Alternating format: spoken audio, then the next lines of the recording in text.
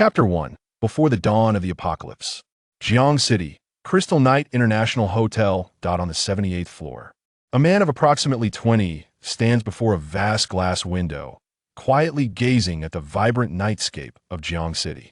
Tall and slender, he possesses a visage as exquisite as white jade, with eyes that gleam like obsidian, exuding an air of noble grace, inherently embodying the aura of one born to ascendancy.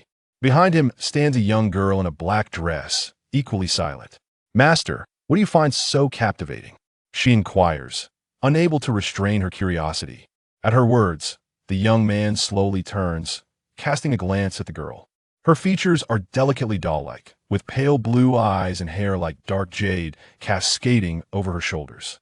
Her skin is as fine as white porcelain, radiating a silvery luminescence under the moonlight, akin to a celestial maiden descending from the heavens. Yet her true identity is that of the first-generation experimental subject from the Eastern Research Institute. And in recent years, she has garnered the moniker Blood Moon within the Empire's dark web. The young man before her, named Shun Shun, wields a terrifyingly significant lineage as the son of Shen Fei, the Grand Elder of the Imperial Synod. The Imperial Synod is the pinnacle of authority within the Empire, and Shun Fei is subtly regarded as its leader.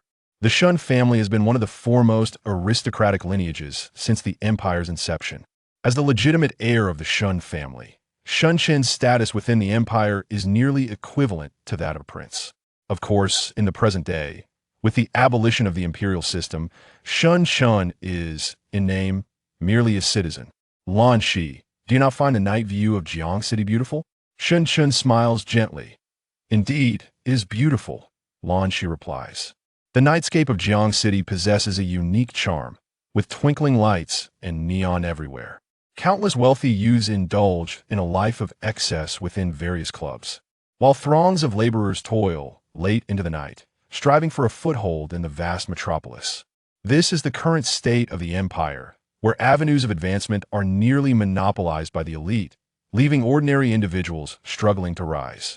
However, Shun Shun perceives no injustice in this, for his family is the most formidable among the Empire's elite, a colossal entity that countless noble families look up to, deeply entrenched in the Empire's foundations. Alas, soon, all of this will change. Shun Shun murmurs, yet Lan Shi's expression shifts, her gaze fixed upon Shun Shun. "Master, could it be that the rumors circulating within the family, are they true?"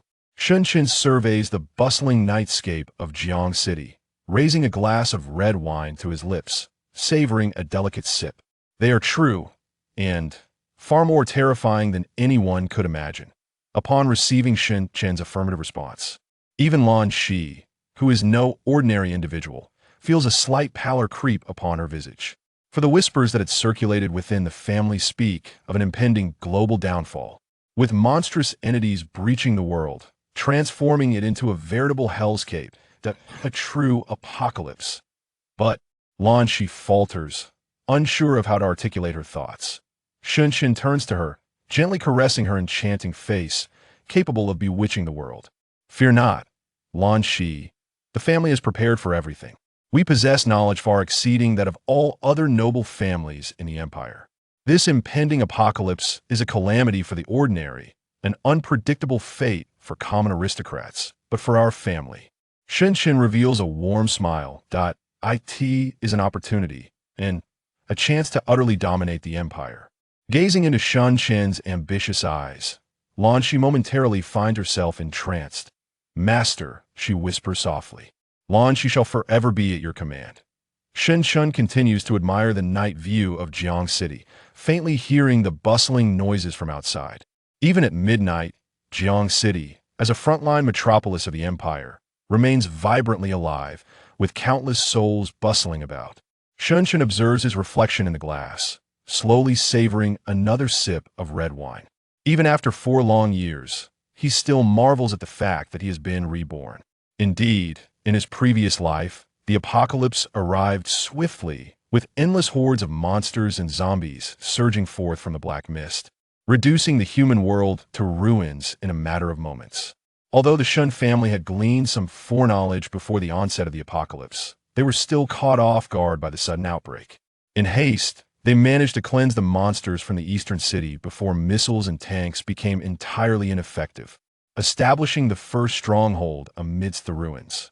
Other families either perished in the apocalypse or, by fortune, established sanctuaries, ruling over their domains like local monarchs.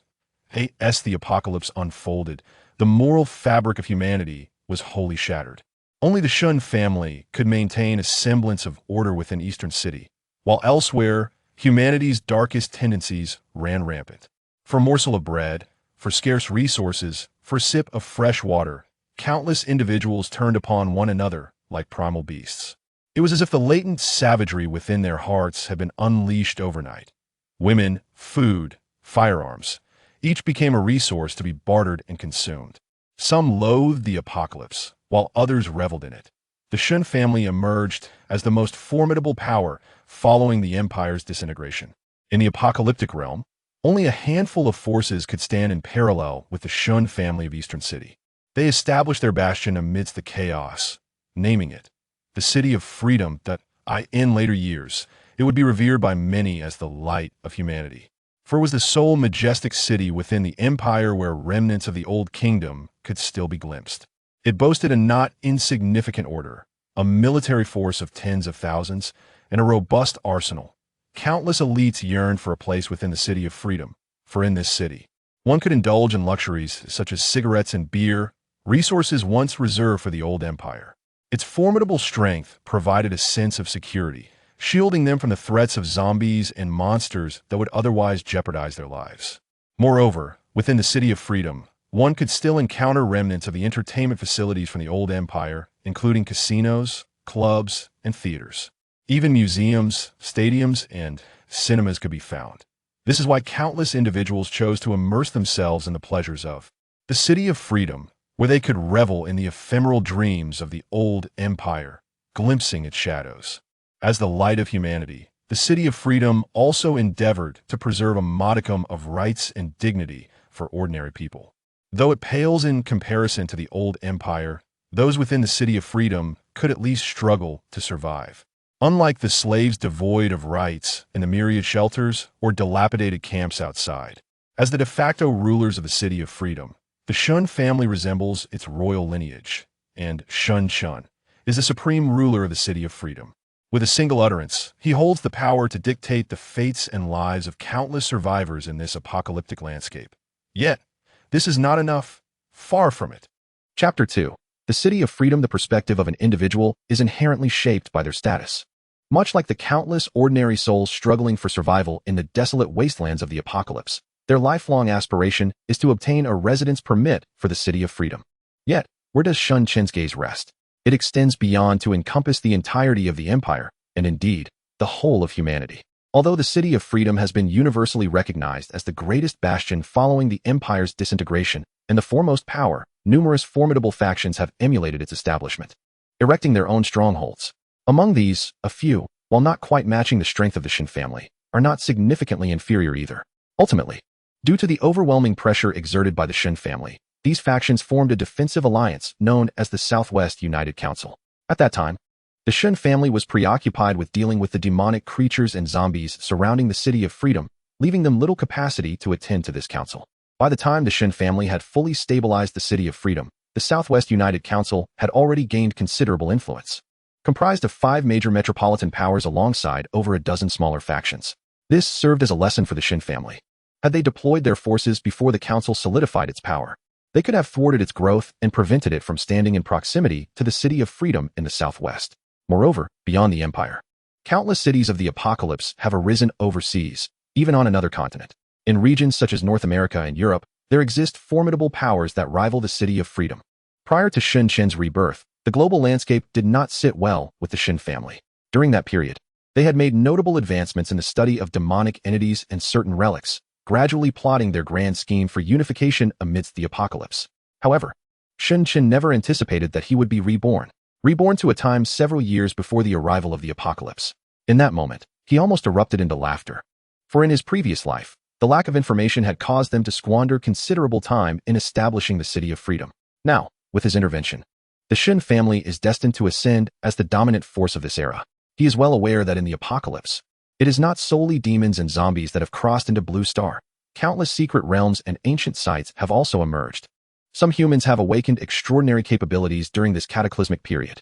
Shinshin possesses knowledge of all information surrounding the outbreak of the apocalypse. In this lifetime, no power shall stand alongside the Shun family. Following his rebirth, he discreetly guided the Shun family's research institutions and inadvertently uncovered the secrets of the apocalypse. This timeline is significantly ahead of that of his previous life. Armed with this knowledge, the Shun family, the most influential aristocratic faction of the empire, has begun to operate covertly. His father, Shun Fei, has quietly relocated all trusted confidants to the eastern capital over the span of several years, while all valuable assets of the Shun family have been surreptitiously transferred there. After all, in his previous life, when the apocalypse erupted, the Shun family had endured great losses, severing numerous resources and assets located outside the eastern capital to ensure the development of the City of Freedom. It was not until 2 or 3 years later that they could afford to reclaim those resources. However, by that time, the losses had exceeded 70%. At present, the eastern capital appears unchanged, still standing as an extraordinarily vast metropolis, second only to the imperial capital, thriving with an influx of countless individuals striving for success each day. Yet, only the military stationed there can perceive the subtle undercurrents of a menacing atmosphere permeating the city. What grand scheme is the Shun family orchestrating? As the foremost aristocracy of the empire, each move made by the Shun family resonates deeply with countless factions. Shun Fei's actions have not escaped the discerning eyes of seasoned politicians attuned to the political landscape. However, Shun Fei remains unperturbed. After all, in the aftermath of the apocalypse, none of those still active in politics can stand on equal footing with him. Recently, the empire has been abuzz with a monumental infrastructure plan spearheaded by Shun Fei. A closer examination reveals that the overall leader and core personnel of this initiative all bear the surname Shun. This infrastructure plan merely serves as a facade, its true purpose being to allocate the empire's dwindling resources to the eastern capital, constructing additional military factories, civilian textile mills, and various machinery production facilities, as well as fortifying their eventual assembly hall in the Free City. Meanwhile, Shun Qin's arrival in Jiangcheng is also a crucial component of the Shun family strategy. Father, I have arrived in Jiangcheng, Shun Qin said upon answering Shun Fei's call. Ah, Qin'er, I contacted Su Mingshu a week ago. I trust he will come to fetch you shortly, Shun Fei replied with a chuckle. Shun Qin smiled faintly. The conditions we proposed will undoubtedly be accepted by the Su family. Hearing Shun Qin's self-assured and composed voice, Shun Fei felt a sense of satisfaction swell within him. Qin'er, the wisdom and abilities you have exhibited over these past 2 years have left countless within the clan in awe. It seems your reputation may soon eclipse that of this old man, Shun Fei remarked. Father, it appears the family has made all necessary preparations, Shun Qin responded, his mood lightening. Indeed, everything is in order here. Once you complete your task and return, we shall be poised to confront the new era, Shun Fei encouraged. Rest assured. Father, in this age, our Shun family shall lead over any other clan, Shun Qin declared confidently. Listening to Shun Qin's calm and assured words, Shun Fei smiled knowingly, his tone warm. Yes, since we cannot alter the great tides of this epoch, we must adapt accordingly. After exchanging pleasantries with his father, Shun Qin ended the call.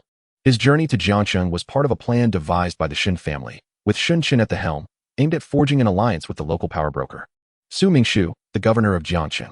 In the early development of the Free City in the previous lifetime, several issues arose. The Free City, despite its formidable strength, boasted no allies due to its arrogance. Had it not been for the Shun family's control, propelling rapid growth and formidable power, such a solitary force would have long been coveted and absorbed by others. Moreover, there existed the formidable Southwest United Council, which had caused the Shun family considerable distress in the past. In this lifetime, however, they seek to dismantle it entirely. In the previous era, the Su family was also exceptionally powerful in the early days of the apocalypse. Su Mingshu was a formidable figure, decisively rallying troops to purge the majority of the demonic creatures and zombies from Jiangcheng. Having conquered the majority of the territory in Jiangcheng, they swiftly established regulations suited for the post-apocalyptic world, encouraging the populace to eradicate monstrous beings in exchange for resources. Although still appearing rather crude in comparison to the Liberty City, the Su family emerged as one of the most renowned powers in the early days of the apocalypse, especially when juxtaposed with those incapable of even establishing a shelter. What further captivated Shinshan was the rumors circulating in the southeastern region at the dawn of the apocalypse. The Su family's rapid development was attributed to Su Mingshua's possession of an extraordinarily mystical divine tree, capable of constantly producing the most noble and elite of humanity, the Awakened. Chapter 3. The Su family, though the success rate of awakening was not guaranteed. The Su family experienced a meteoric rise, assimilating numerous factions. While they could not rival Liberty City, they stood as a preeminent force in the southeastern region. Regrettably, 2 years into the apocalypse, that peculiar divine tree seemed to awaken consciousness. It was, in fact, a demonic tree. Its strength was such that ordinary awakened individuals were no match for it. Moreover, this demonic tree had been placed at the core of the Su family as stronghold. The ensuing battle decimated the foundation of the Su family. The base, painstakingly established by Su Mingxua, was completely obliterated, and the casualties among his forces and awakened were staggering. Yet, this was not the end, for in the apocalypse, the most terrifying threats were never the monstrous beings. The Su family, possessing the richest resources and territory in the southeastern region, now faced immense losses and a significant reduction in power. Surrounding factions eagerly descended upon them to seize a piece of the dwindling pie. Thus, the Su family fell into utter decline, losing the formidable stature they once held during the early days of the apocalypse, a truly lamentable fate. Shinshin's selection of the Su family was not arbitrary. Firstly, Su Mingxua was a person of substance, possessing certain skills and not merely a worthless entity. Secondly, Jiangqing's geographical advantage rendered it easy to defend, yet difficult to assault, and its proximity to the eastern capital allowed for the establishment of a gatekeeping force in the southeastern region, serving as a buffer zone. Should any reckless faction or monstrous entity attempt to invade Liberty City from the southeast, they would inevitably have to traverse through Jiangqing. This would afford the Shun family additional time to mount a defense against threats from the southeastern region. As for the third factor, if Shinshin remembered correctly, Su Mingxua had a daughter named Su Mengning, who was a close friend of a woman named Huang Yuehan. Huang Yuehan's father, Huang Xiao, held a modest reputation in the current empire, hardly catching the eye of the elders in the imperial council. However, in the not-so-distant apocalypse, this name would resonate throughout the empire as the de facto ruler of the renowned megapower Chengdu in the southwestern region and the leader of the Southwestern United Council, the pinnacle of human existence in the apocalyptic hierarchy. All these considerations led Shinshin to Jiangqing. In his previous life, Su Mingxua had fallen due to that demonic tree. In this life, the Shin family would extend a helping hand, preemptively securing that tree for him. With this thought, Shinshin gazed into the distant, pitch-black night. He recalled that in his previous life, at the same time, he had come to Jiangqing under his father's command to forge a political alliance with Su Mingxu. Back then, their aspirations were confined to the modest realm of politics. Yet in this life, their ambitions were directed towards a clandestine scheme capable of influencing the entirety of humanity. Shinshin gazed towards the east, where dim lights illuminated the direction of the Jiangqing governor's mansion. Young master, at that moment, Lanxi embraced Shinshin from behind. The moonlight streamed through the glass window, casting a captivating glow upon her stunning visage. Under the moonlight, each strand of her hair shimmered with a silvery brilliance, ensnaring the hearts of onlookers. The night has deepened, young master. Shinshin turned to gently caress her face, captivated by her beauty that could render any man utterly spellbound. Such beauty was a rarity in the world. In his previous life, she had served as his devoted maid, tending to him with utmost diligence. In the apocalyptic world, possessing such an enchanting appearance was an unfortunate fate. Yet, she was fortunate, for she belonged to the Shun family and had garnered Shinshin's affection. In the Jiangqing governor's mansion, within the Su family residence, a young girl awakened from her violet and gold bed, her countenance pure as an angel. Clad in a flowing white gown, her eyes reminiscent of stars and moons, her skin as fair as snow. In Jiangqing, no man was unfamiliar with her. Su Mingning, the youngest daughter of Jiangqing's governor Su Mingxu, renowned as the pearl of the southeast region. Kind-hearted and breathtakingly beautiful, every young noble in Jiangqing aspired to win her favor, hoping to earn her affection. This desire stemmed not only from her ethereal beauty that could drive men to madness, but also from her lineage, the esteemed Su family, one of the most powerful clans in the southeast, capable of competing at the highest echelons of the empire. Her father, Su Mingxu, was also a significant figure in the imperial political arena, wielding influence in Jiangqing. Countless suitors sought to become Su Mengning's favored consort, dreaming of ascending to the ranks of the imperial elite through her. Alas, despite their relentless efforts to win her heart over the years, Su Mingning had never found a man she truly cherished. However, at this moment, Su Mengning's face was ashen, and she hurriedly sat up in bed. Her glass-like eyes trembled with panic and fear as she surveyed her surroundings, only to find herself engulfed in profound confusion. After a long while, she slowly leaned against the bed's edge, her eyes tightly shut, her face pale, the corners of her mouth betraying a self-deprecating smile. No one could fathom the turmoil within her heart, as if her very soul quivered in disbelief. Yet, this was not a tremor of fear. Rather, It was a wave of immense joy and exhilaration that enveloped her being, for she had finally confirmed that she had been reborn, reborn to the time before the apocalypse descended. This scene was too incredible, too absurd, yet it nearly brought her to joyful tears. Heaven had granted her a second chance. A chance to return to this pivotal moment, the beginning of her previous life that had left her with endless regret. Su Mingning trembled, tears streaming down her exquisite face. Su Qingying, she suddenly whispered, her hands instinctively clenching, nails digging into her flesh, her eyes betraying an uncommon expression of resentment. If anyone were present, they would surely be taken aback, for Su Mingning had always been regarded as the purest angel. In the eyes of all, she embodied compassion, a blend of dreams and innocence. How could she display such emotions, especially towards her sister, the eldest daughter of the Su family? Indeed, had the world remained peaceful, Su Mingning would have been the epitome of naive goodness. Yet, 5 years of apocalyptic turmoil had transformed even the most virtuous soul into one as stagnant as dead water. Not to mention, in her previous life, she had suffered greatly due to the treachery of her own sister, Su Qingying. Taking a deep breath, Su Mingning glanced at the time. Suddenly, she seemed to grasp something profound. There was still time. He had not yet arrived at the Su residence. Even her previously hardened heart was filled with joy, nearly causing her to cry out in surprise. For she had realized the opportunity that could be deemed the greatest in her life, one she had forsaken in her past. Shin, she murmured softly, her gaze shattering, her voice trembling. In this life, I shall not miss you again. Chapter 4. Su Mingning leaned against the edge of the bed, memories of her past life surfacing unbidden. Born into a prominent family, she had grown up enveloped in adoration, with a visage that could only be described as pure and impeccable. Everyone treated her with the utmost care, as if she were a precious gem. Even her father could not bear to let her innocent heart be tainted by the machinations of politics, shielding her from such corruption. This resulted in her possessing an unblemished disposition, devoid of cunning.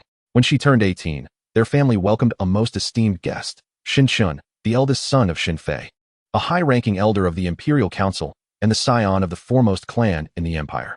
Even the Su family, the overlords of Jiangqing, had to tread carefully around him. Her father stepped down from his busy duties to personally welcome him, hosting a grand banquet in his honor. It was said that Shun Qin's visit was tied to a political alliance being conspired with her father, aiming to elevate him into the heart of imperial power. In her past life, she had been oblivious to the intricacies of these dealings, only hearing whispers at the end that her father had agreed to the alliance and intended to send her to the capital alongside Shin under the pretense of attending university. In truth, it was to become someone by Shun Qin's side, a means to monitor and control her father, as well as a necessary cost for her father's entry into the alliance. But could one say that Su Mingshu was heartless enough to push his own daughter into such peril? Absolutely not. Although departing from the Su family, her future lay with the Shin family, as the companion of the imperial heir, Shin. For Su Mingning, this was a leap to greatness, and for the Su family, an ascent to higher echelons. Countless noble young ladies across the empire yearned for the favor of Shin, aspiring to enter the Shin family, a mere unattainable dream.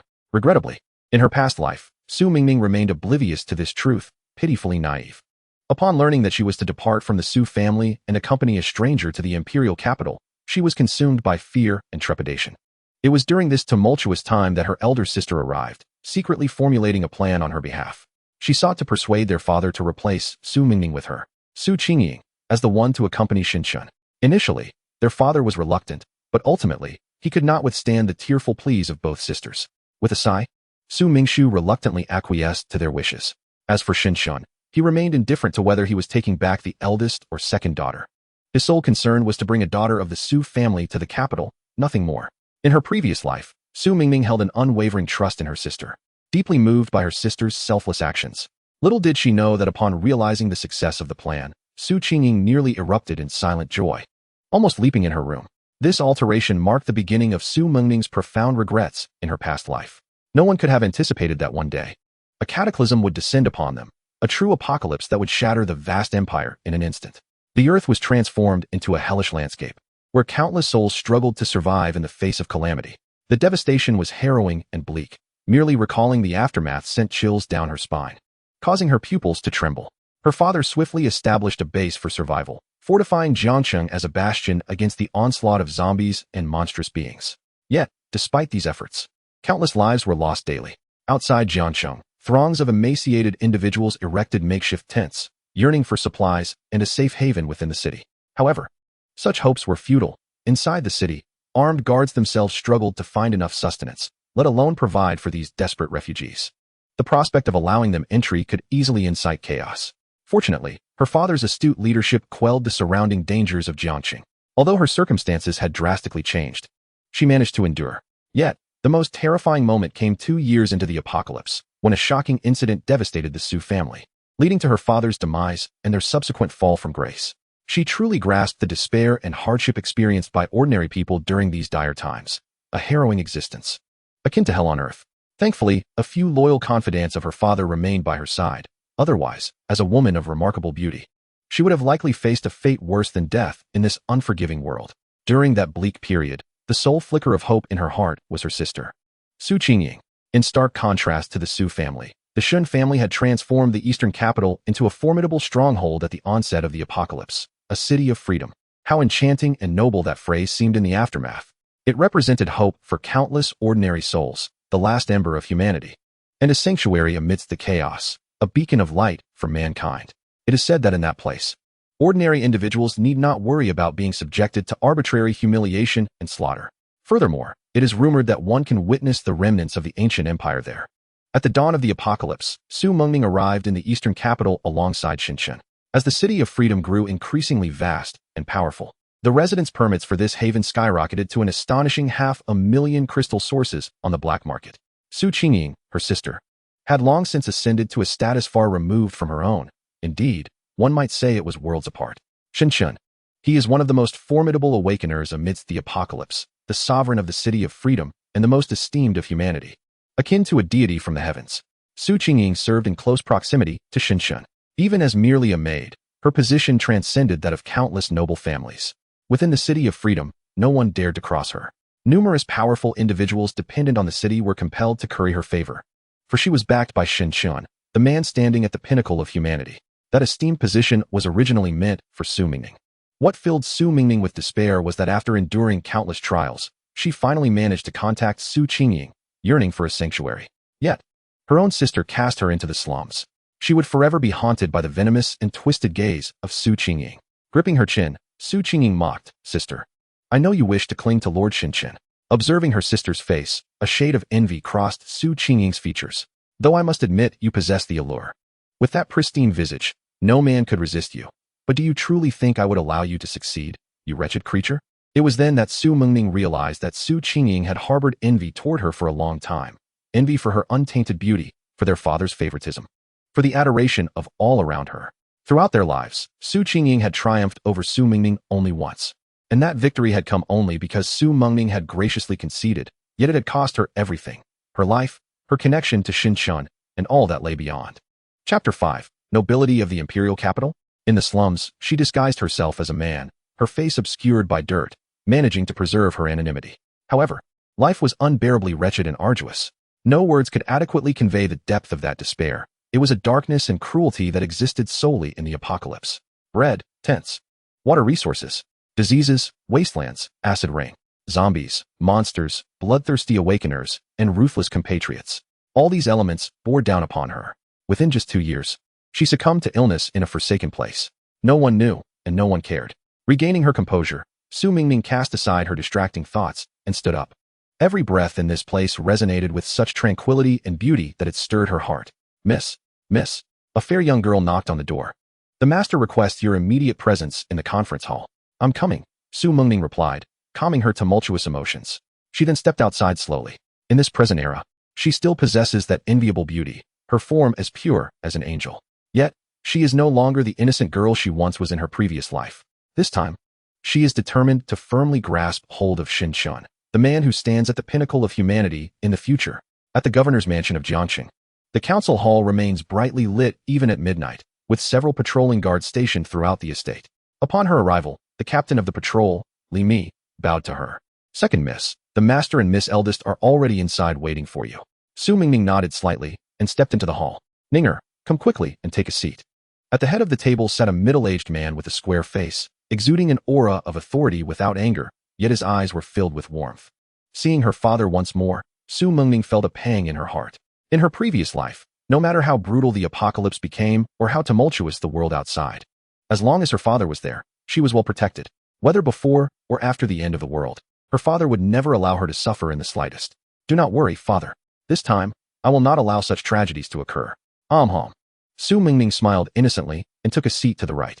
Sister, do you have any idea why father summoned us? A soft voice, tinged with allure, drifted from beside her. I heard that a significant figure has arrived in Jiangqing. Su Mingming turned to see a tall woman with exquisite features, lightly made up. Her chestnut hair gently curled, and eyes bearing a hint of crimson, resembling blood-red jasmine. It was her sister, Su Qingying. Both she and Su Qingying possessed top-tier beauty, unrivaled in the southeastern region, yet their styles were strikingly different. Su Mingming's visage was pure and flawless, with a youthful appearance that inspired endless protective instincts in men, thus attracting numerous suitors. In contrast, Su Qingying's beauty was exquisite and breathtaking, with a fierce temperament that deterred even the most daring young men from expressing their intentions. Su Qingying, in this life, you shall not succeed. I have no idea. Su Mingming feigned ignorance, shaking her head like an innocent maiden. All right, now that everyone is present, I shall not keep you in suspense any longer. Su Mingshu, seated at the head, spoke slowly. At this moment, aside from Su Mingshu, Su Qingying, and Su Mengming, there were also influential members of the Su family present. Among them was Su Mengming's uncle, Su Changsha, who was deeply trusted by their father and served as the head of the Jiangcheng Tax Bureau, a high-ranking official revered by local power elites. Additionally, there was Su Mingming's cousin, Su Xiao, renowned as a debauched scion, known for his indulgent lifestyle, often criticized by discontented youth. Nevertheless, after the apocalypse erupted in her previous life, he became one of her father's most loyal aides. I believe you have all heard some news. A noble from the capital has arrived in Jiangqing. Su Mingshu resumed his former solemnity, his expression calm. Which significant figure is it this time? Su Changsha paused to inquire. The rest turned their gazes towards Su Mingshu, their eyes reflecting curiosity. After all, Jiangcheng, as a premier metropolis of the empire, is frequently graced by the presence of high-ranking officials from the imperial capital for inspections. 2 years prior, a prominent figure from the Imperial Military Command visited Jiangqing, prompting the local elite to come forth in flattery, even trembling with apprehension. Yet, despite such occurrences, Su Mingshu had never summoned them with such grave demeanor as he did tonight, convening a meeting in the dead of night. Who could it be this time? Could it be an elder from the cardinal office? At the mention of the cardinal office, the expressions of those present shifted subtly. As members of the aristocracy, they were certainly no strangers to this term. The heart of the empire's power structure, a mere decree from within its walls could profoundly impact every facet of the empire, propelling countless individuals to soaring heights while sending many others plummeting into despair. This is the cardinal office, a place many aspire to reach in their political careers, and the ultimate destination of imperial governance. Amidst the astonished gazes of the assembly, Su Mingshu slowly shook his head, uttering a single name, Shun. The instant the name resonated, the hall was engulfed in an eerie silence. Su Changsha's pupils dilated drastically, trembling uncontrollably. The others wore expressions of shock, their mouths agape. Shun. This surname was synonymous with prominence throughout the empire. The Shun family, an ancient aristocracy that predates the empire, has remained at the zenith of power since the advent of the imperial era. A saying once circulated in the dark web: when the Shun family encounters turmoil, even the empire trembles. Had the empire not abolished the monarchy, the Shun family would undoubtedly occupy the throne today. Moreover, rumors persist in the shadows, suggesting that the decline of imperial authority and the dissolution of the monarchy centuries ago were subtly orchestrated by the Shun family, casting the royal lineage into the abyss. Such a formidable lineage commands utmost caution, and even the Su family, deeply entrenched in Jiangcheng with substantial heritage and status as a leading family of the empire, must tread carefully, daring not to overstep even a fraction. As the assembly held their breath, Su Mingshu continued, "The one visiting us is none other than Xin Shun, the eldest son of the Shun family." Before he could finish, a voice interjected, "None other than Su Qingying." Upon meeting the gazes of her peers, she lowered her head, falling silent. Yet, in the depths of her eyes, a fervent and almost pathological yearning surged forth. Xin Shun. Simultaneously, within the hearts of the Su family members present, a tempest of emotions erupted. He was hailed as the quintessential Prince Charming in the eyes of all the empire's women.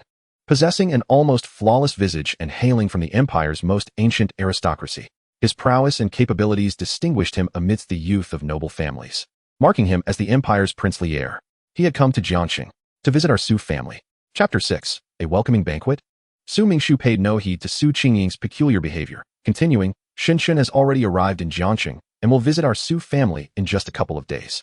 Upon hearing Su Mingshu's words, the assembly nodded stiffly in acknowledgement. The suddenness of this news left them utterly unprepared.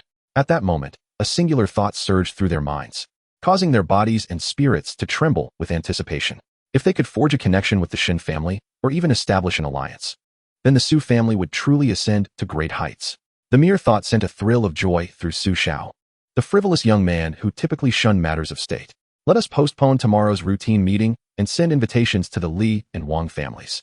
We shall prepare a welcome banquet for Xinchun, Su Mingshu stated with a calm demeanor, his voice imbued with an undeniable authority.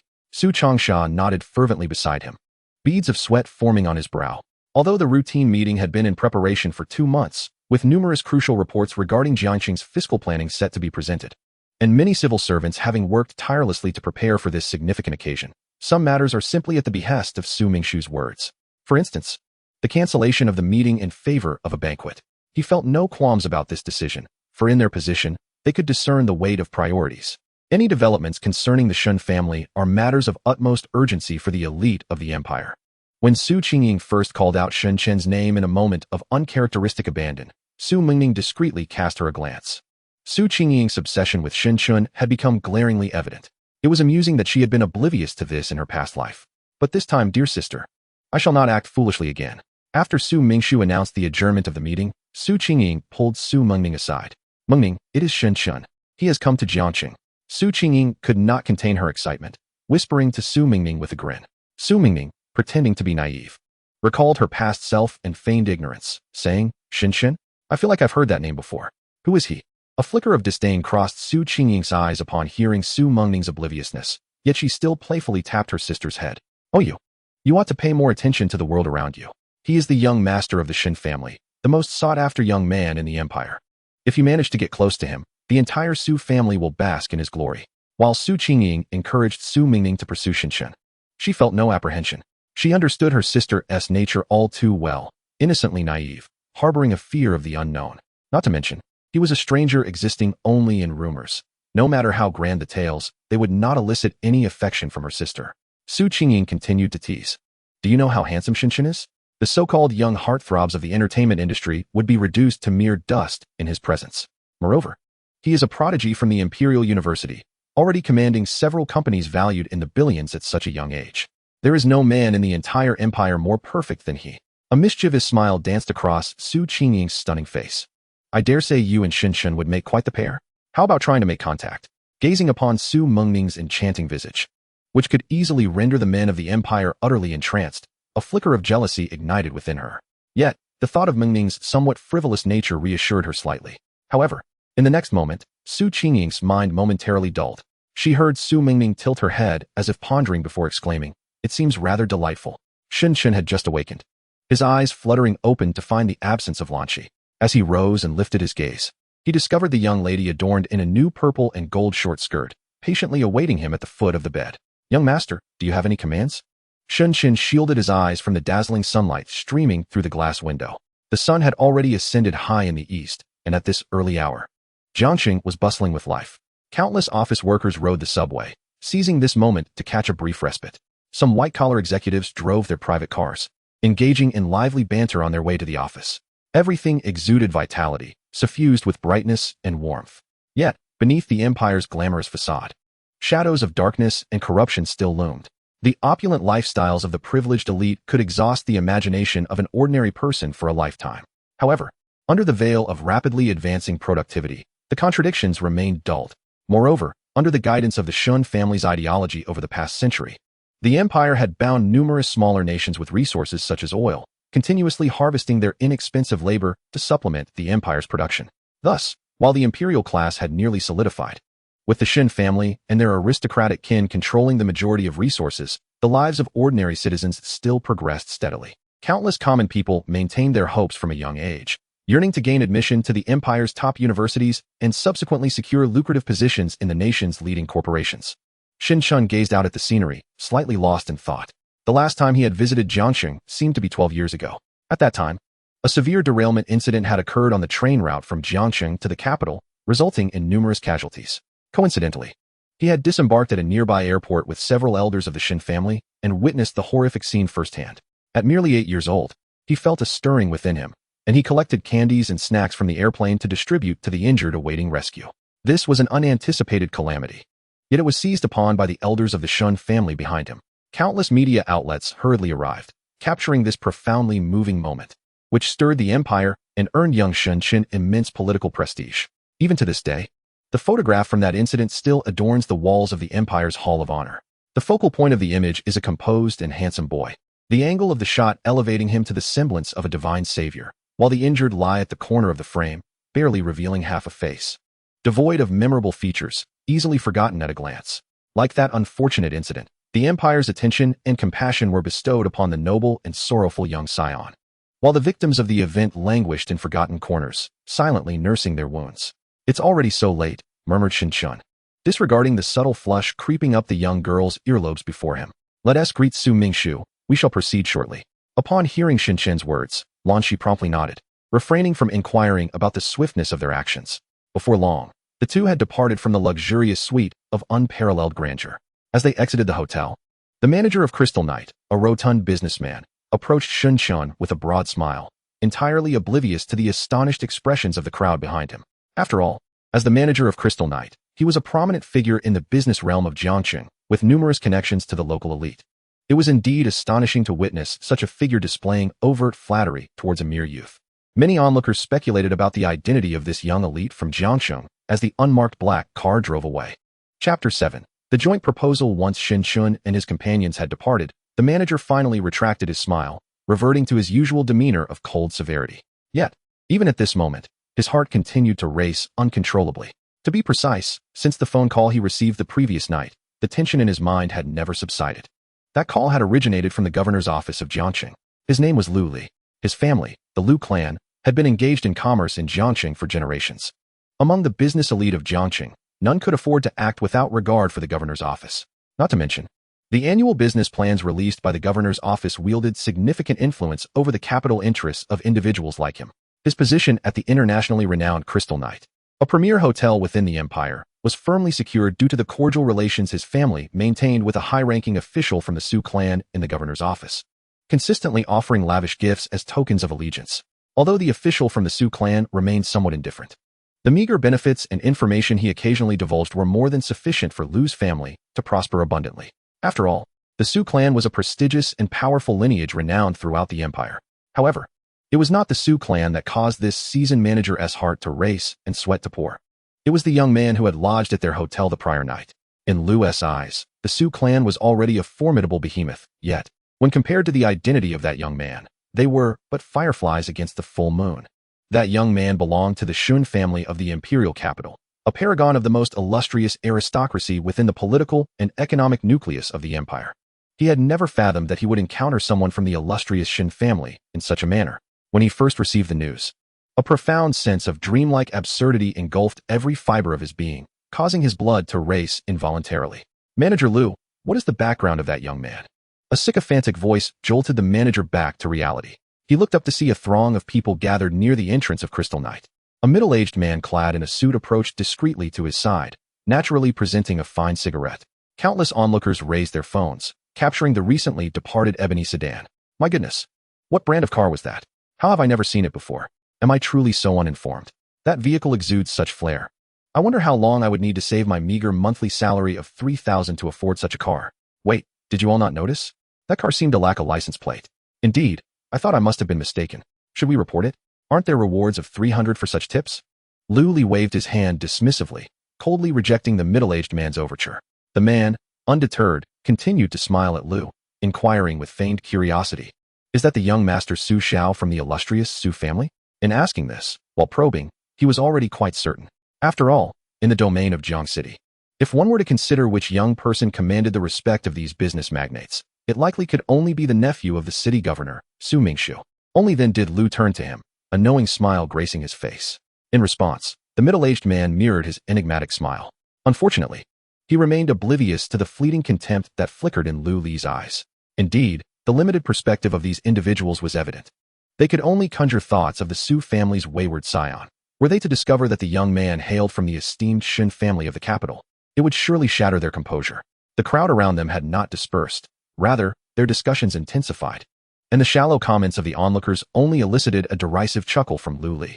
Despite the presence of some highly educated individuals, students from the prestigious Jiang City University or corporate executives, They would forever grapple within the confines of the rules set by top-tier families like the Shuns. Today might be the closest they would ever come to that young master. Hey, why was the picture I posted online deleted? No way. Mine too. The photos shared in the group have vanished. What did you capture? The striking black sedan. Now my group has been banned. What is this? My mother's account has been suspended too. Young master, we have already contacted Su Mingshu, and he expressed a warm welcome to your arrival. Inside the elongated black sedan, Shin slightly closed his eyes, listening to the report from Lanchi. Do you believe Governor Su will accept our terms? Shin inquired with a light chuckle. Hearing this, Lanchi scoffed without hesitation. To board our Shin family ship is a stroke of fortune for Su Mingshu, one he has earned over several lifetimes. If he cannot seize this opportunity, then his tenure as governor of Jiang City has been in vain. In his words, Lanchi had already categorized Su Mingshu as aspiring too high. The truth of the matter was that within the strategic plan of the Shin family, a draft was gradually taking shape, titled Preliminary Draft of the Free Council Alliance Strategic Resolution. Although merely a draft, it undeniably possesses the potential to utterly transform the dynamics of the entire empire in the near future, even influencing the global landscape. The initial families deemed worthy of an invitation to join the Free Parliament Alliance by the Shun family are among the most venerable and distinguished ancient clans within the imperial capital, having maintained amicable relations with the Shun family for centuries. However, even these prestigious lineages, closely aligned with the Shuns, were shaken to their core upon secretly receiving intelligence from the Shin family, their hearts racing with trepidation, as if gripped by a nightmare from which they longed to awaken. The term apocalypse felt so distant and surreal. Even as the Empire was engaged in warfare with several other superpowers on Blue Star, they had remained elevated, untroubled, never fearing the downfall of their reign. Yet, in a single night, they were informed that in a future not so distant, indeed, one could say it was almost upon them, the entire Blue Star would plunge into an abyss, with the advent of doom, the emergence of monstrous beings, and a complete upheaval of the world's order, reshuffling the power dynamics of Blue Star itself. Chapter 8. The governor's office how they wished it were merely a data error or a mistake by the research institutions. Yet, after countless experiments and meticulous evaluations, all evidence pointed to a conclusion that was unequivocally accurate. In the face of such a terrifying apocalypse, even the most historically profound and established families found themselves in a state of panic. As the elite few at the pinnacle of human power, they were acutely aware that this event would irrevocably alter the course of human history, akin to the moment when fish first ventured onto land 5 billion years ago, a moment of irreplaceable historical significance. No one could foresee the fate of humanity. Would it lead to extinction or the evolution into a higher form of life? In such a state of disarray, the Shun family naturally emerged as their anchor of hope.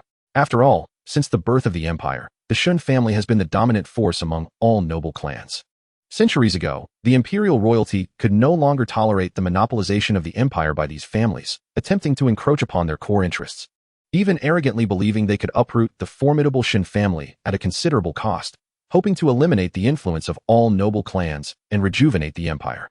The outcome was indeed a transformation of the empire. However, it was the royal family that was unceremoniously cast into the annals of history. The empire transitioned to a parliamentary system, which endures to this day. The nobles of that era rebranded themselves as the modern conglomerates, living lives of greater dignity. Thus, who could resist the allure of a venerable elder like the Shin family? Even if the sky were to fall, the esteemed Shin family would bear the weight. Consequently, without hesitation or refusal, upon receiving the invitation from the Shun family to join the Free Parliament, they eagerly chose to participate, even feeling fortunate to have secured their tickets and boarded the Shun family's vessel of fortune. This exemplifies their trust in the foremost clan of the human world. Hence, even those few families perched at the apex of the imperial power hierarchy found themselves profoundly grateful for their tickets from the Shin family. The small governor of Jiangqing, the Su family, has only recently begun to rise in prominence over the past few decades. To receive an invitation personally delivered by the Shun family is indeed a stroke of extraordinary fortune. Hence, Lan Shi felt assured that Su Mingxua had no justifiable reason to decline the Shun family's invitation, provided he still possessed the faculties of normal human intelligence. Shin Chun gazed out the window, offering no response to Lan Shi, for his inquiry had merely been casual. The entire cityscape of Jiangqing unfolded before his eyes. Yet none perceived the shadowy thoughts flickering deep within his gaze. He pondered a question that had been speculated upon by countless individuals in his previous life. The origins of Su Mingshua's divine tree remained a mystery. However, he had learned within the intelligence agency of the Free City that the emergence of that divine tree was inextricably linked to Su Mingshua's younger sister, Su Mingning. Su Mingning, a Jiangqing girl of extraordinary beauty yet otherwise unremarkable, raised the question of how she could possess such a divine artifact. What connection could the young daughter of the Su family possibly have with that tree? I have brought you a precious gift, he mused as he considered the significance of the occasion. The governor's mansion, as the epicenter of power in this first-tier city, is situated in the eastern central area of Jiangqing. Unlike the bustling commercial streets lined with towering edifices, it is enveloped by several serene parks, a renowned imperial hospital, an elegant theater, and a small yet refined armed police outpost. In the city's planning years ago, Su Mingxua personally directed the relocation of nearby factories, planting rare flowers, trees, and nurturing various exotic fauna. Consequently, the land surrounding the governor's mansion has appreciated to staggering heights, yet no entrepreneur has dared to speculate on its value. Today, observant individuals might notice that from dawn, luxurious vehicles began arriving at the mansion. Those with discerning eyes would certainly be taken aback. For each vehicle heading towards the governor's mansion, hailed from illustrious lineages. The Li family, the Wang family, and the Yu family of Jiangsheng are all esteemed aristocratic clans, wielding power not dissimilar to that of the Su family. Yet, as these nobles hastened towards the governor's mansion, a cloud of confusion loomed over them. They were well aware that today marked the day of the Jiangqing regular council meeting. While such meetings may seem trivial to them, Su Mingshua's character would never permit the cancellation of a regular council meeting without sufficient urgency. The news they received, however, indicated an invitation to a welcoming banquet. Their immediate thought upon receiving the news was that yet another prominent figure from the imperial capital had descended for inspection. Given the gravity of any matters involving the imperial capital, they approached the governor's mansion with utmost seriousness. The banquet, designated as a gathering for the upper echelons of society, was set in one of the mansion's courtyards, designed to perfection from every conceivable angle. The air was fresh, and the surroundings were adorned with exquisite greenery. The surrounding architecture exudes an antiquated charm, embodying the essence of traditional courtyards, subdued, understated, yet lavish. Within the courtyard, a long table adorned with chairs has been elegantly arranged, graced by an assortment of beverages and refreshments prepared by the Su family for the guests to partake at their leisure. From the ever-arriving cars outside, a procession of well-dressed, smiling middle-aged gentlemen emerges. Each one is a figure of prominence in Jiangqing, either a highly regarded director of a supervisory bureau or a distinguished head of a committee. Accustomed to the adulation of many, with measured strides, they enter the courtyard, confidently greeting familiar colleagues with raised hands. Director Wang, you've arrived. Huh, I was delayed a bit due to traffic, but I've already expressed my gratitude for last time, one remarks. No need for that. You assisted me last year as well. Another replies. Ah, Director Li, congratulations on your recent promotion, exclaims a third. Oh, it's all due to recommendations from others. I feel undeserving, he responds modestly. Jiangsheng, being vast, sees its high-ranking officials occupied with governance, leaving little room for personal interaction. Thus, such gatherings serve as splendid opportunities for networking, with little inclination to savor the culinary delights. The dignitaries soon congregate in small groups, engaging in discussions about life's trivialities while subtly interweaving matters of mutual interest that are well understood among them. The elite from both political and commercial spheres converse harmoniously, their smiles warm and infectious. Acquaintances within the same circle exchange recent developments, while those less familiar cautiously probe each other's political inclinations and business trajectories. Even those who had recently engaged in covert power struggles acknowledge each other with feigned cordiality, maintaining the facade of politeness. Chapter 9. The banquet accompanying the influential figures are their families. Scions and daughters of powerful clans form their own social milieu, seated in a designated area, indulging in delicacies or scrutinizing their contemporaries. They are acutely aware that, within this realm of Jiangqing, their peers present are nearly the only ones deemed worthy of standing alongside them. Familiar faces congregate, exchanging anecdotes about the latest happenings in Jiangqing and the empire at large. Unlike their parents, the conversations of the youth tend to be more provocative and stimulating. The young ladies discuss cosmetics, luxurious attire, and romantic gossip, while the young men engage in fervent discussions about racing, horseback riding, and enchanting women. Occasionally, a bold young man may venture beyond his designated area to politely request contact information from the young ladies. Yet, out of decorum, most do not return empty-handed. However, the women will determine their level of enthusiasm based on the young men's appearance, their father's positions, their family's influence, and their character and capabilities. Before long, the gates of the estate creak open, revealing a middle-aged man with a square face. His expression is calm, yet commanding, naturally exuding an aura of authority. It is none other than Su Mingxua, the governor of Jiangqing and the pivotal figure behind the rise of the Su family in recent decades. Upon the moment he revealed his countenance, all the esteemed officials present slightly inclined their bodies in a gesture of respect, addressing him as Your Excellency. Su Mingzhu, the paramount leader of Jiangqing, was a formidable figure known for his iron-fisted approach.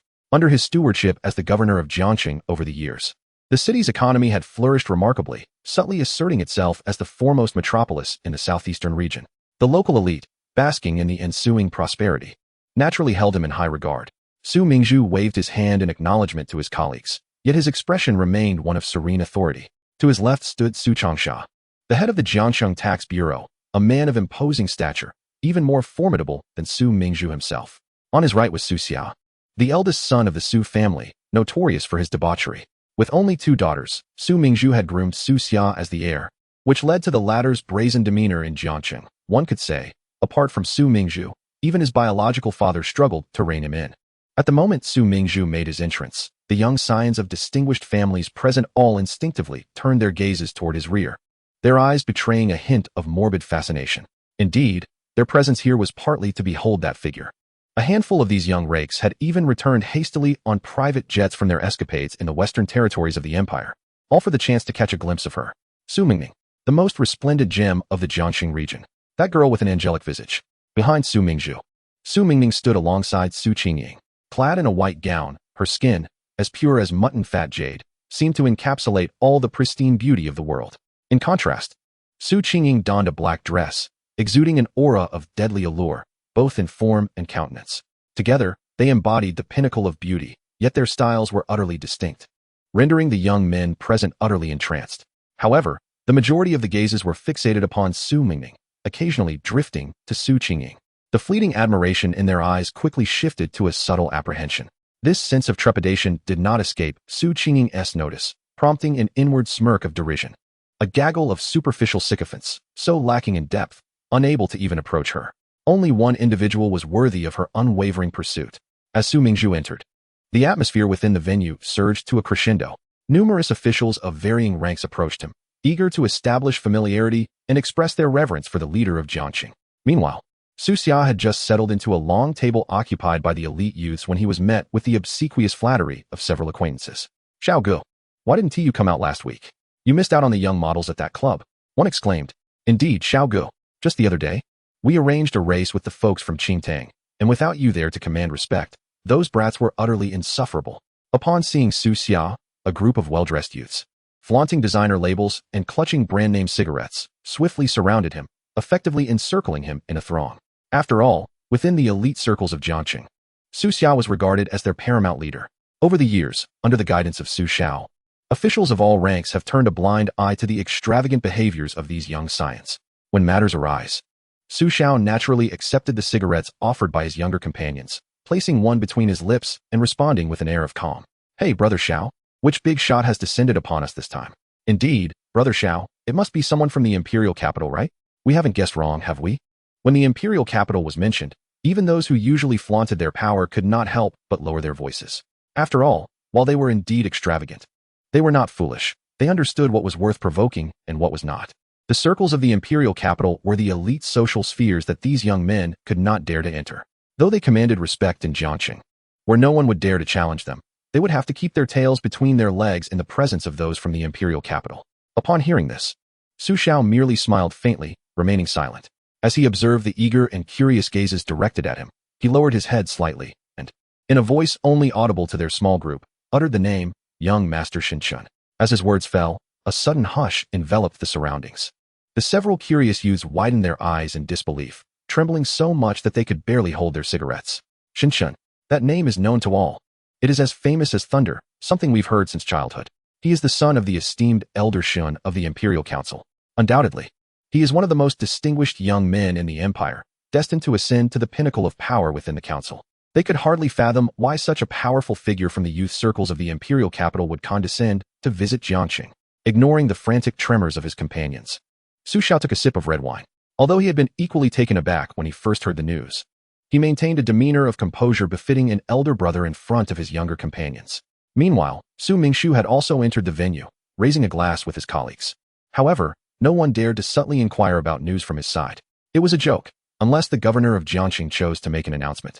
They would not dare to breach the unspoken etiquette. Su Mingning and Su Qingying had just arrived at the venue when they were surrounded by familiar sisters. Despite their attempts at subtle probing, Su Qingying skillfully diverted the conversation, leaving the other young ladies to grind their teeth in frustration.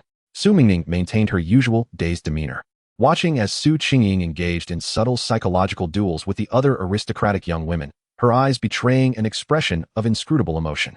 Chapter 10. The first encounter. After a while, amidst the harmonious exchanges among the guests, Su Mingshu suddenly set down his glass and slowly rose. The gazes of numerous high-ranking officials abruptly focused on the entrance, as they instinctively turned their attention there. They were aware that the protagonist of this banquet had finally arrived. Simultaneously, they were eager to discover which eminent figure from the imperial capital could warrant such anticipation from Su Mingshu, leading him to postpone the routine meetings of Jiangsheng and distribute invitations far and wide. Such a scene was rarely witnessed, even in Jiangsheng.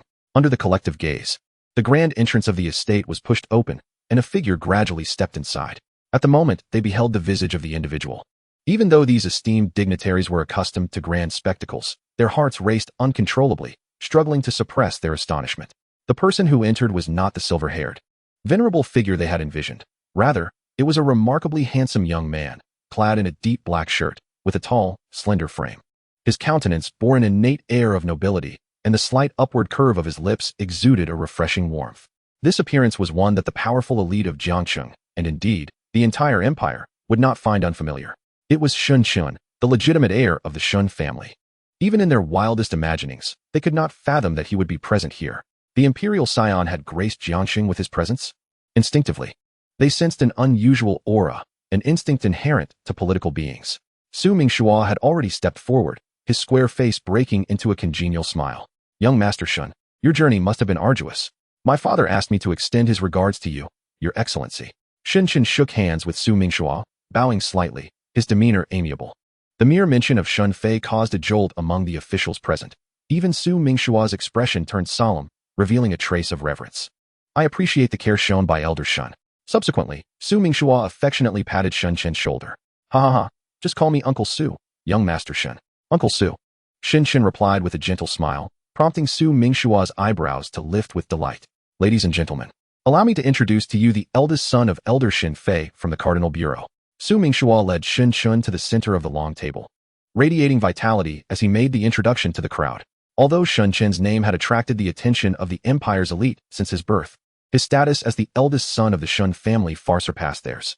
Yet, on the surface, Shin Shin appeared to be merely an ordinary citizen of the empire. Just as he respectfully addressed Su Mingshua as Uncle Su, all present understood that this was merely a formality. Under the empire's regulations, certain matters were tacitly understood, yet never explicitly acknowledged. Thus, they could only approach Shin Shun as if meeting him for the first time, each rising to express their surprise and enthusiasm with broad smiles. Over 30 years ago, Su Mingshua and Shin Chen's father, Shin Fei, had graduated from the same class at the Imperial Capital University, fostering a bond of camaraderie. Hence, today Shin Chen ostensibly visited Su Mingshua in a private capacity. However, every dignitary present was a shrewd old fox, acutely aware that the actions of a figure of Shun Fei's caliber would be magnified and scrutinized. To be frank, the mere sight of Shin Shun at the Jiangxing governor's office prompted them to strategize how to align themselves with the Shin family in the coming years. After all, should the Su family truly ally with the Shin family, their ascent within the empire would be unstoppable. Haha, young Master Shin, please take a seat. Su Mingshua gestured for Shun Chen to sit, immediately indulging in hearty drinks, his complexion flushed, reveling in the moment. If the officials who had been dealt with by Su Mingshua were to witness this scene, their eyes would likely widen in disbelief. How could they have ever imagined that the iron-willed and cold-faced governor of Jiangsheng could reveal such a side? Su Mingshua regaled the assembly with amusing anecdotes from Jiangsheng, eliciting hearty laughter from those present, while Shin Chen offered a warm smile in acknowledgement. In the presence of Shin Chen, these typically aloof senior officials transformed into garrulous and benevolent elders, all eager to leave a lasting impression on him. This eagerness is not unfathomable. After all, decades from now, they might still occupy their current positions, while Shin Shun is destined to inherit his father's mantle and become one of the key decision-makers of the empire. Unfortunately, they remain unaware that a terrifying apocalypse looms on the horizon, poised to cleanse the human world anew. In that eventuality, all order and rules will be upended, and humanity will tear away the veneer of civilization, plunging into a dark age where the strong prey upon the weak. It was indeed Shin Chen. The moment he made his appearance, the young ladies from esteemed families instinctively gasped, their hearts racing uncontrollably. How could they not recognize Shin Chen? In fact, compared to the other youths, their fascination with him was unparalleled. For centuries, the women of the empire have harbored an ingrained admiration for strength, and Shen Shun of the Shun family stands undisputed as the foremost figure among the empire's youth.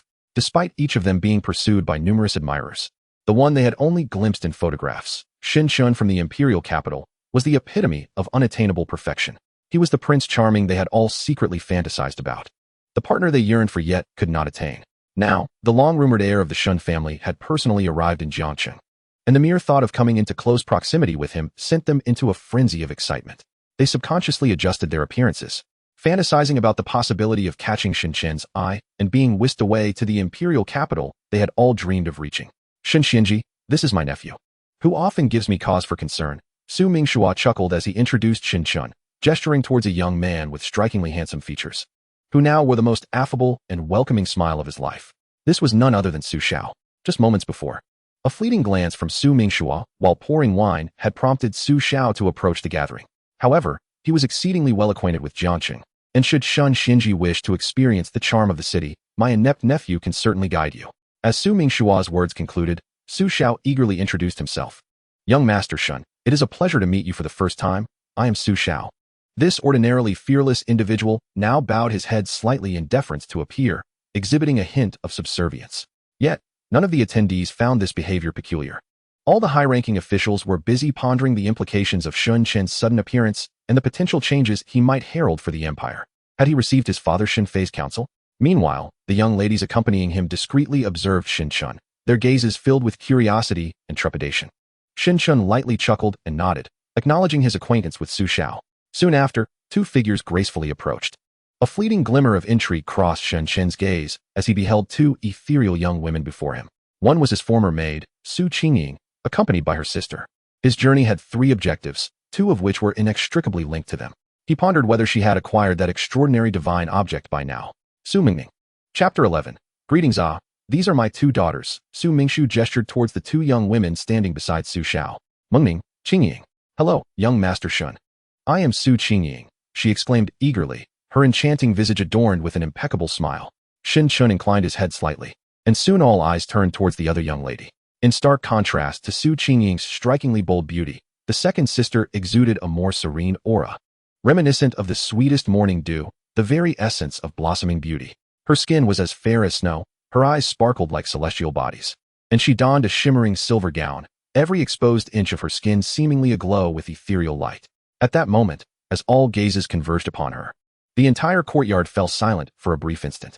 Su Mingshu's brow furrowed imperceptibly as he realized he had overlooked a critical aspect. His daughter, Su Mengning, was utterly naive to the ways of the world and had never interacted with her male peers. It was highly probable that she might inadvertently offend Shen Chun. Noticing Su Mengning's momentary silence, Su Qingying nearly erupted with laughter within. Her foolish sister still believed that this man before her was akin to her previous admirers. Regardless of how aloof she attempted to appear, he would still approach her eagerly, yearning for a mere exchange of words. Offending young Master Shen? Her beauty would not be her salvation. Simultaneously, numerous young ladies from esteemed families cast sidelong glances at Su Mengning, suppressing their smirks. Indeed, it seemed they had heard that the Su family's youngest daughter was as innocent as a blank slate, having never engaged in conversation with young men of her age. If it had been the previous group of privileged youths, it could be excused. They were merely a bunch enamored with her beauty and captivated by the Su family's influence. However, this young man was none other than the esteemed heir of the Shun family, a figure that the entire elite of Jiangcheng sought to flatter. Even her father treated him with utmost reverence, fearful of incurring his displeasure. If this naive and somewhat foolish second daughter of the Su family were to remain as indifferent as before, it would surely lead to an entertaining spectacle. Never underestimate a woman's jealousy over beauty. Su Mingning had been the object of admiration from countless outstanding men since childhood, accompanied by an endless undercurrent of envy from numerous young ladies of noble birth. Why? Why was she endowed with such exquisite beauty that drove countless men to obsession? Thus, if they could witness Su Mengning make a blunder here, it would bring them immense joy. The moment Su Mengning met Shen Chen's gaze, she found herself momentarily lost in a daze. In those eyes, deep as the night, she was instantly reminded of the darkness of her past life. After parting from the Su family, she had only encountered Shen Chen once, yet that moment was etched into her very soul. It was after the apocalypse, following the complete collapse of the Su family's foundation. She, along with several descendants of the Su family, wandered to a dark city. If the Free City represented a continuation of the old imperial civilization, Then these dark cities were the confluence of the apocalypse's shadows. They were saturated with violence, bloodshed, human trafficking, and sordid transactions. She had thought she could find refuge there for a while, but just a few days later, a terrifying fifth-tier cyclopean monster launched a sudden attack on the city. Fifth tier. That number alone was enough to instill despair and terror in the apocalypse. With destructive power, it effortlessly tore apart the rumored, formidable Dark City Lord. Countless anguished screams and curses filled the air, and fear spread like wildfire. Clearly, such a horrific creature could only be confronted by a handful of extraordinary forces, like the Free City, within the Empire. Su Mingming closed her eyes, quietly and sorrowfully awaiting the arrival of death. Monster attacks on cities were not uncommon in the apocalypse. All who relied on city life had anticipated this day. This was precisely why countless individuals desperately sought to enter the transcendent realm of the Free City. In that sanctuary, even the most humble slave would not fear the threat of a monster invasion, for it was a haven that housed some of the most elite awakened beings of humanity. Should a world-ending monster truly emerge capable of overturning the Free City, humanity would be on the precipice of annihilation. Yet, after a few breaths, the anticipated death did not descend. Instead, a cacophony of ecstatic screams reverberated throughout the space, nearly piercing Su Mingming's eardrums.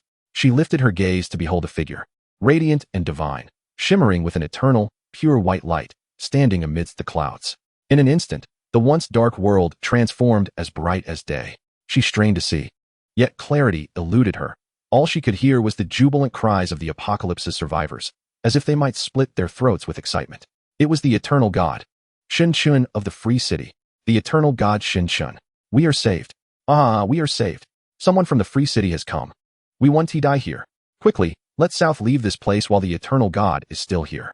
Only then did Su Mingming clearly discern his visage, which seemed unchanged from before the apocalypse, still exquisitely handsome, though now his demeanor bore a distant quality, reminiscent of a figure from ancient mythology.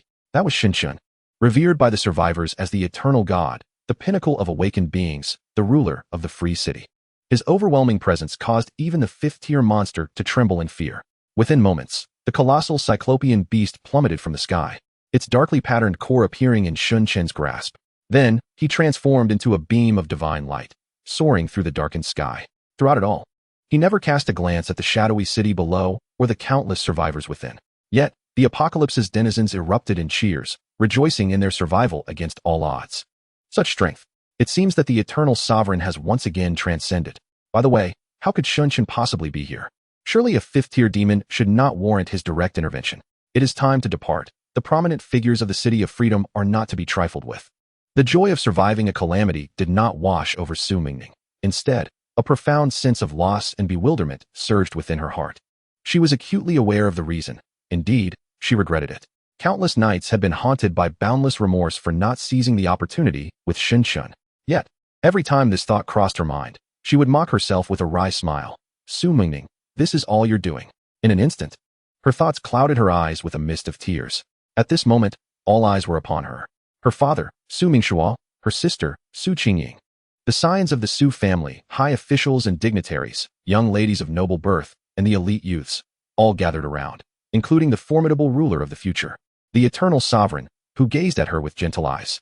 After a brief moment, Su Mingming lifted her glassy eyes, once more meeting Shun Chen's gaze. Young Master Shun, I am Su Mingming. It is a pleasure to meet you here. The girl in the white dress before Shin Chun radiated an exquisite smile that nearly captivated the young men present. Hello, Miss Su, Shin Chun replied with a slight smile, acknowledging her.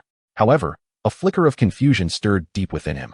The second miss of the Su family seemed to exhibit an unusual emotional response upon seeing me. Compared to her previous incarnation, she appeared to have changed somewhat. Observing this, Su Mingxuo felt a wave of relief wash over him and cheerfully remarked, Young Master Shun, you are of similar age to them. You may enjoy some leisure together. Witnessing the typically aloof Su Mingming in such a manner, the noble ladies exchanged glances, their expressions tinged with disdain. Legends should not be wholly believed. It appeared that the second miss of the Su family was merely feigning simplicity. After all, who could be foolish enough to miss such an opportunity in the presence of that esteemed figure? Watching the interaction between Su Mingming and Shin Chun, Su Qingying felt a sudden surge of frustration. Yet on the surface, she maintained her smile with great effort. Her sister, who usually showed little regard for men, was casting furtive glances at Shin Chun. Merely thinking of this made her feel as if her sister had betrayed her. No, this cannot be. How could Su Mingming be worthy? Su Qingying seethed inwardly, her eyes flickering with intensity. Almost instinctively, she began to scrutinize Su Mengming closely. After introducing the younger members of the Su family, the gathering settled down. Naturally, the focal point was Shen Shun and Su Mingxua, who engaged in light conversation, creating a harmonious atmosphere. Su Mingming, too, connected with Shen Shun through Su Mingxua's remarks, particularly enjoying discussions about painting, as they seemed to share a common interest. Haha. Young Master Shun, my daughter possesses quite a talent for painting. She once studied under Master Qin in Yinqing for 3 months. Oh, Shen Qin feigned interest, turning his gaze towards Su Mingming. During my time at the Imperial Capital University, I took an elective course in traditional Chinese painting. While I cannot boast of exceptional skill, I have had the privilege of being personally instructed by Master Qin, which leads me to believe that Miss Su possesses extraordinary talent. Su Mingming lowered her gaze, seemingly bashful at Shen Qin's praise, and softly replied, Young Master Shun, my specialization lies in ink wash painting. My skills are modest. I merely emulate the 3 aspects of form and rhythm taught by Master Qin. Given Master Qin's prowess, acquiring even 1/3 of his skill qualifies one as a prodigy. On the side, Su Qingying observed their conversation, her lips gently biting. She wished to interject, but refrained, understanding that Su Mingxu was deliberately facilitating their acquaintance. After all, it was still Shen Qin's friendship at stake. That old man, forever and always so biased. He would only consider Su Mingming first for every good fortune. Ever since their mother passed away in that unfortunate accident, he no longer felt the need to hide his favoritism. Su Qingying struggled to compose herself as she gazed at Su Mengming, who appeared entirely different from her usual self, and a wave of doubt surged within her. Growing up together, she undoubtedly knew Su Mingming best. Though she disapproved of her aloof demeanor, she had to concede that. While all the young women of the empire admired Shen Shun due to the Shun family's influence, Su Mengming was certainly not among them. Her previously indifferent attitude towards suitors was not a facade. Why, upon meeting Shen Shun for the first time, did she exhibit such friendliness, even intimacy? Suddenly, a possibility struck Su Qingying. Could it be that her sister had fallen head over heels for Shen Shun? Forgive me for the embarrassment. My unaccomplished son recently traveled to Yin City to prepare for our Jiang City Lantern Festival and was swindled out of 1.2 million imperial coins by our unscrupulous merchant. A middle-aged man chuckled, eliciting laughter from those present. Although 1.2 million imperial coins might be an unimaginable fortune for an ordinary person, here it became a subject of jest. Strikingly, no one found anything amiss. The Lantern Festival? Shen Qin suddenly inquired. The crowd was taken aback, having not anticipated his interest in the event. Su Xiao promptly explained, Young Master Shun, this Lantern Festival is an annual event in our Jiang City. Beloved by many young people, countless individuals release lanterns by the riverside, imbued with beautiful meanings. Su Mingxu glanced at Su Xiao and then addressed Shen Shun. The Lantern Festival is just a few days away. If you are interested, Young Master Shun, you could come to the riverside and take a look. As his words concluded, everyone turned their expectant gaze towards Shen Shun. After a moment of contemplation, he smiled and replied, That does sound quite appealing. Seeing Shen Chen's agreement, Su Xiao felt a surge of excitement and, with a flushed face, exclaimed, Haha, I may not excel in many areas, but when it comes to enjoyment, I certainly excel. I will lead you there, Young Master Shun. It has always been quite lively. Everyone understood this as an excellent opportunity for Shen Shun and Su Xiao to interact privately and deepen their friendship. A few steps away, the young lady from an illustrious family, feigning a casual enjoyment of the delicacies, was secretly eavesdropping on the news. Her mind was already devising ways to engage in a conversation with Shen Shun during the Lantern Festival. Even those who typically looked down upon such festivities found themselves pondering how to inquire more about it from their servants upon returning home. Su Mingxu lowered his head to sip his drink, his eyes narrowing slightly. He was somewhat taken aback that Shen Shun from the Shen family would show interest in these frivolous amusements. The likes of Su Xiao, a notorious dandy, could be dismissed. But Shen Shun, raised from birth as the heir of the Shun household, possessed insights far beyond that of ordinary individuals. His visit to the Su family undoubtedly held a purpose, and Su Mingxu had already contemplated numerous possibilities. The most likely scenario was that Shun Fei sought to cultivate an alliance with him, aiming to forge a political coalition within the imperial sphere. Such alliances were matters that Su Mingxu carefully weighed, for once a decision was made, there would be no turning back, and it would determine the future prosperity or decline of the Su family. Su Mingxu had mentally prepared himself to play his cards openly with Shen Shun, yet surprisingly, Shen Shun appeared to be in no rush at all. It seemed he was genuinely inclined to explore Jiangxing. In comparison to the bustling capital, Jiangxing was merely a larger, impoverished backwater. What was Shen Shun truly contemplating? Even Su Mingxu found himself uncertain. Yet, almost instinctively, he sensed a looming unease, a premonition of impending change. This sentiment was not his alone. Many astute politicians within the empire had discerned something unusual in the Shun family's actions over the past 2 years. And now, at this juncture, Shun Shun had personally come to the Su residence, leaving Su Mingshu eager to uncover the Shun family's plans. All these thoughts flitted through his mind in an instant as he raised his gaze with a smile. To his surprise, he caught sight of Shin Shun and Su Mengning leaning in slightly towards one another, seemingly engaged in hushed conversation, with his daughter occasionally bursting into soft laughter, her ears tinged with a hint of red. Shin Shin's gaze was continually directed at Su Mengning, exuding warmth and grace. Both of them were strikingly handsome, and their conversation flowed effortlessly, creating an atmosphere that felt remarkably intimate, perhaps even tinged with a hint of flirtation. What was going on? Although Su Mingshu harbored hopes for Shun Shun to befriend the younger generation of the Su family, he had not dared to entertain high expectations, given Shin Shin's elevated status. He had to tread carefully even in his interactions with him. Yet, he had not anticipated that his innocent little daughter would be conversing so comfortably with Shin Shun. After a moment's reflection, Su Mingshu felt an urge to slap his thigh in realization. Indeed, although Shin Shun was the heir of the Shin family, he was still a young man, full of vigor, and his daughter's beauty and demeanor were, without exaggeration, unparalleled throughout the empire. Even for someone like Shin Shun, it seemed he could not remain aloof from such charms. However, this thought also stirred a twinge of jealousy within him. Su Mingshu was a politician, but he was also a father, and he had contemplated his daughter's lifelong happiness for years without any clarity. Upon witnessing the current scene, he seemed to sense a hint of something. However, Ninger, the Shin family is not a place for just anyone to linger. Moreover, Su Mingshu's brow furrowed ever so slightly. How could Shin Fei's son truly be as refined and gentle as he appeared? Miss Su, have you attended the Lantern Festival in the past? Upon hearing Shin Shin's inquiry, Su Mingming met his gaze and replied, Yes, young Master Shun, I have been several times. As her words fell, before Shin Shun could respond, a voice of surprise echoed. Mengning, you've been? Su Qingying looked at Su Mengning with a puzzled expression. I recall you always stayed home during the Lantern Festival. Once Su Qingying spoke, the others present tactfully fell silent. Su Zhao's expression darkened, his brow furrowing deeply. Even Su Mingshu's smile waned slightly. It was evident to all that this was an attempt to undermine her. Yes, especially in the presence of esteemed guests. Many young ladies from noble families were almost left speechless. Had she lost her mind out of jealousy to embarrass her own family in front of Shin Shin? Indeed, Su Qingying was on the verge of madness, particularly upon witnessing the warm exchange between Shin Shun and Su Mengning. She had calculated every possibility. Yet she never anticipated that Su Mengning, who usually dismissed men, would fall head over heels for Shin Shun. And it just so happened that the most distinguished young master in the capital, Shin Shun, took a keen interest in her. If this continued, what would become of Su Qingying? Consumed by immense jealousy, she forgot her own family status and simply wished for Su Mengning to make a fool of herself before Shin Shun. Yes, my sister never allows me to go out during the Lantern Festival. Su Mengning pouted, casting a furtive glance at Su Qingying.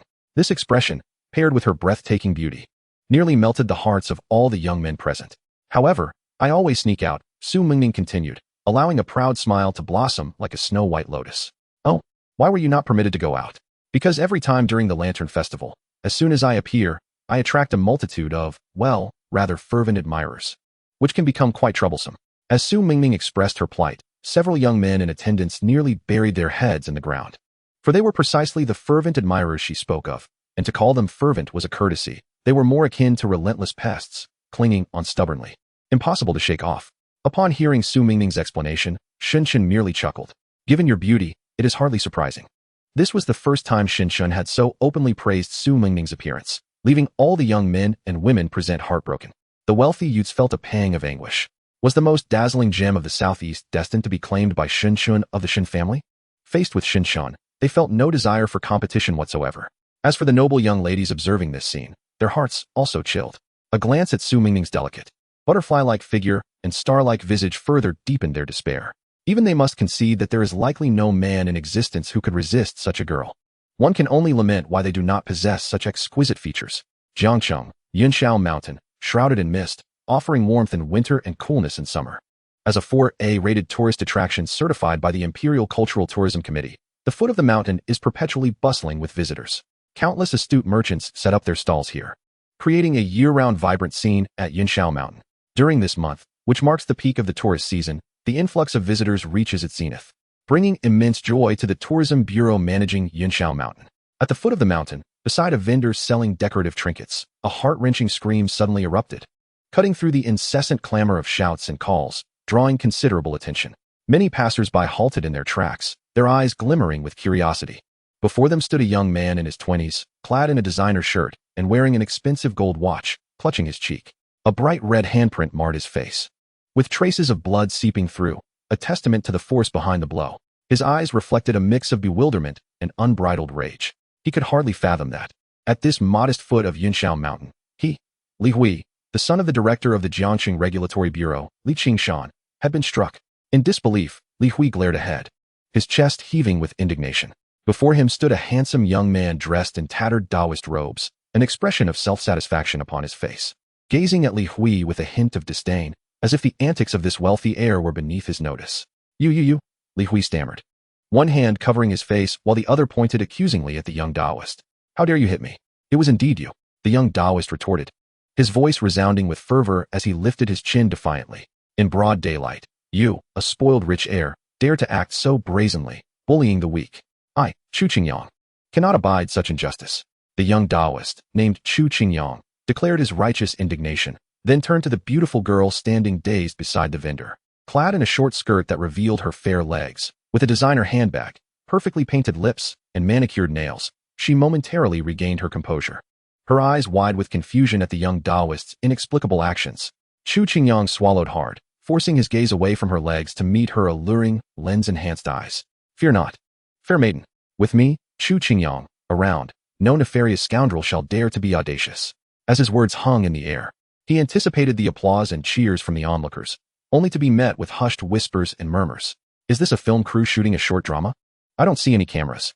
Did that little Taoist come down the mountain to show off and get slapped? The plot seems a bit cliché. Could it be cosplay? The costume is rather shabby. Even the stunning girl in the short skirt snapped back to reality, pondering the young Taoist's absurd behavior, her mind swirling with disbelief. Wait, is that ridiculous Taoist out of his mind? Chapter 14. You accompanied Su Xiao for a delightful outing, and it is no wonder she was incensed. For that Taoist truly spoiled her enjoyment. She and her close friend ventured to Yunshao Mountain for a holiday, coincidentally during a promotional event by the chain stores throughout Jiangxing. In celebration of the upcoming Jiangxing Lantern Festival, they had the opportunity to obtain exquisite, non-saleable lanterns, dolls, or figurines through ring toss, lotteries, and other games. Skeptical of their luck in the lottery, they ultimately spent a few hundred imperial coins, and at long last, they managed to win the most charming and high-quality doll. Just as they were about to revel in their victory, a haughty young man clad in designer attire emerged from a nearby luxury car. With an air of arrogance, he commanded, "That doll, I want it." How absurd. After all their hard work, how could they possibly part with it? The rejection they wished to voice was swallowed back down their throats. They noticed that the car's driver was counting stacks of imperial coins, and at that moment, she could only think how astute people could be. Just as she prepared to greet the young man with a smile, an unexpected occurrence transpired. Out of nowhere, a foul-mouthed Taoist suddenly burst forth, murmuring about the state of the world, and struck the wealthy young man with a palm that sent him reeling and dazed. A sight that was truly heart-wrenching. Not only was the young man stunned, but she too remained in shock for a considerable time, only catching snippets of the Taoist's soliloquy. When she regained her senses, she saw Chu Qingyang, clad in tattered Taoist robes, seemingly lost in his own world. Fearing she might have provoked a lunatic, she hurriedly pulled her friend away. Hey, miss. Chu Qingyang was about to accept the girl's gratitude when he noticed she hastily turned to leave without a word. Miss, please don't go. You need not fear that bully with me around. He called out. Wait, at least leave me your contact information. How will I find you in the future? As he spoke, he watched in astonishment as the girl hurriedly disappeared into the crowd. Were the young women at the foot of the mountain truly so lacking in manners? Humph, she was indeed beautiful, yet utterly ungrateful. After all, he had just come to her aid. Chu Qingyang muttered softly, feeling rather dejected. Hey, you dog of a Taoist. Have you forgotten something? Li Hui, seething with fury, could hardly contain his rage at the young Taoist's nonchalant demeanor. He had never imagined that one day, in such a setting, he would be slapped in the face by an unknown junior. His father had never treated him in such a manner. You dog of a Taoist. You shall not leave today, Li Hui bellowed, summoning 3 burly men in black suits who approached menacingly beside the car. Although they had not reacted when Li Hui was struck, it did not hinder them from adopting a fierce demeanor now. Faced with such imposing figures, most would have turned pale with fright. However, the young Taoist remained unfazed, embodying an air of calm, as if he were perpetually committed to the art of bravado. Are you ready to make a move? You will surely regret it. In a moment of palpable tension, a voice echoed from afar, prompting the onlookers to instinctively part ways. Calm down, young Masterly. What has provoked you? An elderly man approached with a knowing smile, beads of cold sweat dotting his forehead. Heaven knows that upon hearing that the esteemed scion of the Li family had been assaulted on his territory, he nearly lost his composure. After all, an incident involving the Li family of Jiangcheng could jeopardize his position as the head of Yunshao Mountain. Old Lu, you arrived just in time. It is this knave. He struck me without provocation.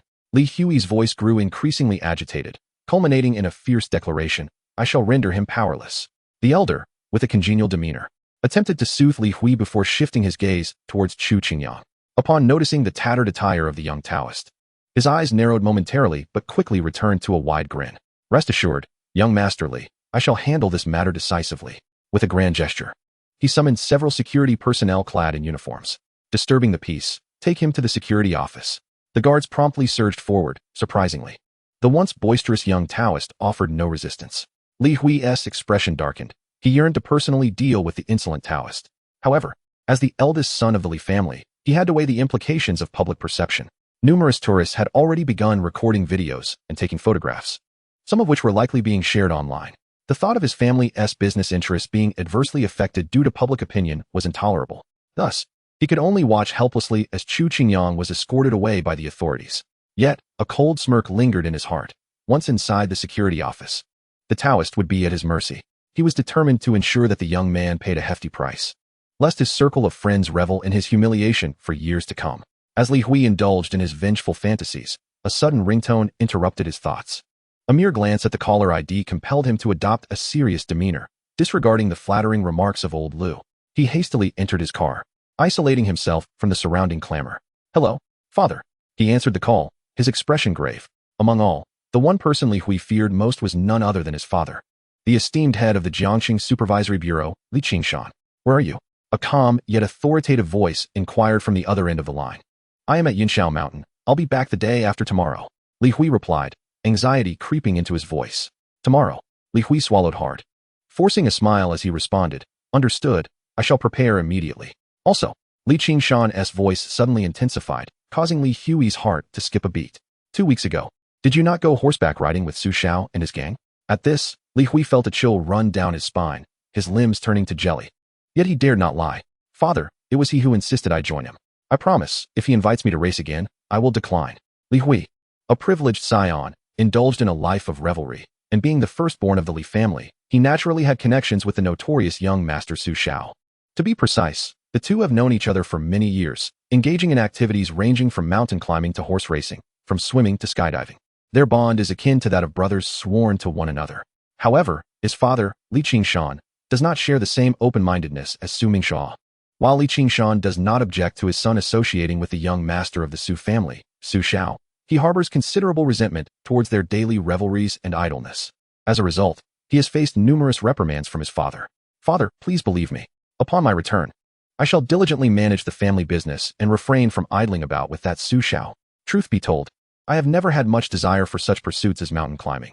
It is merely that Su Xiao insists on dragging me along, and I find it difficult to refuse.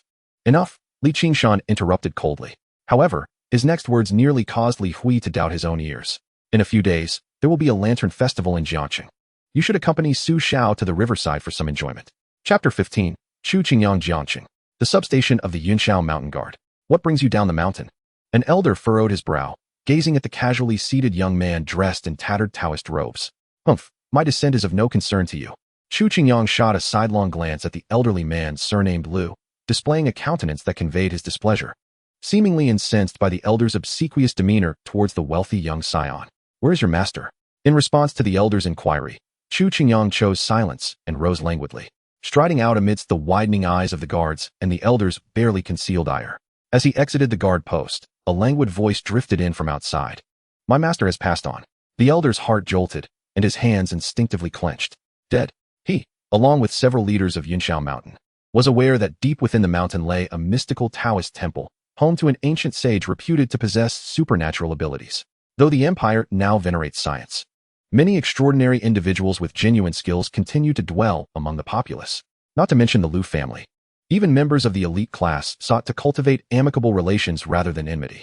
Decades ago, when the Lu family developed Yunshao Mountain, they had encountered that ancient sage. The specifics eluded him, but he knew that the Lu family, renowned for their commercial prowess in Jiangcheng, had maintained a tacit agreement of non-interference with the sage. Now, however, that sage had passed away, and his disciple had descended the mountain. After merely a moment of contemplation, the elder resolved to withdraw from this matter. The newly descended individual had already drawn the ire of the Li family's eldest son, a clear indication of his reckless disposition, even with some modest abilities. He was not worth befriending. Moreover, the empire today is starkly different from its past.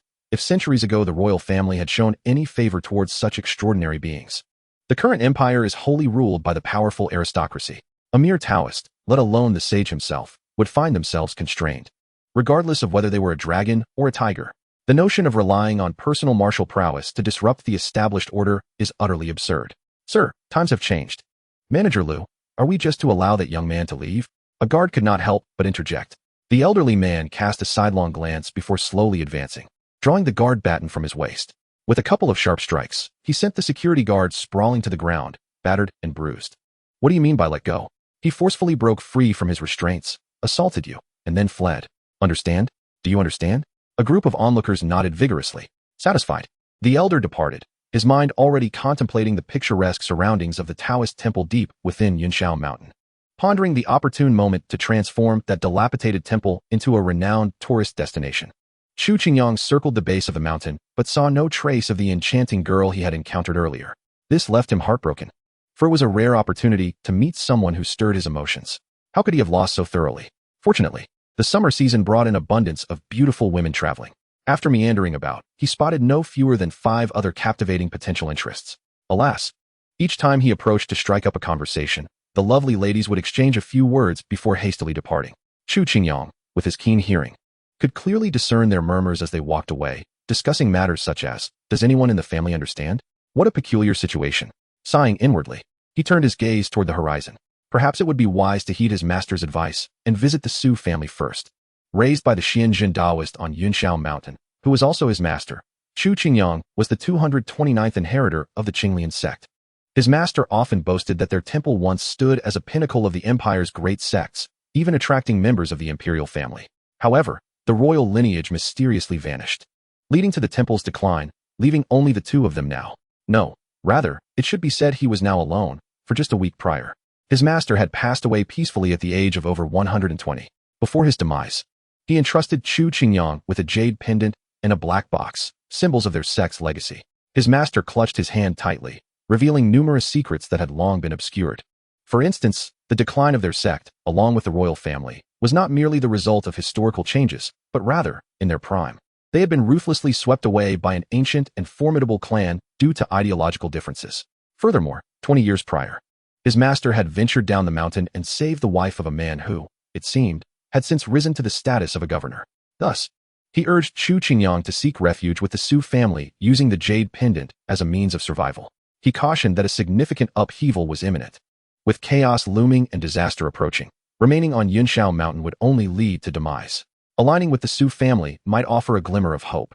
He emphasized the importance of stockpiling food and water, advising the governor of Jiangxing to enhance safety measures and scrutinize suspicious individuals and objects. His words, though shrouded in ambiguity and delivered with a heavy accent, were difficult for Chu Qingyang to decipher. By the time he sought clarification, his master had already departed from this world. However, within Chu Qingyang's heart, there lingered a sense of indifference. He dismissed his master's ramblings as the musings of an old fool.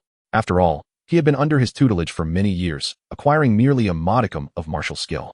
The so-called arts of transcending the heavens and the earth as mentioned in the text were utterly non-existent. How could there be any demonic calamities, right? One must adhere to reason.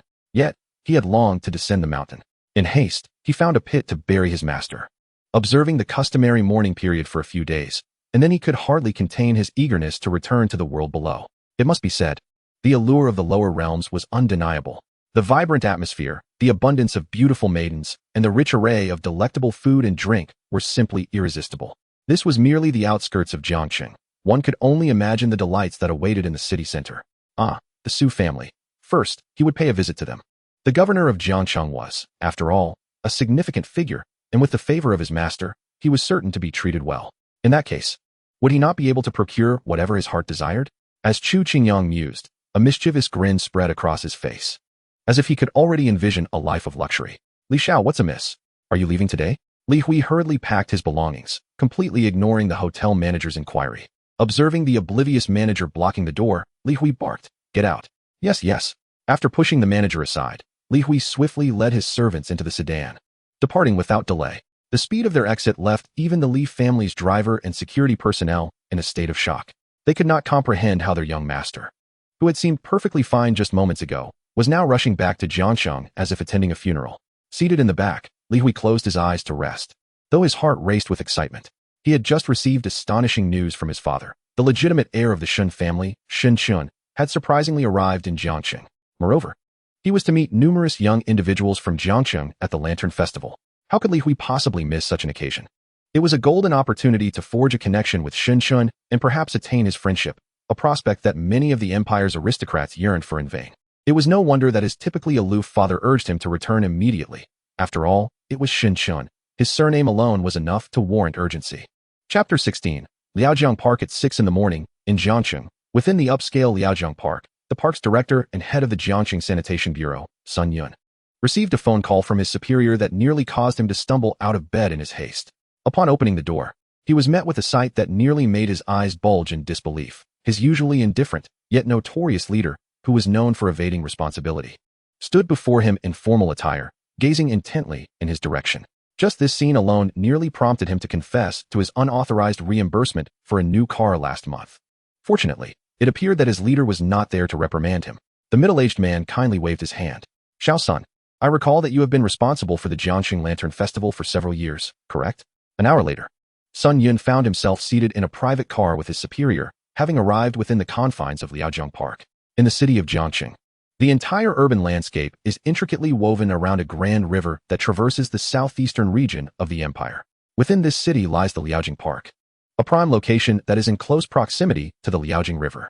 Its vibrancy is second only to a few commercial golden zones in Jiangsheng. Young Sun Yun, having ascended to the role of head of this coveted area, is often regarded by others as possessing boundless potential. Yet, few are aware that his rise to prominence was shadowed by a grave social incident caused by mismanagement over a decade ago, which led to a series of demotions, relegating him to a mere team leader. As Sun Yun alighted from his vehicle, the brisk morning breeze by the riverside jolted him into a semblance of clarity, though a lingering haze still clouded his mind. According to his superior, a monumental opportunity was at hand. A person of great significance was soon to arrive at Liaojiang Park, and catering to this individual could secure his future. Shaking his head as if to dispel the fog of confusion, he hastened toward the park's entrance. Despite the early hour, the area buzzed with activity. A long line of Jiangsheng residents had formed, eagerly awaiting entry into the park half an hour later. Nestled alongside the picturesque Liaojiang River, the park is immensely popular among the youth of Jiangsheng, particularly with the annual Lantern Festival approaching, drawing throngs of young people eager to capture memories. Dressed in fashionable attire, they arrived in clusters, rushing from neighboring hotels even before dawn. Nonetheless, they patiently queued, offering only mild complaints as they awaited the staff's approval for entry. Upon his arrival, Sun Yun, clad in casual attire, was quickly recognized by the staff. They promptly approached him with obsequiousness. "Team Leader Sun, are you here for an inspection? Come, have a seat, enjoy a cup of tea." Sun Yun nodded with a hint of indifference. For reasons unknown, although he smiled warmly in front of his superiors, he refrained from extending the same cordiality to his subordinates. He gestured for the staff to gather around, pointing to another entrance that remained closed. "Now, open that entrance." The staff swiftly complied, drawing the attention of those in line. Together, they laboriously unlocked one of the park's entrances. Originally, Liaojiang Park boasted 3 access points. However, the staff were aware of a 4th entrance that had been constructed but never opened, even during peak visitor times. It was only utilized for the arrival of distinguished guests. The unveiling of this entrance naturally piqued the curiosity of many. "Look, it seems they've opened another entrance over there," exclaimed one. "It should have been opened long ago. Can't you see how long this line is? Let us move over there. This line is far too long." Numerous voices murmured in agreement, some eager to shift positions, while the majority remained observant. Haha, Brother Yang, I used your information to enter the lottery for the Lantern Festival. Perhaps I might actually win. In the midst of the group, a diminutive boy resembling a university student turned to smile at a boy with a pockmarked face behind him. "Old heir, can you please stop being so naive? The winners of such events are not predetermined. It's absurd." Noticing the dullness of the conversation, the short boy pouted, only to suddenly spot a commotion ahead. "Hey, young Gu, the door over there has opened. Shall we head over now? We'll get in soon. Don't even think about it." "Old heir," the pockmarked boy replied with a cryptic smile. This is just like the ridiculous lottery you participated in earlier. The average person lacks the qualifications to covet such opportunities. With that, he crossed his arms and observed a few individuals cautiously approaching that direction. Just wait, old air. They'll be slinking back here in no time. The short boy cast a doubtful glance at him, but his eyes widened in surprise as he noticed the group in front of them seemingly in a standoff with the staff, ultimately returning in frustration. Really? Who was that for? He exclaimed, nudging the pockmarked boy's shoulder in astonishment. Humph. The pockmarked boy chuckled knowingly. Old air, you remain too innocent. Oblivious to the darker sides of the world. Just look at those sycophants. Surely, a prominent figure will be making an appearance soon. Do you think those top streamers, leading actors, or illustrious business tycoons bask in endless glory? To put it bluntly, they barely amount to anything in front of the true imperial families. They are merely players on a stage. As the pockmarked boy spoke, the short boy's eyes widened, as if he had just unlocked the door to a new world. It was as though he had been a frog at the bottom of a well, completely unaware of the true structure of the empire. I won't elaborate further, as you wouldn't comprehend, but let me mention someone close to us. Do you know Su Mingxua, the governor of Jiangxing? The pockmarked boy continued. The Su family, which he belongs to, practically controls all industries in Jiangxing, including healthcare and education. Every person in Jiangxing relies on their influence. If one family holds such power, one can only imagine the might of the imperial families. Suddenly, the pockmarked boy ceased his words, as if he had touched upon a taboo. Meanwhile, the short boy appeared dazed. He was merely a sophomore, excelling academically, yearning for future success, to soar to great heights and achieve greatness. Yet, it seemed he had just come to a profound realization. There are heights he could never reach, no matter how hard he tried. At that moment, a black sedan approached from a distance, coming to a halt at the entrance of the park amidst the watchful eyes of many. Several staff members immediately rushed over, wearing excessively cordial smiles. Under the gaze of the crowd, a middle-aged man in formal attire emerged from the car, with graying temples and an imposing presence. Sun Yun stepped forward with a smile, exclaiming, Director Su Changsha, what a surprise to see you here. Look, that middle-aged man, named Su Changsha, is a figure whom countless dignitaries in Jiangxing must revere. The pockmarked boy subtly gestured with his eyes, speaking softly. Old air, you excel academically. But even the brightest student in our university will never ascend to that position. The power of such influence is what every man yearns for. The middle-aged man you see is suddenly imbued with authority. The young man with a pockmarked face seems momentarily choked, unable to utter a single word. His eyes widen in astonishment for the first time. The very middle-aged individual he has boasted about for so long, upon exiting the vehicle, immediately steps aside and slowly opens the door. His gaze is warm and kind, his smile ingratiating and congenial. From the sleek black car, another man emerges, handsome and tall, exuding an air of refined nobility. Astonishingly, he is a young man of a similar age to them. What is most striking is that such a youthful individual provokes a display of obsequiousness from the previously formidable middle-aged man. Chapter 17. Astonishment. Xin Xiao, let us enter. Su Changsha suggests, his robust frame slightly bending as a friendly smile graces his face. Miss Su, Xin calls out into the vehicle. Subsequently, a young lady clad in a white dress gracefully descends from the car. At that moment, it is as though the world has brightened. The many young people in line gaze blankly at her, their eyes suddenly losing focus. How incredibly beautiful. How can there be such a stunning girl? Even young men who have girlfriends nearby find their attention glued to her. Su Mengning is highly sought after among the elite youth, her beauty requiring little elaboration. This is especially true for the average populace, accustomed to the artificial enhancements of beauty. That pure, natural visage of a young girl is irresistible to any young man. Let us proceed. Shen Chun and Su Mingming walk slowly through the entrance, disregarding the multitude of gazes behind them. Although Su Mengning had seldom appeared in public before, her experiences through the apocalypse have rendered her largely impervious to emotional upheaval. As for Shin Chun, it goes without saying, raised under the spotlight. His psychological fortitude and personal cultivation have far surpassed that of his peers. Shin Xiao Miss Su. Sun Yun approaches with a broad smile, personally guiding Shin Chun. The Liaojiang Park in the early morning is indeed picturesque. May you both enjoy your time here. After Shin Chun and Su Mengning have departed, Sun Yun turns to Su Changsha with a grin. Director Su, should we temporarily close Liaojiang Park to allow Shin Xiao and Miss Su some privacy? After all, once the park is open, the crowd could become overwhelming. Unnecessary, Su Changsha replies curtly, surveying the surroundings before fixing his gaze back on Sun Yun. Check for any safety hazards. We cannot afford any mishaps. Yes, yes. Sun Yun responds repeatedly, his anxiety palpable. Watching Shin Chun and Su Mingming retreat, his heart begins to race. Although he had been informed of a significant figure's arrival, he remains unaware of their identity. The name Shin alone is enough to stir wild imaginings within him. if his memory serves him correctly. That name belongs to the esteemed elder of the Imperial Capital's Council of Elders, Shun Fei. Who is that man, and who is that beautiful girl? I have no idea. It seems to be a vehicle from the Su family. Many speculate at the entrance, their faces etched with astonishment. A mysterious youth, accompanied by an exquisitely beautiful maiden, found themselves surrounded by vigilant soldiers clad in military uniforms. This mere scene was enough to inspire boundless imagination, as if a moment from a novel had materialized in reality. The university student with a pockmarked face stood there, dazed alongside his roommate. For a fleeting instant, it seemed they exchanged glances with the distinguished young man. Yet, despite sharing the same age and being fellow university students standing in the same place, he felt a profound sense of disconnection, as if they were eternally inhabiting disparate worlds. Is this the unique Qing Shan Mu of Jiangqing? It thrives along the banks of the Liao River, favoring sunlight, does it not, Miss Su? Indeed, Ms. Su Mingming replied softly, her ears slightly flushed.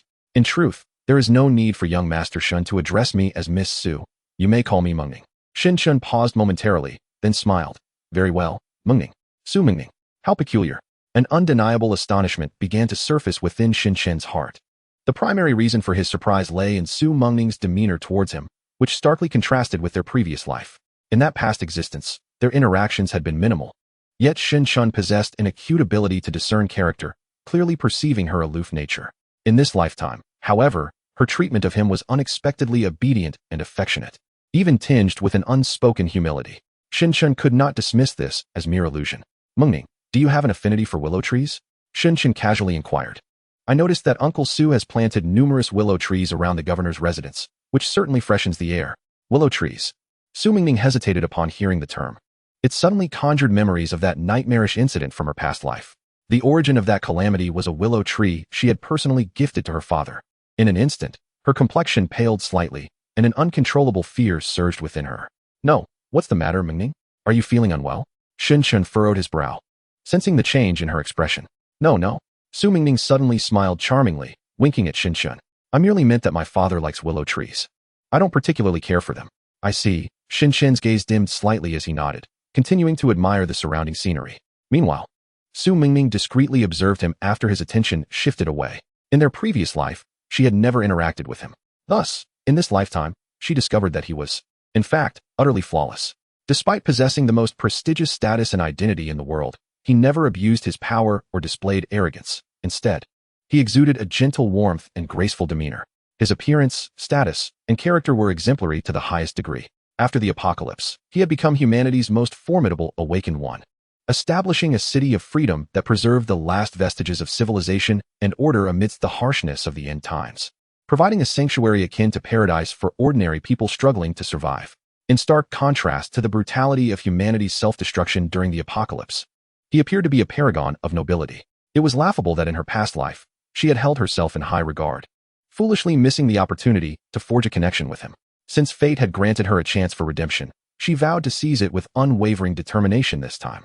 Not only does Shin Shun possess the ability to rescue the Su family, but with every fleeting glance exchanged with him, she feels a stirring in her heart that is entirely unfamiliar. At the governor's residence in Jiangqing, Su Xiao, what are you doing? How dare you stand in my way? A sharp female voice echoed, causing the gardeners tending to the flowers outside to involuntarily shudder. Miss, perhaps it would be wise for you to remain here for a while, Su Xiao said, a mischievous smile playing on his handsome face, completely unfazed by Su Qingying's threats. You. Su Qingying's face flushed with anger, her chest heaving, her finger trembling as it pointed at Su Xiao. She had never anticipated that one day the esteemed eldest daughter of the Su family would find herself confined. As the Lantern Festival approached, countless young nobles flocked to the banks of the Liao River, eager to engage with Shin Shun of the Shin family, while she was left stranded within the confines of her home. Get out of my way. I must see Shin Shun. Su Qingying's enchanting eyes glared at Su Xiao, exuding an aura of extreme danger. Though her beauty rivaled that of Su Mingming, she seldom attracted suitors in Jiangqing due to her haughty demeanor, which led to the humiliation of any man who dared to approach her. Su Mingming was merely aloof, whereas she was ruthless. The sight of the eldest daughter of the Su family in such a state would instill fear in anyone from the household. However, Su Xiao, undeterred, stood with his arms crossed, unhurriedly responding, Enough, Su Qingying. You are well aware of the reasons behind this. It would be prudent for you to act accordingly. Su Qingying's expression shifted, her fingers involuntarily curling. She certainly understood the cause. Everything stemmed from her unkind words at the banquet. Moreover, She was acutely aware that Su Xiao alone lacked the courage to impede her. It was undoubtedly at the behest of that old wretch, Su Mingxiu. Chapter 18. Confrontation through gritted teeth. Su Qingying spat out. You are merely my father's nephew. How dare you speak to me in such a manner? I am his biological daughter. Upon her outburst, Su Xiao's countenance darkened, his tone growing decidedly unfriendly. You dare to invoke our uncle against me? Allow me to elucidate the reason. Taking a couple of steps forward, Su Xiao's cold smile evoked trepidation in Su Qingying. It is because you are a woman. He laughed, albeit frostily. What can a woman do but remain in her boudoir, toying with her cosmetics? Aside from marriage, what contributions can you offer your family? Do not accuse me of favoritism towards our uncle. Had young Master Shin chosen you, I would have treated you with utmost respect. At this point, Su Xiao scoffed. Regrettably, though your appearance is commendable, your disposition is peculiar and bewitching, lacking the charm and obedience of the second daughter. For years, few men in Jiangcheng dared to express their affections for her. Did she not find that strange? Su Qingying's breath was uneven, yet her gaze remained icy. What does it matter to me? Those lowly, despicable men are unworthy of my attention. Indeed, I must concede to that. Su Xiao applauded mockingly, before altering his tone. But what of you? Do you truly believe you are worthy of young Master Shin? He regards you as you regard those wretched creatures. At last, he swung the door open, a cold smirk escaping his lips as he uttered his final remark. During the period when the second Mrs. relationship with young Master Shin is blossoming. If your jealousy were to ruin this good fortune, do you think uncle would let you off? Do you think the Su family would spare you? With a resounding thud, the door slammed shut, leaving Su Qingying alone in the expansive room. Her pupils quivered, her chest heaved, and a chaotic madness flickered in her eyes. Gradually, her breath calmed, and when she raised her gaze once more, an eerie smile graced her lips. I will prove myself worthy of Shin Chan. I will make him see me. She mused with a giggle. In the Liaozhong Park, as the gates opened, throngs of people poured in. Some vendors seized the opportunity to set up stalls within the park, eagerly awaiting the arrival of the youth. The sounds of haggling and laughter filled the air, painting a lively and jubilant scene. Shin Chun and Su Mingming strolled through the park, hoping to relish this vibrant life, yet their experience was less than satisfactory. The reason? The sheer volume of glances directed their way was overwhelming. Their striking appearances were impossible to ignore, and had it not been for their aloof demeanor, one might have thought they were a couple, inviting a continuous stream of suitors. Nevertheless, many young onlookers discreetly captured their images, their expressions brimming with excitement. Yet, this behavior soon vanished without a trace. For Su Xiao arrived, accompanied by a group of affluent youths, each clad in opulence and adorned with luxury watches. Many passers-by hastily made way. As several recognized Su Xiao, the notorious scion of Jiangcheng, no one dared to provoke him. Upon spotting the duo, Su Xiao approached with exuberance, introducing his companions to Shin Chun. Young Master Shun, this is Li Hui, my good friend. As his words fell, a youth adorned with a golden watch flashed a broad smile at Shin Chun. Young Master Shun, I have long admired your name. Today, I finally meet you in person. Truly, you are the most handsome young master in the capital. His demeanor was excessively humble. The other affluent youths stood behind Su Xiao, refraining from addressing Shin Chun without his prompting, yet each wore the warmest smile they could muster. Many onlookers stood in astonishment, whispering among themselves. Isn't that Su Xiao? And his entourage of sycophants? Are they not the arrogant young rakes of Jiangcheng? Why do they all appear as if they've encountered their long-lost father? At this moment, many scrutinized Shun Chen anew, their gazes shifting from mere astonishment at his looks to a realization of his daunting status. With Su Xiao and his companions in tow, even the earlier murmurs of gossip faded into silence. While they displayed utmost respect towards Shin Chun, they exhibited audacious arrogance before anyone else. A group meandered along the banks of the Liaojiang River, engaged in lively conversation, with Su Xiao leading the way and Li Hui by his side. Inwardly, Su Xiao mused about the delay in their arrival, pondering the progress between Su Mengming and young Master Shun. If this were to succeed, he could already envision himself dominating the capital, relishing the power of having a brother-in-law like Shin Chun. With a brother-in-law like young Master Shun, the entire empire could be traversed with ease. Suddenly, Li Hui beside him halted. What is the matter? Su Xiao inquired. Li Hui gazed ahead, his teeth clenched in irritation. As Su Xiao cast his gaze into the distance, he spotted a youth clad in tattered Taoist robes standing by the riverside. The young man, with a sidelong glance and his head held high, addressed Su Xiao. I have heard it said that you are a member of the Su family. Furrowing his brow, Su Xiao did not respond, but instead glanced at Li Hui and inquired, do you know this person? Know him? More than that, I heard that this fellow fled from the guardhouse. If he hadn't been in such a hurry to return to Jiangcheng, he would have demanded an explanation from that old Lu. Who could have imagined running into him here? A reckless beast, Li Hui sneered, and Su Xiao immediately understood. Shin Xiao is still here. We'll deal with this later. Su Xiao whispered, so only the two could hear. Li Hui nodded slightly. Although he was eager to teach the young man a lesson, he knew the gravity of the situation. Provoking Shen Xiao would be an unwise endeavor. However, just as Su Xiao prepared to momentarily overlook the young man before him, the Taoist spoke again. What is the matter? Why are you silent? Aren't you the one called Su Xiao? Isn't Su Mingxu your father? At his words, the atmosphere abruptly fell into a heavy silence. This audacious fellow dared to call the governor by name in front of his nephew, Su Xiao. With a chill in his eyes, Su Xiao fixed his gaze upon the Taoist youth. It was evident that if Shun Chun had not been present, this insolent individual would have faced swift retribution for his disrespect. With a cold laugh, Su Xiao replied, I am indeed a member of the Su family, and you are? Suppressing his fury, Su Xiao articulated each word with precision. Those familiar with him would recognize the dangerous undertones in his voice. That is splendid, exclaimed the Taoist youth, clapping his hands in excitement. I have come to visit Su Mingxu. I kindly ask you to guide me. Before he could finish his sentence, the words caught in his throat as his gaze fixated on the breathtaking girl in a white dress standing behind Su Xiao. Chu Qingyang could guarantee that in this life, or even in his past and future lives combined, he had never encountered such an exquisite beauty. It was as if a celestial being had graced the mortal realm. Suddenly, a figure stepped forward, blocking his infatuated gaze. Chu Qingyang snapped back to reality, noticing the young man standing before the girl in white. At first glance, Chu Qingyang couldn't help but frown. This man was exceedingly handsome, even more so than himself, who was renowned for his beauty. Upon a second glance, Chu Qingyang's eyelids began to twitch, for he sensed a hint of danger emanating from the young man, one who had never encountered a rival among his peers since his cultivation began. With a light chuckle, Shin Chun inquired, might I ask what this young Taoist seeks from Governor Su? I am a disciple of the Qinglian sect. My master, Xianzhen Taoist, instructed me to descend from the mountain to seek out a man named Su Mingxu. Chu Qingyang explained, waving his sleeve. What nonsense! I have never heard of Xianzhen Taoist. From which crevice did you emerge, demanding to see my uncle? Su Xiao retorted with a cold laugh, his voice laced with anger. The individual before me, audacious enough to demand guidance, is truly laughable. Lacking in insight, I shall not hold this against you. With a thunderous shout, Chu Qingyang drew forth a jade pendant from his bosom, raising it aloft. Behold, what is this? The pendant, adorned with intricate designs of dragons and phoenixes, was intended to astonish the gathered crowd. However, to his dismay, he was met with derisive laughter. What could he possibly present? A mere jade pendant to show off. How utterly ridiculous. What a bumpkin. Such a pendant could easily be found in my home, not less than 500 pieces. Where did this country bumpkin come from, entering the city with such audacity, staining our ears with his boastful claims? Behind Su Xiao stood the scions of nobility, and this jade pendant was far beneath their notice. At this moment, Chu Qingyang's face flushed crimson, his breath coming in heavy gasps.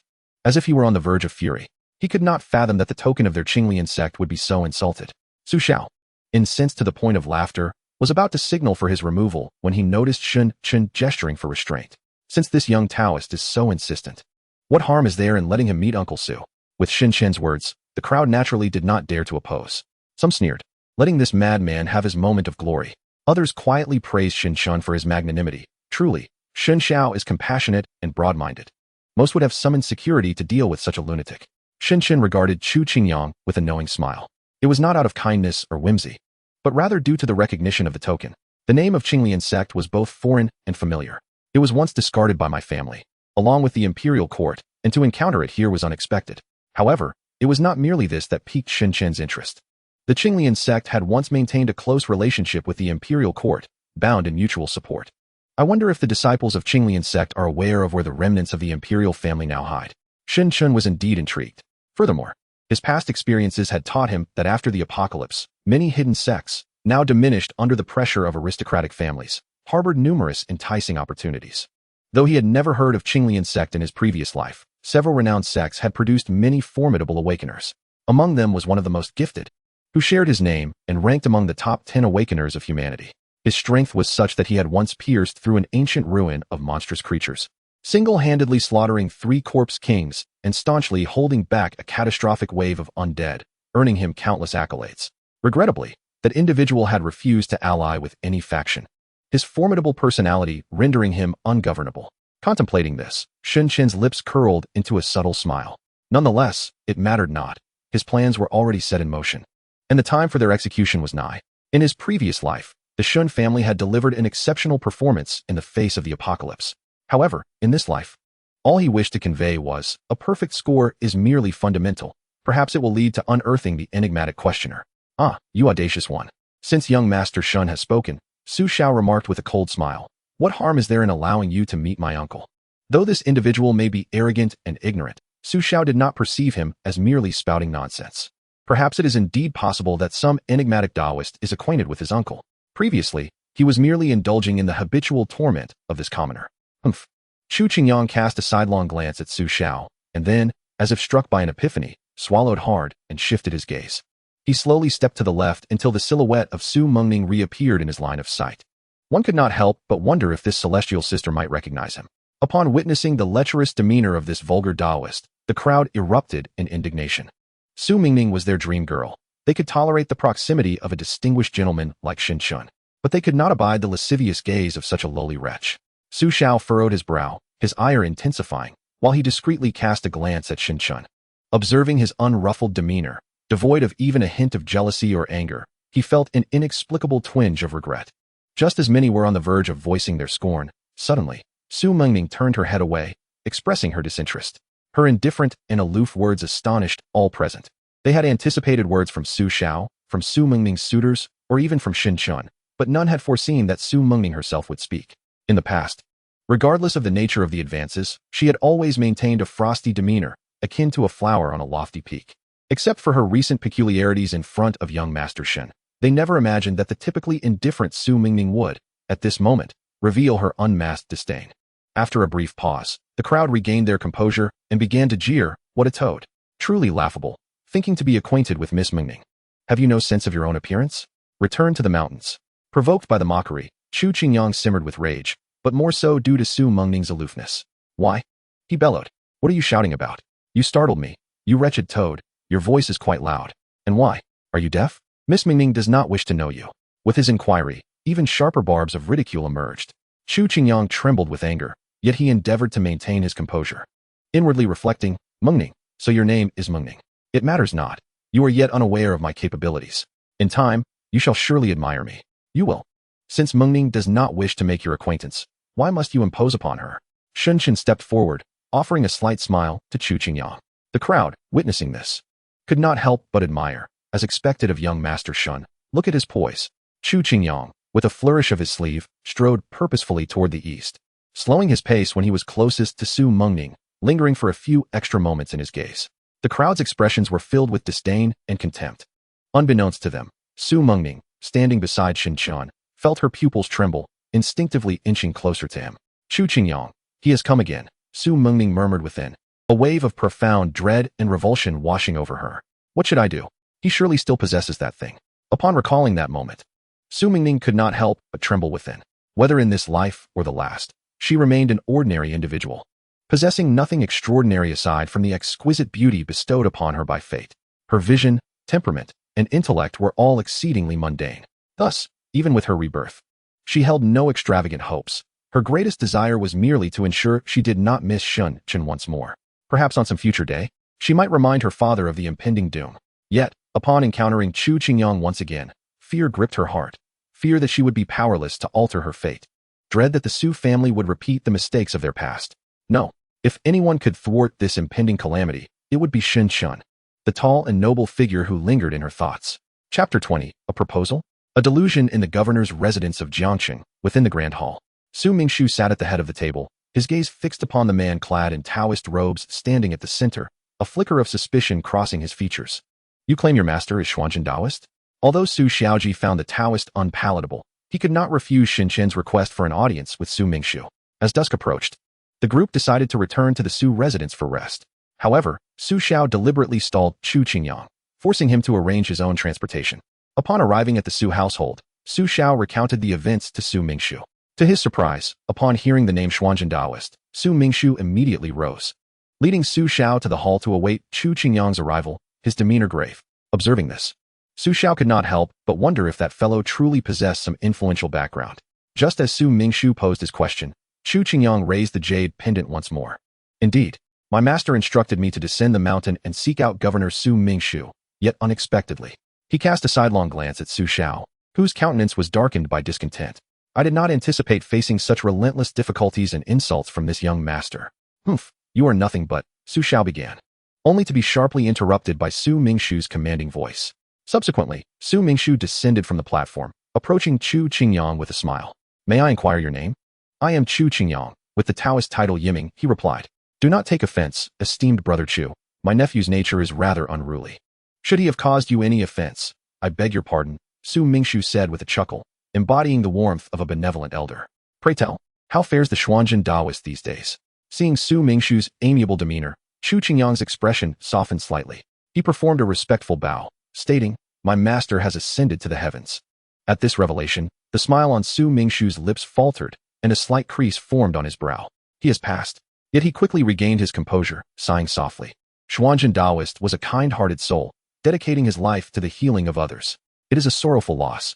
Then, turning to Su Xiao with a stern expression, he admonished. Cease your harassment of brother Chu. The Xuanzhen Taoist once bestowed great kindness upon me. Now, his disciple comes to visit the Su family. To subject him to ridicule would be a source of shame. Each word was laden with a chill, as though infused with genuine ire. Behind him, Chu Qingyang could not suppress a triumphant smile as he observed Su Xiao bowing his head in submission, his heart untouched by the reprimand. Because he understood, it was all a tacit understanding between him and his uncle. Over the years, he had played countless roles in their little drama, one taking the part of the villain and the other the hero. While the general populace regarded Su Xia as a mischievous scamp, they remained oblivious to the fact that he was, in truth, meticulous and had been groomed by Su Mingshua as a successor since childhood. Do not hold him in contempt. Dear Chu Xian, Su Mingshua then handed Chu Qingyang a phone number, his expression earnest. Should you encounter any trouble in Jiangxing, do not hesitate to call me. Observing Su Mingshua's amiable demeanor, Chu Qingyang felt himself relax. He mused that this Governor Su was quite agreeable. It seemed his master's goodwill would afford him a comfortable existence for quite some time. Before long, several individuals stepped into the hall, high-ranking officials from the Su family, along with Xinshun and Su Mingning. Su Mingshua immediately introduced Chu Qingyang to the assembly with a light chuckle. However, aside from Xinshun, who offered a warm smile and acknowledgement, the other officials from the Su family responded with indifference, their demeanor notably frigid. Su Mingning averted her gaze, her expression aloof. Su Mingshua remained unfazed. After all, he owed a debt of gratitude to the Taoist Xuanzhen, and as long as he maintained a facade of courtesy, that sufficed. Yet, upon catching sight of Su Mingning, Chu Qingyang's heart raced with an undeniable fervor. He had never encountered a girl of such exquisite beauty. Suddenly, a wild and audacious thought crept into his mind, incessantly tempting him. Governor Su. Chu Qingyang bowed deeply to Su Mingshua, his lowered head betraying a flicker of anxiety. Oh, what is it? He swallowed hard, pausing momentarily before continuing. My master had a dying wish. He feared I might be left alone and wished for me to join the Su family. Su Mingshua, the Su family. As soon as the words left his lips, a thick silence enveloped the room. Su Zhao's expression stiffened, staring blankly at the fervent Chu Qingyang. How dare he? How could he utter such a thing? To join the Su family? To marry either the eldest or the second daughter? What audacity! Moreover, with Xinshun present. Su Xiao felt a wave of green wash over his face. If Xinshun were to take offense, this dog of a Taoist would truly deserve 1,000 deaths. After a long moment, Su Mingshua chuckled lightly. It is rather premature to discuss such matters. His intent to refuse was evident. With that, Su Mingshua cheerfully departed from the hall, a flicker of irritation flashing in his eyes. He could not believe that the Taoist Xuanzhen would leave behind such an absurd wish. It must be that this Chu fellow had been swayed by temptation and was fabricating lies. Contemplating this, he could not help but snort in disdain. The Taoist Xuanzhen was a man of integrity, with exceptional prowess. It was disheartening to see his disciple turn out to be so unworthy. He could only hope that Xinshun would not take it to heart. Reflecting on Xinshun, a swirl of complex emotions flooded Su Mingshua's mind. He had observed the growing closeness between his daughter Su Mingning and Xinshun over the past few days. They were so well matched. It was enough to evoke envy from many illustrious families. For the Su family, this was undoubtedly a monumental surprise. Yet, he was also a father. If Xinshun truly cherished his daughter, he would naturally be overjoyed. Fear lurks in the thought that Xinshun's affection for Ning'er is but a fleeting infatuation. And once he tires of her, he may depart with indifference. How can my innocent daughter withstand such a blow? Moreover, the treachery and stratagems of the imperial capital are far beyond what a place like Jiangxing can fathom. Xinfei, Xinshun, what schemes are you plotting? Do you rogue Taoist, comprehend the weight of your words? Su Zhao's eyes blazed with fury as he pointed accusingly at Chu Qingyang.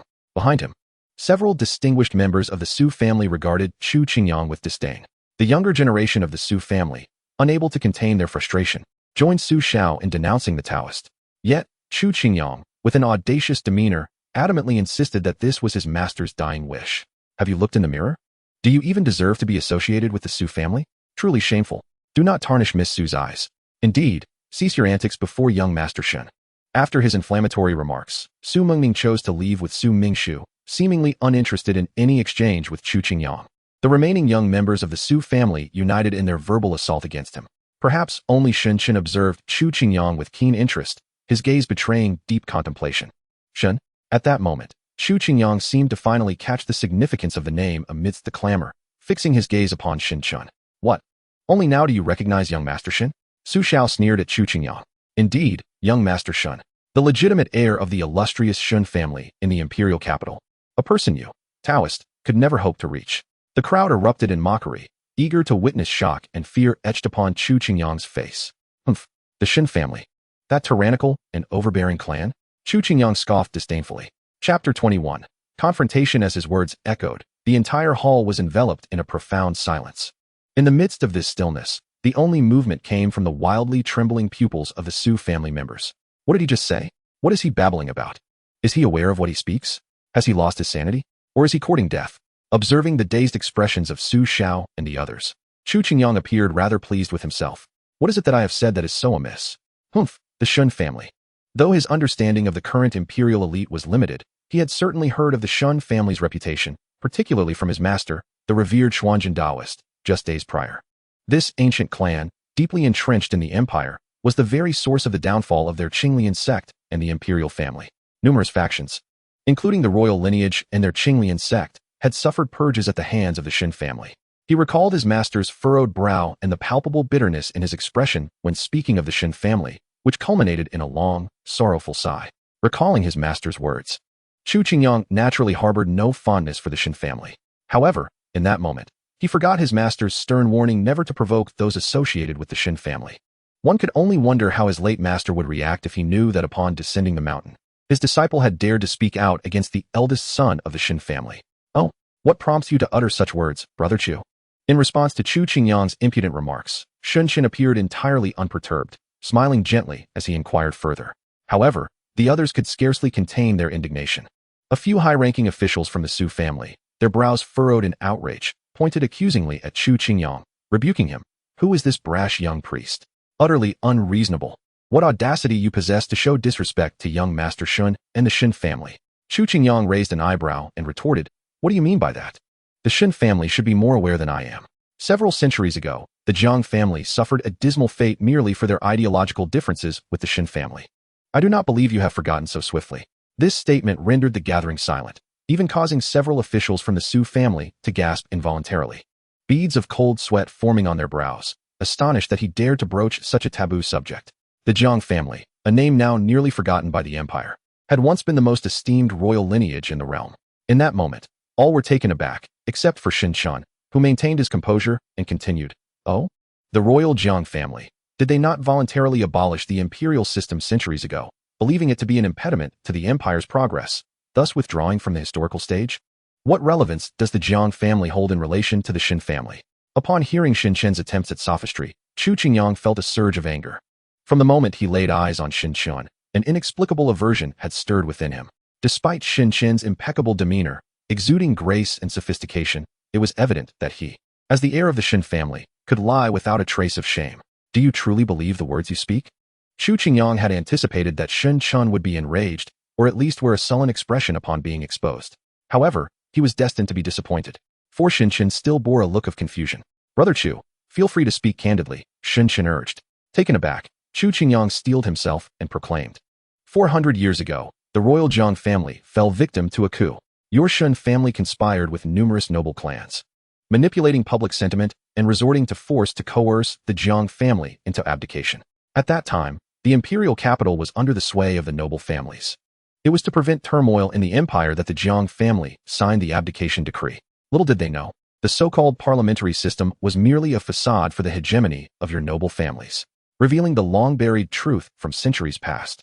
Chu Qingyang felt a sense of relief wash over him. Yet, in the next moment, he detected a barely audible chuckle. Following the sound, he found Shen Chen seemingly struggling to suppress his laughter. Soon after, The atmosphere was filled with increasingly boisterous laughter, all emanating from the Su family members, who mocked and scrutinized Chu Qingyang with varying expressions, some scornful, others pitying, and some derisive. At that moment, Chu Qingyang felt his body stiffen slightly. Shin Chun, with a slight smirk, patted Chu Qingyang on the shoulder, offering a seemingly kind warning, "Brother Chu, it would be prudent to disregard some of the whispers circulating in the shadows of the empire. They are merely fabrications spun by a group of concealed rats, attempting to undermine the current parliamentary system. Any discerning individual treats these tales as mere fodder for amusement." Then, pausing for effect, Shun Chen continued, his smile unchanged but now tinged with a rare chill, causing Chu Qingyang to suddenly feel a shiver run down his spine. The empire has been able to suppress a group of cunning and treacherous individuals thanks to the capabilities of the Shin family. Without the so-called domineering Shin family, the vast empire would have likely fragmented and succumbed to turmoil and chaos long ago. "Brother Chu, it is imperative to rectify the misguided thoughts." As Shin Chen's voice fell, a chorus of agreement ensued. Indeed, unwholesome thoughts are nothing short of a calamity within the empire. Listening to slander and echoing others' words, how pitiful. The youth of this empire today are indeed a declining generation. However, we are fortunate to have someone like young Master Shun, a true dragon among men. Even Su Xiao wore a mocking expression, astonished that such absurd and foolish statements could find believers. It seems the empire is so vast that it allows for the emergence of every kind of fool. Chu Qingyang stood there in a daze, momentarily at a loss for words.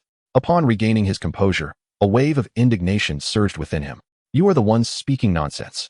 The Jiang family remains in exile, hiding desperately, in a state of abject misery. It is all due to you aristocratic families." Chu Qingyang's face flushed crimson as he shouted. Following his outburst, the hall fell into silence, his echo reverberating endlessly.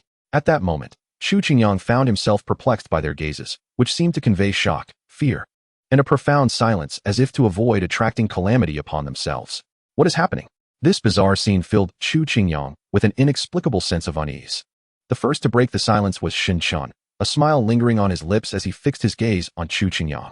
"Since the Jiang family abdicated, they have resided in the imperial capital, Qingyuan. What are you talking about, Brother Chu?" In an instant, Chu Qingyang felt as if struck by lightning, his eyes wide with disbelief. It was only then that he realized he may have stumbled into a great calamity. How could this be possible? "According to my master, the Jiang family has been in hiding outside. How could they possibly be in the imperial capital? No, he mentioned they have resided there since their abdication. Yet my master would never deceive me. Given the long-standing friendship between the Qinglian sect and the Jiang family, the news must be true. This can only mean that the Jiang family's lineage in the imperial capital is not genuine. Or rather, at least a portion of the Jiang family has escaped the surveillance of the Shun family and fled the capital. What has he said? This is bad. What has he said?" The thought sent chills down Chu Qingyang's spine. The Jiang family's long-standing friendship with his Qinglian sect, yet he has inadvertently harmed the imperial Jiang lineage. "Brother Chu?" Shin Chun inquired again, seemingly attempting to rouse the dazed youth before him. "No, it's nothing." Chu Qingyang suddenly snapped back to reality, hastily correcting himself. "I was merely misled by what I heard circulating online. It must be false. Brother Chu, you must keep your eyes wide open and not believe everything you hear," Shin Chen advised. Chu Qingyang felt a surge of anger within, yet he had no choice but to lower his head in humiliation and respond with a mumbled acknowledgement. The other members of the Su family concurrently realized they had urgent matters to attend to and hurriedly departed. Sweat beaded not only on their foreheads, but also in their palms. In their hearts, they were cursing Chu Qingyang's ancestors back to life. What business do we have discussing the Jiang family? Is this something we can entertain? One would wish to become deaf and blind in that moment, relishing the serenity of a stable life. The power struggle between the Shun family of the imperial capital and the royal Jiang clan. Even the slightest ripple could shatter ordinary noble families. Chu Qingyang hastily followed the others, eager to leave the scene. Soon, only Shen Chen remained in the hall, his gaze fixed on the ground, his eyes deep with contemplation. Initially, he had come merely to seek the whereabouts of the divine tree, yet unexpectedly, he had garnered intelligence regarding the Jiang clan. "In this lifetime, I shall bring you forth ahead of time." Chapter 22. Su Mingming's confession as dusk descended. The governor's residence in Jiangxing fell into an eerie silence, occasionally interrupted by the distant call of birds, emphasizing the solitude. The vast expanse, with its scant population, naturally fostered an atmosphere of desolation. In one of the chambers, Su Mingming sat at the table, her glassy eyes filled with a sense of daze as she gazed out at the nightscape. What thoughts occupied her mind? The thrill of rebirth had dimmed, and she found herself once more envisioning the destruction of the Su family in her past life. Her father, Su Mingshua, had protected her to the very end. urging his loyal guards to take her away. The sounds of slaughter, screams, and the shattering of the fortress echoed in her ears. She was suddenly reminded of that colossal tree shadow, towering like a mountain, brandishing lethal vines. Thump, thump. Su Mingming's body trembled, as though jolted awake. Coming to her senses, she realized someone was knocking at the door. Who? Hastily wiping the traces of tears from her face, she feigned composure and inquired. In the next moment, a familiar voice resonated, calming the turmoil within her heart. Mengning, may I come in? Shen Chen's voice floated through the spacious room, bringing her a sense of reassurance. Master Shun, do you require something? Su Mengning opened the door to find Shen Chen standing outside, clad in deep black attire. His eyes as dark as the night gazing at her. Even though Shen Chen, at this point, lacked the formidable prowess of the eternal divine lord in the future, there was an aura and presence about him that seemed divinely ordained. As she looked into his eyes, Su Mingming momentarily lost herself. Indeed, there is something, Shen Chen replied. They entered the room and sat down. After a moment of silence, Shen Chen suddenly asked, have you been troubled by something lately? Su Mingming responded, surprise evident in her voice, as she appeared somewhat flustered. I noticed you often seem lost in thought, and today, upon encountering that Taoist surnamed Chu, you appeared unsettled. Did you know him previously? Shen Chun continued, a hint of concern in his expression. Yet, what met Shen Chen's inquiry was an unusual silence. Su Mingming seemed to be struck by something, biting her lip fiercely, her eyes resembling shattered stars. Shen Chun did not show annoyance, merely waiting quietly. At that moment, Su Mingming's emotions were in utter turmoil. Since her rebirth, a heavy weight had pressed upon her heart, nearly suffocating her. Yet now, she felt an overwhelming desire to confide in the man before her. However, the absurdity of this notion rendered her speechless. After a long while, Su Mingming lifted her head, her eyes now veiled with a mist of tears. Young Master Shen Chun, you may perceive me as a madwoman, uttering nonsensical ramblings, yet I assure you, my words are far from mere fabrications. Shen Chen's pupils slightly contracted, as if he sensed something amiss. However, suppressing the tumult within, he spoke gently to reassure her. It's all right, go ahead. Encouraged by Shen Chen's words, Su Mingming summoned her courage to meet his gaze. Young Master Shun, would you believe me if I said that the world is on the brink of an apocalypse? As her words hung in the air, it felt as if time itself had paused. Never before had Su Mingming experienced such trepidation. She feared that the man before her might regard her with a peculiar stare, to be deemed insane or overly imaginative. Indeed, anyone hearing such a claim would likely consider it the most ludicrous jest. After all, the Empire's strength was flourishing, and the world appeared to bask in tranquility. An apocalypse, while certain regions were embroiled in conflict, was something she could not fathom. Su Mingming's eyes widened in disbelief, her fingers instinctively curling. The silvery moonlight cascaded through the window, illuminating the man before her as if bestowing upon him a divine radiance. In that singular moment, her heart raced, a tingling sensation coursing through her. Shen Chen suddenly stepped closer, their faces nearly touching, allowing them to feel each other's rapid breaths. Mengning, might you elaborate? Half an hour later. Young Master Shun, thank you, Su Mengning said, wiping her tears and offering him a smile, her tear-streaked face still glistening. Thank you for your listening ear. No. Shen Chun gazed at the exquisite young woman before him, gently tucking a stray strand of hair behind her ear, revealing a sincere smile. Mengning, I should be the one expressing gratitude. This intimate gesture stirred no repulsion within Su Mengning. Rather, an intense yearning unexpectedly surged within her. Under Shen Chen's gentle gaze, she gradually leaned into his embrace. The moonlight fell upon her already captivating visage, casting a bewitching glow. In that moment, even Shen Chen found himself momentarily stunned. Though his initial approach towards Su Mengning had been with ulterior motives, he could not deny that there were fleeting moments when he was undeniably captivated by her presence. Her features were truly flawless, and in this moment, with her cat-like demeanor, she embodied a sight that countless admirers would dream to behold. Yet, it was only Shen Chun who had the fortune to witness it. Without hesitation, Shen Chen wrapped his arm around her delicate waist and slowly leaned down. Mengning, I must take my leave. After sharing a tender kiss with Su Mengning, he expressed his intention to depart. A soft, almost imperceptible murmur escaped her lips as she lowered her blushing face, unable to meet Shen Chen's gaze any longer. Throughout her life, she had never been so intimately close to a man, let alone in such an affectionate and ambiguous manner. As the door gently closed, Su Mengning finally raised her head. While a twinge of regret lingered in her heart, her fondness for Shen Chun grew immensely. She was acutely aware of her own beauty's allure, and she appreciated that young Master Shun had shown restraint and departed with grace. Such refinement, how could she remain unmoved? Gently closing the door, Shen Chen's lowered gaze betrayed an excitement that she could no longer suppress. Little did she anticipate that Su Mengning harbored such a monumental secret. Su Mingning confided in her that she had experienced an extraordinarily vivid nightmare, one in which the empire plunged into a desperate apocalypse. The myriad details she recounted from that dystopian vision left Shen increasingly alarmed. Although the narrative was limited by her narrow perspectives and rife with omissions, its authenticity was strikingly profound. Under Shen's subtle guidance and probing inquiries, Su Mingning revealed the source of her terror, an enigmatic Taoist named Chu Qingyang. It was indeed that Chu Qingyang. He had relentlessly pursued me, and upon my rejection, he harbored malicious intent, deliberately presenting a seed that he claimed could aid the Su family in their quest for supremacy. Unable to comprehend its significance, I reported it to my father. Subsequently, that seed blossomed into a willow tree, which appeared both beautiful and otherworldly. However, 2 years later, Chu Qingyang mysteriously vanished, and shortly after his disappearance, that very willow tree began a savage rampage in Jiangqing. My father, my uncle, Su Xiao, and countless awakened members of the Su family, along with tens of thousands of civilians reliant on Jiangqing for survival, all perished in that catastrophic battle. Chapter 23, Night Talk. At this juncture, Su Mingning was overcome with emotion. Her voice choked with tears. In her understanding, the source of the calamity lay with that fanatical Taoist who had pursued her relentlessly. Rejected by both her and her father, he fostered resentment and sought vengeance against the Su family. With Shen Chen's comforting presence, she continued to recount her harrowing struggle for survival in that apocalyptic landscape, a grim and brutal ordeal. Navigating through desolate lands, she had to guard herself against zombies, monstrous beasts, diseases, and even her fellow humans. A moldy biscuit could incite a deadly conflict among a dozen ordinary people. Even the most rudimentary E-class awakened could dominate and torment ordinary folks at will. Intrigue and deceit ran rampant, unleashing the darkest facets of human nature in the face of the apocalypse. She also mentioned catching a distant glimpse of him, Shen, in a dark city. What role do I play in your dream? Shen inquired.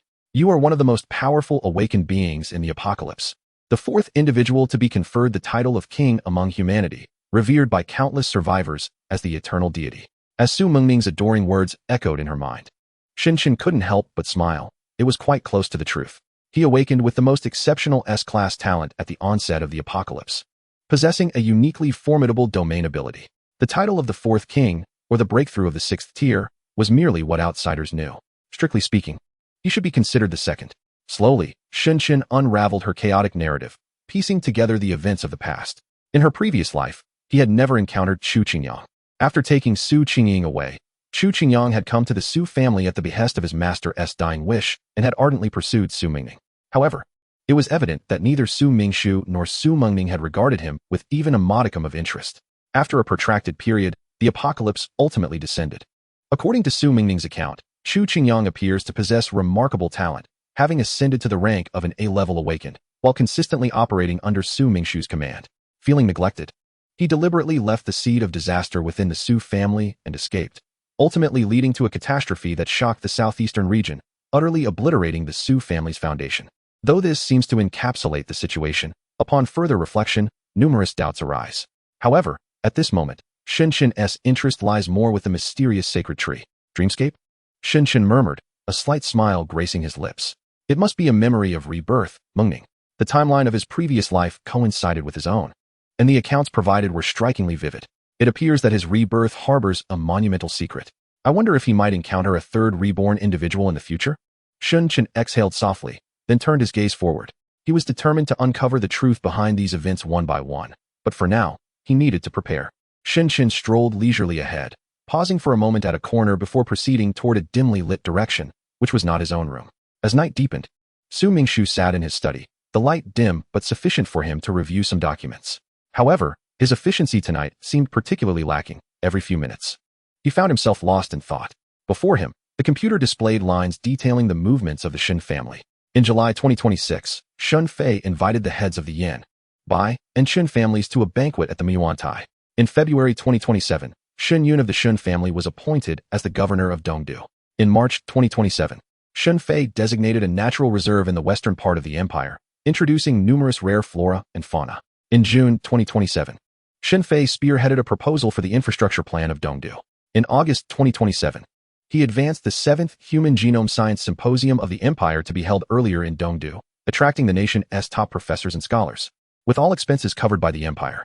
In the same month, the Imperial Research Institute's building underwent irregular maintenance.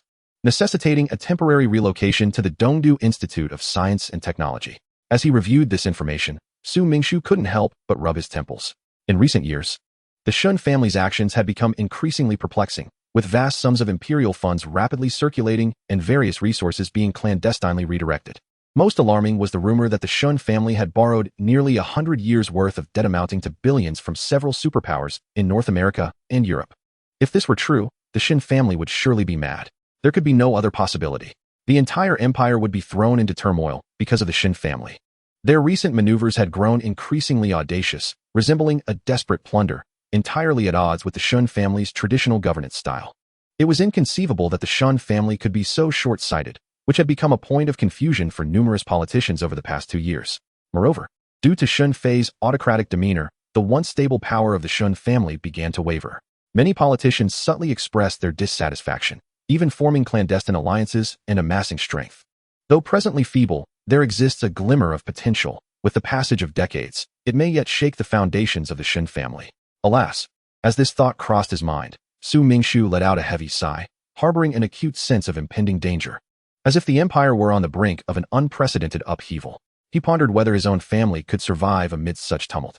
Suddenly, the stillness of the room was pierced by a few distinct knocks at the door. Su Mingshu instinctively turned his gaze towards it, and a voice floated in, "Uncle Su. May I enter?" His pupils contracted slightly as he effortlessly closed the information on his computer and replied in a congenial tone, "Is that you, Shinxianzi?" Of course, the door is not locked. As the words left his lips, the door creaked open, revealing Shin Chun, who stepped in slowly. Beneath the dark night and the moonlight, Shin Chen's features appeared even more refined, prompting Su Mingshu to marvel at the young man's appearance, a fitting match for his daughter, indeed. "Is Uncle Su still busy with official documents at this late hour?" Shin Chen inquired with a chuckle. "There have been numerous matters to attend to lately. One must contemplate solutions," Su Mingshu replied, his tone light, yet laden with meaning. "Have you not yet retired for the night? Is your accommodation uncomfortable?" Shin Chen responded, his eyes unwavering. He could hardly confess to having just spent an intimate moment in Su Mingning's chamber. Su Mingshu fell silent, observing Shin Chen as if awaiting something significant. The timing of this visit, with only the two of them present, indicated a conversation of grave importance was at hand. "Uncle Su, prior to my journey to Jiancheng, my father entrusted me with a letter insisting I deliver it personally into your hands," Shin Chen announced, presenting an envelope to Su Mingshu with a nonchalant smile. The gravity of the situation settled upon Su Mingshu as he solemnly opened the letter and began to read. After a prolonged silence, he trembled as he set the letter down, his complexion pale and rigid, gazing at Shin Chen, who regarded him with a serene smile. Su Mingshu felt an icy dread constricting his chest, radiating through his limbs. With great effort, he managed to force a smile and stammered, "Lord Shin Fei, are you jesting with me?" At this, Shin Chen chuckled lightly. "My father has been exceedingly occupied. He hardly has time for levity with Uncle Su. If you doubt me, do check your computer. The documents should have been sent to you by now." Su Mingshu was momentarily taken aback, but soon, a notification chimed from the computer before him. He hastily pulled the chair closer, peering intently at the screen. Indeed, a confidential document had been dispatched to his hidden inbox. His fingers trembled with anticipation as he scrolled through the content, for the information contained within was far more alarming than any economic crisis, imperial transformation, or societal unrest. As he opened the document, Su Mingshu moved the mouse slowly, meticulously scrutinizing each word. Within lies a plethora of experimental data and documentation from the internal research institutions of the Shin family. Each figure contained therein is the result of countless days of meticulous calculations by premier experimental facilities, the tireless efforts of thousands of researchers over innumerable nights, and financial expenditures reaching into the hundreds of billions. Ultimately, it was only through an extraordinary stroke of fortune that the conclusion was reached. As Su Mingshu perused the final page, he finally encountered the result that Shin Fei had referenced in his correspondence, a harbinger of the apocalypse for humanity. The substance, designated as black mist by the Shin family, is poised to connect with another realm in the near future, unleashing an endless tide of dark, otherworldly creatures upon Blue Star. Furthermore, there will be magnetic field disruptions, nuclear weapon malfunctions, mutations among beasts, and the rampant spread of the magical fog. Each of these calamities profoundly shook Su Mingshua's very soul, instilling a paralyzing fear within him. How could this be? "Uncle Su, can you believe it?" Shin Chen's words jolted Su Mingshua back to reality. In an instant, he dashed toward Shin Chen. "Shin Chen, surely your family possesses a solution. To preserve the human world or the empire, there is no feasible method, much like the ancient tale of the Great Flood, which no human effort could avert." Shen Chen shook his head, then coldly smiled. However, we could construct a modern-day Noah's Arkansas. I wonder, Uncle Su, would you like a ticket? Yes. Su Mingxua replied hastily, abandoning the composed demeanor of a governor. Shen Chen reined in his smile and adopted a serious expression. Very well. I hereby officially extend an invitation from the Shun family to the Su family to join the Free Council Alliance. Governor Su Mingxua, will you accept? The Free Council Alliance? Su Mingxua murmured this peculiar term to himself, unexpectedly finding a semblance of strange comfort in it. I agree. I accept. Uncle Su, there is no need to panic. Shen Chen resumed his gentle demeanor. Trust me, trust the Shen family, trust yourself. Shortly, an agreement will be sent to your computer. Remember, this incident must remain confidential. All right. All right. Su Mingxua emphatically repeated, settling into silence, though his heart continued to race. Little did he know that this Free Council Alliance would emerge as the mightiest force amidst the ruins of the Empire post-apocalypse, tasked with upholding the continuity of civilization and order. In due course, all survivors in this cataclysm shall adhere to the regulations established by our alliance. Otherwise, they will forfeit its protection and be cast into the desolate wasteland to fend for themselves. Shen Chen replied slowly, then offered Su Mingxua a slight smile. However, the Shen family's resources are limited. You will assist us in alleviating some of the pressure, will you not, Uncle Su? Absolutely. I shall devote myself to alleviating the burden for the Shen family, and the Su family is committed to the preservation of human civilization. Su Mingxua declared his loyalty, his eyes reflecting excitement for the first time. This is not merely alleviating pressure. It is starkly a division of power. In the aftermath of the apocalypse, the empire is bound to crumble, and all factions within the human realm shall undergo a thorough reshuffling, with rules and order redefined anew. With the assurance of the Shen family, the Su family has secured the role of administrators, poised to rise above countless others in the impending apocalypse. At this moment, an unusual sense of relief washed over Su Mingxua. Their modest Su family had unexpectedly received a lifeline from the Shen family. This overwhelming sense of happiness left Su Mingxua feeling dizzy, accompanied by a flicker of doubt. It seemed that Shen Chen also perceived the turmoil within Su Mingxua's heart. Perhaps it was due to the enchantment cast by Uncle Su's youngest daughter. Su Mingxua promptly remarked, "It is a tremendous honor for my daughter to accompany Shen Xianzi." How laughable he had previously worried about Shen Chen's sincerity. Now, heavens, what did sincerity matter? It was the end of the world. The apocalypse. With his discerning vision, he understood that once order was shattered, this land would transform into a hell on earth. At such a time, what fate would befall beautiful girls? Could he protect Ning'a? To follow Shen Chen meant at least a life free from harm and worry. As for whether Shen Chen was merely infatuated with Ning'er's beauty, well, if he were to desire her, what would he have to compete with? The eldest son of the Shen family already had countless admirers, though civilization had tempered their pursuits. Once the apocalypse descended and the Shen family fortified their stronghold, he could scarcely imagine the number of exquisite girls who would weep and beg to share Shen Chen's bed. After Shen Chen departed, Su Mingxua returned to his computer, discovering several new documents had arrived. He dared not be negligent and meticulously read through them. Among the useful information, he noted the members of the Free Council Alliance, which included the Shun family of the imperial capital, the Bai family, the Qin family, and the Shao family. Finally, at the end of the list of esteemed families, he spotted the Jiangqing Su family. At this moment, Su Mingxua felt a mix of embarrassment and gratitude. It is worth noting that the distinguished families preceding them were the pinnacle of imperial power, though not as ancient as the Qin family. They too boasted histories spanning several centuries, deeply rooted and towering above others. Little did he expect that one day, the Su family would stand alongside them. Amidst the illustrious families of the imperial capital, the sudden appearance of the Jiangqing Su family was indeed conspicuous. However, it seemed not all members bore the imperial capital prefix. He caught sight of another member equally notable, the Snowfox base. His heart raced. That name appeared to belong to a major military base in North America. Had the Shun family extended its influence beyond the empire? Chapter 25, Brewing Tea Imperial Capital.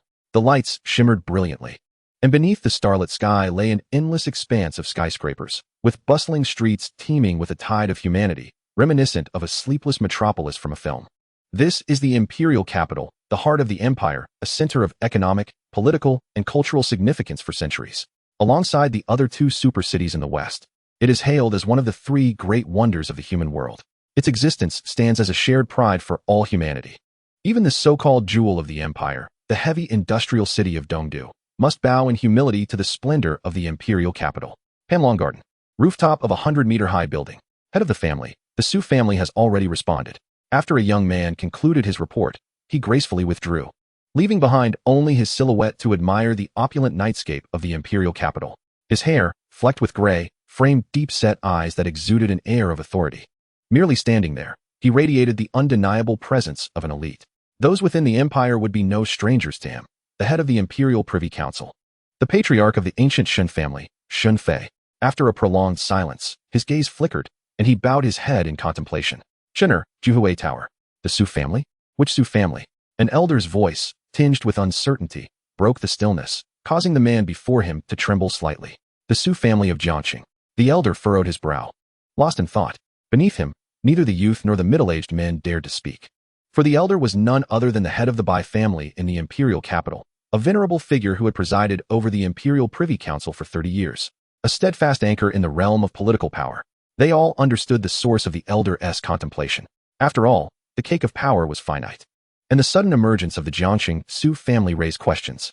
Yet none dared to challenge, for such decisions lay with the Shin family. The organizers of the Free Council Alliance were undeniably at the heart of the Shun family's machinations. Apart from the Bai family, the other noble houses in the alliance had received this news promptly, and a sense of unease began to stir within them. After all, it seemed evident that the Su family had no rightful claim to stand alongside them. However, despite their doubts, no one would dare to question the Shin family. The Shun family had historically possessed a foresight that others lacked. They simply needed to support the Shun family at opportune moments to fortify their dominion in the face of impending calamity, thus reaping boundless rewards. In the end, the heads of several ancient noble houses, stoic men who seldom displayed their emotions, found themselves collectively sighing, an acknowledgement of the approaching doom. The next dawn broke, clear and bright, casting sunlight over Jiangqing, which resonated with laughter and joy. Within the governor's residence, Su Mingshu emerged slowly from his study, having scarcely slept through the night. The unanticipated news of the impending catastrophe had kept him awake, pondering the precarious position of the Su family and the preparations needed for the days to come. It was only now that he grasped the implications behind the Shun family's peculiar actions. Soon, the empire would collapse, and the apocalypse would descend. Who would then concern themselves with century-old debts or social unrest? If he were the head of the Shin family, he would wish to dismantle the empire, all to secure more resources in the limited time available. Yet, one aspect remained perplexing to him. The Shun family's maneuvers seemed to position the eastern capital as their stronghold after the apocalypse. However, from any standpoint, the imperial capital should have been the superior choice. If Shin were to hear Su Mingshu's query, he would merely smile gently. In preparation for the impending disaster, Shin had meticulously considered all advantageous and disadvantageous factors, ultimately discarding the imperial capital first. For in his past life, at the dawn of the apocalypse, a great terror festered within the depths of the black fog that shrouded the imperial capital. The mere presence of that singular creature has solidified the capital's position as one of the world's 10 most perilous zones in the aftermath of the apocalypse. Such a formidable beast was far beyond the capacity of humanity at the dawn of the cataclysm. During that time, nearly half of the capital's elite families faced annihilation, while the fortunate survivors hastily fled the city. In a previous life, the Shin family, after cautiously probing the creature on the first day, made a swift decision to relocate, taking with them all their resources and military forces to the eastern capital, which later blossomed into the thriving Free City. Although the capital was the empire's most prosperous city, it suffered the deepest corrosion from the Black Mist and the tide of monsters post-apocalypse. Years after the calamity, it remained an unapproachable wasteland. In stark contrast, the eastern capital boasted an industrial base and population comparable to that of the capital, alongside an abundance of resources second only to it. Serving as the military hub of the empire during wartime, its geographic advantages were unparalleled, fortified by numerous strategic passes, allowing it to maintain a high vantage point. Typically, hordes of undead and beasts were eradicated before they could reach the city gates. Most significantly, the Black Mist encroachment was minimal compared to the capital, rendering it almost negligible. This is why the eastern capital was often referred to as the Chosen City, for it possessed all the optimal conditions for survival in a post-apocalyptic world. Coupled with the leadership of the Shin family, it became a sanctuary for humanity amidst devastation, a free city long yearned for by countless survivors. Thus, the eastern capital has always been the Shun family's primary choice. Young master, the Taoist remains asleep in his chamber and shows no intention of leaving the Su family, reported the girl in the blue dress. Shin nodded slightly. There was no need for haste, whether concerning the divine tree or the remnants of the royal family. All information currently lay in the hands of Chu Qingyang.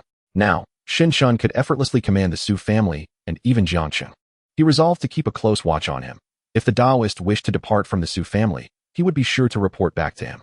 Upon opening the door, Shinshin found Su Xiao standing respectfully outside. "Oh, what brings you here, Brother Su?" "Young Master Shun." Su Xiao stepped forward. "My uncle left the governor's mansion early this morning, reportedly to discuss urgent matters, returning to our ancestral home. He mentioned specifically that you should feel free to do as you wish." Returning to the ancestral home? It seemed that Su Mingshu had gone back to confer with the elders of the Su family about the impending disaster. In the face of looming catastrophe, every additional day of preparation was crucial. The implication of allowing him to act freely was already quite clear. Since the Su family had fully aligned themselves with the Shin family, it was only logical to grant Shin Chun comprehensive authority over Jiangqing. Such audacity was commendable, even eliciting admiration from Shin Chun, for this course of action indeed resonated with his own desires. "Young master, this is the tea personally brewed by my uncle before he departed, and I must insist you try it," Su Xiao said, presenting a steaming cup. Shin Chun took a sip, a smile widening on his lips. In the shadows, the still-present Lan Shi observed this scene, raising her regard for the governor of Jiangqing. Su Mingshu was truly a remarkable individual. His thoughtful instructions and personal preparation of tea displayed a remarkable humility for someone of his stature, and the rapid adjustment of his mindset was genuinely astonishing. Even the heads of the noble families within the parliamentary alliance harbor a mere facade of respect towards Shun Fei and his elder generation. In truth, they hold a deep-seated contempt for the young master. Little do they realize that the majority of the apocalyptic strategic plans, including the Coalition-S alliances, stem from the young master's ingenuity. Reflecting on this, Lan Shi could not help but scoff coldly. They are merely tools to consolidate the young master's throne. Chapter 26. Teasing? In a chamber within the governor's residence, Chu Qingyang awoke, his eyes fluttering open as he sat upright. After surveying his surroundings, he gradually retrieved a wooden box from his backpack. Upon gently opening it, he fell into contemplation, revealing a desiccated seed nestled within, its withered gray hue suggesting it had been lifeless for many years. This was the treasured relic of their Qinglian sect, a lineage that had persisted for centuries. When Chu Qingyang first beheld it, he had laughed until his stomach ached, exclaiming that it was a seed that had died centuries ago, and even the heavenly king could not resurrect it. To his astonishment, Xianjin Daoist had erupted in fury, punishing him with 3 days of confinement. It was only later that he came to understand that this seed was a celestial treasure bestowed by the founding patriarch of their sect. It failed to thrive due to its incongruity with the earthly realm. However, every generation of the Qinglian sect's leaders believed that one day, an environment conducive to the celestial seed would emerge, heralding the sect's resurgence to greatness. Although Chu Qingyang held a degree of skepticism in his heart, he recognized the seed as a cherished artifact of the sect that must not fall into the hands of others. Indeed, his apprehension was directed towards Xinchun. After a probing encounter the previous day, he discerned the depths of this individual's cunning and treachery. He had inadvertently leaked information regarding the Jiang family, and he was certain that the man named Shun would not let this matter rest lightly. Regardless, he resolved to face whatever challenges lay ahead, for he was not one to be trifled with. After securing the seed, a semblance of peace washed over Chu Qingyang. However, an inexplicable twitch of his eyelid caught his attention, and he scanned the area once more, finding nothing amiss. His brow furrowed slightly as he murmured to himself, questioning whether it was merely a figment of his imagination. He had an uncanny sense that someone was observing him. After Su Xiao departed, Shen Chen did not linger in his quarters for long. Seemingly by chance, he arrived at another estate. This residence was expansive, and the courtyard outside was tended by numerous gardeners diligently pruning the flora. Yet, they remained focused on their tasks, not daring to cast their eyes elsewhere. For the master of this abode was none other than the eldest daughter of the Su family, rumored to possess both unparalleled beauty and a heart as cold as ice, Su Qingying. Shen Chen halted his steps, an inscrutable expression crossing his features. Su Qingying, the maid he had brought back from the Su family in his past life, a woman who was fiercely loyal and fervent towards him. In the aftermath of the apocalypse, she awakened an A-grade special ability, becoming an exceptionally sharp blade at Shun Chen's command. Her intellect, cunning, beauty, and strength were all of the highest caliber. She held a profound disdain and contempt for everyone in the world, especially men. Yet, she obeyed him without question, displaying utmost obedience in all matters, both in the bedroom and beyond. However, at present, she seemed to be ensnared in a state of agitation due to certain circumstances. Compared to the Jasmine shadow of her past life, who instilled fear in many a powerful figure in the free city, the current Su Qingying, there exists a certain endearing innocence about her. A top-tier A-class awakened individual, possessing an unparalleled beauty and grace, coupled with unwavering loyalty to him. Su Qingying is undoubtedly someone he intends to take with him. Moreover, Su Mingning, a girl suspected of being a reincarnated soul, equally needs to accompany him back to the Shin family. Thus, it seems that both of Uncle Su's exceptionally beautiful daughters may be brought back to the Shen household. One might assume that Uncle Su would not refuse such a proposition. Shen Shen displayed a benevolent smile. After a few moments, several gardeners in the courtyard began to discreetly observe Shen Chun. They were perplexed as to why a man would linger here for such an extended period. It is well known that their master is not one to be trifled with, standing in stark contrast to the gentle and pure second miss of the Su family. The second miss has never acknowledged her fervent admirers, yet those noble youths daring to pursue their master over the years have met with extraordinarily tragic fates. May I inquire whom you seek, young master? Approached a maid-like figure, politely posing the question. Surely, the eldest daughter of the Su family resides here. How unfortunate. Our young lady is currently unavailable, she responded with an apologetic tone, while inwardly lamenting the misfortune of this hapless visitor. Their young lady was presently in a foul mood due to a certain matter, having turned away even the eldest young master of the Su family.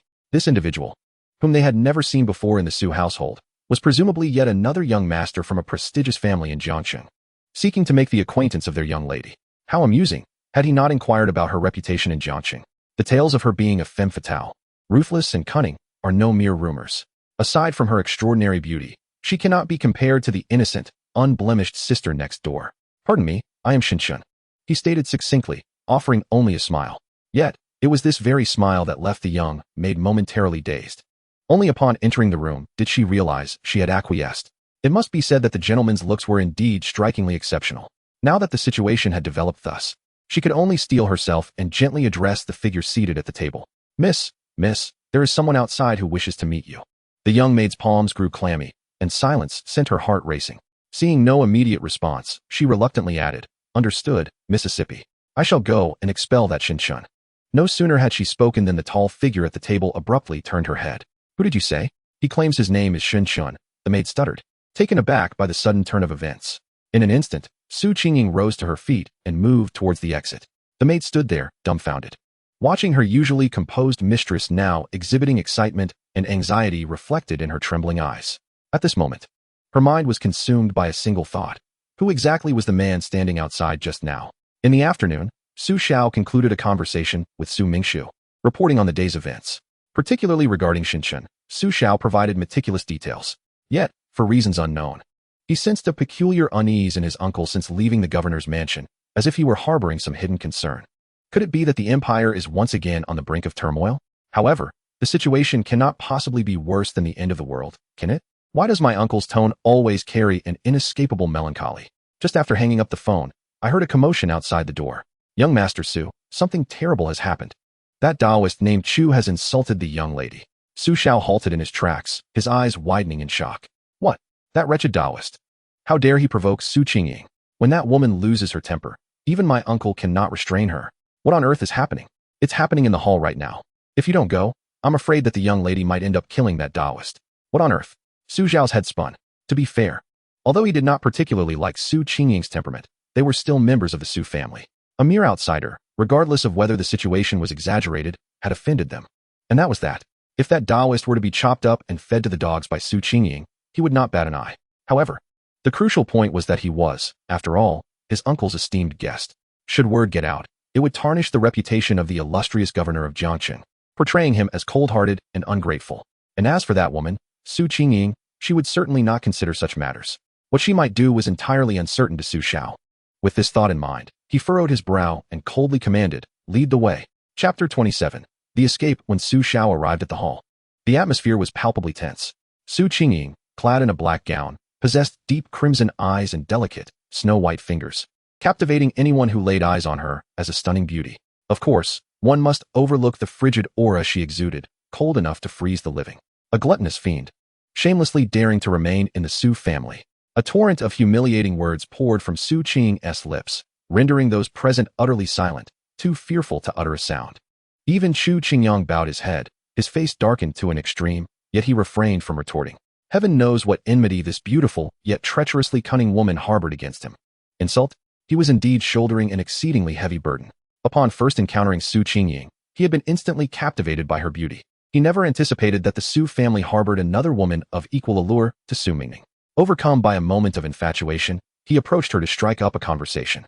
To his delight, this enchanting beauty did not respond to him with the disdain that Su Mingming had shown. Instead, She was exceedingly gentle and amiable, nearly melting his heart. In a dizzying haze, he uttered some most inappropriate comments. However, he swore he genuinely believed she had an interest in him, which prompted his ill-chosen words. Little did he know that the once gentle Su Qing would turn on him, her demeanor as frigid as ice, fierce and domineering. The abruptness of her transformation nearly caused him to injure his spine. At this moment, he truly found himself in a predicament. To deny it would be to acknowledge that he had indeed said those frivolous things in a daze. Yet, to admit it meant recognizing that he had merely spoken lightly. Without even having touched her hand, he wished to counter her claims, but upon reflection, he realized that from the very beginning, he had been led around by the nose. Manipulated by that woman into saying things he ought not to have said. Damn it, what on earth is happening? I haven't even touched you. With the utmost vehemence, Chu Qingyang raised his voice in protest. Before he could finish his sentence, Su Qingyang's fury escalated. Do you still wish to lay a hand on me? Have you taken a moment to consider the despicable creature that you are? When it comes to vitriolic rhetoric, Su Qingyang had never feared anyone since her youth. Just a few sharp words left Chu Qingyang utterly crimson with humiliation. Remaining in the Su household was nothing short of enduring relentless indignities. Aside from the head of the Su family, no one regarded him as human. You have insulted me to this extent. The Su family shall repay this matter 100-fold. Chu Qingyang bellowed, turning to depart. Yet, at that moment, a figure obstructed his path. It was Su Xiao. Leaving, are we? Su Xiao scoffed. Since you have just acknowledged your disrespect towards Su Qingyang, where do you think you can escape to now? To his astonishment, he had arrived just in time to hear this wretched scoundrel threaten the Su family. What a farce. 100-fold retribution. What is he even worth? Moreover, letting him leave unscathed was out of the question. They must wait for his uncle to return to address the matter. According to Article 71 of the Imperial Law, publicly harassing a woman with inappropriate remarks warrants a warning and disciplinary action. Boldly, escort him to the security office, he commanded. Upon hearing this, a middle-aged man beside Su Xiao advanced. Chu Qingyang froze, turning to meet Shen Chen's gaze for a fleeting moment. In that instant, he discerned a hint of derision in Shen Chen's eyes. No, this cannot be. He was being framed. He could not go to the security office. They would surely detain him. At that moment, doubt and distrust surged within him, nearly overwhelming his senses. Then, he made a move that astonished everyone present. Just as Old Li reached out to touch him, he suddenly sprang into action, shoving the burly Old Li aside. With a swift stride, he barreled through several individuals and burst out the door. With a somersault, he vaulted over the Su family's high wall and fled. Ouch, that hurt. He escaped. Quick, apprehend him. Did he just leap out? That wall must be at least 3 meters high. Chaos erupted in an instant. Even Su Xiao stood frozen, at a loss for what to do. Should they pursue or let him go? Both the earlier harassment and this escape were matters of significant consequence. Whether one chose to take them seriously or not, the implications were considerable. Just then, a figure emerged from the crowd, silencing everyone. Young Master Shun, what brings you here? Young Master Shin? Shin Shin gestured for silence and chuckled lightly. Disregarding imperial law, we must ensure he is brought back. As he spoke, others echoed his sentiments. Indeed, we cannot let him leave like this. It would be a disgrace. Absolutely, the imperial law is not to be trifled with. Especially not in public, it is utterly lawless. The empire ought to reign in these Taoist sects. They act as if the law does not apply to them, committing offenses with impunity. Young Master Shun, shall I contact the various security offices in Jiangxing and dispatch additional personnel for tracking?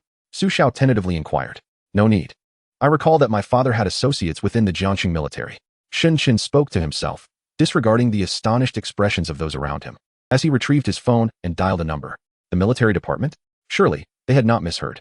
The crowd was taken aback, as the ringing echoed.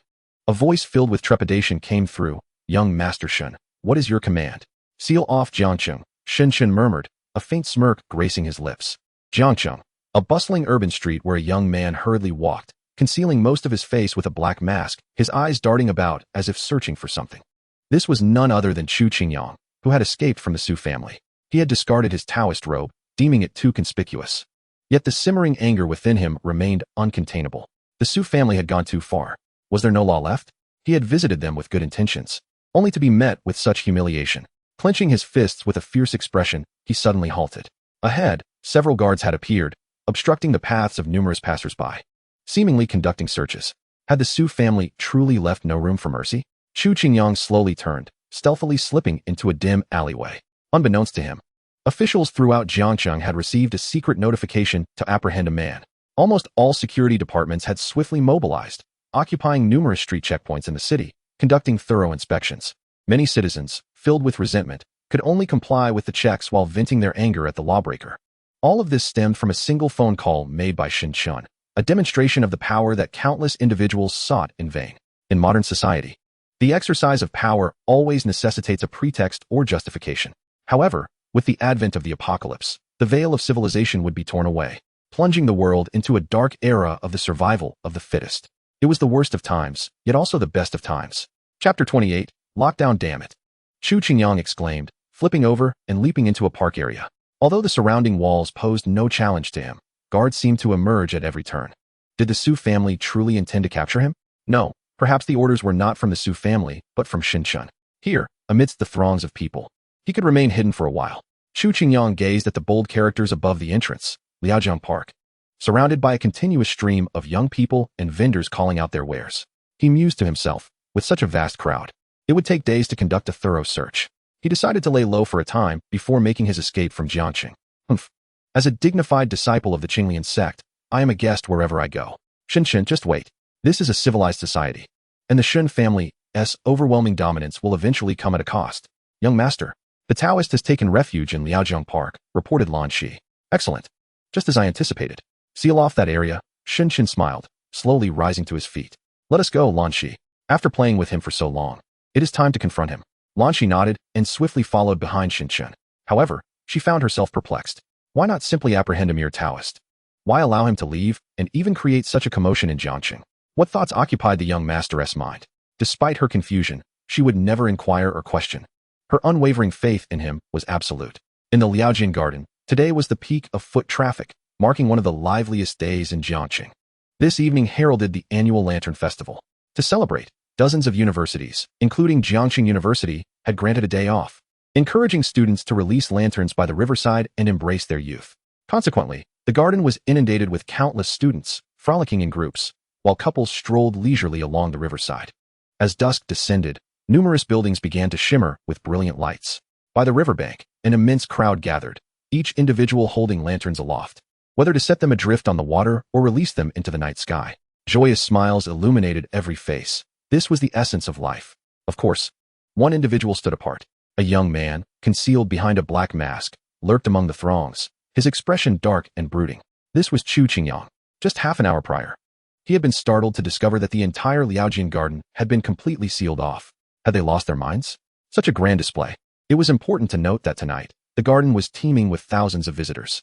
The Su family and Shin Chun, in their pursuit of him, appeared utterly indifferent to the populace. Among the throngs were numerous families of high-ranking officials, all treated with equal disregard. What a display of authority!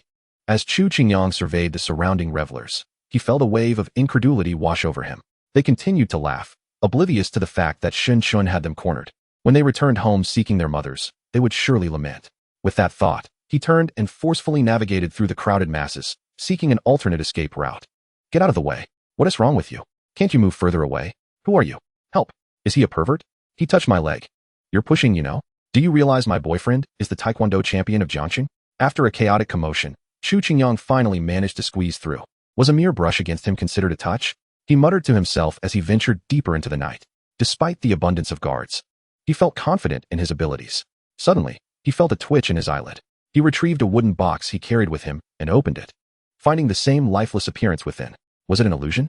The news of the temporary lockdown in Liaojin Garden eventually spread. Among a group of couples, one woman, after spending, remarked that she could not stay out too late and needed to return. The man, desperately pleading, could not persuade her, and she was ultimately intercepted at the exit. A number of her friends had gathered, bolstered by their numbers, creating a ruckus. However, no matter how much they clamored, the guards remained resolute in their refusal to let anyone pass. Many individuals exhibit a tendency to bully the weak while fearing the strong. Upon encountering the stern demeanor of the guards, a sense of trepidation enveloped their hearts. As the news spread further, a multitude of people along the riverbank became aware of the situation. In an instant, their minds were distracted from releasing lanterns, as panic and fear took residence within them. Numerous individuals began to call their families to assure them of their safety. Those with connections sought to inquire about the circumstances, hoping for clarity. However, regardless of their inquiries, they received only vague reports about the apprehension of suspects, with orders emanating directly from the highest command in Jiangqing. In a flash, anxiety permeated the Liaojiang Park, causing people to cluster together, fearful of being alone. Especially at night, Even with lanterns illuminating the darkness, unease lingered in their hearts. Xiaoyi, how is it? Have you managed to find out anything? A group of 4 or 5 university students gathered beside a pavilion, all anxiously gazing at the girl in the center who was on the phone. Yes, yes. Isn't your uncle the head of the tax bureau? Does he know what's going on? Indeed. He should quickly send a vehicle to pick us up. I don't want to stay here any longer. Some looked at the girl on the phone, on the verge of tears. After all, Liaojiang Park had been sealed off for nearly 2 hours, and they had received no information whatsoever. They were even unaware of when the restrictions would be lifted, naturally leading to their panic. After a considerable time, the girl finally hung up the phone, her expression serious. This incident is quite unusual. Even my father has received little information, let alone dispatching a car to pick us up. I heard that a young master from the Li family is trapped here, and they have not dared to come and rescue him. Do you think my father can be compared to the Li family? But do not panic too much. Do not heed the rumors of a terrorist attack. My father advised me to wait in a crowded place. Surely, nothing will happen. It seems the Su family is apprehending some kind of pervert. Pervert? Someone exclaimed in shock. Nonsense. Suddenly, an unfamiliar male voice echoed through the air. The students were taken aback, turning to see a man sitting on a bench in the darkness, wearing a black mask. Only his cold, indifferent eyes were visible, fixated on them. In that moment, an unsettling thought crossed their minds, and they all gulped nervously. Xiao-yi, he. Before the thought could be completed, someone screamed and fled towards the crowd. That scream became the final straw for the frayed nerves of the masses, inciting chaos and panic among the throng. Though the majority remained unaware of the unfolding events, fear is indeed contagious. In an instant, order disintegrated, and countless individuals fled towards perceived safety, resulting in numerous stampedes. Chu Qingyang stood in shock. What is happening? Is he a devil? Chapter 29, The Battle Wa. Mommy, I want my mommy. Amid the turmoil, it seemed a little girl had gone missing. Approximately 4 or 5 years old, with pigtails, she wandered aimlessly, crying softly. Yet, numerous people rushed past her without pausing. Chu Qingyang furrowed his brow, preparing to move forward. Stop! A voice called out to him. Chu Qingyang turned and saw that the speaker was the girl who had called him earlier. She appeared somewhat frightened, her face pale, and even her brows trembled. Yet, she resolutely prevented Chu Qingyang from approaching the young girl. What is this all about? I'm not a human trafficker. How could I possibly abduct that child? Ignoring her, Chu Qingyang continued forward. To his surprise, the little girl seemed to sense a strange man approaching her, and her fear intensified. She turned and, crying, ran away, but stumbled and fell to the ground. Blood oozed from her face, and her cries grew louder. Surrounded by the chaotic and panicked crowd, the little girl sat in the darkness, blood on her face, wailing towards the sky. A stranger in a black mask approached her in hurried strides. The girl named Yu-yi witnessed this scene as if observing a world gradually unraveling. No, she screamed silently in her heart. Do not approach her. Do not harm the child. In the next moment, the stranger's footsteps halted, and the little girl's cries ceased. The world inexplicably paused for a moment. A distinguished and handsome figure had somehow appeared behind the little girl, gently lifting her into his arms. What's wrong? There's blood. Where are your parents? His gentle voice, though not loud, resonated with a unique and precious quality in the chaos around them. I lost my mommy. I want my mommy. I want to go home. The little girl sobbed incessantly in the man's embrace, but did not struggle. It's all right, don't cry. You'll be home soon. Trust your brother, okay? Yes. The man's voice seemed to possess a certain magic, and the little girl truly ceased her crying, nodding earnestly in response. Yu-yi stood there, entranced, as if witnessing the most astonishing spectacle in the world. The strikingly handsome, tall man was none other than Shin-chun, the top young nobleman from the capital whom she had seen not long ago at the Su family banquet, surrounded by the elite of Jiang City. After a few breaths of dazed awe, Shin-chun was before her. Could you take the little girl to find her mother? Yu-yi felt her head spinning as she nodded. Shin-chun smiled at her and handed the little girl's hand to her, aware that lingering here was unwise.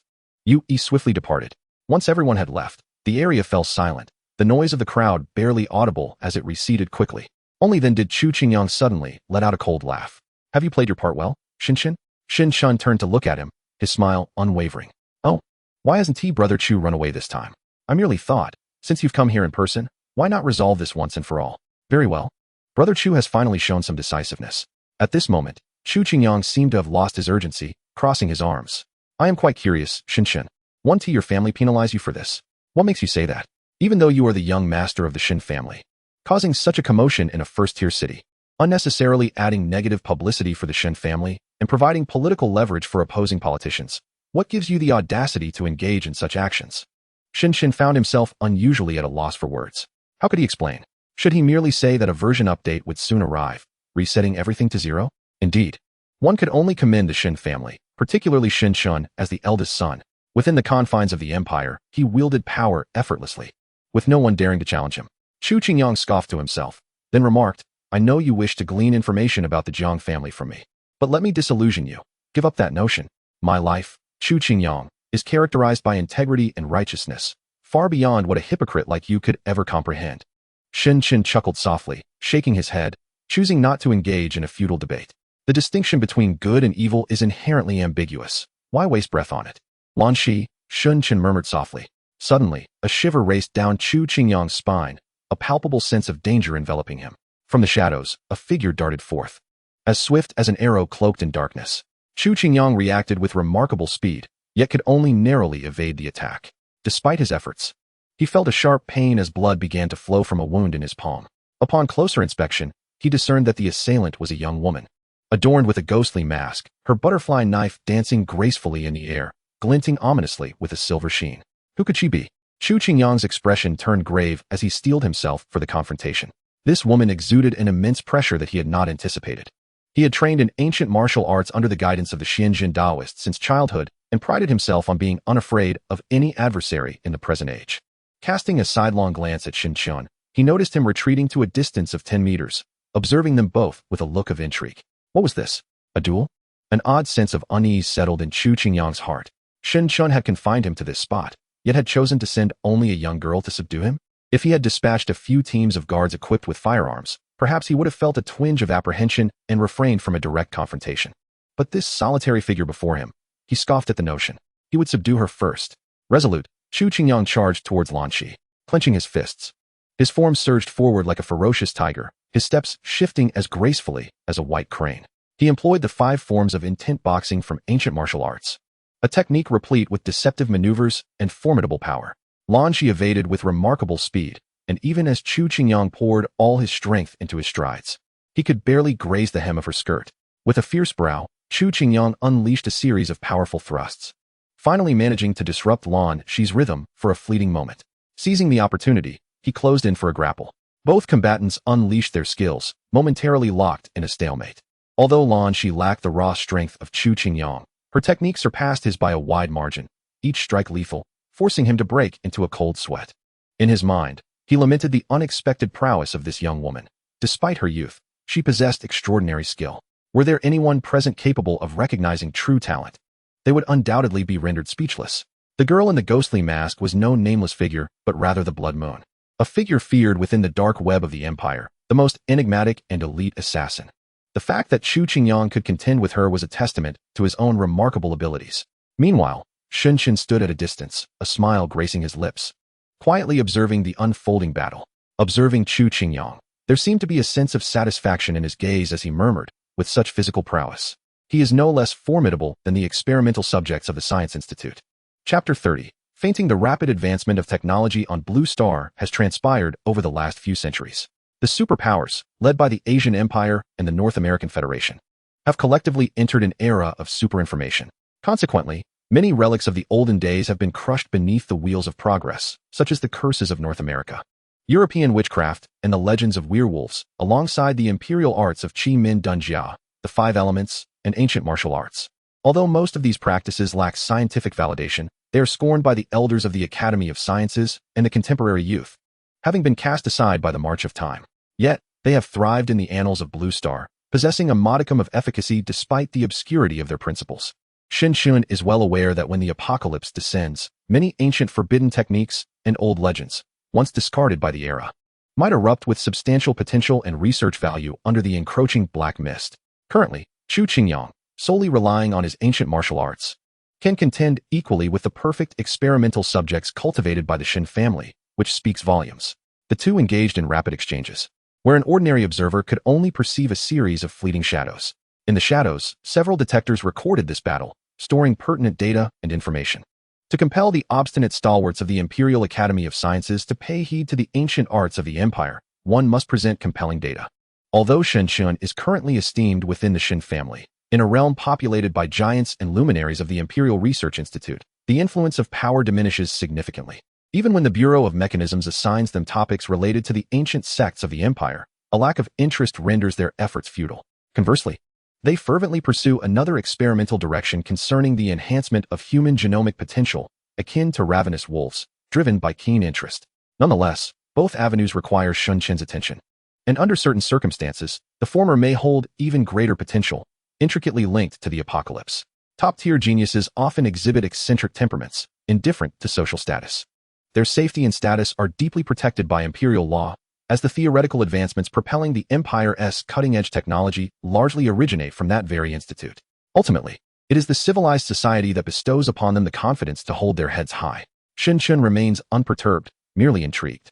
He wonders whether, upon the arrival of the apocalypse, they would choose to lower their heads and diligently attend to matters in the city of freedom, or stand tall and vie for survival against beasts in the desolate wasteland. Ah! Chu Qingyang bellowed, retreating several paces, his body swaying. At that moment, he finally comprehended the terror embodied in the girl before him. It is worth noting that he is regarded by his master as a rare prodigy. Having practiced diligently from a young age, yet he found himself nearly overwhelmed in combat. Gazing into the girl's eyes, he noticed they were strikingly beautiful, akin to glazed porcelain, yet exuding a chilling aura, as if perpetually shrouded in frost. "Who are you?" he demanded. Lan Shi did not respond, nor did she seem inclined to engage in any form of dialogue with him. As the footsteps shifted once more, swiftly approaching, the butterfly knife in his hand sliced through the air with a sharp sound. A chill coursed through Chu Qingyang's heart, prompting him to evade rather than engage in a direct confrontation. "This cannot continue. I am on the brink of defeat." With a sharp glint in his eyes, he caught sight of Shun-chen standing nearby, a flicker of ruthlessness flashing across his gaze. In an instant, he altered his trajectory, charging towards Shun-chen with fervor. "Shun-chen, should I call you confident or arrogant? How foolishly you remain standing there. Once I capture you, who in Jiang City would dare to stop me?" At this thought, a smile uncontrollably crept upon Chu Qingyang's face. The esteemed young master of the Shin family, accustomed to a life of luxury, had likely never encountered such a scenario before. In but 2 breaths, Chu Qingyang had closed the distance to Shun-chen. He then unleashed a flurry of ruthless strikes, intent on subduing Shun-chen in one swift motion. Chu Qingyang anticipated witnessing panic on Shun-chen's face, yet all he could see was a mocking smirk at the corner of his lips. A wave of unease began to swell within him. In the next moment, Chu Qingyang's smile froze, and a wave of dread washed over him. His concentrated punch, fueled by all his strength, was effortlessly caught by Shun-chen with a single hand. How can this be possible? No, this cannot be real. A terrifying force enveloped Chu Qingyang, and it was only now that he recalled the subtle sense of danger he had felt upon first meeting Shun-chen was no mere illusion. The scion of the Shun family possessed a terrifying power that transcended humanity itself. How could this be? Shouldn't the offspring of noble families be mere pampered fools, relying solely on their status? Yet, he had no time to ponder further. He felt the veins in his arms shatter under an overwhelming force, rendering him entirely numb. "Ah!" Chu Qingyang let out a heart-wrenching scream, half collapsing to the ground. Impossible. No, how could this be? His gaze fixated on Shun-chen, as if he were staring at a monster. This is utterly inconceivable. He was acutely aware that even his master, Xianjin Daoren, who had cultivated for a century and approached the limits of humanity, did not possess such power. Receiving no response, he could only observe the smile playing on Shun-chen's lips. His mind swirled in confusion, and suddenly, the admonitions of his master echoed in his thoughts. The world is in chaos. Fortune and misfortune are intertwined. To plunge into the abyss is also to ascend to great heights. Too bad I won't live to see that day. Has the world truly changed so drastically? Upon seeing Shun-chen smile again, Chu Qingyang trembled all over. "No, Shun-chen, let me go." In a sudden moment of desperation, Chu Qingyang shakily retrieved his phone with his left hand and dialed a number, his speech faltering. "You cannot harm me. My master is Su Mingshua's savior." The call connected. Hello? Uncle Su. You must tell Shun-chen to back off. He intends to harm me while you're away." On the other end, Su Mingshua fell silent for a moment, seemingly bewildered by the unexpected call. However, he quickly grasped the situation and spoke with a gentle tone. "Please pass the phone to Shin Xianzi." Upon hearing this, Chu Qingyang was overwhelmed with joy, as though he had found a lifeline. He raised the phone high, eager for Shin-chen to hear. Only the sound of Su Mingshua's comforting voice could be heard on the other end of the phone. "Shin Xianzi, I hope the tea I brewed is to your liking. Uncle Su's skills are exquisite. It is indeed delightful," Shun-chen replied. Laughter echoed from the other side. "Ha! That's good." Soon after, the phone call ended with a series of beeps. Chu Qingyang exclaimed, "He has lost his mind. When I gave him my phone number, he spoke so sweetly. And now, after a few pleasantries with my enemy, He hangs up. Do you not realize I am currently trapped in a dire situation? Su Mingxuo, my master was blind to have assisted this ingrate. Chu Qingyang's heart roared with fury, and he felt a wave of dizziness wash over him. In the next moment, his consciousness faded, and he collapsed to the ground. Chapter 31. Unknown Life. Young Master. Lan Shi suddenly knelt, lowering her head in apology for her prolonged inability to subdue Chu Qingyang. It is not your fault, Shinshin replied calmly. Indeed, this Taoist had some skills. The long-lost ancient martial arts were evidently present. Lan Shi finally raised her eyes slightly, observing the faint crimson glow emanating from Shun Chen's right hand. Her brow furrowed with concern. Young master, your body. I can still manage for now, Shinshin casually responded, then approached the sprawled Chu Qingyang, retrieving a wooden box from his belongings. Upon opening it, a shriveled seed came into view. Shinchin's brow furrowed slightly, as he seemed to ponder something. Indeed, this appears to be an unawakened demon tree. The mere ability to produce awakened beings is already a formidable gift, undoubtedly placing it among the highest echelons of demons. As the apocalypse descended, the awakened beings among the endless flora and fauna of Blue Star were referred to as demon beasts, with the most outstanding among them rivaling the top awakened beings of humanity. They claimed territories as their own, living independently and maintaining a non-aggression pact with human cities. At times, they would even join forces to confront the terrifying entities emerging from the black mist. While Shin Chun was deep in thought, Lan Shi gazed at him in a daze. Young master, why do you risk yourself by merging with that destructive power? You are the legitimate heir of the Shin family, the most esteemed young man in the human world. You need not be so hasty and impulsive. Shinshin seemed to perceive her thoughts and smiled gently. Humanity's time is already short. On Blue Star, as the apocalypse looms, the space eroded by the black mist has expanded exponentially. However, in my previous life, all human forces were like timid rats, shrinking into obscure corners of the territory. Outside, countless territories established by demon beasts lay in wait. Beyond, in the vastness of the black mist, endless monstrous entities fought and ravaged, a forbidden zone that humanity dared not tread nor even glance at. Perhaps in their eyes, humans are but insignificant insects. I truly apologize. Who could blame them? The Shin family is but a part of humanity. To tear apart and even dominate those monsters, the path of ascension for an average awakened being is evidently unsuitable for Shinshun. After all, it had been proven in my previous life that even the 10 strongest awakened beings could only avoid those ancient demon seeds. Shinshin chose not to continue speaking. After all, he had made a decision at the very beginning of his rebirth and, with the assistance of the Shin family, had assimilated that forbidden power. Once I have integrated this force and become an awakened one, I will be able to temporarily suppress it, Shinshin stated calmly. As his words fell, several armed personnel surged forth from behind him, clad uniformly in black military uniforms, equipped with firearms, their expressions cold and serious. Among them, 2 individuals approached Shinshin, each holding a transparent glass sphere with a radius of half a meter. Upon closer inspection, one could discern dark, serpentine threads within the sphere, moving as if they possessed a life of their own, sending an unsettling chill down one's spine. Under Shin Chen's command, Lan Shi had already distanced herself, while several armed personnel, despite their protective gear, were gradually retreating, taking Chu Qingyang along with them. Fear flickered in their indifferent eyes as they regarded the ominous object. Shin Chun gazed at the glass sphere, his eyes deep with contemplation. This was the latest research achievement of the Shun family's scientific institute over the past year, a successful containment and storage of the black mist. Prior to the apocalypse, certain regions of the world had experienced brief encounters with this black mist. The Monitoring Bureau of the Imperial Capital had utilized satellites to pinpoint its exact coordinates before dispatching specialized armed forces to seek, document, and store it. Although an immense amount of human and material resources had been expended, they had finally reaped some results. Shinshin slowly approached the glass sphere and cautiously opened a small gap. He then placed the withered seed inside. The black mist, which had attempted to escape through the minuscule opening, seemed to be suppressed as it neared Shinshin's right hand, moving sluggishly. Yet, a wisp still dispersed into the air, swiftly entering the body of the nearest armed personnel. In an instant, the man let out a cry of agony, his eyes rolling back, limbs contorted, collapsing onto the ground. The other personnel, sensing the imminent danger, swiftly chambered their bullets, aiming at the afflicted man. Shinshin observed him quietly, silent. The man still seemed to retain a flicker of consciousness in his eyes as he struggled under the indifferent gaze of those around him. With great difficulty, he drew his handgun, trembling as he raised it above his head, aiming it at his temple. He then pulled the trigger. Bang! He fell to the ground, his face turning a mottled purple, his exposed skin darkening and hardening. In a mere few breaths, he had transformed from an ordinary man into a horrific visage reminiscent of a zombie from a film. Shun averted his gaze, merely uttering a phrase about a grand burial before no longer paying attention.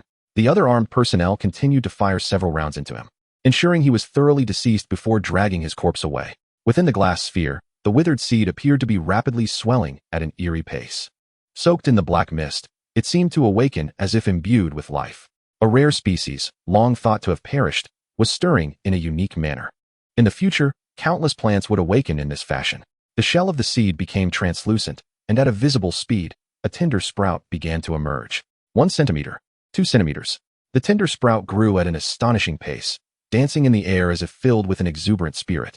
Suddenly, it seemed to inadvertently brush against the wall of the glass sphere, falling silent. To the onlookers, this nascent life appeared almost sentient as it touched the glass once more. Clinging to its surface, cautiously, it explored its surroundings, eventually circling the sphere before lapsing into stillness. In that moment, the assembled armed personnel felt a shiver run down their spines. This entity, clearly not of the human realm, seemed to realize its predicament, trapped from the moment of its birth. What manner of terrifying creature was this? All the armed personnel fixated intently on the being, weapons drawn and sweat beading on their foreheads. Meanwhile, Shun observed its movements, a glint of interest evident in his gaze. In the next instant, the sprout appeared to double in size, thickening to the girth of an infant's arm. It then struck the glass sphere with a force so great that cracks instantly formed on its surface. With a thunderous impact, the fissures widened, spreading like a web across the entirety of the sphere at a visible pace. The deafening shatter of the specially synthesized glass sent chills through the soldiers' hearts.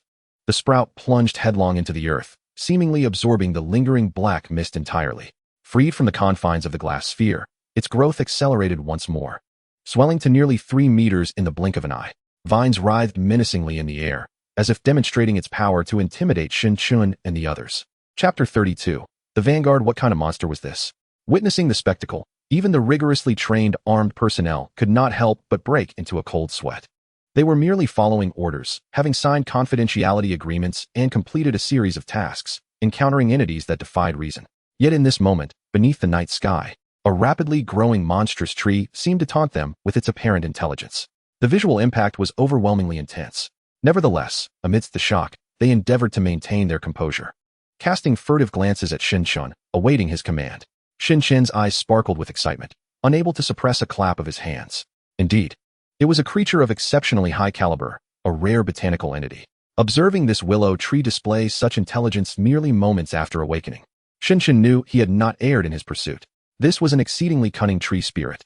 In his past life, Su Mingxua had believed he had it under control, unaware that it had merely been lying in wait, biding its time to swiftly evolve through human interactions. Ultimately, it brought about the downfall of the Su family base, showcasing a formidable power that not only shocked the Shun family in the distant Free City, but also transformed one of the 4 dominators of the apocalypse into 5. Furthermore, its intellect surpassed that of its contemporaries. By the time the awakened from the Free City reached Jiang City, the tree spirit had long since vanished, leaving behind a desolate ruin. It would not be until years later that sporadic reports would surface. The terrifying tree demon, nurtured by humanity, has been crowned king deep within the primordial forest, surrounded by countless fierce beasts and birds of prey in its service. During that time, even the Shin family could not conquer it. However, now, despite its fearsome demeanor, in the eyes of Shun, it appears pitifully weak and juvenile. Even if it possesses terrifying potential to evolve into a top-tier demon beast, what does it matter? Currently, having just awakened, it can only be manipulated by Shun, destined to serve as fertilizer for the ascent of the Shin family. Wanshi, Shun called softly. The girl standing at a distance remained calm, raising her pistol and decisively pulling the trigger. Bang! A large hole was blown into the trunk of the willow tree. It twisted grotesquely, as if it had developed vocal cords, emitting a low, rasping wail. Many hands trembled in shock. A tree, emitting a cry of anguish? In the distance of the Liaojiang Park, the dispersing crowd was equally astonished by the commotion. There are gunshots. What is happening? What was that dreadful sound? I feel like my head is going to explode. What on earth is happening? I'm so scared. The crowd erupted into chaos but was quickly quelled by security personnel maintaining order. Everyone, leave the park. A middle-aged man shouted from a high platform, his forehead glistening with sweat. Many were ecstatic, jostling to exit the park. Yet, some allowed their curiosity to overshadow their fear, eagerly capturing videos of the scene on their phones, even making their way towards the source of the gunfire. Stop filming. Don't go over there. Hurry and leave. A security officer barked. However, the effect was minimal. It was deep into the night, and the crowd was a chaotic mix of emotions. In some areas, stampedes occurred, resulting in injuries among the public. I told you not to film. What are you doing? A security officer yelled at a university student. The student, without turning his head, skillfully slipped into the crowd and disappeared. Sun Yun stood at the entrance, drenched in sweat. Someone reported to him, Team Leader Sun. The network in Liaojiang Park has been cut off. From now on, no images or videos can be transmitted, but we cannot guarantee what has been sent before. Sun Yun irritably waved his hand. Enough, let us focus on what we need to do. Let the cyber police handle the rest. He continued issuing commands. Ensure that those leaving are checked one by one for communication devices to guarantee no videos or images of the scene are allowed out. Understood. At that moment, gunfire erupted again from that direction, this time not a single shot, but a series of rapid bangs. Predictably, it incited further chaos among the crowd. Many screamed in terror. Yet among them were also excited shouts, predominantly from university students, filled with youthful exuberance. Despite their fear of such terrifying events, they were tinged with a thrill and excitement. Silence. Silence. The loudspeaker blared, though its effect was minimal. Sun Yun gazed blankly into the distance. To speak frankly, he was not entirely aware of the specifics of the situation. He had merely received orders from his superiors to evacuate the crowd and seal off the area. Wisely, he refrained from inquiring about the reasons behind this command. After all, he had long surpassed the age of youthful curiosity and fervor, following that unfortunate incident. He yearned for nothing more than to live a tranquil life in Jiangqing, peacefully passing the remainder of his days. Such a desire should not be deemed extravagant, right? Yang, why don't we just head back? Don't be afraid, Lao Air. Don't you want to know what is happening over there? Within the park, two youthful figures resembling university students had evaded the guards' patrols and stealthily advanced towards a certain location. One was of diminutive stature, while the other bore a face marked with acne. They were indeed the same two students who had exchanged glances with Shun Chun at the entrance of the park. Previously, they had moved with the cautiousness of cats traversing the night. This doesn't seem right. Yang, the shorter boy queried apprehensively. What if they're capturing criminals? What if they're danger? Absolutely not. The acne-faced boy retorted with utter conviction. Lao Air, we might very well be encountering a supernatural event. His voice quivered with excitement, as if he were on the brink of uncovering a grand secret. How can that be possible? I want to leave. The shorter boy's panic was palpable, mistaking his friend's enthusiasm for jest. Wait, please, Lao Air, the acne-faced boy implored eagerly. I promise, once we return today, I'll show you the videos from the forum. I can only tell you this. You will open the door to a new world. Not just in Jiangqing, but across the globe, supernatural events are erupting with increasing frequency. Believe me, if I can capture a clear video this time, I might just become a moderator on the forum, and then I'll have the privilege to invite you in. The diminutive boy stood momentarily stunned, lost in bewilderment. Come on, Lao Air, follow me. Do you not realize the world is undergoing immense transformation? Only fools adhere blindly to the rules. The more they attempt to conceal, the more I will unveil. Following the ignorant masses will only lead to manipulation. The enlightened are forever a minority, and those with the courage to act are even fewer. Lao Air, join me, and we shall uncover the truths obscured by the empire. We will become pioneers. Chapter 33, S-Class, Gifted Seed. Stop. As Shinshin spoke, the armed personnel behind him ceased firing, yet their weapons remained trained on the willow tree. Although referring to it as a willow seemed somewhat inappropriate, for its appearance was truly pitiful. Its trunk was riddled with countless bullet holes, oozing a white-greenish sap. The branches were twisted, and the tendrils hung low, marred by wounds, as if it had exhausted all its vitality. Oh dear. Shinshin approached slowly, smiling gently. How tragic. Suddenly, one of its drooping tendrils struggled to lift. Inching closer to Shinshin, bang! The soldiers raised their weapons, appearing ready to fire mercilessly at the slightest sign of aggression. However, it seemed devoid of any intent to attack, halting 3 feet away from Shinshin. The verdant tendril emitted a faint glow, dispelling the darkness enveloping the space. Under the watchful gaze of Shinshin, it struggled to summon a glimmer of light at the end of the vine. A tiny seed of fluff was coalescing and dispersing an aura that instinctively beckoned living beings. The seed's hue shifted from white to blue, then to green and purple, ultimately condensing into a streak of crimson light, resembling the eye of a phoenix in the darkness, irresistibly drawing one closer, igniting a desire to possess it. It was akin to a mirage of an oasis glimpsed by a dying wanderer in a desert. This was a primal instinct rooted deep within the soul, an insatiable urge for life. Numerous armed personnel were entranced, staring vacantly at the blood-red seed, overwhelmed by an impulse that surged from the depths of their genes, compelling them to rush forward and consume it. The birds in the sky became agitated, as if stimulated by this essence. The willow branches swayed gently, bowing their trunks as if in humble submission to Shinshin. offering their most precious gem in a desperate plea for survival. Shin Chen raised his hand, and at that moment, all eyes converged upon this scene. The individuals present struggled fiercely against their instincts, well aware that this monumental opportunity would not be theirs to seize. The vine bent slightly, seemingly awaiting his harvest with reverence. Suddenly, a sharp flash of red light traced a beautiful arc across the night sky and fell to the ground. A shiver coursed through the hearts of those present. Shin Chen slowly retracted his hand, a cold smile escaping his lips. An A-grade talent seed? Is this a jest? The atmosphere fell into an eerie silence. Even the vine momentarily paused, as if taken aback. Then, out of the shadows, a bird swiftly swooped down. Its target unmistakably the red seed. In the next moment, it was met with a barrage of gunfire, plummeting to the ground.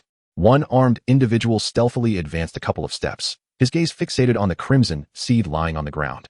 Swallowing hard as a glimmer of greed flickered in his eyes. Yet, just as he lunged forward, he halted, incredulously gazing down to find a gaping crimson hole in his chest. With a gentle kick from Lan Su, he collapsed lifelessly to the ground. The others, witnessing this scene, seemed to awaken as if from a cold wind, a chill running down their spines. They could only watch as Lan Su retrieved the red seed, paralyzed by fear. At this moment, however, Shin Chen suddenly grasped the trunk of the branch, a gentle smile gracing his face. Continue. How can this merely be an A-grade talent seed? Do not hide it. The towering willow seemed to sense the imminent danger and began to writhe frantically, attempting to break free from Shin Chen's grasp. Yet, as he emanated tendrils of deep crimson mysterious energy, it began to tremble in fear, its voice becoming wild and piercing. The crowd watched in alarm as the willow visibly withered, its swollen trunk gradually shrinking, its vines thinning and shortening. It was as if all its energy was being drawn toward the small cluster at Shin Chen's hand. Its voice, once fierce, grew weaker and increasingly hoarse, almost as if it were pleading. A plea so abject, so pitiful, yearning for a chance at survival.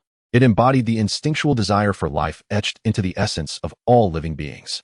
Regrettably, Shin Chen's gaze remained as indifferent as ever, akin to a predator scrutinizing its prey. In the end, the willow tree appeared as though it had been weathered and withered, an alarming and tragic sight. Yet, within the palm of Shin Chen, a faint golden glimmer began to emanate. Although exceedingly weak, it stood out remarkably in the darkness, captivating all who beheld it. At that moment, as this sacred aura radiated, the entire space seemed to fall into a hushed reverence. What is this? Every onlooker widened their eyes, as if witnessing a miracle.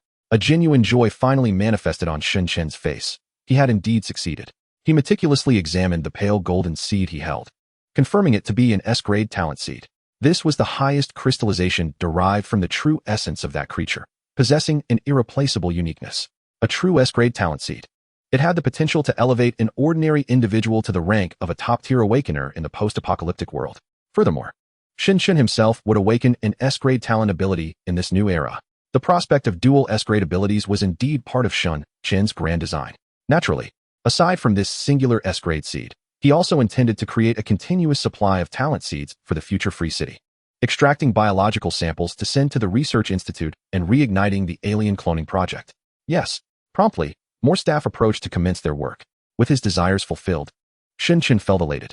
Observing the faintly breathing tree demon, he chuckled. See, it's not so difficult. Don't underestimate yourself. In response to Shin Chen's jest, the creature lacked the strength to retort, shrinking down to a mere half-meter size, laboriously crawling away from him, leaving behind a charred trace. Eventually, it exhausted all its essence, collapsing lifelessly onto the ground. A palpable silence enveloped the crowd, their hearts trembling at the sight of the tree demon being toyed with and ultimately tormented to death by Shin Chen. Is it dead? Shin Chen surveyed the lifeless creature, and suddenly, as if sensing something, he approached and kicked the demon's carcass, discovering signs of excavation in the soil beneath it.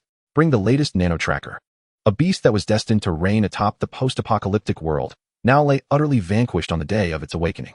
Furthermore, its samples and data would soon be housed within the Eastern Capital Research Institute, available for the Empire's foremost professors and scholars to engage in cloning and cultivation. Young master. Lan Shi stepped forward, presenting a blood-red seed. After accepting it, Shin Chen's gaze shifted to the unconscious Chu Qingyang nearby. What should we do with him? Lan Shi inquired. Send him to the Eastern Capital Academy of Sciences. I recall they have recently made breakthroughs in memory-cutting technology. He possesses a wealth of valuable information, and I am quite curious about where the Jiang family has hidden themselves. Just as Shin Chen's words fell, he suddenly seemed to sense something and turned to the thicket shrouded in night. A gentle breeze rustled the branches, creating an eerie sound. The grass lay somewhat disheveled, with broken flowers swaying unsteadily. Someone. A chill swept over Lan Shi's expression. Shin Chun waved his hand, and several figures clad in black stealthily approached that direction. Do not expose our trail. Chapter 34. The Truth. Hurry. Run. On a narrow path shrouded in darkness, two boys, one tall and one short, sprinted with fervor.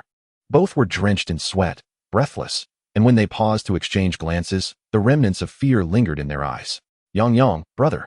The shorter boy's voice trembled, his body soaked in cold sweat, struggling to articulate his words. That was me just now. Merely recalling the earlier scene left him feeling weak and tremulous. The boy with the pockmarked face, though equally terrified, was also invigorated by a sense of exhilaration. Second, let us keep moving. I've already recorded the video. It's simply unbelievable. The visual impact of witnessing the event firsthand was far more profound than any online video or image. The value of this footage was immeasurable. After a brief respite, the two resumed their frantic flight, fearful of being caught by the military personnel they had just encountered, and that young man, who resembled a demon. Although they were confronting a monstrous threat, the boy with the pockmarked face felt an unsettling chill. Simultaneously, he was resolutely convinced that the Empire was concealing something from the public. The forum he had joined was a grassroots awakening organization, destined to expose the nefarious schemes hidden by the Empire. This narrative, reminiscent of a cinematic tale, sparked within him an unparalleled thrill. The recent expedition to Jiangxing, along with all prior activities of the Shin family, had been executed without deliberate concealment.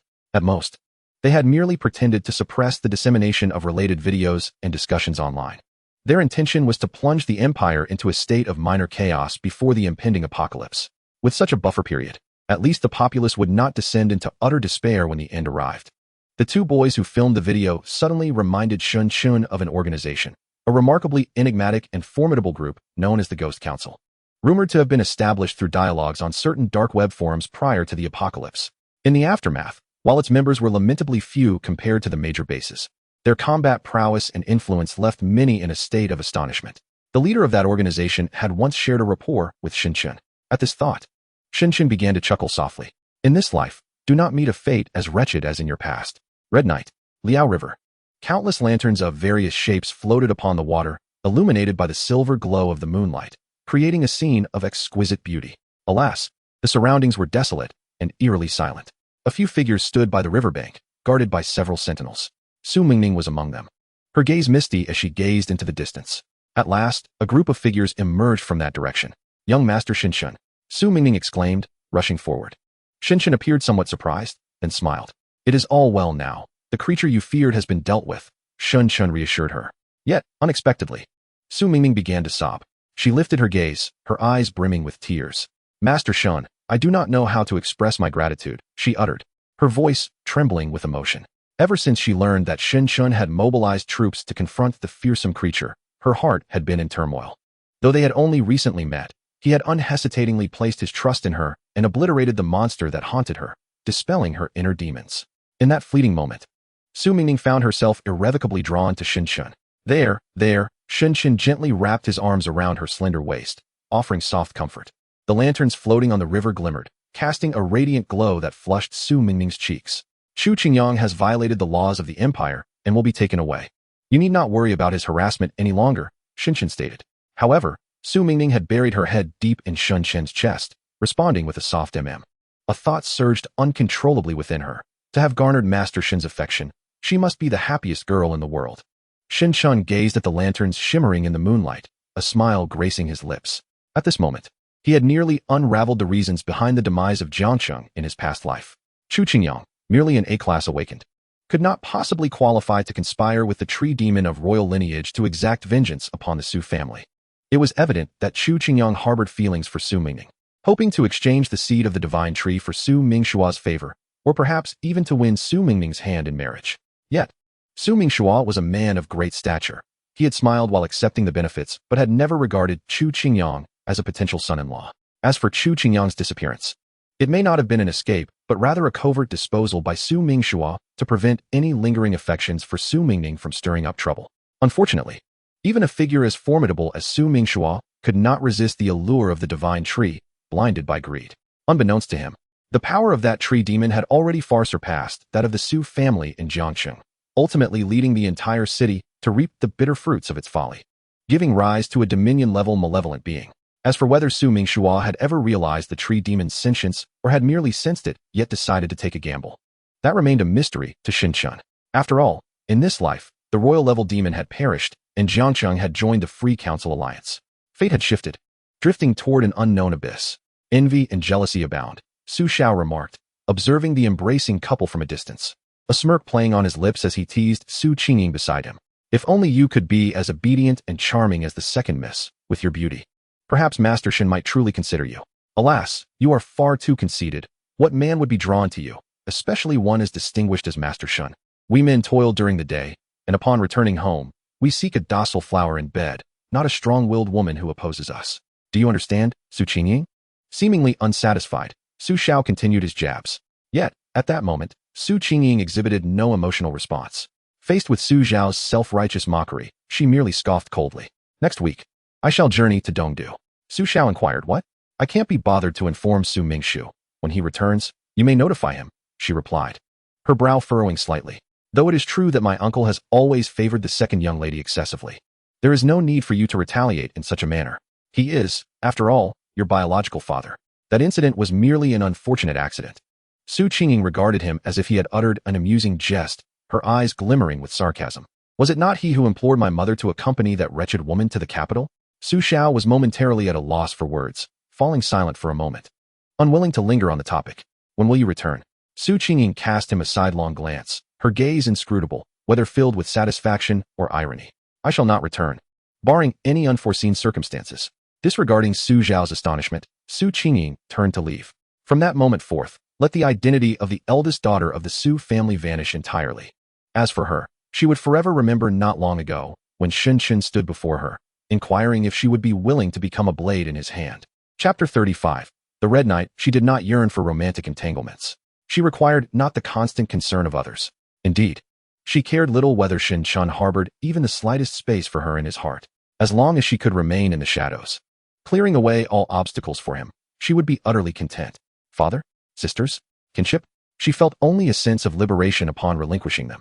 Her singular objective for the remainder of her life was to assist Xinchen in ascending to the highest throne. Su Qingying halted her steps, gazing at a floating lantern on the river, her eyes momentarily flickering. Beneath the starlight and moonlight, fragmented memories began to stir. 12 years prior, en route to the capital with her mother, an unforeseen disaster struck. The train derailed. Her mother perished, and with no rescue in sight, the 8-year-old girl shivered in the cold, clutching a doll, when a young boy offered her candy. The boy appeared composed, his gaze indifferent, flanked by a throng of obsequious adults. The flashing lights of cameras rendered her unable to open her eyes. The boy offered the candy silently, without uttering a word of comfort. She never revealed to Xinchen that it was the sweetest candy she had ever tasted in her opulent life. Su Mingning, return to the capital with me, Xinchen said. Su Mingning looked up, dazed. Xinchen smiled and remarked, that dream of yours might prove to be of great utility. Upon hearing this, Su Mingning could no longer suppress the smile that tugged at her lips, nodding emphatically. Young Master Shen, I shall remain eternally loyal to you. Following the conclusion of the incident at Liaojing Park, it ignited a fervent uproar across the internet. The sudden lockdown, the peculiar gunfire, and numerous videos captured by onlookers, all contributed to a plethora of conspiracy theories. Many engaged in heated discussions online, particularly those closer to Jiangcheng, who debated with fervor. Numerous images and rumors circulated wildly, propelling the Jiangcheng shooting incident to its zenith. It was only after several days that many accounts, along with their images and videos, were banned. However, the ban cannot silence the voices of netizens. Within the depths of the dark web, such videos and images can still be accessed freely. Not only in Jiangcheng, but also concerning the myriad mysterious events that have transpired across various countries and regions over the past 2 years. Discussions within the dark web are more sensitive and unrestrained, for here, no one can ascertain your true identity. Many citizens of the empire, well versed in accessing the dark web, were taken aback upon witnessing those videos, sitting in front of their computer desks in profound astonishment. Those attuned to political affairs have been enveloped in an undercurrent of unease in recent days, with some individuals even beginning to stockpile supplies, sensing an impending storm brewing over the empire. After resolving the matter of Chu Qingyang and the tree demon, Xinchen returned to the governor's mansion in Jiangcheng that very night. Upon learning of Xunchen's imminent departure back to the imperial capital, Su Xiao organized a grand evening banquet, inviting numerous young elites from Jiangcheng to attend. During the feast, many youths raised their glasses in a collective toast to Xinchen. while some noble women discreetly exchanged glances, flaunting their charms. However, upon hearing that Su Mingming would accompany Xinxun to study at the Imperial University, their enthusiasm waned. Their hearts were filled with envy, tinged with a sense of loss. Indeed, it seemed only a beauty like Su Mingming could capture Xinxun's attention. In Jiangqing, in the Snow Jade district, within a certain building, a young man with a pockmarked face looked around cautiously before closing the windows and turning off the lights. Only then did he carefully power on his computer, the latest model released by the Empire, boasting top-tier specifications. Once the computer booted up, he began a series of intricate operations, entering a mysterious URL. Finally, he was redirected to a page that prompted him to enter a special password. After a moment of hesitation, he followed the instructions from memory and clicked confirm. The computer was ensnared in an interminable loading screen, while the boy's heart raced with fervor. He was likely more anxious now than when awaiting the results of the Empire's higher education entrance examination, for he was on the brink of recognition, poised to join an organization that would unveil greater secrets and the hidden conspiracies lurking within the Empire. His name was Yang Ziwen, a second-year student at Jiangqing University, famously known as the young man who had successfully captured supernatural events on camera while traversing the Liaojiang Park. After his successful escape, he eagerly entered the forum on the dark web where he frequently engaged. Following the administrator's review, he posted the terrifying video. He had anticipated gaining significant attention from this. But to his dismay, the video was blocked merely 2 hours later, personally censored by the enigmatic forum moderator. He could hardly have imagined that he would attract the attention of such a notable figure. His dark web ID was Red Knight. No one knew his gender, true identity, or IP address. He operated with remarkable discretion in the dark web, rarely intervening, yet no one dared to question his prowess. Due to his recent actions, he has brought down the once mighty Dark Emperor of the dark web, King, who had reigned for over a decade. Consequently, Red Knight has ascended as the new sovereign of the dark web. Upon meeting Red Knight, Yang Ziwen recounted the entire sequence of events to him. Soon after, exhilarating news arrived. Red Knight informed Yang Ziwen that he was in the process of establishing a loosely knit organization akin to the European Freemasons and inquired if he would be interested in joining. Without a moment's hesitation, Yang Ziwen excitedly accepted the invitation. At this very moment, he was to report to this organization. As he understood it, the organization was in its nascent stages and in need of talent. The thought of becoming an elder in this enigmatic group filled Yang Ziwen with uncontainable excitement. After a considerable wait, the computer finally accessed a rudimentary chat forum. The backdrop was a simple black and red, with only a grayish-white chat box remaining. However, Yang Ziwen did not dare to underestimate it, for it was constructed by Red Knight, signifying that this chat room would be a bastion of secrecy and isolation. Suddenly, a message appeared against the black-red background. Welcome to the group. The moment he saw the message, Yang Ziwen nearly leapt from his seat. For the profile picture accompanying the message was a white skull, with the ID name of King. It was astonishing that the former dark web monarch, who had been silent for nearly 3 years, was now quietly recruited by Red Knight. Excellent. The 7th member is now present. Perhaps it is time to establish the name of our organization, Red Knight messaged, still adorned with his maple leaf avatar. Ethereal Demon, do you have any suggestions? Yang Ziwen's heart skipped a beat. Ethereal Demon was his ID on the dark web. As he hesitated, he was unaware that a flash of piercing dark energy swept through the depths of his pupils. Subsequently, he began typing as if he were a marionette, suggesting, let us call it the Ghost Assembly. Chapter 36. Control of the spirit body on a distant rooftop. Xinxun's eyes gradually returned to normal from their previously dark hue. Feeling his control slowly unraveling, Xinxun frowned. Such a degree of control was rather inadequate. However, he took solace in the fact that this ability would enhance in tandem with his ascension. Perhaps once he reached the 6th tier of kingship, the beings under his control would become his complete puppets. This controlling ability stemmed from the S-class innate talent, spirit control, derived from that tree demon. It was an exceptionally powerful talent that combined summoning and control capabilities. Currently, Xinxun had discerned 3 abilities. The first, spirit manipulation, belonged to the control category, allowing him to briefly dominate living beings or implant spiritual seeds that would, over time, transform them into his most loyal servants. Unbeknownst to him, a university student in a distant room had already been unwittingly implanted with a spiritual seed. The second ability, spirit summoning, belonged to the summoning category, enabling the conjuring of entities of varying strength. The third, spirit binding, while lacking offensive prowess, was the ability that Xinxun was most satisfied with at present. Although Xinxun cannot yet be classified as even a first-tier awakened individual, the abilities he possesses are already extraordinarily formidable. Moreover, many other capabilities can be further developed over time. It is evident that he truly embodies the essence of an S-class gifted individual. Awakening with 3 powerful abilities is no small feat, however, there is one aspect that leaves him puzzled, causing him to furrow his brow. In the aftermath of the apocalypse, everyone is aware that awakening an S-class gifted ability is akin to having one foot firmly planted in the realm of top-tier awakened beings. Yet, they remain oblivious to the fact that even within S-class abilities, there exists a hierarchy of strength. For instance, some who awaken emit a faint golden light, indicating that they have only just crossed into the S-class, placing them at the lower tier of this category. Conversely, Shinshin's previous life saw the awakening of the S-class domain ability, Eternity, which represented the pinnacle of S-class powers, erupting in a dazzling golden brilliance that illuminated the night as if it were day. In contrast, the seed of the tree demon, which condensed all life force, barely produced an S-class gifted seed, and its glow was evidently a faint gold, suggesting it belonged to the lowest echelon of S-class abilities. Nevertheless, upon his integration, Shinshin discovered that its level was surprisingly substantial. Although it cannot compare to his own S-class Eternity, the difference is not as vast as one would expect. This situation, even if beneficial to Shinshin, warrants careful consideration. What causes such an anomaly? Currently, the two enigmatic aspects surrounding Shinshin are his rebirth, the reasons for which remain unclear, and the forbidden power he has merged with, a force belonging to a deceased deity.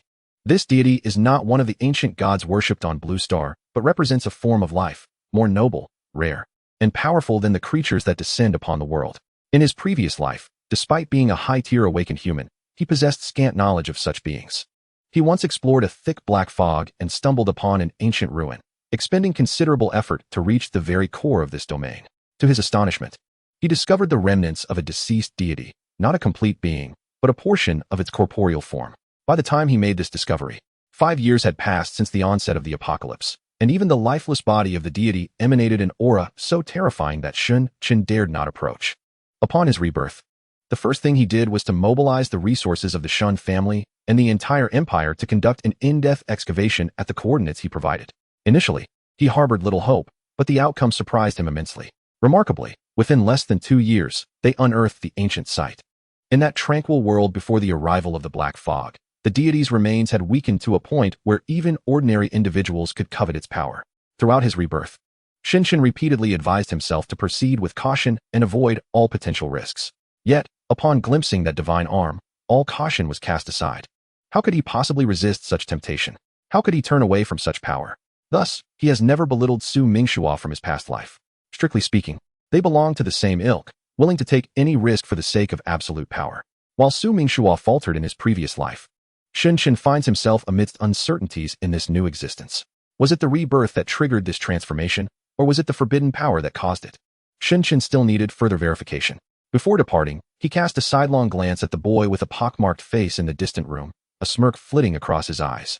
The Ghost Association and the otherworldly beings had quite a reputation in his past life.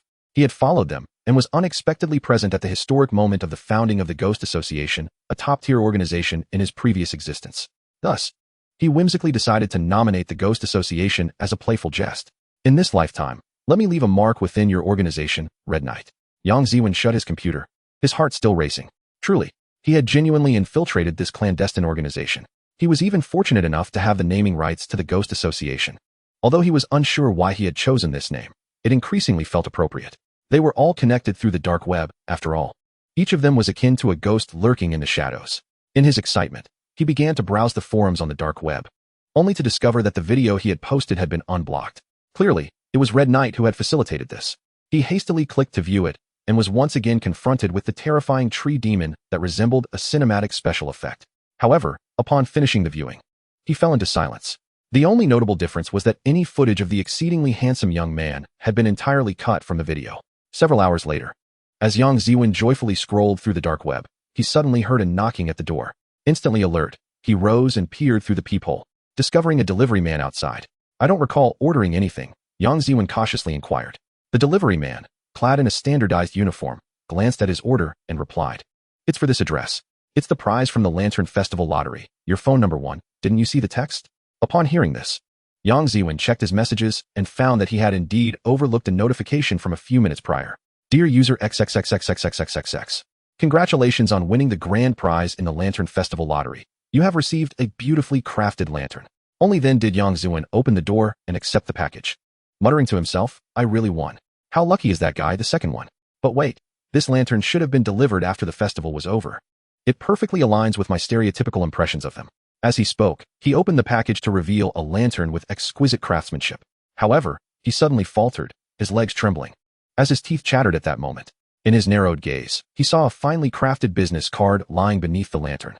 It was engraved with a blood-red maple leaf, and in the lower right corner, a small line read, "Otherworldly beings, welcome to your new affiliation." Red Knight. Chapter 37. A Turning Point. How could this be possible? How could this be? Yang Ziwen suddenly collapsed onto the floor, clutching the card tightly, terror surging through him like a tidal wave. Sent to his true address, he has come to realize his real identity. It seems he finally understands the gravity of his actions. Joining forums, posting videos, engaging in online confrontations, and conducting clandestine transactions, his only solace lies in the anonymity of the dark web, which he believes will never encroach upon his real life or safety. It is akin to playing a virtual game, continually stimulating his dopamine. Yet he can withdraw at any moment. However, now, oh heavens, the Red Knight is issuing him a warning, a stark reminder that this is not a game from which one can easily retreat. At this moment, a wave of profound regret washes over him. Why did he provoke the Red Knight? Yang Ziwen exhales deeply, gazing into the distance, feeling as if every move he makes is being scrutinized. In the end, he calmly stows away the lantern and business card and sits motionless on his sofa. He understands that he no longer possesses the privilege of escape. At the Jiangxing governor's mansion, young Master Shun, this is where we part ways. Shinshin sits in a black car, while Su Xiao smiles warmly outside. My uncle has yet to return. He asked me to bid farewell to you, young Master Shun. Shinshin nods slightly. Farewell to the second miss as well. I hope you enjoy your time in the imperial capital. My uncle and I will visit you when we have the opportunity.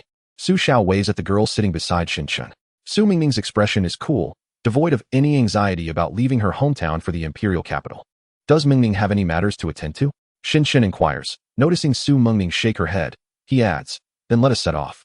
The black sedan drives to Jiangxing North Airport, where a private plane has been arranged to pick up Shinshin from the imperial capital. As the largest international airport in Jiangxing, it is magnificently constructed. Upon entering the airport, the cacophony of voices immediately envelopes the eardrums. Countless citizens of the empire are either traveling for leisure or for work across the nation. Various crowds and an array of scents mingle, their presence unavoidable even with exhaust fans. However, Shinshin and his party do not experience such chaos. They are swiftly guided by the airport supervisor to a quieter area. How long until takeoff? Young master, your private jet is ready and can depart at any moment. Shinshin sits in a chair, closing his eyes to rest.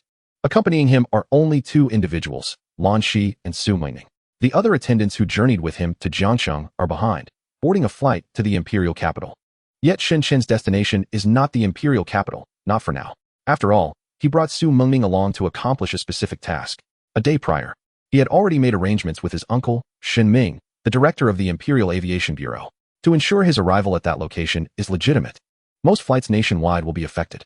However, this is clearly not within Shinshin's considerations, as he requires a flawless rationale for his journey. He intends to travel to Chengdu. Suddenly, the announcement of flight route issues at Jiangxing North Airport incites a chorus of complaints, as countless individuals find their travel plans disrupted by this unexpected news. As explanations were offered to family and colleagues, the weather was met with a cordial acknowledgement, particularly concerning the routes to the capital. Numerous officials found themselves stranded here. Utterly helpless, the plight extended beyond the city of Jiangxing, affecting neighboring locales in a similar manner. Many were unable to catch their flights, forced to spend the night in the airport. The chill of the night was palpable, and some benevolent supervisors would turn on the heat to provide warmth. Others, however, displayed indifference, exclaiming that it was not their decree to halt operations, and retreated home to sleep. Meanwhile, unbeknownst to them, a special super-large passenger aircraft quietly departed from Jiangxing, bound for Chengdu, within the Liaojing Industrial Park. In the depths of a secluded forest, tranquility enveloped the night, punctuated only by the occasional chirp of cicadas, amplifying the solitude of the place. Since the previous incident, the Liaojing Industrial Park had declared itself closed for maintenance, no longer permitting visitors, and had intensified security measures. Suddenly, a bird, resplendent in emerald plumage, swooped down from the night sky, perching on a branch, its oval-shaped eyes scanning the surroundings. It emitted no sound, an oddity in itself. Abruptly, sensing something, it descended gracefully, flapping its wings twice before landing on a charred patch of ground, speckled with mysterious stains. Bending down, its eyes sparkled with intelligence, distinctly uncharacteristic of avian creatures. It hopped about, seemingly discerning a particular direction, eventually coming to rest at the farthest edge of the scorched mark. Still silent, It began to peck at the soil with its beak, ceasing only when its eyes reflected a glimmer of light. Revealed within the earth was a shriveled, lifeless seed. The green bird grasped the desiccated seed in its beak, took flight, and soared into the distance, leaving a long trail in the night sky above Jiangqing. As its silhouette vanished beyond the horizon, a high-pitched, lingering call echoed, resonating in the stillness. Far away, within an underground research facility in the eastern capital, the walls gleamed a pristine white, constructed with the Empire's most advanced defensive casting technology. Inside, an array of intricate and sophisticated instruments lay scattered about. Several elderly figures with graying hair busily moved about, exuding a cold and efficient demeanor. Suddenly, a piercing scream broke the air. The tracker has responded. The coordinates of Subject 1068 are shifting. In that instant, several individuals clad in white garb pushed through the crowd, their eyes fixated on the display screen. Elation swept through those present, their faces alight with joy. Indeed, the young master had never miscalculated. Truly, a life form was on its way to retrieve that tree spirit. The raucous laughter that followed was filled with glee. Now that we have confirmed the spatial location of this life form, we shall dispatch top-tier experimental subjects to it. Just the thought of that life form becoming our specimen, to be dissected by us, sends shivers of excitement coursing through my entire being. The young master managed to catch such a magnificent fish. Indeed, it is likely one of the ancient life forms we first analyzed. Yes, designated as number 0011. It resides deep within the forest at the confluence of the Eurasian continent and has emanated the breath of over 20,000 life forms for 4 years. Capture it! Capture it! Someone shouted, filling the laboratory with wild and exuberant laughter. Chapter 38. Crimson. The private aircraft that Shunchen boarded was a state-of-the-art airship developed by the Empire. It was divided into several small compartments, allowing individuals to dine, rest, and refresh themselves in comfort, resembling compact bedrooms. The journey from Jiang City to Chengdu spanned approximately a day and a night, as the route wound from the southeastern part of the empire to the western region, before finally reaching the capital in the east. On board the aircraft, Shunchen reclined in his chamber, resting with his eyes closed. The plane's performance rendered it nearly impervious to turbulence, allowing him a rare moment to reflect on his recent trip to Jiang City. He had invited Su Ming Shua to join the Free Council Alliance, located the formidable beast from his past life, and successfully acquired an S-class talent seed, thus becoming an awakened. This achievement temporarily suppressed the forbidden power within his right arm. Additionally, he had allied with a young girl who had been reborn, captured an excellent experimental subject proficient in ancient martial arts, and gathered intelligence regarding the remnants of the royal clan, the Jiang family. He even stumbled upon the establishment of the top-tier organization, the Ghostly Meeting, from his previous life. In retrospect, his journey to Jiang City had indeed proven fruitful and full of unexpected gains. Suddenly, a knock echoed at the door. "Young Master Shun, may I enter?" Su Mingming's voice called from outside. "Come in," he replied. The door opened, and Su Mingming, adorned in a pure white dress, gracefully stepped into his room. Noticing the lingering sorrow in her expression, Shunchen inquired, "What troubles you?" "Young Master Shun, I was wondering if, in the event of a calamity, you could assist my father." Su Mingming hesitated before gathering her courage to speak. Observing her demeanor, Shunchen couldn't help but chuckle. "Mingming, do you know why I came to visit Uncle Su?" Su Mingming shook her head in confusion. Shunchen gently ruffled her hair, savoring the softness of her tresses. "Our family has already anticipated the impending disaster, and my visit to Jiang City was to forge an alliance with Uncle Su. I have also conveyed the information regarding the apocalypse to him. I trust he will be prepared, so you need not worry." "Really?" Su Mingming's eyes widened in surprise. "Young Master Shun, you already knew? And you have discussed it with my father?"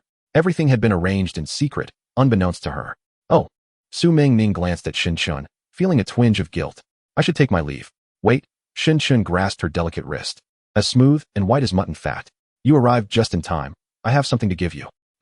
Su Mingming halted in her tracks, turning around.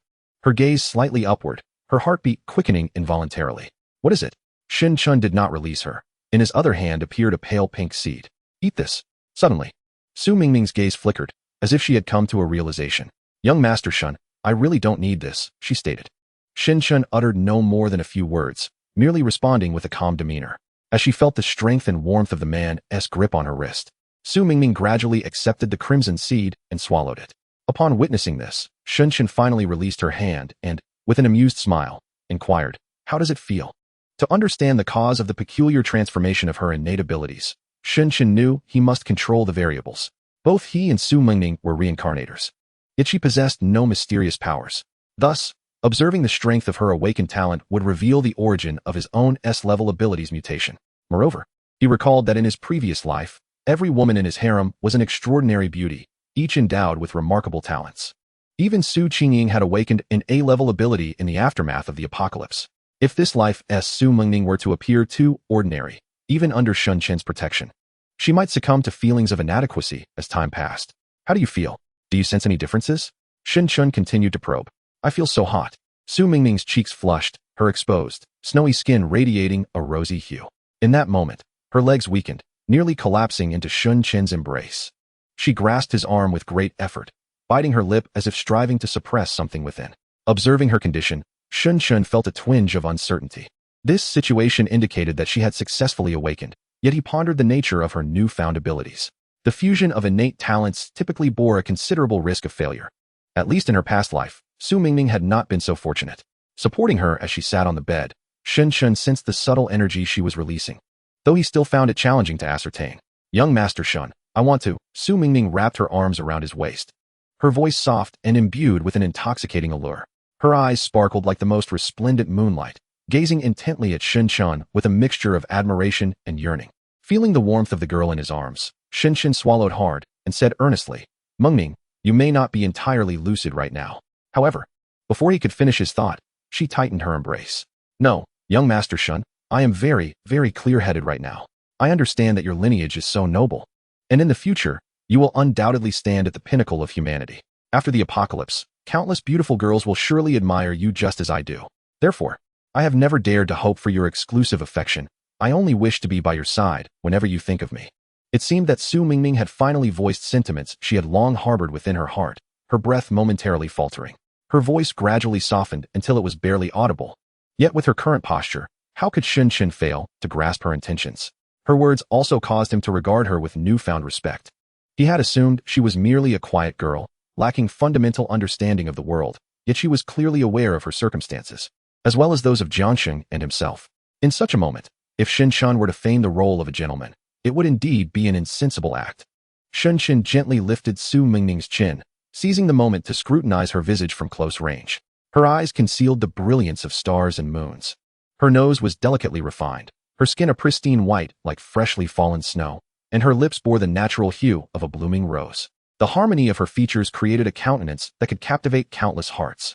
Below, her slender collarbone and the flowing white hem of her dress completed the enchanting picture. Even the breeze that caressed her carried a haunting fragrance, lingering at Shun Qin's nostrils. Did you just close the door? Su Mingning responded with a faint murmur.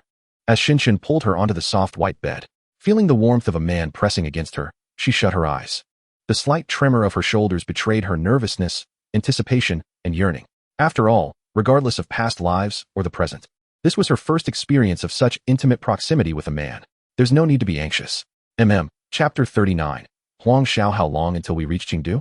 On the aircraft, Shen Chun had already tidied his attire and sat in the cabin. Lan Shi returned after inquiring in the cockpit. 2 more hours, young master. Lan Shi paused, tentatively asking, do you need me to wake Miss Su? No need. Shen Chun waved his hand dismissively. She is somewhat fatigued. Let her rest a while longer. Lan Shi responded, yet her ears flushed crimson. Although the soundproofing on the plane was exceptional, Lan Shi's physical prowess granted her superior hearing, allowing her to faintly perceive the happenings within Shun Qin's quarters. While such interactions were entirely normal for a man of his esteemed caliber, she could not help but envision scenes that should not occupy her thoughts. Her heart raced, stirred by a blend of emotions that teetered between envy and admiration. 2 more hours until we arrive in Chengdu. Shen Chun leaned back in his chair, closing his eyes to rejuvenate. Is it really so soon? Perhaps he had indeed succumbed to the pleasure of the moment, losing track of time. In his past life, Shen Chun had numerous consorts, each more breathtaking than the last. Yet, he had never encountered someone like Su Mingning, providing him with a wholly novel experience. Following their recent encounter, he discovered that Su Mingning's innate talent had fully merged. That A-grade talent seed had indeed undergone a transformation within her, emanating a striking deep red aura on the verge of reaching S-grade. It seemed this advantageous mutation stemmed from their reborn bodies. Rebirth, what secrets does it conceal? Shen Qin began to reminisce about the moment of his past life's rebirth. It appeared to have been uneventful. He merely slept and awoke in the present world. Unable to comprehend it further, he chose to set aside the thoughts. With their imminent arrival in Chengdu, it was time for him to commence his next plan. Huang Xiao, a cunning old fox, well versed in the art of concealment. The original plan had been to eliminate Huang Xiao, thereby obliterating the Southwest coalition that opposed them in the Free City. However, not long ago, specifically after Shin Chen integrated his S-grade talent, he altered his strategy. Rather than extinguishing his life, it would be more prudent to control him. In accordance with the script of a previous life, the Southwest United Council was established. Ostensibly in fierce opposition to the Free City, yet in reality, its supreme command was firmly held by Shin Chen. The rationale behind such a strategy is quite straightforward. Hostile forces are inexhaustible. In the previous life, the Free City wielded immense power, naturally accruing countless adversaries. Should the Southwest United Council be eradicated, it is highly likely that other antagonistic factions would emerge in due time, making it challenging to eradicate the roots of the problem. However, maintaining the Southwest United Council presents a different scenario. On the surface, it stands as the largest opposing force against the Free City. One might ponder whether those whose interests have been harmed or persecuted by the Free City would not fervently rush into the Southwest United Council, willing to devote themselves to its cause in hopes of one day vanquishing the Free City. Yet, they remain oblivious to the fact that the vast Southwest United Council is merely a performance orchestrated by the Shin family, gathering their enemies only to ensnare them all at an opportune moment. As Shin Chen entered the room, he found Su Mingming still nestled beneath the blankets. Taking a brief respite, Mingming, he gently shook her shoulder. We are nearing Chengdu. Su Mingming slowly opened her eyes, only to avert her gaze from Shin Chen. A blush creeping up her cheeks. It's time to rise. With Shin Chen's assistance, Su Mingming sat up, but paused momentarily. Shin Chen inquired. Su Mingming's eyes fell, her face a delicate shade of crimson as she bit her lip and uttered, Young Master Shun, my attire. It was then that Shin Chen realized her state. She was clad only in undergarments, exposing large swathes of her fair skin. The pristine white dress she had worn earlier was clearly not suitable for her current situation. Fortunately, Su Mingming had brought along an array of garments. After Shin Chen helped her select one, she finally descended from the bed. Mingming, it appears we shall need to linger in Chengdu for a while longer. I have just received news from the Imperial Aviation Bureau that a comprehensive upgrade of the national flight system is underway, compounded by the recent frequent thunderstorms, rendering flying imprudent. In approximately 4 to 5 days, we should be able to return to the capital. Upon hearing Shin Chen's words, Su Mingming did not seem disheartened, simply responding, If we must wait a few more days, then let it be. Shin Chen smiled. I have yet to visit Chengdu, and I find myself quite unfamiliar with this place. Do you know anyone who could provide us shelter for a few days? Su Mingming's eyes flickered as if deep in thought. Surely, young Master Shin wished to keep their whereabouts discreet, which is why he had not informed the Chengdu governor's office. Otherwise, given Shin Chen's stature, it would not be surprising for the entire city's officials and dignitaries to gather at the Chengdu airport to welcome him. In light of this, it was essential to find a trustworthy household for temporary lodging. This household should not be too modest, lest young Master Shin find it uncomfortable. With this in mind, only one name remained in Su Mingming's mind, Huang Yuehan. A smile of delight graced her face. Her family would undoubtedly be most welcoming of young Master Shun as a guest. Having received the answer he sought, Shin Chen also displayed a genuine smile and inquired, Who is she? She is my dear friend with whom I share a profound bond, residing within the inner ring of Chengdu. Her father is a high-ranking official in the current Chengdu governor's office, undoubtedly possessing the means to provide us with a place to stay for a few days. Shin Chen seemed to ponder for a moment, and ultimately, under Su Mingming's eager gaze, he gave a slight nod. Hooray, I shall reach out to her at once. Frankly, it has been ages since I last saw her. Su Mingming's eyes sparkled with excitement, chattering animatedly like a child. Shin Chen merely observed her quietly from the side. His expression inscrutable. Su Mingming is truly the most extraordinary girl he has ever encountered. Despite having endured the tribulations of the apocalypse, witnessing the depths of human depravity, and experiencing despairing fear, her heart remains remarkably pure, untouched by any stain. Shin Chen has witnessed far too many kind and innocent girls reveal their most venomous fangs in the aftermath of the apocalypse, or elegant gentlemen display the utmost vulgarity amidst the wasteland. Girls like Su Mingming, who remain eternally unblemished, are rare. Had it not been for Shin Chen, she would surely have been lost to the apocalypse. It is no wonder that Su Mingshu has unabashedly favored her since childhood. A soul as pristine as hers even stirs a pang of guilt within Shin Chen when he deceives her. Chapter 40 echoes with Shin Chen's departure from Jiangxing. The city's elite and powerful have returned to their usual leisure. Those with ambition compete for achievements, forging connections in hopes of advancement, while the less ambitious fulfill their duties and often return home to spend time with their wives and children. For them, such a life is the norm. The young aristocrats engage in studies and revelry, fully embracing the vibrant vitality of youth. Some young ladies from noble families gather in small groups, occasionally reminiscing about the fleeting presence of the distinguished young Master Shin Chen in their lives. He is so exquisitely charming that the local nobility pales in comparison to him. Akin to country dogs. They all understand that even if they were to meet him again, it would likely be many years hence, if ever again in their lifetime. The imperial capital inherently possesses the most stringent exclusionary nature, rendering even local dignitaries invisible in its eyes. Speaking of Shinshun inevitably leads to discussions of the woman who incites their envy, Su Mingning. She is truly a paradigm of how beauty can alter one's fate.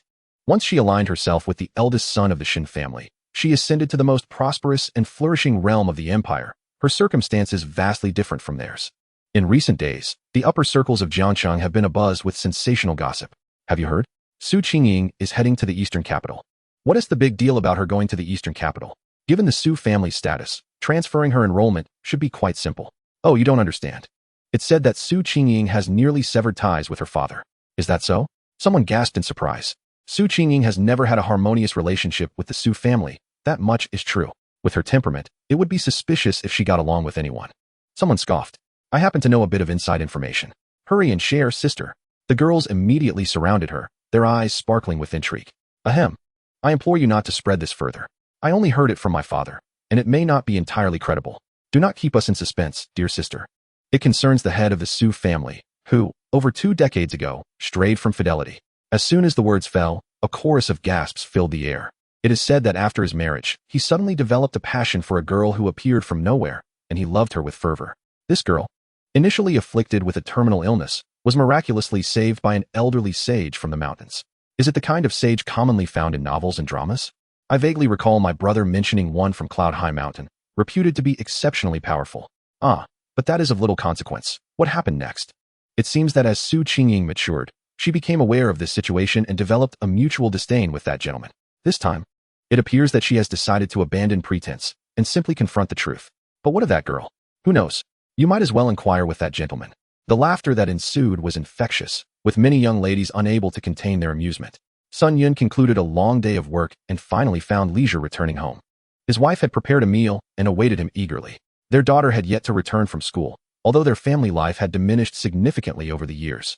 He persevered in enrolling her in the finest kindergarten in Jiangcheng, hoping she would forge some connections in that elite environment. Why are you back so late? His wife, strikingly beautiful, often faced playful jests from his colleagues about his good fortune. At this moment, he could only chuckle inwardly, recalling how she had pursued him in their earlier days. After all, he had once been a true prodigy. During the imperial higher education examinations, he narrowly missed entering the prestigious Imperial Capital University as a commoner, ultimately settling for Dongdu University with a sense of regret, determined to excel. Upon graduation, he was promptly appointed to a high-ranking position within the Jiangxing Transportation Bureau due to his exemplary performance. He achieved a remarkable leap in social class solely through his own efforts, independent of parental influence. Regrettably, 12 years prior, a catastrophic derailment incident involving the high-speed train from Jiangxing to the imperial capital shocked the empire. And he was the chief responsible official at the Transportation Bureau at that time, and the incident led to his fall from grace. With superiors holding him accountable and colleagues distancing themselves, he suffered a series of demotions, ultimately relegated to the status of a mere employee. Nonetheless, what truly touched him was his wife, who remained steadfastly by his side, supporting him through his descent from greatness to mediocrity. With numerous work-related matters at hand, Sun Yun finished his meal and retreated to his room to address his official duties. Having traversed half a lifetime, he had come to regard many things with indifference, earning a reputation among colleagues for his calm demeanor and composure, even in the face of adversity. He seemed to have transcended worldly concerns. Leader Sun possesses a mindset from which we could learn for a century, remarked a colleague. Oh, Sun, in some aspects, I envy you. Yet, who can genuinely adopt such a perspective? He too sometimes mused, pondering what might have been had he gained admission to Imperial Capital University. Had he given greater thought to his decisions? Had he declined the Transportation Bureau's invitation post-graduation? Had he simply chosen to sleep in that fateful day? Or had those individuals not sought him out at all? If only that unfortunate incident had truly been just an accident. Jiangxing Hospital, named after the city itself, signifies its unique standing. It ranks among the top 20 hospitals across the empire, providing the finest medical services in the southeastern region. On the 23rd floor, in a VIP ward, several nurses busily attended to their duties, cleaning, checking on patients, and assessing conditions. In the center of the room lay a pale-faced little girl, whose dire situation was known to many of the nurses. She suffered from an exceedingly rare illness, with a weak heartbeat and insufficient blood supply throughout her body. Despite the most advanced surgical procedures being employed, her condition showed no signs of improvement. Truth be told, had it not been for the girl's formidable background, the exorbitant costs of her hospital stay would have long rendered her family unable to pay. Suddenly, footsteps echoed from outside the door, prompting the nurses to discreetly withdraw upon seeing the visitor. "Xiaoying, are you awake? Have you eaten?" A man, adorned in luxurious attire with a golden watch and an inherently proud demeanor, approached. His expression softened at that moment. Any doctor from the nearby departments would be familiar with this man, who frequented the hospital to visit. He was Li Hui, the eldest son of the Li family in Jiangxing. The girl he visited was his sister, Liang. "Brother."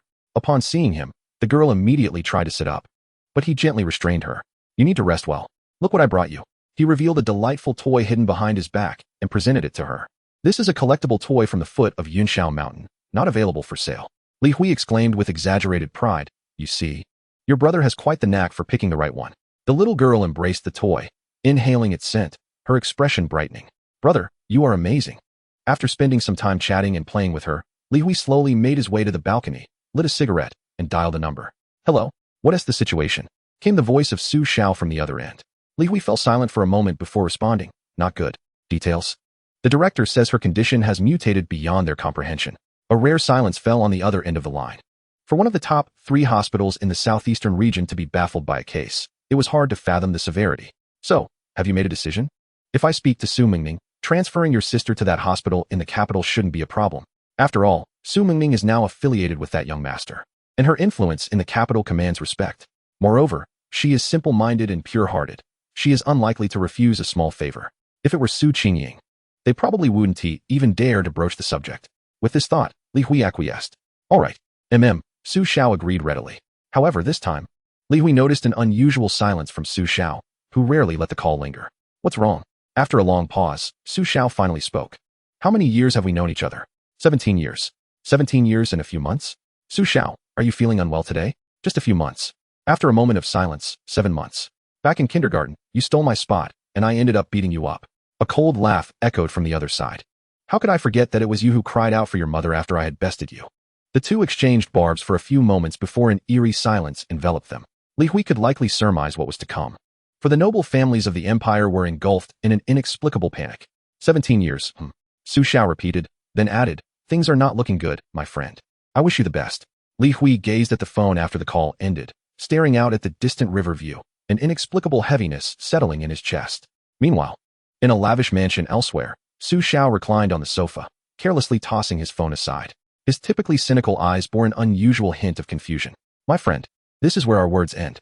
Within the empire, countless cities similar to Jiangxing thrived, with torrents of people flowing through them, just as they had for innumerable days and nights.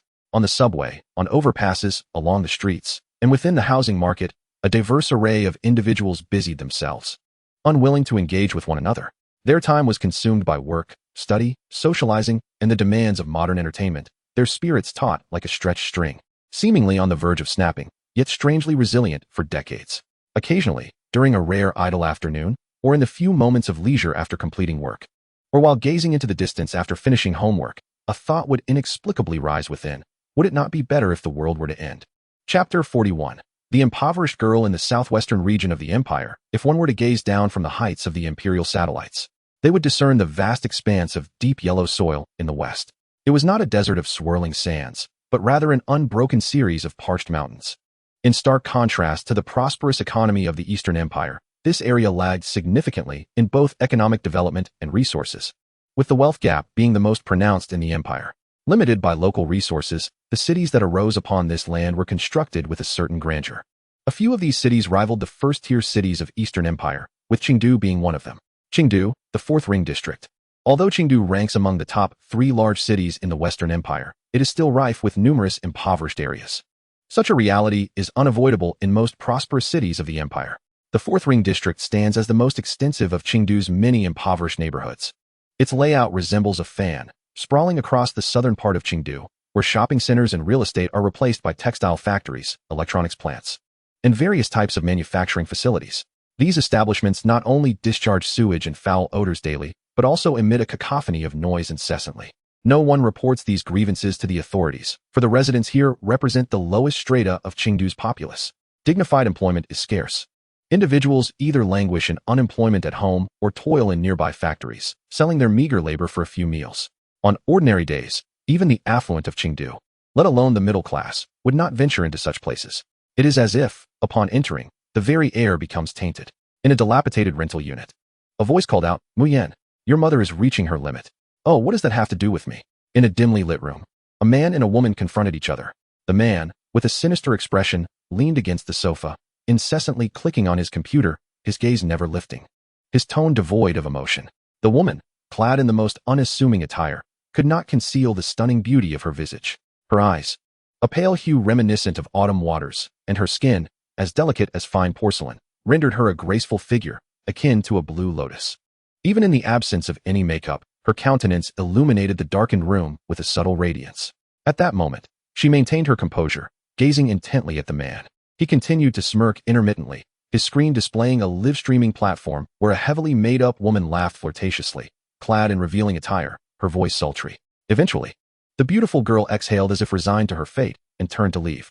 A voice echoed from outside, tinged with a faint sorrow. "How could you be such an ungrateful wretch?" Upon exiting her modest rental, Mu Qingji's complexion paled slightly, and she instinctively shrank back. Yet, she did not glance back, resolutely leaving the place behind. Perhaps this was fate. She had never been particularly superstitious, but recently, she began to entertain doubts. Perhaps life was indeed a relentless trial of suffering. Her father, a laborer employed at the 17th industrial zone of Qingtown, toiled tirelessly for meager wages. Thus, her family had lived in straitened circumstances, hesitant to compare themselves with their peers. In elementary school, her father was struck down by a drunken driver and, despite the driver having connections in Qingtown and paying a small sum, he was free after a few years. Subsequently, her mother fell ill, lying in a hospital bed, clinging to life.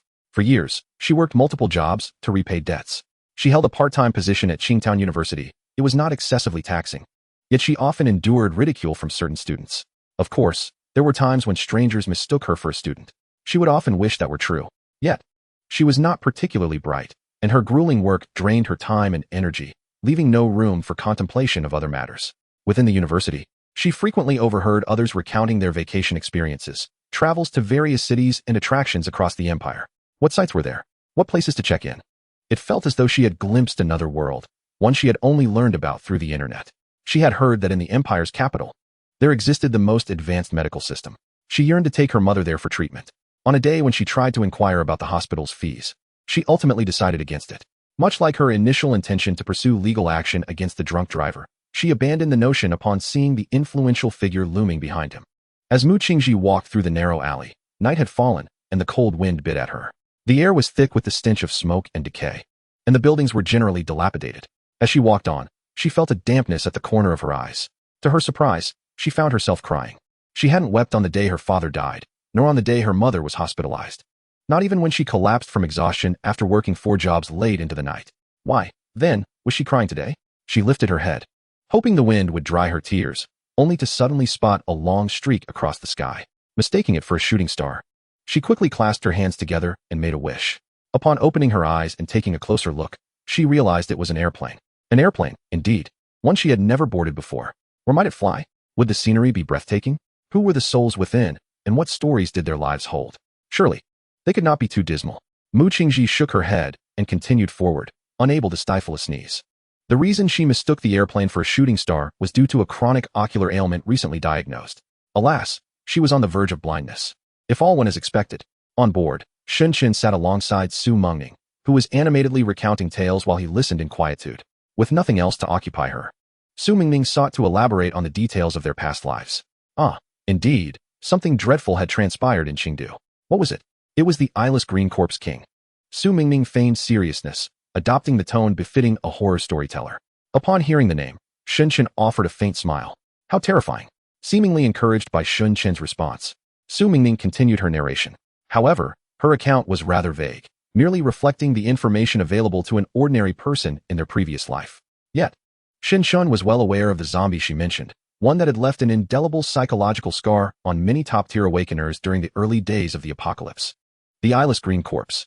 It was a perilous breed born at the dawn of the apocalypse, evolving into the first zombie to surpass the 4th tier a year later. At that time, the one in North America had decimated 4 cities. While the undead terror that plagued humanity at the onset of the apocalypse was merely at the pinnacle of the third tier. One could only imagine the shockwaves rippling through the southwestern region upon the silent arrival of the fourth-tier eyeless green corpse. At that time, the ruler of Qingdu, Huang Shao, unified the powerful factions in the vicinity under the pretense of mutual peril, inviting numerous renowned awakeners with the promise of ancient relics and secret realms. Beneath the city of Qingdu, they prepared to confront the eyeless green corpse and the endless tide of the undead that followed her. The ferocity of that battle was etched into the annals of apocalypse history, marking the largest-scale collective confrontation in Asia at the dawn of the end times. It could be said that aside from a few factions like the Free City that stood by, most other significant powers, driven either by the lingering moral codes of the old empires or the allure of fame and honor, or perhaps the desire for the famed resurrection flower rumored to be hidden within the eyeless green corpse, participated in the battle against the green corpse, ultimately vanquishing the terrifying entity. However, in the end, even after the top-tier factions scoured the green corpse's lair thrice, they failed to uncover any trace of the resurrection flower. Many scoffed later, dismissing the notion of a life-restoring entity as a violation of natural laws, suspecting it to be a ploy by Huang Shao to consolidate alliances. Regardless, the historical significance of this battle was monumental. Firstly, it uplifted the morale of humanity in the apocalypse, proving that even in the face of doom, humanity would not succumb to despair. Secondly, it inadvertently catalyzed the establishment of the Southwestern United Council. After the war, most factions departed after partitioning the spoils, while the surrounding powers in the southwestern region adhered to the alliance. They appointed the organizer Huang Shao as their leader, eventually settling on the name Southwest United Council amidst much bickering. It later evolved into a formidable force at the pinnacle of the post-apocalyptic world, encompassing a significant portion of the former empire's territory. However, at the time of its establishment, their intentions were rather simple: to alleviate the mounting pressures they faced, particularly from the colossal entity that had loomed over the east since the dawn of the apocalypse. Chapter 42. Arrival. I have already made contact with Huang Yuehan. She will undoubtedly make the necessary arrangements. The plane is about to land at Qingdu Airport, descending in altitude, and the nightscape of Qingdu is becoming increasingly vivid before Shen Chun and his companions. Jiangcheng, located in the southeast, features a compact and elegant layout, characterized by its flat and narrow terrain. In contrast, Qingdu boasts a higher elevation and a vast expanse. From above, the steel structures rise tall and scattered, embodying a unique architectural style of the Western Empire. It is a city of stark austerity and cold hues, a veritable metropolis of iron and steel. Before dawn, the night still lingers, and the distribution of light in Qingdu is markedly uneven. Within the first and second rings near the governor's mansion, vibrant neon lights disperse an air of opulence and excess. Conversely, the outskirts of the city are shrouded in extensive darkness, occasionally illuminated by faint glimmers. This division between wealth and poverty is alarmingly blatant. Shen Chen's expression remained unperturbed, his demeanor as calm as a still lake. One could only conclude that the western region, with its arid climate and distance from the imperial capital, was far more unrestrained than the civilized society of the East. High technology coexists with a low standard of living. It would not be an exaggeration to claim that the exploitation of the common folk is unparalleled in the empire. Let us resolve this swiftly. Time is of the essence. Shen Chen murmured, his eyes as dark as the night. Inside the opulent governor's mansion of Qingdu, a corpulent man slouched in a chair, his face a canvas of excess, with beady eyes glimmering with a shrewd light. Unhurriedly, he lit a fine cigar and turned to a tall, slender aide beside him, inquiring nonchalantly, "Has the financial allocation from the Cardinal Bureau arrived yet?" The aide, a middle-aged man clad in black, possessed hawk-like eyes and high cheekbones that lent him a sharp appearance. However, the glasses perched on his nose softened this intensity. "Your Excellency, we have reported multiple times, yet we have received no updates." Upon hearing this, the rotund man flicked the ashes from his cigar, his brow furrowing deeply. What nonsense is happening in the imperial capital? Raising taxes and promoting infrastructure projects like steel mills was one thing, but now they have ceased funding altogether. And what was with the recent fuss over scientific research? I believe the people in the capital have lost their wits. Coughing abruptly, the aide interrupted the man before he could finish his thought. The man, no longer irate, simply responded, "Huang Shao, procure some additional funds to expand the Luan Bird Tower." "Your Excellency, this may be somewhat inappropriate," the aide countered. An exceedingly rare act of defiance from someone who had previously been utterly obedient. The tall man bowed his head, lowering his voice. In the present day, the situation in the imperial capital remains ambiguous, with local magnates increasingly fracturing, signaling the onset of turmoil within the empire. Our region, Qingdu, situated in the southwest, is already resource-strapped, and now faces a fiscal emergency, with ominous clouds gathering. It is imperative that we stockpile grain and strengthen our military in preparation for any eventuality. As for the frivolous revelries of places like Lawn Bird Tower, we can deliberate upon them once we have weathered this storm. The rotund man emitted a disdainful grunt, evidently irked by the admonitions of his aides. Summon my vehicle. I wish to return to my residence. Understood. And one more thing. The corpulent man turned back, his facial flesh forming deep creases. Replace that woman from last time. She was hardly remarkable and resembled a corpse. As Huang Xiao exited the governor's mansion, the surrounding officials greeted him warmly, to which he responded with a smile. Once he entered his private car, he seized the opportunity to briefly close his eyes and rest. Suddenly, the sound of a cell phone ringing pierced the silence. He glanced at the screen, reluctantly answering the call. Dad, I have something to tell you. Are you short on living expenses again? I'll have Uncle Lee send you some. Oh no, that's not it. You know Su Mingning, right? The daughter of the governor of Jiangqing. The voice on the other end fluctuated in volume. She is coming to Chengdu to visit me and might stay at our house for a few days. Huang Xiao's gaze flickered momentarily. Make the arrangements. But do not neglect her. Yes, I just wanted to inform you. In a lavish mansion, Huang Yuehan ended the call. Immediately, her friends gathered around her, their eyes filled with curiosity. Yuehan, is your friend really coming? Is her father truly comfortable with her coming to Chengdu alone? Huang Yuehan replied nonchalantly, it's not just her. She has friends accompanying her. Friends? Someone inquired, intrigued. Are they male or female? Male. A boyfriend? The daughter of the Jiangqing governor having a boyfriend is hardly scandalous. Why all the fuss? Just now, Yuehan showed me a picture, and she is truly charming. I wonder which fortunate man has captured her heart. A wave of playful teasing ensued. Rising to her feet, Huang Yuehan instantly silenced the group. It's 6 o'clock now. I need to go pick someone up from the airport. Who wants to accompany me? Me. I can go. I happen to be free. Instantly, a throng of girls eagerly raised their hands. Who wouldn't want to meet the governor's daughter? Huang Yuehan selected a few attractive girls, as well as some from prominent families. Then, she dialed another number, her tone softening. Baby, where are you? Come accompany me to pick up a friend. Remember to put on some makeup. Oh, and men should also dress up. Yes, bring my limited edition sports car. Bye. After hanging up, Huang Yuehan, with the assistance of her friends, meticulously arranged her attire and touched up her makeup. After spending half an hour in front of the mirror, she felt satisfied, confident that she would not be overshadowed by Su Mingning. Let us go. At Chengdu Airport, which sprawled far larger than Jiangqing's, perhaps only second to the airports in the imperial capital and Dongdu within the empire, the plane landed, and Shunqin disembarked alongside Su Mingning. No dignitaries or officials were present to greet them, as their trip to Chengdu had been a spur-of-the-moment decision. At present, no one is aware. Upon exiting the airport, they were nearly propelled to the entrance by the throngs of people. Such an experience was unprecedented. Throughout his life, Shin Shun had always been accompanied by a cadre of high-ranking officials, ensuring a serene space within 3 feet of him. After the apocalypse, this was even more pronounced. As a top-tier awakened being and the ruler of the free city, few were deemed worthy to walk alongside him. Strolling through the bustling passage like an ordinary person proved to be quite amusing. Young Master Shun, Yuehan is waiting for us outside the airport. Let us proceed. Su Mingning exclaimed, striding towards the exit with evident excitement. Shin Shin maintained his composure, deliberately lagging a few steps behind. Upon their emergence from the airport, Su Mingning quickly spotted Huang Yuehan and her companions, who were remarkably conspicuous. A multitude awaited in the plaza outside. Yet a specific area was shaded by a towering 3-meter sun umbrella, beneath which stood several young ladies exuding the demeanor of affluent socialites. Each carried designer handbags, donned high-end sunglasses, and adorned themselves with expensive earrings, completely indifferent to the ordinary crowd bustling around them. Mingning, over here, the central figure, a young woman in a white dress, spotted the girl emerging from the airport and raised her hand, calling out loudly. Chapter 43. Recoils. Su Mingning hurried over and embraced Huang Yuehan. It has been such a long time. Indeed. I recall the last time was when I visited Uncle Su in Jiangcheng, Su Mingning noted, observing Huang Yuehan, who wore light makeup and perpetually bore a smile while affectionately linking arms with a gentleman. Who is this? Oh, I nearly forgot to introduce him. This is my boyfriend, Shang Wanyun. As she mentioned his name, her smile seemed to widen even further. The surrounding sisters began to scrutinize Su Mingning, and it was undeniable that the moment they beheld her visage, their victorious expressions momentarily faltered.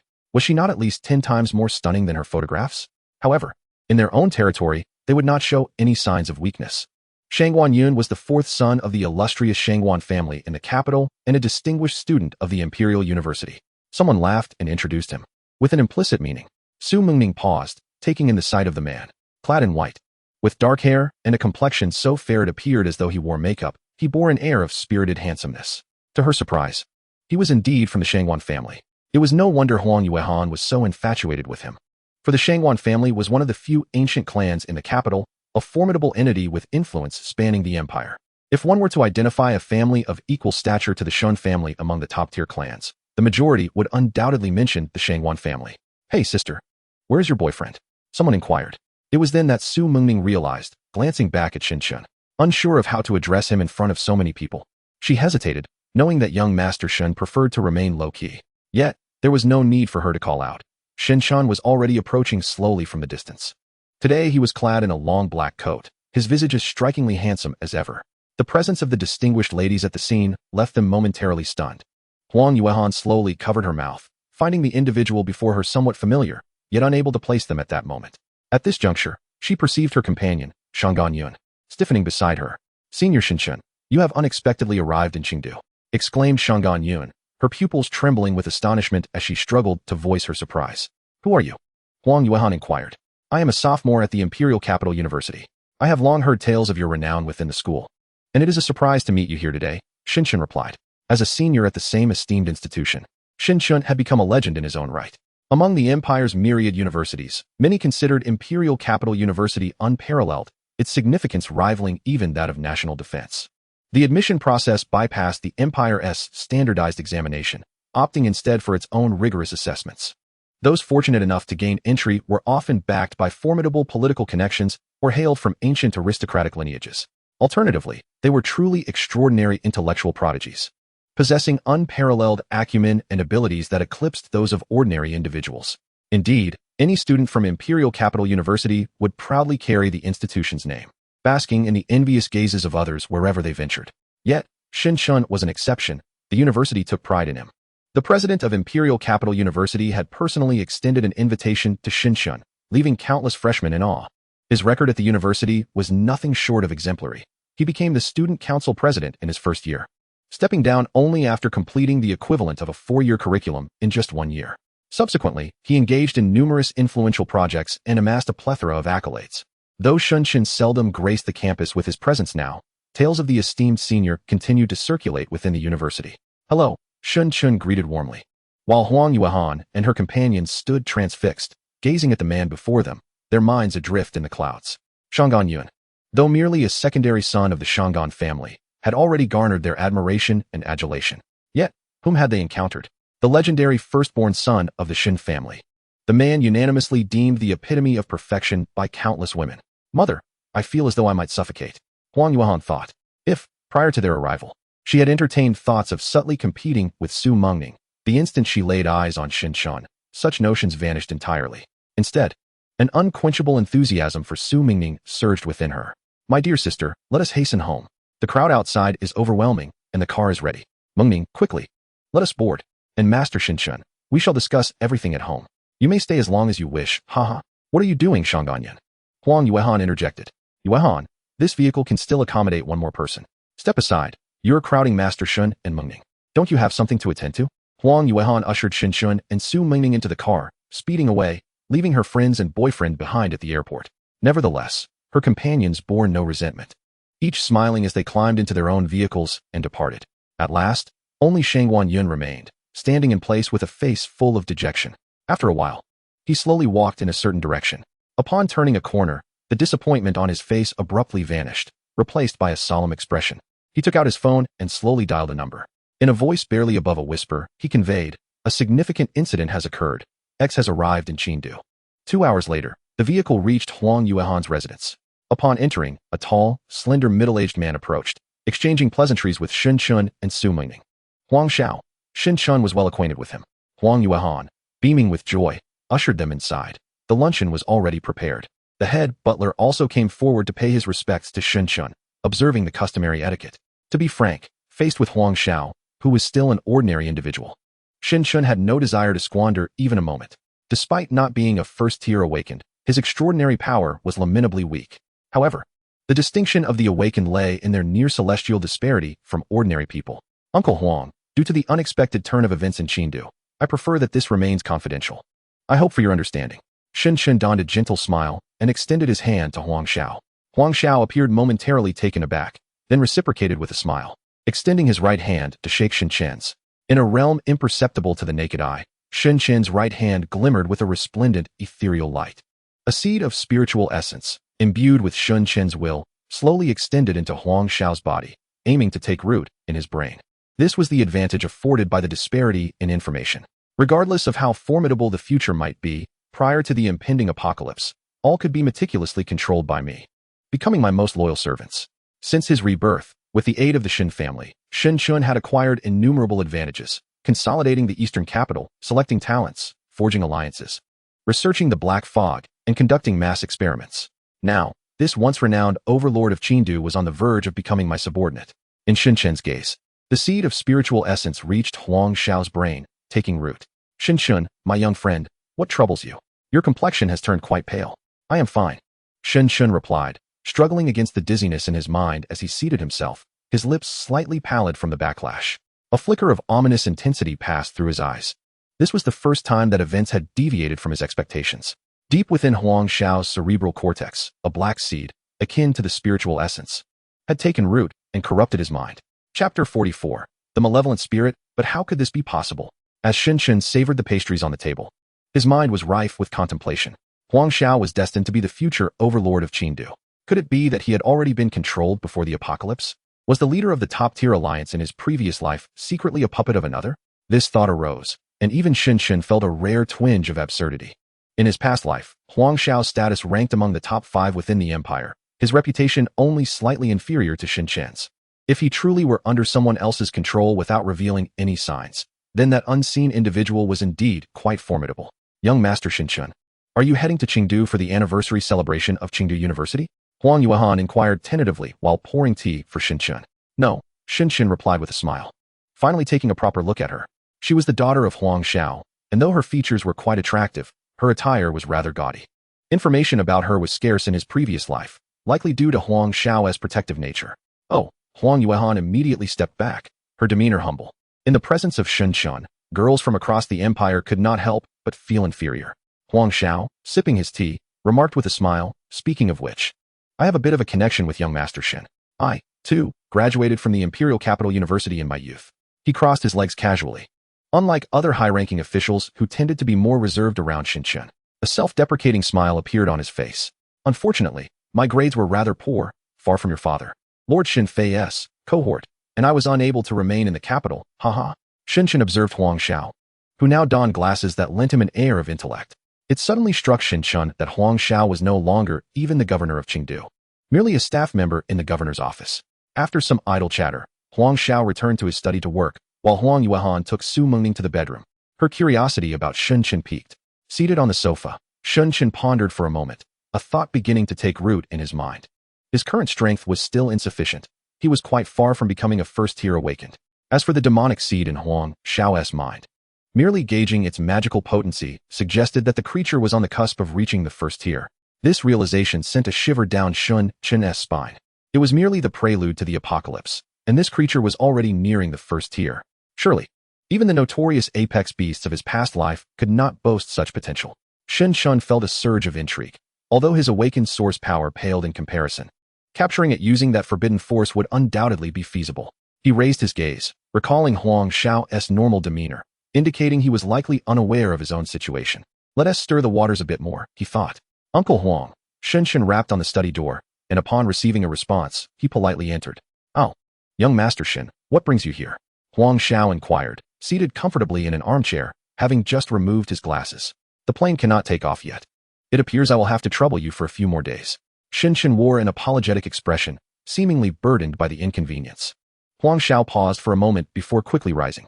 Young Master Shen, there is no need for such formalities. First, Miss Su and Yuehan have been dear friends for many years, and second, I share a bond with your esteemed father and yourself as fellow alumni. Staying a few days is hardly a bother. After expressing his gratitude once more, Shen Chun lingered, hesitating as if he had something more to say. Huang Xiao, noticing this subtle body language, smiled again.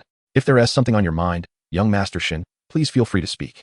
Encouraged by Huang Xiao's openness, Shen Chun bit his lip and asked, Uncle Huang, have you noticed the recent surge of extraordinary events occurring within the empire? Huang Xiao's face appropriately displayed a hint of surprise and suspicion as he adjusted his glasses and pondered, is that so? Hee hee.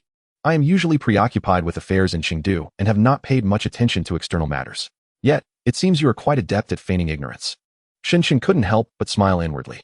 In the days preceding the apocalypse of his previous life, numerous regions experienced enigmatic and extraordinary events, with the Western territories being particularly afflicted. Chengdu was among the first areas within the empire to exhibit signs of impending doom. Individuals like Huang Xiao would surely have taken note, if not already encountered such phenomena. His remarks revealed a lingering wariness towards Shinshin. Observing Huang Xiao, Shinshin furrowed his brow, his expression taking on a more serious tone. Uncle Huang, as you know, I am the legitimate heir of the Shin family. There are occasions when I possess information that eludes the common populace. For instance, many of the supernatural events that have been circulating wildly online are not entirely fabricated. Oh, Huang Xiao adjusted his glasses again. After Shinshin hesitated to finish his statement, his countenance remained taut, suggesting there was more to come. At that moment, a flicker of unease stirred within him. Nonetheless, he maintained his smile and extended his hand. I have also heard whispers of the matters you mentioned. Little friend Shinshin, please feel free to speak candidly. Uncle Huang. Shinshin appeared resolute as he met Huang Xiao's gaze directly. There is a malevolent seed nestled within your mind. Upon the utterance of those words, Huang Xiao's hand froze mid-air, his smile became rigid, and his pupils widened as if struck by a venomous dart, resembling a marionette caught in a moment of stillness. The atmosphere hung heavy for 3 breaths before Huang Xiao abruptly took a step back. Little friend Shinshin, what do you mean by that? His voice, though striving for composure, betrayed an unmistakable panic. Indeed, Uncle Huang, I possess certain abilities bestowed upon me by the Shin family, which I might dare to label as extraordinary, thus enabling me to perceive that thing within your mind. At this point, Shinshin raised his right hand, his expression earnest. I assure you, I speak no falsehood. I believe you. Little friend Shinshin, I will undoubtedly place my faith in you. Huang Xiao stepped forward, his gait somewhat unsteady, placing his hands on Shinshin's shoulders. Do you have a solution?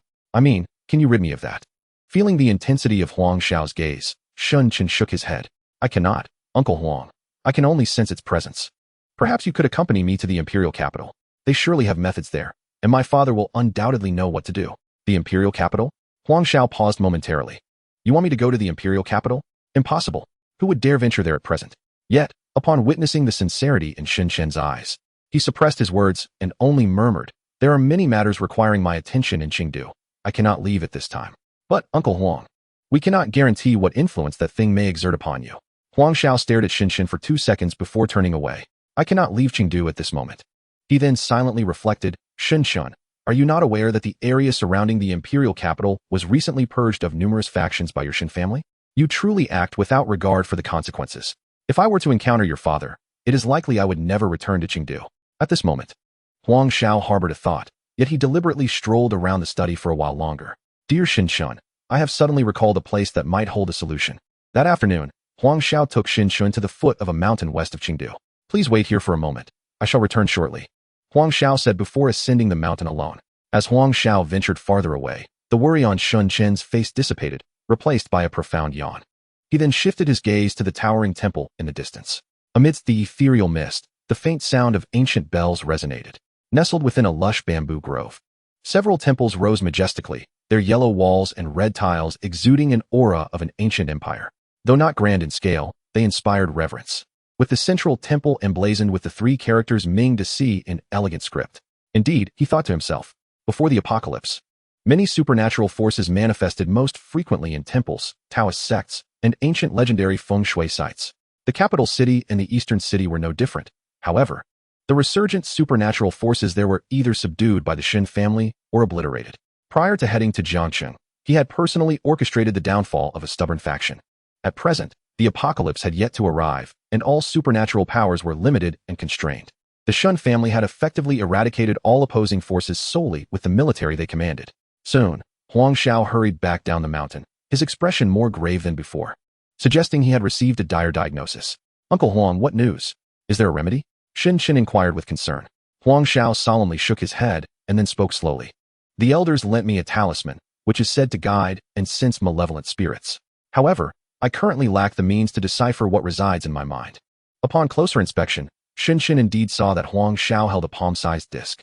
With a sigh, he transported Shinshin back home, the journey enveloped in silence. Upon arriving at the doorstep, Shinshin, as if releasing pent-up emotions, implored Huang Xiao, Uncle Huang, please give me that compass. I will find the malevolent entity for you. That is out of the question, Huang Xiao replied firmly, without a moment's hesitation. He addressed Shun Chun with gravity. You are the legitimate heir of the Shun family and must not involve yourself in such perilous matters. How could I face your father otherwise? But this is absolutely not permissible. We must not provoke that entity, lest we invite calamity. But what about the thing in your mind?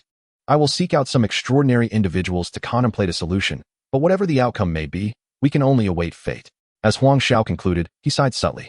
Under Shen Qin's watchful gaze, Huang Xiao retreated with the compass into his study, slowly closing the door behind him. Shen Qin observed his silhouette, his expression serene, yet a hint of derision flickered in his deep-set eyes.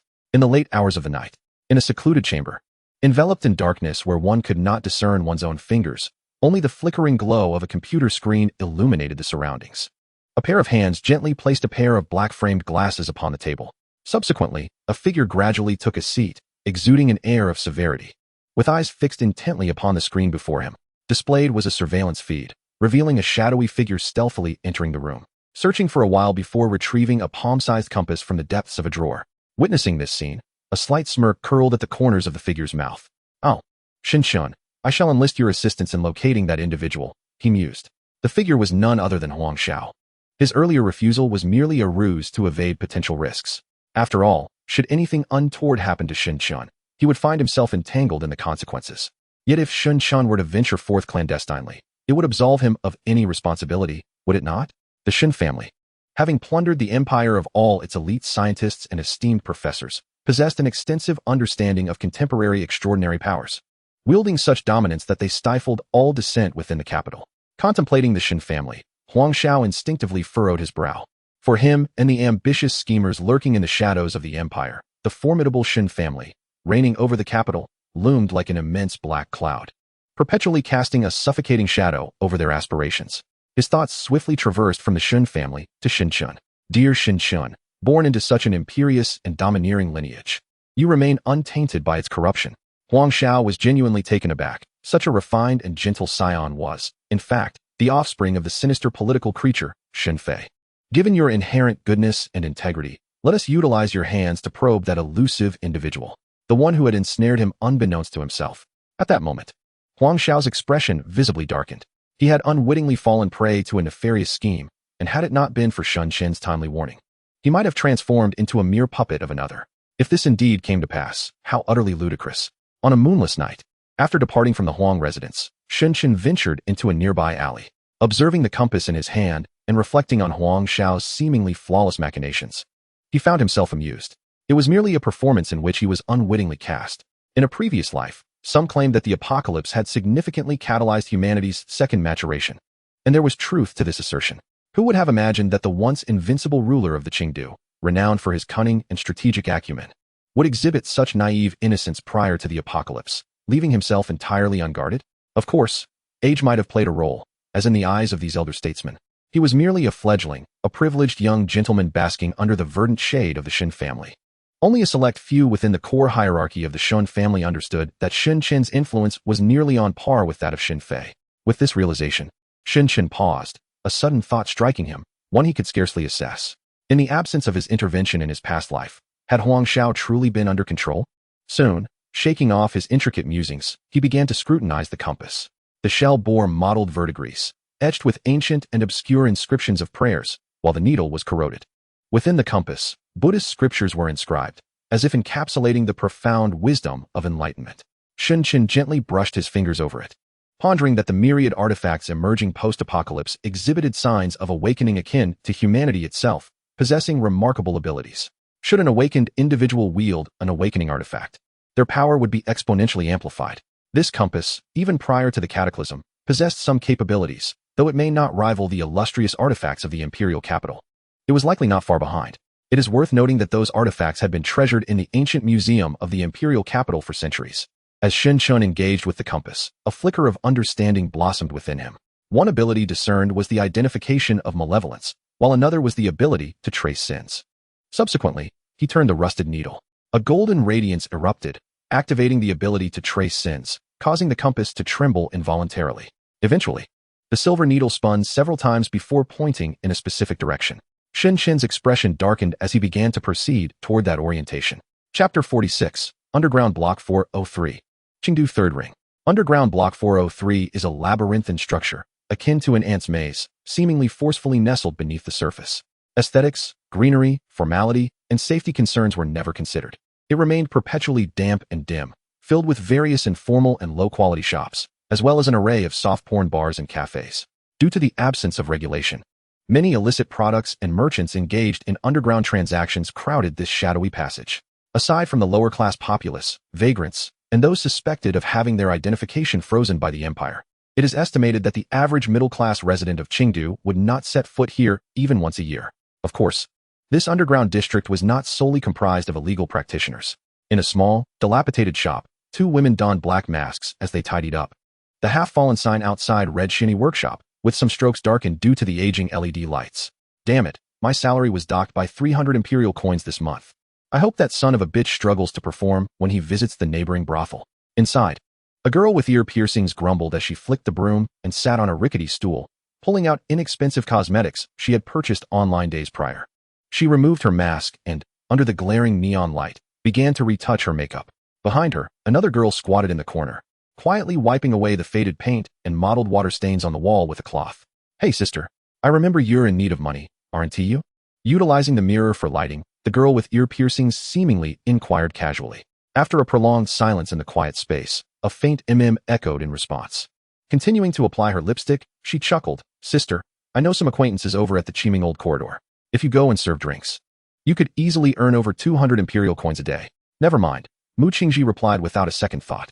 In the dimly lit alley of the former Dream Pavilion, the most notorious den of vice in this neighborhood, whispers abound about the affluent elite frequenting its halls in recent years. Why is that? As Mu Qingji lifted her gaze, she noticed Sister Ear Stud approaching her, her heavily made-up face betraying a hint of concern. Are you still in denial? For people like us, we are the dregs of society, deprived even of a respectable job. If selling our allure could change our fate, what harm would it be? I heard from a lady of the night on 402 Street that even high-ranking officials from the governor's office have visited. If one were to encounter such a noble patron, wouldn't that be akin to ascending to the heavens? Sister Ear Stud's excitement grew with each word, as if she were envisioning her escape from this stinking mire of despair. Seeing that Mu Qingji remained unmoved, Sister Ear Stud pursed her lips, her gaze a mix of pity and derision. In this society, men must know how to smile, and women must know how to cry. Suddenly, Mu Qingji raised her head and fixed her gaze on Sister Ear Stud. This is Chengdu, but it does not represent the entirety of the empire, for instance, the imperial capital. Before Mu Qingji could finish her thought, Sister Ear Stud shrieked, "You'll never escape this filthy gutter of Chengdu's third ring. How dare you even think of the imperial capital?" The outburst stemmed from the stark reality for them, the underclass. The term imperial capital felt as distant as a dream. A mere symbol on the internet, a place they could only fantasize about entering. Can't you be more realistic? Who are you trying to impress with your pathetic pride? Sister Ear Stud crouched down and grasped Mu Qingji's shoulders, her eyes filled with urgency and agitation. Do you remember that wretched woman from 407, who was sleeping with her boss? Just a few days ago, she was whisked away by someone from the governor's office. Damn it. Even such trash can soar to great heights. Before Sister Ear Stud could finish her tirade, she noticed Mu Qingji's complexion suddenly pale, her eyes vacant.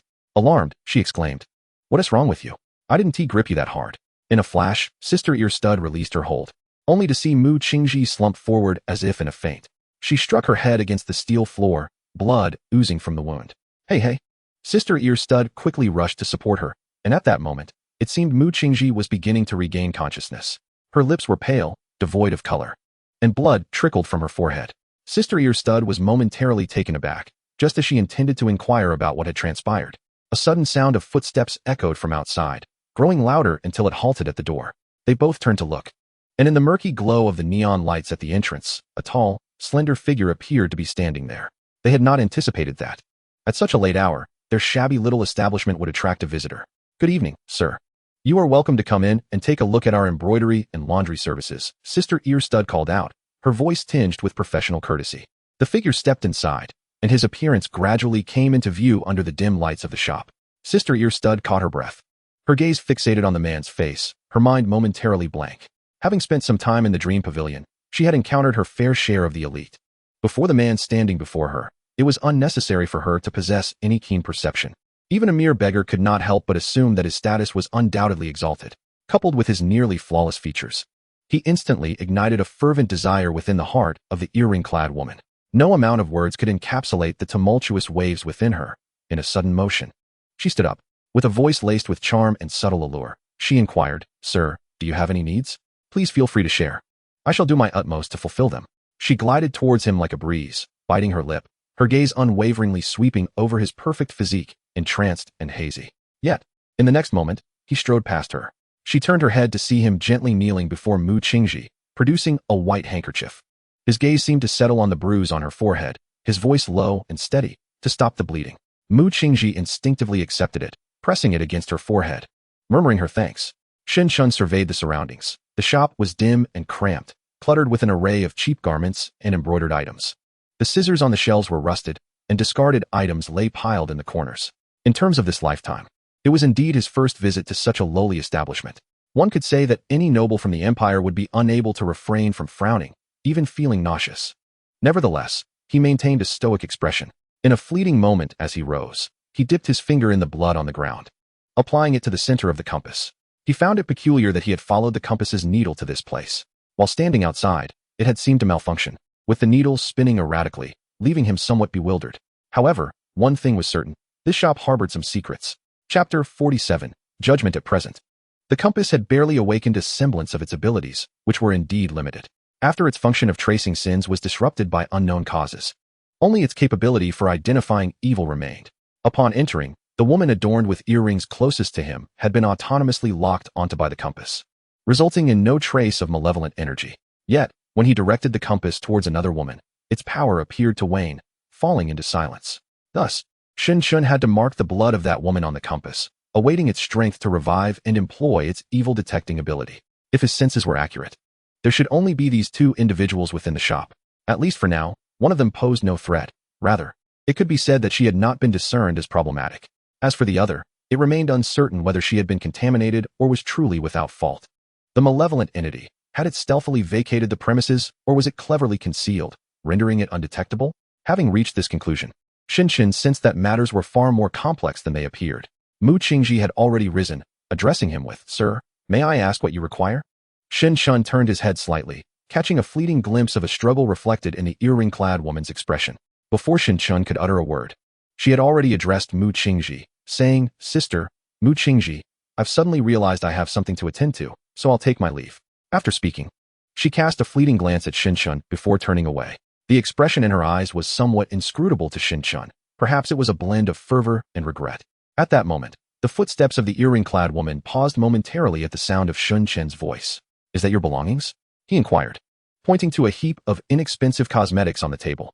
Her cheeks flushed crimson as she lowered her head to tidy up, then hastily exited the shop. This time, Shen Shun made no effort to stop her.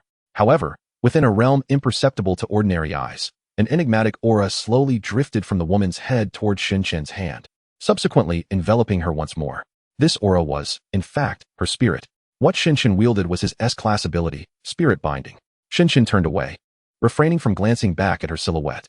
Logically speaking, she should have been an ordinary person, yet Shen Shun felt compelled to employ his abilities. After all, it seemed rather deliberate that one of them had hastily sought an excuse to depart. By controlling her spirit, her every move would be under his surveillance for a brief period.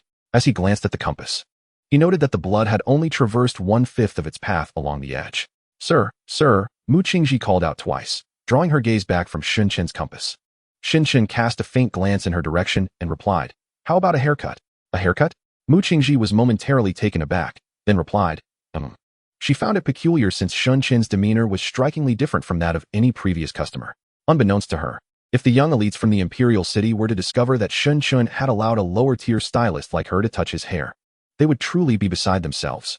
They regarded class distinctions more seriously than life itself. To them, even a single strand of Prince Shen Shun's hair was extraordinarily precious. To step into such a dingy establishment was a blatant affront to their esteemed status. Conversely, Shen Shun, perched at the pinnacle of the social hierarchy, viewed it all with indifference.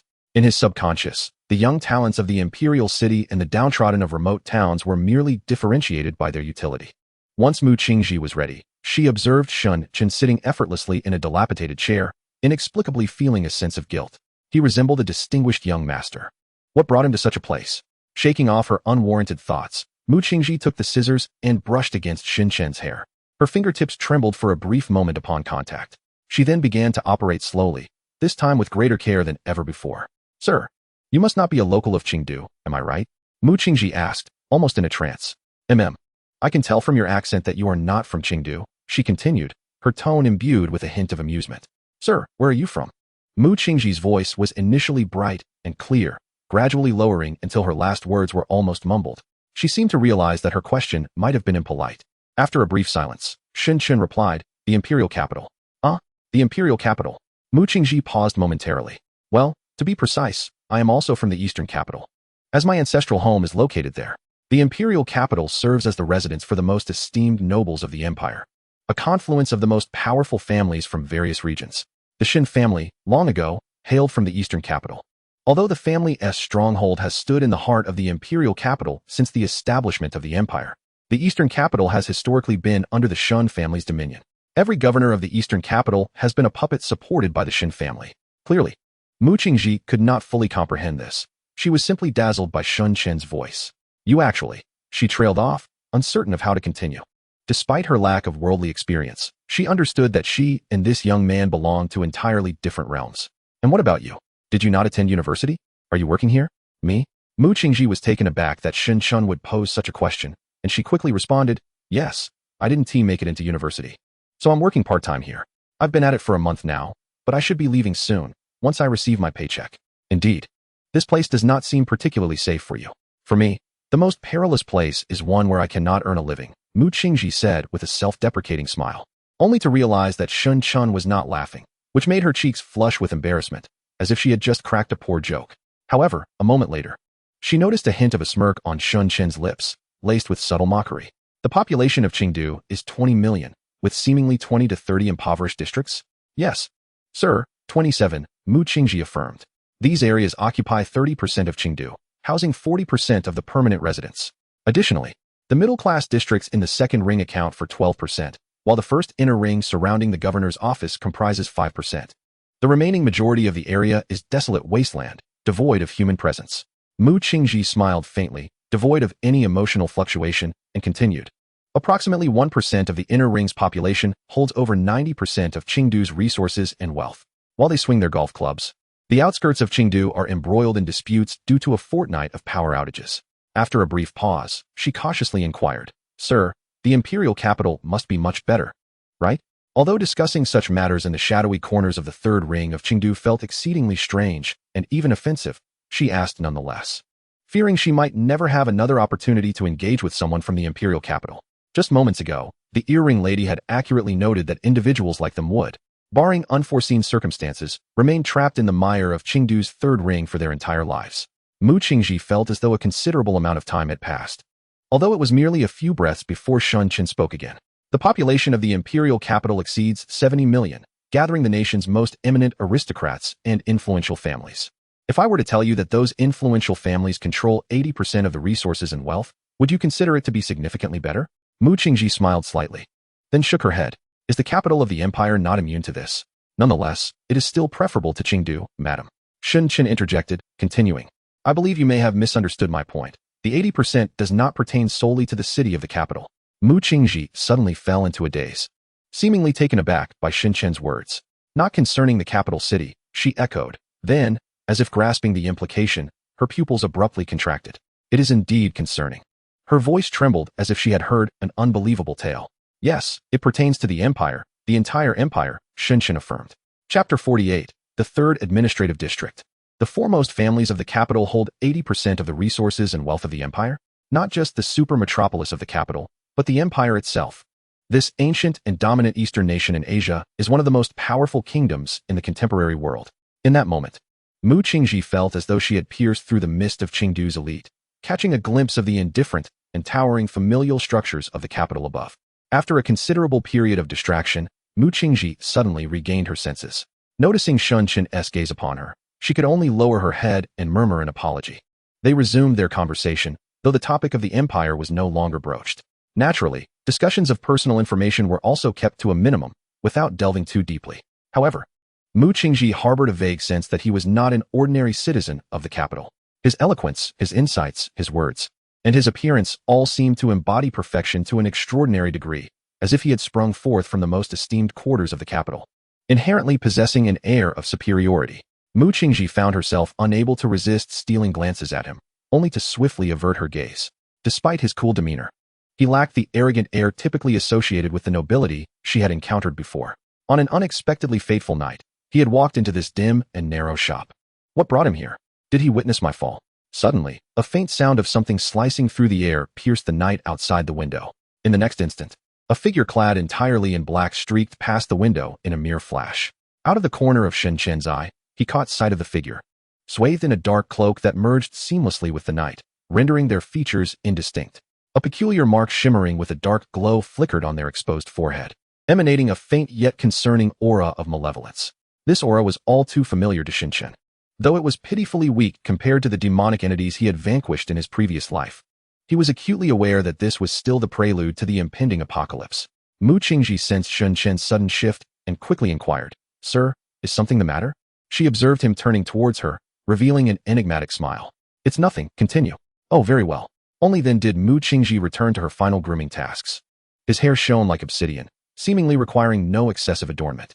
A shadow suddenly brushed against the window, accompanied by an extremely faint yet distinctly clear aura of malevolence. Yet, Shen Chen remained unmoved, allowing the shadow to drift away. For, no matter how one looked at it, that shadow seemed intent on luring him away. Wouldn't you agree, Mu Qingji? In the end, Mu Qingji handed Shen Chen a piece of a mirror with a chipped edge, her cheeks flushed. "Sir, please take a look." Shen Chen cast a brief glance, nodding indifferently. He had merely trimmed his hair slightly, cutting the longer strands, while the overall style remained unchanged. After all, only the top masters of the fashion scene in the imperial capital had previously been entrusted with cutting Shen Chen's hair, and even such opportunities were fiercely contested. "Sir, could you wait for a moment?" Just a few minutes. After some time, Mu Qingji lowered her head, fidgeting. Then, under Shen Chen's gaze, she hurriedly stepped into the depths of the shop. Shen Chen paid her no mind, continuing to observe the compass. The red thread had nearly reached the edge of the compass, leaving only the final sliver of distance. That sliver, too, was swiftly traversed as time passed. Subsequently, Shen Chen lowered his eyelids, his gaze darkening. He then departed without a trace of sentiment. His judgment appeared to have faltered once more.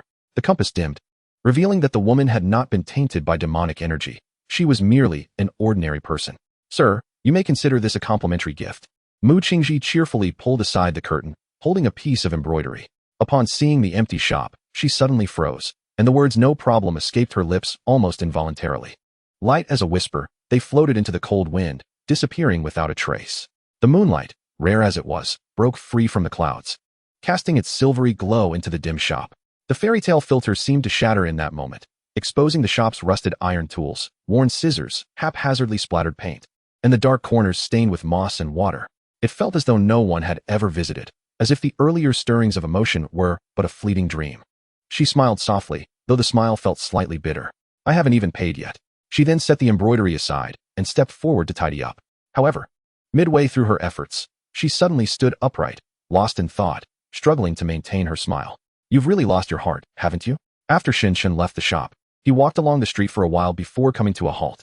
In his perception, the woman with the ear studs, after leaving the shop, had first circled behind it, pressing her ear against the wall.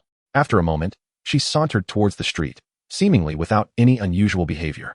Thus, it appeared that the only remaining clue was that fleeting shadow that had darted past the window. In the recesses of his mind, Shen Chen sensed that this particular demon was unlike any he had encountered before. It seemed to possess greater cunning and a more ambitious scheme.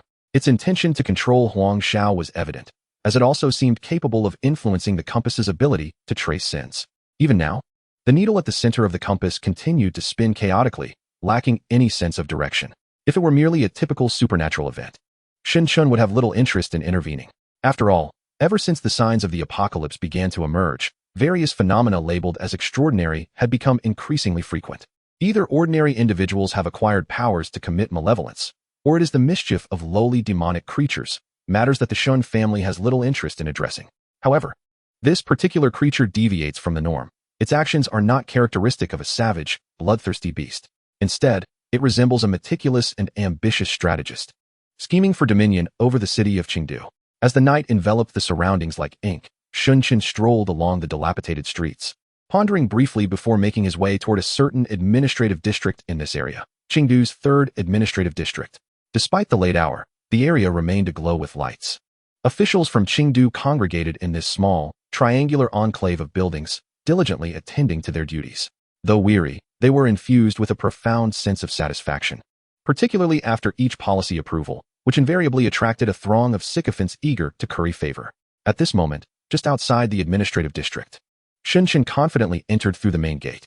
"Sir, this is a restricted area. Please vacate." A guard emerged from the sentry booth, obstructing Shunshin's path. The lights flickered at that moment, illuminating Shunshin's visage. Just then, a refined gentleman, clad in a suit and tie, approached, having noticed the unfolding situation. Adjusting his glasses, he stepped closer to Shunshin, a hint of arrogance in his demeanor as he cast a sideways glance at him. "Apologies, but we do not accommodate unrelated personnel here. If you are searching for someone, kindly leave your contact information or have them come to greet you personally. Should you wish to file a complaint, please adhere to the proper procedures and refrain from disrupting official duties." As a senior official of the administrative district, he could, without exaggeration, adopt an air of superiority over 99% of Chengdu's populace. Noticing the man still standing there, the gentleman furrowed his brow, irritation creeping in due to the perceived slight. "Why are you still lingering here? Do you think this is a place for idlers? No trespassers allowed." At that moment, Shunshin took a moment to survey the surrounding buildings before directing his gaze coolly upon the imperious man before him. The man seemed poised to speak again, but as he opened his mouth, he was met with Shunshin slightly lifting his gaze and revealing a palm-sized identification card. "Summon your superior." The card, modest in size, was adorned with a three-dimensional crimson border, featuring an embroidered red dragon, with a black background and white lettering, crowned with an official seal. Its simplicity belied the staggering significance it carried, capable of rendering one speechless with shock. The bespectacled man initially stood frozen like a statue for 3 seconds before his legs buckled, causing him to collapse to the ground. Chapter 49. The document. This was no exaggeration. He was genuinely frightened into submission. The implications of this document were astonishing. It could be said that anywhere within the empire, any enterprise or institution would yield to the authority represented by this modest card. The imperial executor. It virtually embodied the highest will of the empire. Yet, how could a mere administrative district in Chengdu attract the attention of such an esteemed figure? "Executor, sir." The bespectacled man attempted twice to rise, finally managing to stand, albeit with trembling limbs and chattering teeth. "It was my fault. I failed to recognize your status and inadvertently offended you. Summon your superior." Shunshin reiterated with a frown, his tone unwavering. "Understood." The bespectacled man hastily scrambled into the administrative district. Shortly thereafter, a palpable commotion erupted within the administrative building. Before long, a middle-aged gentleman adorned with a tall hat emerged, accompanied by a throng of officials of varying ranks. Upon catching sight of Shunshin, the middle-aged man removed his hat, revealing a countenance imbued with humility. "Your Excellency, I am Wang Shaoran, the acting governor of the 3rd Administrative District. How may I serve you?" As he spoke, he discreetly cast a glance at the crimson dragon emblem in Shunshin's hand, swallowing hard and bowing his head even lower. The entourage behind him also lowered their heads, awaiting Shunshin's directives. The scene was indeed striking. The security guard who had previously obstructed Shunshin sat on the ground, his tailbone numb, fearful that Shunshin might seek retribution. However, it was evident that Shunshin had no recollection of him. Instead, he approached Wang Shaoran and gently patted his shoulder. "I need to investigate a few matters. Please activate the internal network." Following this, Shunshin accompanied Wang Shaoran into the administrative building and arrived at the heart of the office area. Here, dozens of individuals had been diligently working, yet at that moment, they all stood and bowed in deference to Shunshin, clearing the central space for his examination. "Your Excellency, here are the surveillance recordings from the entire jurisdiction of the 3rd Administrative District for the past 3 hours. This contains the archives of incidents in Chengdu over the last 2 decades. These files hold the personal records of officials at all levels." Wang Shaoran remained at his side, his demeanor subservient, his smile rat-like, as he meticulously introduced the materials to Shunshin. Shunshin swiftly perused the documents, discovering numerous confidential files, including instances of officials' demotions and significant blunders committed by certain directors. He first sought the dossier of the governor of Chengdu, Cui Xiaoming, governor of Chengdu, head of the Cui family. The records clearly documented Cui Xiaoming's 24 years in office, detailing various achievements. After reviewing the information, Shunshin surmised that he was nothing short of inept. Despite the officials' desperate attempts to embellish his accomplishments, they could not obscure the truth of his incompetence. As he continued to sift through the files, a familiar name caught his eye. Governor's office aide, Huang Xiao, native of Huangshan. Chengdu. Huang Xiao? Shunshin gazed at the photograph of Huang Xiao printed in the upper right corner of the dossier and smiled. He then scrutinized the details more closely. After a while, He tossed the document aside, falling into silence for a moment. It was astonishing enough that Huang Xiao was merely an aide in the governor's office. But he had not anticipated that Huang Xiao, the future master of Qingdu, hailed from a rural background, specifically from Wangjiazwang in Huangshan.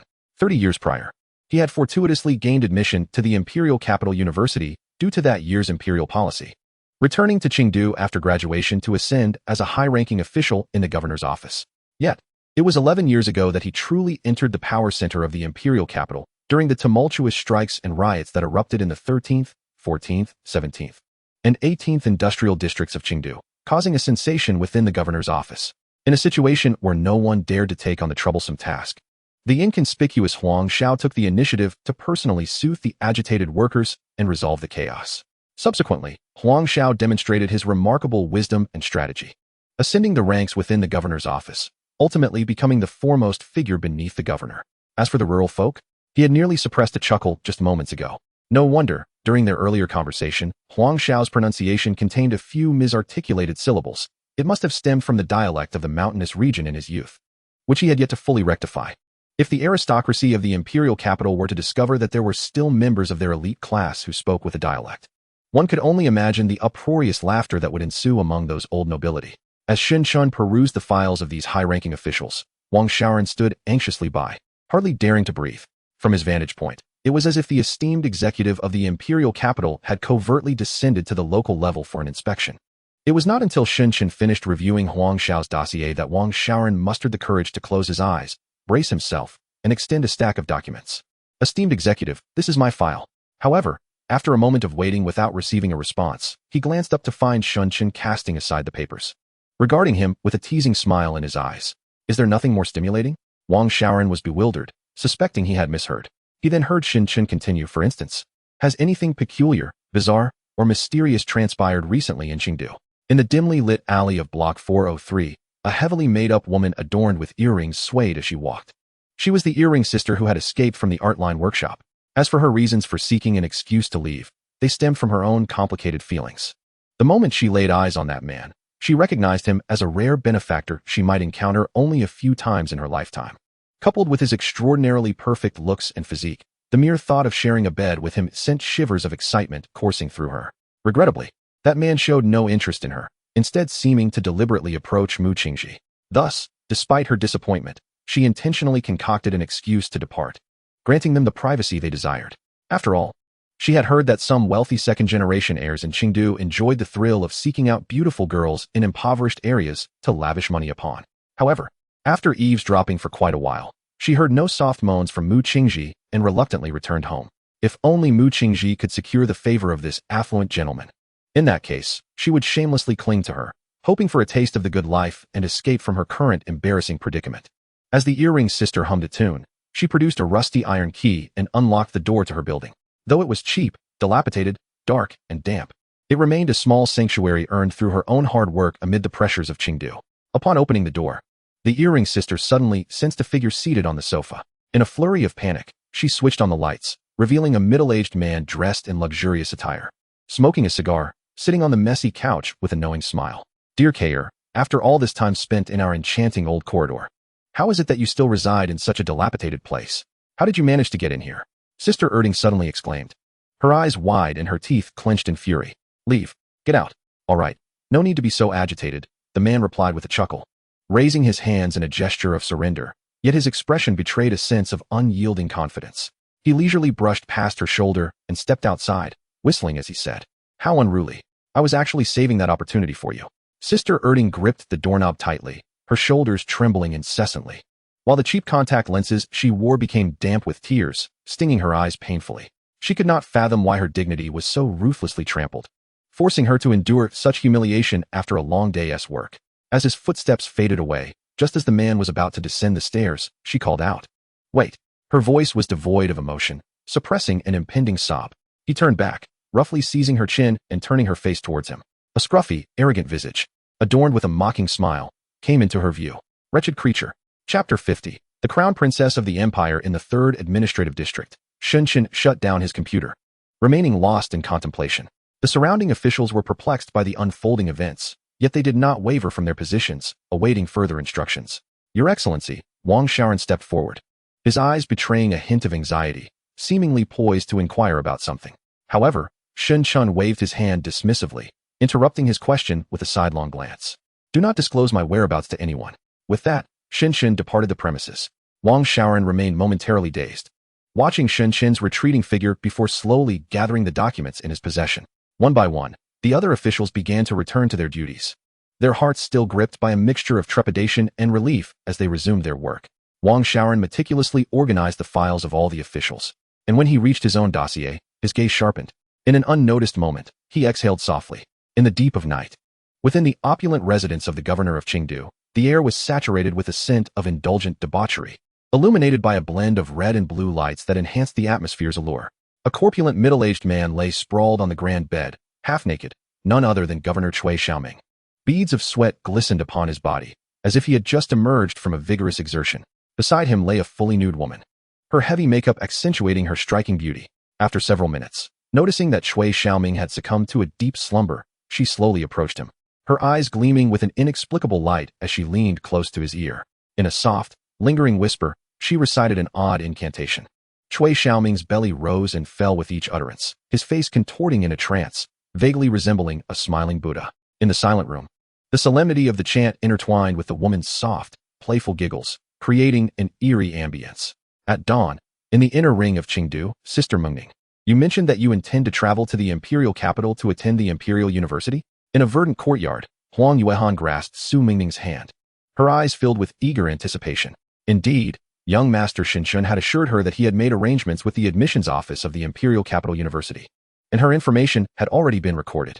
Although the admissions for this year had concluded, as long as Shun Shun interceded, there would be no obstacles for Su Mingning to enroll at the prestigious institution. Oh my! Mengning, the imperial capital university. Huang Yuehan exclaimed, her admiration palpable. After all, Shin Shun was destined to be the master of the empire. Even the university would vie for his favor, regarding his attendance as a badge of honor. By the way, where has young Master Shin gone? I haven't seen him since yesterday, Huang Yuehan inquired tentatively, a flicker of curiosity in her heart. When she had inquired about Shin Shun from her father, he had unexpectedly responded with a stern warning not to pry further. Suddenly recalling Shin Chen's earlier words, Su Mingning shook her head. I have no idea. Observing Huang Yuehan's disappointment, Su Mingning maintained an impassive expression, her heart devoid of any turmoil. She had returned from a past life, and it was impossible for her to relive the innocence and kindness of her former self, the girl who had trusted everyone unreservedly. Now deceased in a desolate land. In this life, the apocalypse would undoubtedly arrive, the empire would fragment, and humanity would descend into a hellish existence. The only individuals she truly cared about were her father and young Master Shinshun. Mengning, our Chengdu University is about to hold its anniversary celebration. Why not join me for the occasion? Huang Yuehan suggested. Anniversary celebration? Indeed. Huang Yuehan affectionately wrapped her arm around Su Mingning's. You have no idea. This year's celebration is the grandest in a century, with numerous students from external universities attending. My boyfriend, Shang Wanyun, is leading a group from the Imperial Capital University, which is how we met. Let's go. Huang Yuehan urged. Su Mingning hesitated for a moment, considering her lack of other engagements, and ultimately agreed. Huang Yuehan joyfully summoned an array of exquisite pastries, and together they indulged in the delicacies. As Su Mingning savored a sweet snow cake, a question arose in her mind. Students from the Imperial Capital University? Recently, due to her impending enrollment at the university, she had gathered considerable information about it. The prevailing sentiment was one of arrogance. Indeed, the Imperial Capital University was the only institution permitted to occupy the central inner ring of the capital, inherently infused with political significance, fostering an air of superiority. Why would they deign to participate in the anniversary celebration at Chengdu University? Are you saying that students from the Imperial Capital University are coming specifically for your celebration? Su Mingning asked, seemingly innocently. Not entirely, Huang Yuehan replied. Our school organized a life sciences event and invited several universities. I heard that after it concluded, the delegation from the Imperial Capital University unexpectedly expressed a desire to participate, much to the delight of our principal. A delegation from the Imperial Capital University? Su Mingning murmured softly. Huang Yuehan, however, remained entirely unconcerned, simply smiling as she remarked. I heard it was the president of the student council at the prestigious Imperial Capital University who made the decision. I've heard Su Guanyin speak of him, and it seems he enjoys quite a high reputation. Indeed, the presidents of the student council at Imperial Capital University are never ordinary individuals. Even Shen Xiao was the president last term, though his prominence was largely due to his association with the position. As Huang Yuehan munched on pastries, she chatted gleefully, appearing well-versed in such gossip. You should be able to meet him once you enter Imperial Capital University. But you need not fear him. Your man is Xin Xiao. No matter how much authority that student council president wields at the university, he must still bow before Xin Xiao. Huang Yuehan frequently mentioned Xin Xiao, and though she addressed Su Mengming as your man, her envious gaze and reverent tone suggested a deeper admiration, almost as if she viewed Xin Xiao as her own. Su Mengming, on the other hand, maintained an air of indifference, her flawless visage reflecting an unyielding coolness. Huang Yuehan scrutinized Su Mengming for a few moments before suddenly leaning in closer. Mengming, do you truly grasp your identity? Huang Yuehan seemed to feel that Su Mengming's demeanor was overly demure, lacking the audacious confidence one would expect from someone associated with Xin, prompting her to prod her friend. You are backed by Xin Xiao. Do you understand what that signifies? It means that no family in the empire dares to disregard you. Everyone will seek to curry your favor. Wherever you stand, the gaze of the entire empire will converge upon you, whether in admiration or envy. Just thinking about it makes me so excited that I can hardly sleep. How can you remain so composed? Do you even realize that you are? Huang Yuehan paused, her tone shifting to one of caution, seduction, and the hint of taboo, as she slowly articulated, the future princess consort of the empire. Chapter 51. Unforeseen circumstances. After frolicking in the garden for a while, Su Mengming and Huang Yuehan were suddenly alerted by the sound of approaching footsteps, which grew increasingly distinct. The two turned towards the sound, recognizing the figure approaching. Master Xin. Su Mengming's face lit up with joy, her eyes sparkling like stars as she immediately sprang to her feet and ran towards him. Huang Yuehan deliberately lagged half a step behind, her gaze betraying a suppressed admiration for Xin. Xin embraced the rushing Su Mengming, gently ruffling her hair, but his attention soon shifted to Huang Yuehan. Miss Huang. Seemingly taken aback that Xin would mention her, Huang Yuehan quickly responded with delight. Xin Xiao, is there something you need?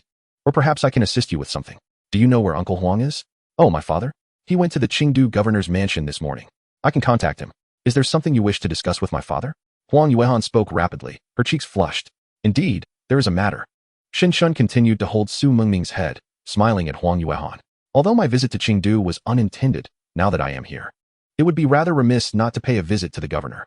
Upon hearing this, Huang Yuehan felt no hesitation, her excitement leading her to swiftly dial Huang Xiao's number. Meanwhile, Su Mengming, nestled in Shun Chen's embrace, suddenly lifted her gaze to him, her heart whispering, Master Xin, have we encountered a troublesome situation? At the Qingdu governor's mansion, within the opulent residence, Cui Xiaoming reclined in a spacious chair, with Huang Xiao seated to his right, and the city's elite officials beneath them. At that moment, they were engaged in a financial report, strategizing for the forthcoming preparations. This auction event was set to be the grandest in Qingdu over the past decade. It was reported that several millionaires were poised to participate, a development that could significantly invigorate the city's financial circulation. Moreover, the auction would generate substantial brand recognition, enhancing Qingdu's reputation in the southwestern region. A refined gentleman stood before them, holding a document, his voice calm, yet resonant. The attendees, save for the governor Cui Xiaoming, wore serious expressions, occasionally jotting down notes. A fleeting glance at Cui Xiaoming's nonchalant demeanor prompted them to quickly avert their gazes. After all, within the upper echelons of Qingdu, it was well known that this governor seldom engaged with pressing matters. Were it not for Huang Xiao's guidance, the city might have descended into chaos long ago. Suddenly, a ringing sound pierced the air. Instantly, all eyes turned to the source, where Huang Xiao remained impassive, glancing at his phone. Upon recognizing the caller, Cui Xiaoming refrained from erupting in anger, merely furrowing his brow and emitting a low huff. Apologies, Huang Xiao addressed the assembly before swiftly exiting the room. The attendees were taken aback. They had not anticipated that, in such a significant setting, one would neglect to silence their phone, let alone take a call in the presence of the governor. However, they wisely chose silence, though Cui Xiaoming's expression grew increasingly grim. He had noted Huang Xiao's apparent disregard for authority, leading him to contemplate the necessity of asserting his own dignity as governor. Yet, Huang Xiao's actions were not born of arrogance. Typically, his phone was indeed on silent, but he had provided his daughter with a separate number, one he would answer at any time, having instructed her that it was to be used solely in emergencies or dangerous situations. Clearly, he had just seen that number. Within the premises, the report continued, though the atmosphere grew palpably tense. No one dared to breathe audibly, heads bowed to diminish their presence. Even the previously eloquent gentleman's voice had lost its vigor. It was evident to all that the corpulent governor was displeased, and none wished to test the extent of his ire. Approximately 5 to 6 minutes later, the door creaked open. Cui Xiaoming cast a brief, dispassionate glance at Huang Xiao, his cheeks betraying signs of irritation. Huang Xiao, you dare to step out for a phone call during such an important meeting? Clearly, you hold the rules in utter disregard. Witnessing Cui Xiaoming confront Huang Xiao elicited a spectrum of reactions among the attendees. Some reveled in the spectacle, others silently critiqued, while a few internally cheered, relishing the chaos. Indeed, Huang Xiao, while we all strive to maintain silence for our communication devices, you have taken it upon yourself to step outside and answer a call. Those who had previously clashed with Huang Xiao immediately joined in the ridicule. What should we have the esteemed governor say? You must understand how much the governor values you. Indeed, if it were not for the governor's nurturing, would you be standing here now? One must never forget their roots. Perhaps due to Huang Xiao's usual assertiveness. At that moment, no fewer than 3 individuals directed their scornful jibes at him.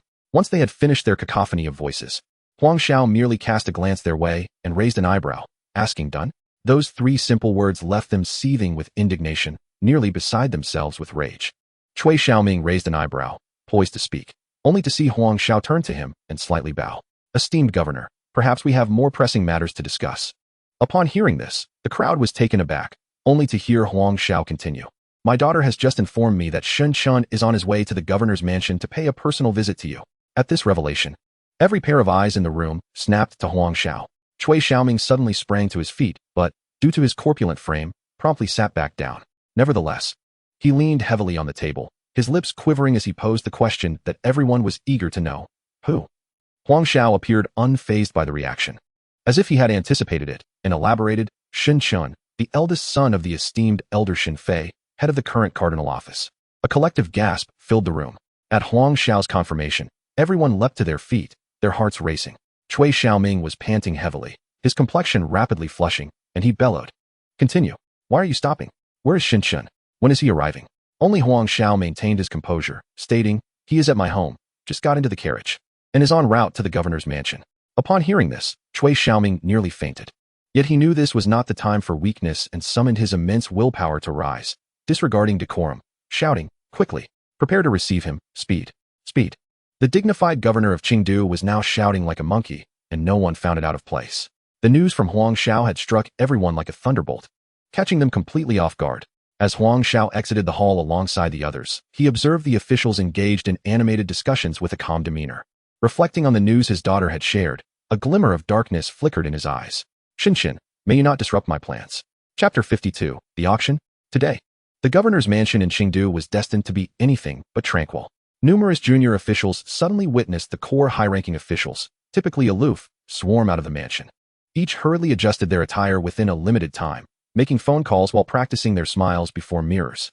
Moreover, a vast area in front of the mansion was cleared, and the usually elusive governor of Qingdu emerged, looking impeccably presentable. What on earth is happening? Is there some significant figure coming for an inspection? No prior notice was given.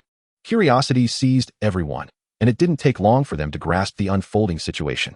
As a black sedan appeared before the mansion, they could clearly see the frosty visage of Governor Cui Xiaoming breaking into the most exuberant smile of his life.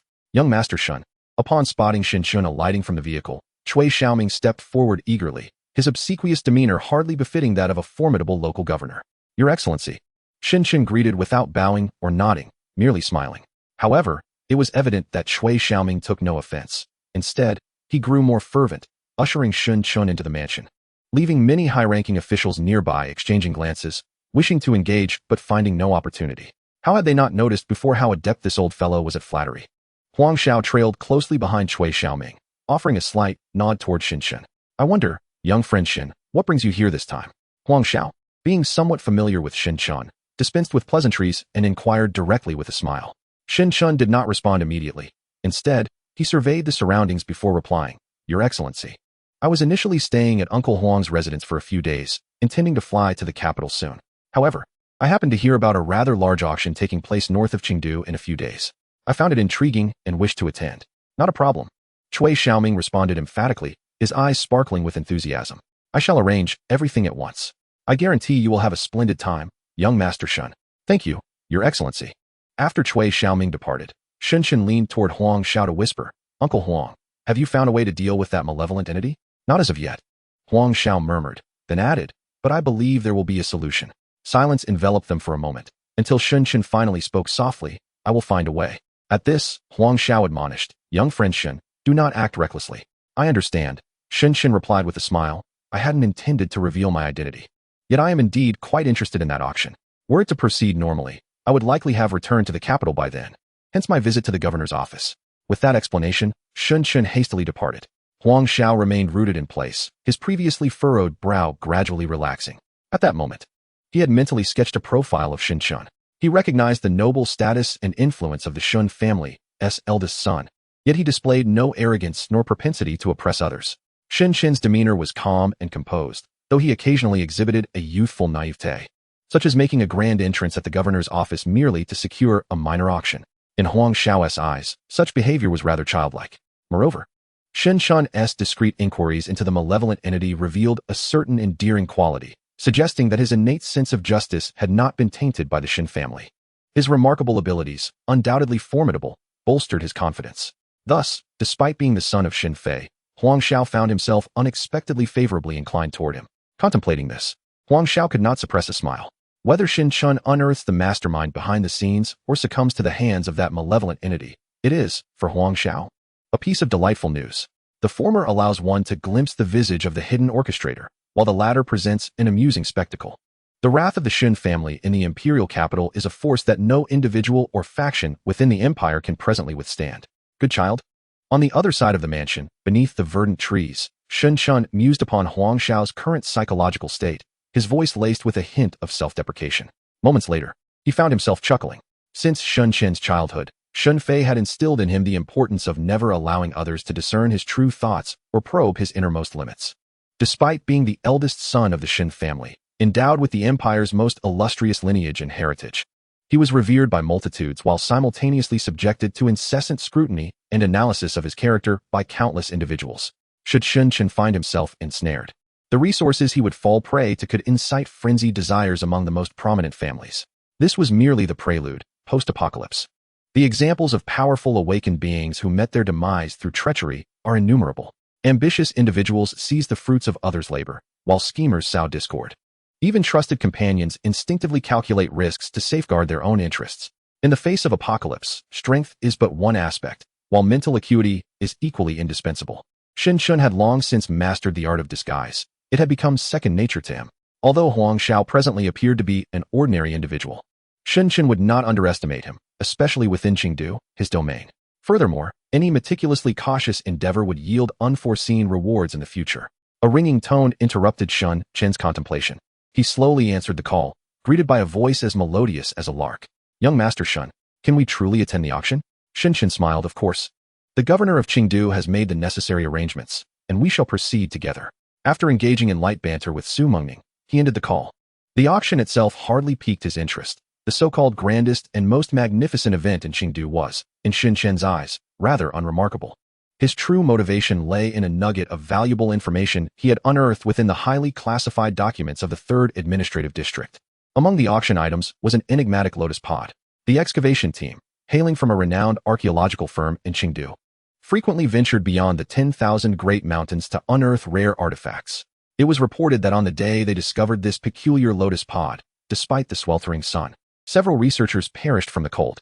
Even more astonishing was the interception of the lotus pod during its transport to Qingdu by a mysterious figure.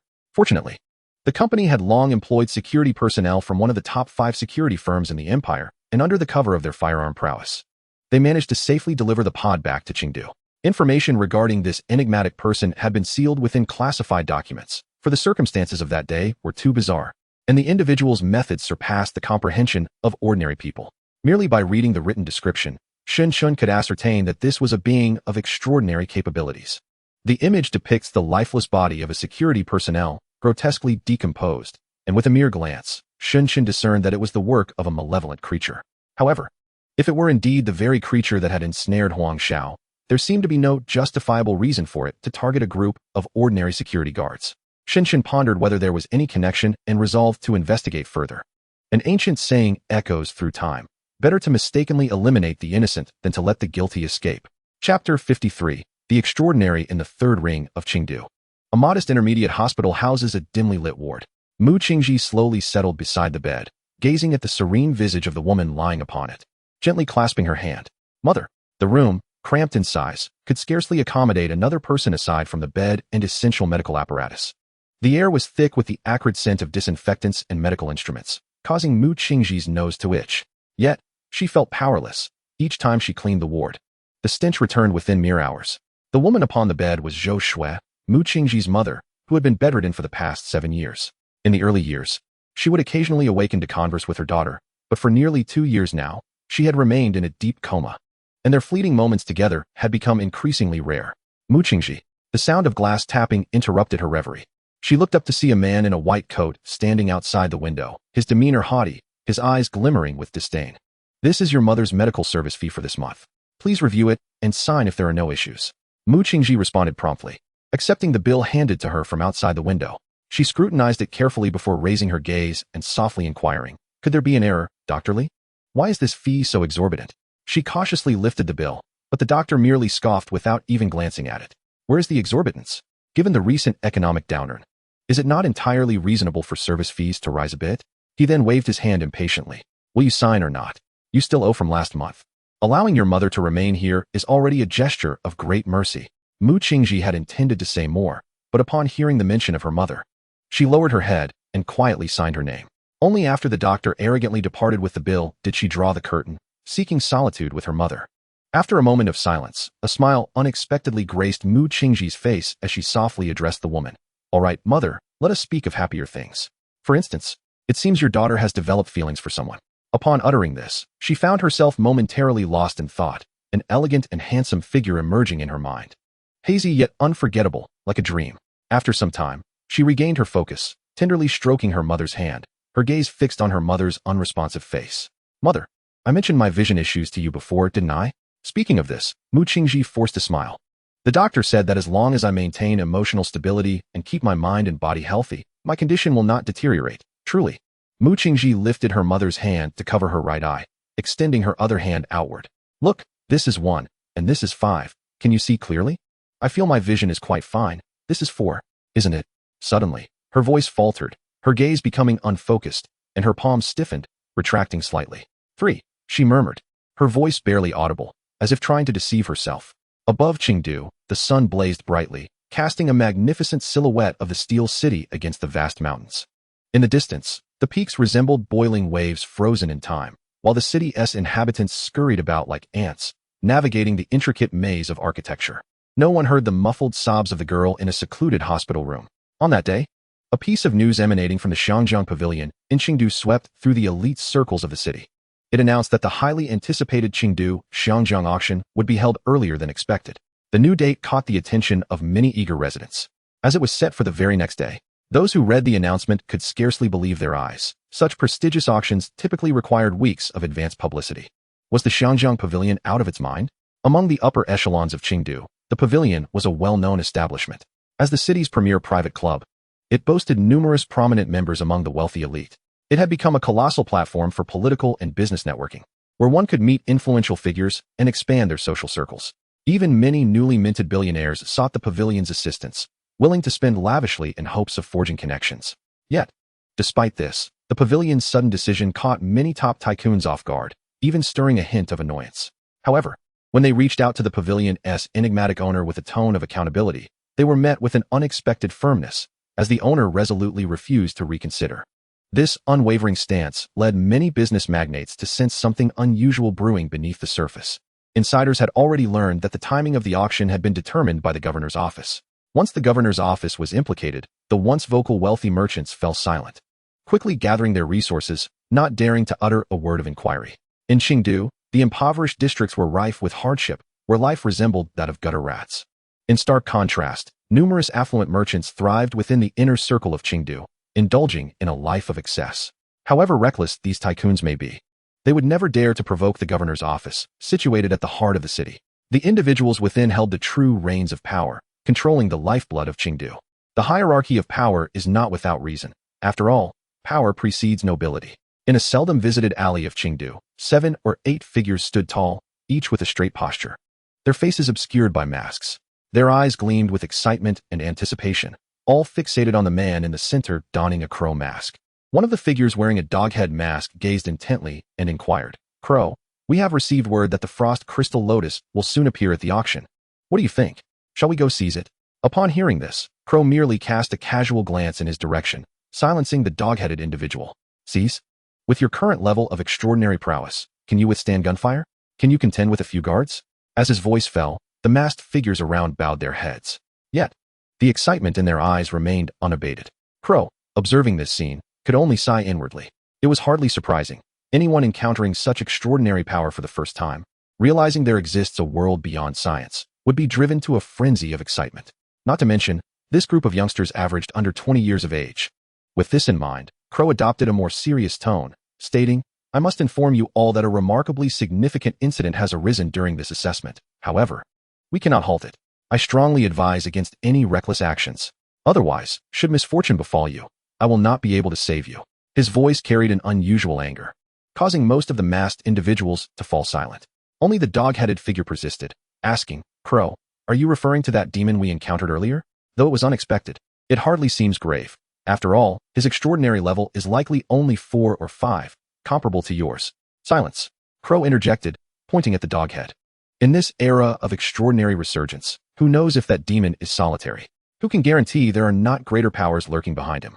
You have only just acquired extraordinary abilities, yet you display such audacity and arrogance, confined to a narrow view. You shall undoubtedly face dire consequences in the future." Chastened by this rebuke, the dog-headed individual and the others fell into a state of trepidation, refraining from further speech. Crow, however, lifted his gaze towards the distance and remarked calmly, "Moreover, the incident I refer to is not the demon we encountered previously." He then disregarded the astonished gazes of the crowd and made his way towards the alleyway, sighing inwardly, "How could that individual from the imperial capital come to Chengdu?" Chapter 54. The Hong Kong Pavilion. The following day, in the southern 3rd district of Chengdu, before a colossal edifice, an array of luxury vehicles congregated. As numerous prominent tycoons emerged from their cars, basking in the attention of the masses, countless media outlets from Chengdu had arrived, directing their spotlights towards the entrance, where illustrious figures, rarely seen in public, were gathered.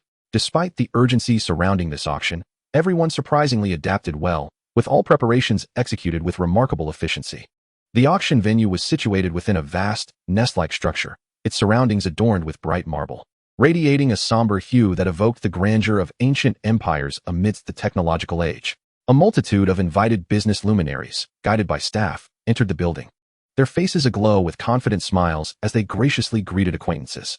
However, beneath their warm gazes lingered a hint of perplexity. It was noteworthy that today, numerous titans of the Chengdu elite were in attendance, yet the person responsible for the Hong Kong Pavilion had not made an appearance to welcome them. In truth, the enigmatic proprietor of the Xiangjiang Pavilion currently stands in a different corridor, quietly and respectfully awaiting an arrival. His name is Wang Qiao, a local of Chengdu, who, upon graduation, took over the nearly bankrupt Xiangjiang Pavilion from his father. In a bold gamble, he transformed the establishment into a members-only venue, focusing on serving the affluent of Chengdu and adeptly understanding the psyche of local tycoons. After years of relentless effort, and amidst countless business rivalries not meant for public discourse, he ultimately achieved the resplendence of the Xiangjiang Pavilion, the premier club in Chengdu. While the support of various influential figures played a role, Wang Qiao's meticulous and strategic approach was equally indispensable.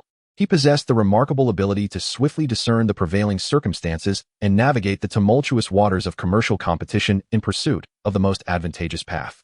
Today, he had set aside all business affairs and social engagements to await the arrival of a distinguished guest. Compared to the main entrance, this corridor exuded an aura of tranquility, devoid of any media or commercial vehicles daring to approach, with stringent security measures in place. After a brief wait, Wang Xiao's eyes brightened as several black sedans approached from the distance. He hurried forward, intending to personally open the car door and exchange pleasantries, yet found himself unable to utter a word. Through the car window appeared a plump, round face, with eyes as small as green peas. "Your Excellency." In that instant, Wang Xiao felt his tongue tremble. A noble from the governor's office had informed him that a person of monumental significance was to attend the auction today. Yet, he could scarcely fathom that it would be the governor himself. What could he possibly desire that necessitated attendance at an auction? However, in the next moment, Wang Qiao's eyes widened again. Was the gentleman beside the governor, Lord Huang Xiao? But that was not all. Before Wang Qiao's astonished gaze, several impeccably dressed men began to emerge from the black sedans. Wang Qiao was no ordinary individual. On the contrary, he possessed remarkable discernment. Thus, at this moment, he could hardly believe his own eyes. Each of those men, with their collars turned up, were figures whom any ordinary wealthy individual would aspire to please and look up to, positioned at the very epicenter of power within the governor's office. At this juncture, No matter his poise or sophistication, he found himself at a loss as to how to proceed. After all, he was merely a businessman, unaccustomed to such grand spectacles. As his body stiffened and uncertainty gripped him, Wang Qiao noticed the noble from the governor's office approaching him after exchanging pleasantries with his companions. "Little Wang, I apologize for not being clearer," he said, an expression of regret on his face, while internally he thought, who could have anticipated that Cui Xiaoming would insist on accompanying his father like this? "Uncle Wang," Wang Qiao nearly wept. "You didn't inform me that so many dignitaries would be present. Do not worry, little Wang. We are not here to participate in the auction today. We are merely here to escort someone. Escort someone." The thought of all the top officials of Qingdu personally accompanying someone to the auction entrance was unfathomable to Wang Qiao. He instinctively opened his mouth, his gaze rigid, as the middle-aged man he referred to as Uncle Wang shifted his eyes and gestured towards the central black sedan. As Wang Qiao looked over, he saw a man and a woman stepping out of the vehicle. The young man appeared astonishingly youthful, seemingly in his early 20s. With a visage as refined as jade and eyes sparkling like stars, resembling a figure stepped out of a painting. The young woman beside him had a complexion as pure as snow and beauty akin to a celestial being, drawing close to the man and smiling as they conversed. Moments after they alighted from the vehicle, it felt as though they had transcended into another dimension, separate from those around them. In that instant, Wang Qiao found himself not so much awestruck as profoundly numb. He was acutely aware that, despite his seemingly resplendent exterior, he remained subject to the whims of the elite tycoons. Yet, in the eyes of the officials at the Qingdu governor's mansion, even these so-called tycoons were merely larger battery packs. The governor's mansion itself was but a local institution, overshadowed by the imperial capital, a realm that ordinary powers dared not tread. Although Wang Qiao had never encountered the two individuals exuding an air of aristocratic grandeur, he could surmise that they were perhaps the true figures standing atop this ancient empire. They were the kind of existence that left merchants like him breathless in mere admiration. At that moment, Wang Qiao recalled a long-standing jest circulating in the dark web. Often directed at certain ancient families of the imperial capital, the crying infant is the future master of this empire. "Young friend Xinshun, I shall take my leave with His Excellency the Governor." Huang Xiao bid farewell to Xinshun, subsequently directing his gaze to Huang Yuehan, who was linked arm in arm with Su Mingning. "Yuehan, do not act recklessly or impulsively in public." I know. Upon parting, Xinshun graciously expressed his gratitude to the assembly of high-ranking officials from the governor's mansion, instantly garnering their favor. The rotund governor, resembling a plump rodent, bid farewell to Xinshun with a reluctance that was palpable, his sincere demeanor leaving the sycophantic officials feeling inadequate. Eventually, a procession of black luxury cars departed, leaving the venue conspicuously empty. Huang Yuehan rolled her eyes and turned to the motionless Wang Qiao standing nearby. "Hey, are you the owner of the Xianjiang Pavilion? Why are you just standing there?" Her imperious tone caused Wang Qiao's heart to skip a beat. "Young masters and mistresses, please follow me. We have prepared the finest private rooms for you." Wang Qiao donned a compliant smile, personally guiding Xinshun and the others into the Xianjiang Pavilion. Although Huang Yuehan behaved submissively in Xinshun's presence, it was merely a facade. In public, she was a top socialite in Qingdu, with her peers constantly vying for her favor. A mere pavilion owner hardly captured Huang Yuehan's interest, and her words were far from courteous. As Xinshun and his companions entered the auction, a multitude of affluent merchants also took their seats within the nest-like structure. Gold members of the Xianjiang Pavilion could secure front-row positions, while platinum and even purple gold members were afforded the privilege of private boxes. Thus, 1S status was clearly discernible from their seating arrangement. As everyone settled in, the atmosphere of the auction began to buzz with excitement as neighboring merchants engaged in friendly exchanges. As the largest auction in Qingdu's history, the coveted treasures within drew immense desire from many illustrious figures. It is said that this auction features numerous rare items, enough to satisfy the collecting whims of various affluent individuals. Chapter 55, Frost Crystal Lotus Master Miss. Wang Qiao guided Xinshun and the others to the most expansive private room in the auction hall. The room was semi-spherical, its front portion crafted from single-sided glass adorned with intricate artistic patterns, clearly the work of a master artist. The floor was laid with exquisite marble tiles, furnished with 3 sofas and 2 tables. Upon the tables rested the most luxurious 9 gold tea, renowned in Qingdu, available for the guests' enjoyment. Additionally, valuable art pieces hung on the walls of the room, providing aesthetic delight for the patrons. As the premier private club in Qingdu, the significance of such indulgence was paramount. Wang Qiao, with a beaming smile, respectfully addressed Xinshun, "Young master, if there are any further instructions, please do not hesitate to let us know. Our Xianjiang Pavilion will ensure everything is handled impeccably. Is that so?" Xinshun turned, a knowing smile gracing his lips as he regarded Wang Qiao. I have heard that this auction holds many exquisite items. Indeed. Wang Xiao's voice boomed with enthusiasm as he promptly retrieved a stack of documents from his pocket. Young master, behold, our Xiangjiang pavilion has invested significantly to host this auction. Take a look at these. He gestured towards the images and descriptions within the documents. This here is the long-lost 7th artwork by Master Guda, titled Kiss Under the Stars. Legend has it that on a certain night in the 16th century, Master Guda witnessed a couple kissing beneath the starry sky, inspiring him to create this oil painting, hailed as the ultimate interpretation of romance and love by artists. And this, he continued, is a dragon and phoenix glazed vase that boasts a history of over 2,000 years, crafted using the most ancient techniques. Observe the carvings of the dragon and phoenix on the vase, symbols of power and auspiciousness since time immemorial, coveted by emperors of ancient empires. Furthermore, young master, look here. Wang Xiao pointed out, this is the antlers of a nearly extinct white deer. The pristine, smooth texture symbolizes purity and nobility. Moreover, these antlers have been recognized by the imperial medical community as one of the rarest medicinal treasures, reputed to enhance longevity. As Wang Xiao elaborated on each item, he silently resolved to procure any that piqued Sun Chen's interest. Sun Chen's gaze lingered over the illustrations for a while before he playfully pointed to a somewhat indistinct image of a lotus-shaped object in the corner. What is this? He inquired. Wang Xiao felt a flicker of confusion. This particular item had escaped his memory, as he had only perused the most renowned and expensive pieces among nearly 100 auction items. This. It seems to be a lotus pod sent by a relatively well-known archaeological company, claiming to possess collectible value.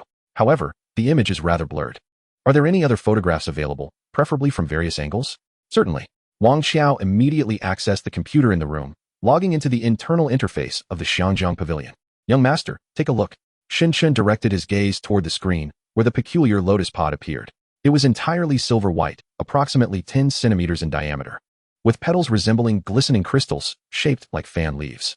Sun Chen furrowed his brow, scrutinizing every angle once more, his pupils narrowing slightly. What is this? The form and appearance, combined with the information previously gathered from the 3rd Administrative District, revealed that someone had perished from frost under the blazing sun. His suspicions gradually solidified. The frost crystal lotus, although it had not yet fully awakened, its physical state was already remarkably close to that of the coveted treasure from future generations that captivated many hearts. How could it possibly appear here? A rare smile of unexpected delight crossed Sun Chen's lips. In his past life, he had never seen it with his own eyes. Yet he had heard of its renown, said to bestow an ordinary person with frost-related abilities akin to those of an elemental awakener. For countless ordinary individuals amidst the apocalypse, this was akin to ascending to the heavens. Moreover, for those who had awakened, the frost energy contained within the frost crystal lotus was astonishingly formidable. It could not only assist awakeners in their progression, but was also rumored to facilitate a transformation of their talents to a higher echelon. It could be regarded as an unparalleled treasure, its worth surpassing that of all other auction items combined. Yet now, it lay in a corner, treated as a mere collectible for sale. Young master, do you fancy this lotus pod? I can remove it from the auction list at once. There's no need. Sun Chen set the information aside, returning to his seat to sip his tea. Although the lotus pod was indeed extraordinary, it did not possess a value significant enough to warrant his utmost attention. After all, in terms of extraordinary abilities, the tree demon in Jiangcheng with the potential for kingship far surpassed this lotus pod by many folds. Besides, according to scattered information from his previous life, while the frost crystal lotus contained immense energy, it also bore considerable side effects for its users. In contrast, the willow tree could continuously produce awakeners comparable to those who awaken naturally. The frost crystal lotus. Was there a malevolent entity seeking to claim it? Who could it be? Could it be related to the sinister presence haunting Huang Xiao's mind? Who was the fleeting shadow that had appeared in Block 403? Was it a deliberate manifestation before him, or merely a chance occurrence? Without his intervention in the past life, had that malevolent entity truly controlled Huang Xiao? In his previous life, Huang Xiao wielded considerable power over human territories. Should he fall prey to the machinations of the malevolent entity, humanity's survival in the apocalypse would undoubtedly suffer a grievous blow. Yet, in his past life, there had been no signs or hints to indicate such. Seated on the sofa, savoring the exquisite 9 gold tea, Sun Chen observed Su Mengning and Huang Yuehan whispering to each other, occasionally bursting into suppressed laughter. He had acquired the compass through Huang Xiao, yet the trail had gone cold in Block 403. After that encounter, the malevolent entity would surely exercise greater caution. What, exactly, was its intention? A cloud of uncertainty loomed over Sun Chen. What transpired in Qingtu during this time in his past life? As Sun Chen pondered, a confidential message arrived on his phone. Glancing at it, He discovered it was from Lan Shi. Young master, Huang Xiao has once again ventured to Mingda Temple. His claims of being utterly helpless are likely a ruse. Mingda Temple has been assisting him in eradicating the magical seed. Shin Chen's expression remained unchanged. This was precisely what he had anticipated. How could a person like Huang Xiao possibly place his hopes in others? Assisting him in the search for monsters would surely align with his desires, especially since he needed to head to Mingda Temple to eradicate the demonic seed and could not afford to be distracted. Shin Chen sent another message to Lan Shi, instructing her to keep a watchful eye on Mingda Temple, advising her to temporarily disregard Huang Xiao should those monks attempt anything reckless. A little bloodshed would not be of concern. Lan Shi had already discreetly departed when Shin Chun and his companions disembarked from the plane, concealing herself in the shadows. Upon learning of Mingda Temple's existence, Shin Chun had clandestinely informed Lan Shi to monitor the location. Although the temple's resurgence was feeble in the presence of the Shin family, it was prudent to remain vigilant against potential risks. After all, the Shin family was currently not inclined to confront the Buddha. May I inquire, esteemed curator, how much time remains until the auction commences? Young master, approximately 3 hours. Could you escort me to view the auction items a bit early? Wang Qiao paused for a moment, then quickly replied, Of course, young master. Please follow me. Chapter 56, The Bait Qingdu. Mingda Temple. Before a grand statue of Buddha, a middle-aged man sat cross-legged on the ground. Smoke wafted from the incense burner, filling the air with the fragrance of sandalwood. Surrounding him were 6 monks clad in robes, all with eyes closed, murmuring the Diamond Sutra. As their chants resonated, the visage of the statue seemed to emanate a glimmer of compassion and mercy. A gentle golden light flickered within the chamber, wrapping itself around the middle-aged man like delicate threads. Beads of sweat began to form on the man's forehead, and he let out muffled groans, as if enduring some profound torment. After half an hour, the golden light gradually dissipated. An elder monk with long brows approached slowly, assisting the man to his feet. Huang Shizhu, perhaps next time, the evil within you can be vanquished. The middle-aged man, naturally Huang Xiao, closed his eyes in reverence. His palms pressed together in gratitude as he bowed deeply to the elders. I am profoundly grateful for the assistance of all the elders. I, Huang Xiao, shall certainly repay Mingda Temple in the future. The elder monk, leisurely fingering his prayer beads, inclined slightly towards Huang Xiao, a look of compassion gracing his features. Amitabha. Huang Shizhu, your intentions are commendable. Huang Xiao expressed his gratitude once more, and under the gaze of the congregation, he stepped out of the threshold. Standing at the entrance was a bald martial monk, clad in tattered robes, gazing at him with cold indifference.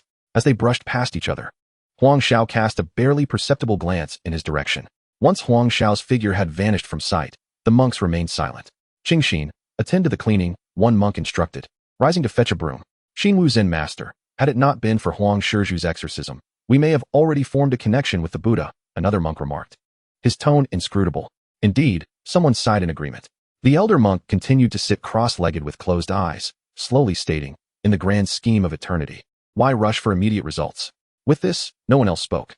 The entire temple was shrouded in a somber and melancholic atmosphere, for they had just learned that Longhua Temple had been destroyed. Longhua Temple, situated over 20 miles east of the imperial capital, had met its demise. At the pinnacle of Buddhist temples, countless eminent monks reside within, and 2 months prior, a divine response from the true Buddha was received, bestowing the sanctuary with sacred protection. Yet, has the family of Shirmi from the imperial capital not yet located the lost robbery of the turbid text? The elder monk with long brows spoke slowly, his voice akin to tranquil waters.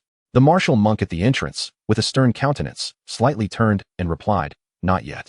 Instantly, the silence within the temple deepened. One monk, unable to contain himself, coldly remarked, It is better to leave the worldly dharma wheel within the temple. Amidst the prevailing quiet, only the long-browed elder remained unhurried, meditating and reciting scriptures. Today's good fortune shall yield future blessings at the Xiangjiang Pavilion. As time progressed, the number of attendees at the auction house increased, gradually creating a lively atmosphere. This auction event garnered much anticipation, prompting numerous media outlets to arrive in hopes of obtaining exclusive information. The venue, an architectural marvel known as the Nest of Half Air, stands as a symbol of Qingdu, with its interior divided into 3 expansive levels. The third level, where the auction would take place, despite being the smallest, offered ample room, with all seating exceedingly spacious. Elders, middle-aged individuals, and youthful successors gathered, many engaged in joyful conversations, while others busily captured videos and photos, for participation in such a prestigious auction was indeed a topic of conversation. At this moment, within the heavily secured private room, a hint of struggle flickered across Wang Qiao's face as he addressed the gentleman before him, Shin Chun. Young master, If you desire this lotus pod, I can present it to you on behalf of the Xiangyang Pavilion, without any compensation. Shin-chen's gaze remained unchanged, fixated on the glass case before him. Inside, a thin veil of mist concealed a striking lotus pod, seemingly stretching its form to absorb the nutrients from the water. After a pause, Shin-chen smiled and replied, "As I mentioned, there's no need. Let the auction proceed as per the rules." Hearing this, Wang Qiao forced a smile, refraining from further comment. At this moment, Shin-chen shifted his focus onto him, slightly intrigued. "Do you know my name?" Wang Qiao shook his head, bewildered. After all, his esteemed patron at the governor's mansion had only instructed him to serve this young master well, without revealing his true identity, leaving him hesitant to inquire further. "You are indeed interesting," Shin-chen remarked, patting his shoulder before slowly stepping out, his voice trailing behind. "In due time, relocate your Xiangyang Pavilion and other enterprises to the eastern capital. The governor's mansion there will welcome your arrival." Wang Qiao's eyes widened in astonishment, breath caught in his throat. "Mouth agape." Shin-chen turned to him with a smile, adding, "Of course, if you are willing." Willing. A wave of ecstasy washed over Wang Qiao, leaving him momentarily dizzy. Shortly thereafter, Shin-chen exited the heavily secured room, with Wang Qiao's keen gaze and swift steps paving the way for him. Once outside, Shin-chen paused in contemplation for a moment. The bait had been set, now it remained to see if the big fish would bite. "Hey, you there. Quickly bring those tea sets to the front desk. Hurry, what are you still standing there for? Here she comes." Mu Qingji called out lightly before pausing her work to deliver tea at the behest of the team leader. "Hurry up. Do you realize the significance of this occasion? It is the grandest auction in Qingdu. If you dawdle, they might just dock your wages." The team leader, a slightly plump woman adorned with a tall hat, reprimanded the newly recruited employees with a tongue as sharp as a machine gun. Most of them, though filled with indignation, could only silently obey, begrudgingly moving items while muttering curses under their breath. Mu Qingji carried batch after batch of teapots into the immense building several hundred meters away. After half an hour of relentless work, she finally seized a moment to rest.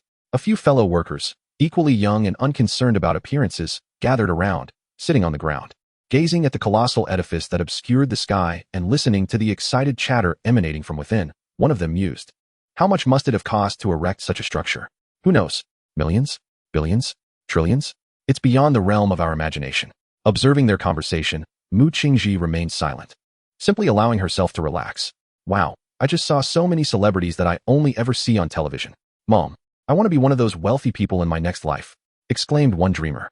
"Stop being so reserved. If it were me, I'd aspire to be a princess of the financial elite in the capital, only worrying about how to spend money. What are you all still doing sitting around?" A sharp, piercing female voice interrupted their chatter. The group quickly rose to their feet, spotting the irritable team leader striding toward them in a fury. Just as they braced for reprimand, a figure hurried past. "Lord Wang, what brings you here?" The sharp-tongued woman immediately softened her demeanor upon seeing Wang Qiao pass by, though initially disinclined to engage. Wang Qiao paused thoughtfully. You, and you. Yes, all of you. The auction is short-staffed, and you need to head over there. What are you standing around for? Work hard, and your wages will multiply tenfold." With that, a group of people dashed toward the Xiangyang Pavilion without a second thought, leaving Mu Qingji momentarily stunned.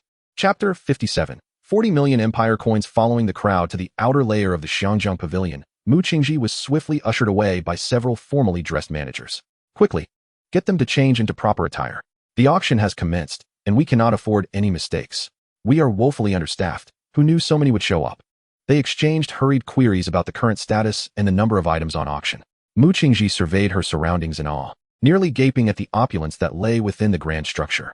It was as if she had stepped into an entirely different world compared to the 403 district where she previously resided. This building, she had vaguely heard, was called the Nest in midair, ranking 17th among the Empire's architectural marvels. She could scarcely fathom the grandeur of the first and second places, the Xianyuan Hall of the capital and the Mingzhuang Tower of the eastern capital. As she stood there, lost in admiration, a woman exuding an air of competence approached them. First, she scrutinized the individuals present, her gaze eventually settling on the face of Mu Qingji. Apart from her, the others busied themselves transporting supplies. The capable woman beside her instructed her subordinates that she could go to the private room to serve tea and water, suggesting a change of attire and a touch of makeup would suffice. Before Mu Qingji could fully comprehend the situation, someone approached her. "Come along, rest assured. Our rewards at Xiangyang Pavilion are quite generous, and you need not exert yourself excessively." Mu Qingji's heart brimmed with confusion at the singular choice made in her regard. Unbeknownst to her, it was due to her pleasing appearance. In stark contrast to the bustling urgency below, the scene on the third floor was entirely different. Under the illumination of grand lights, the 20-meter diameter auction stage stood out prominently. A sweet-faced, highly professional young woman occupied the stage, introducing the auction items with unwavering composure in front of numerous dignitaries.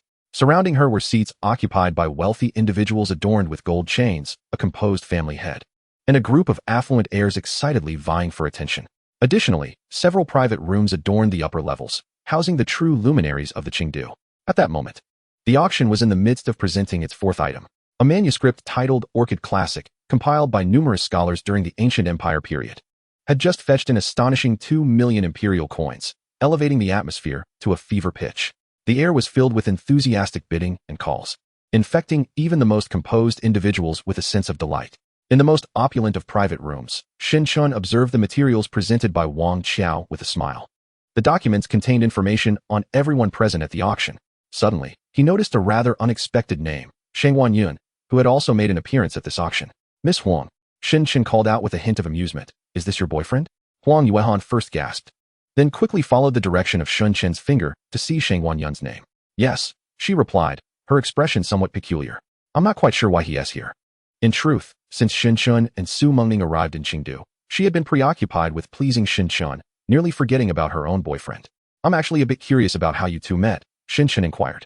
Huang Yuehan hesitated, seemingly taken aback by the question.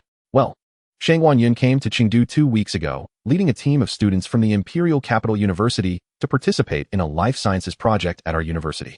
One day, while I was strolling by the lake, I slipped and fell right into his arms.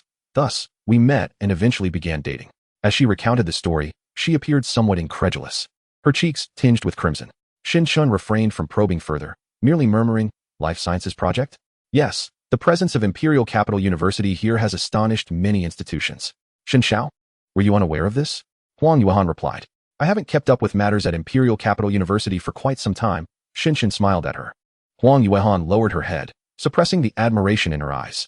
A few years ago, Shin Chun was the former president of the student council at the Imperial Capital University, and to this day, he remains an esteemed figure admired across various prestigious institutions. Now, one can only wonder at the heights Shun has reached. It seems that ordinary matters would scarcely capture his attention. You are quite swift, Shin Chen remarked with a hint of playful jest. Upon hearing this, Su Mingning's cheeks flushed.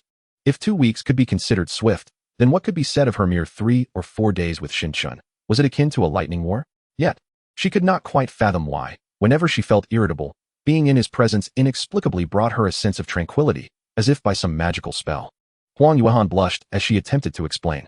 Shin Chen's smile remained, yet he pondered internally. Like a magical spell, you say? Just then, a thunderous round of applause erupted from outside, intermingled with the cheers of the crowd. A sweet voice resonated through the loudspeakers, echoing in the space. 4 million imperial coins. Young Master Wei bids 4 million imperial coins for this ancient parchment treasure map, 4 million for the first time. Through the glass window, a young, arrogant man could be seen standing in his seat, a reckless smile playing on his lips. A flurry of murmurs arose within the hall. As expected of Wei He, only a spendthrift like him would squander 4 million on a treasure map that even ghosts couldn't decipher. Truly, the notorious scion of Qingdu. 4 million. It seems that wealth breeds caprice. Indeed, who among the youth of Qingdu possesses wealth comparable to the eldest son of the Wei family?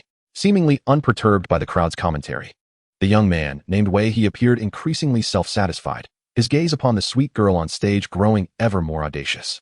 Sister, no one else is here. Hurry and present the treasure map. The girl maintained her gracious smile and continued, 4 million for the second time. Silence fell. After all, treasures such as these were often deemed worthless. The empire is vast, and who could ascertain where the treasure lay hidden?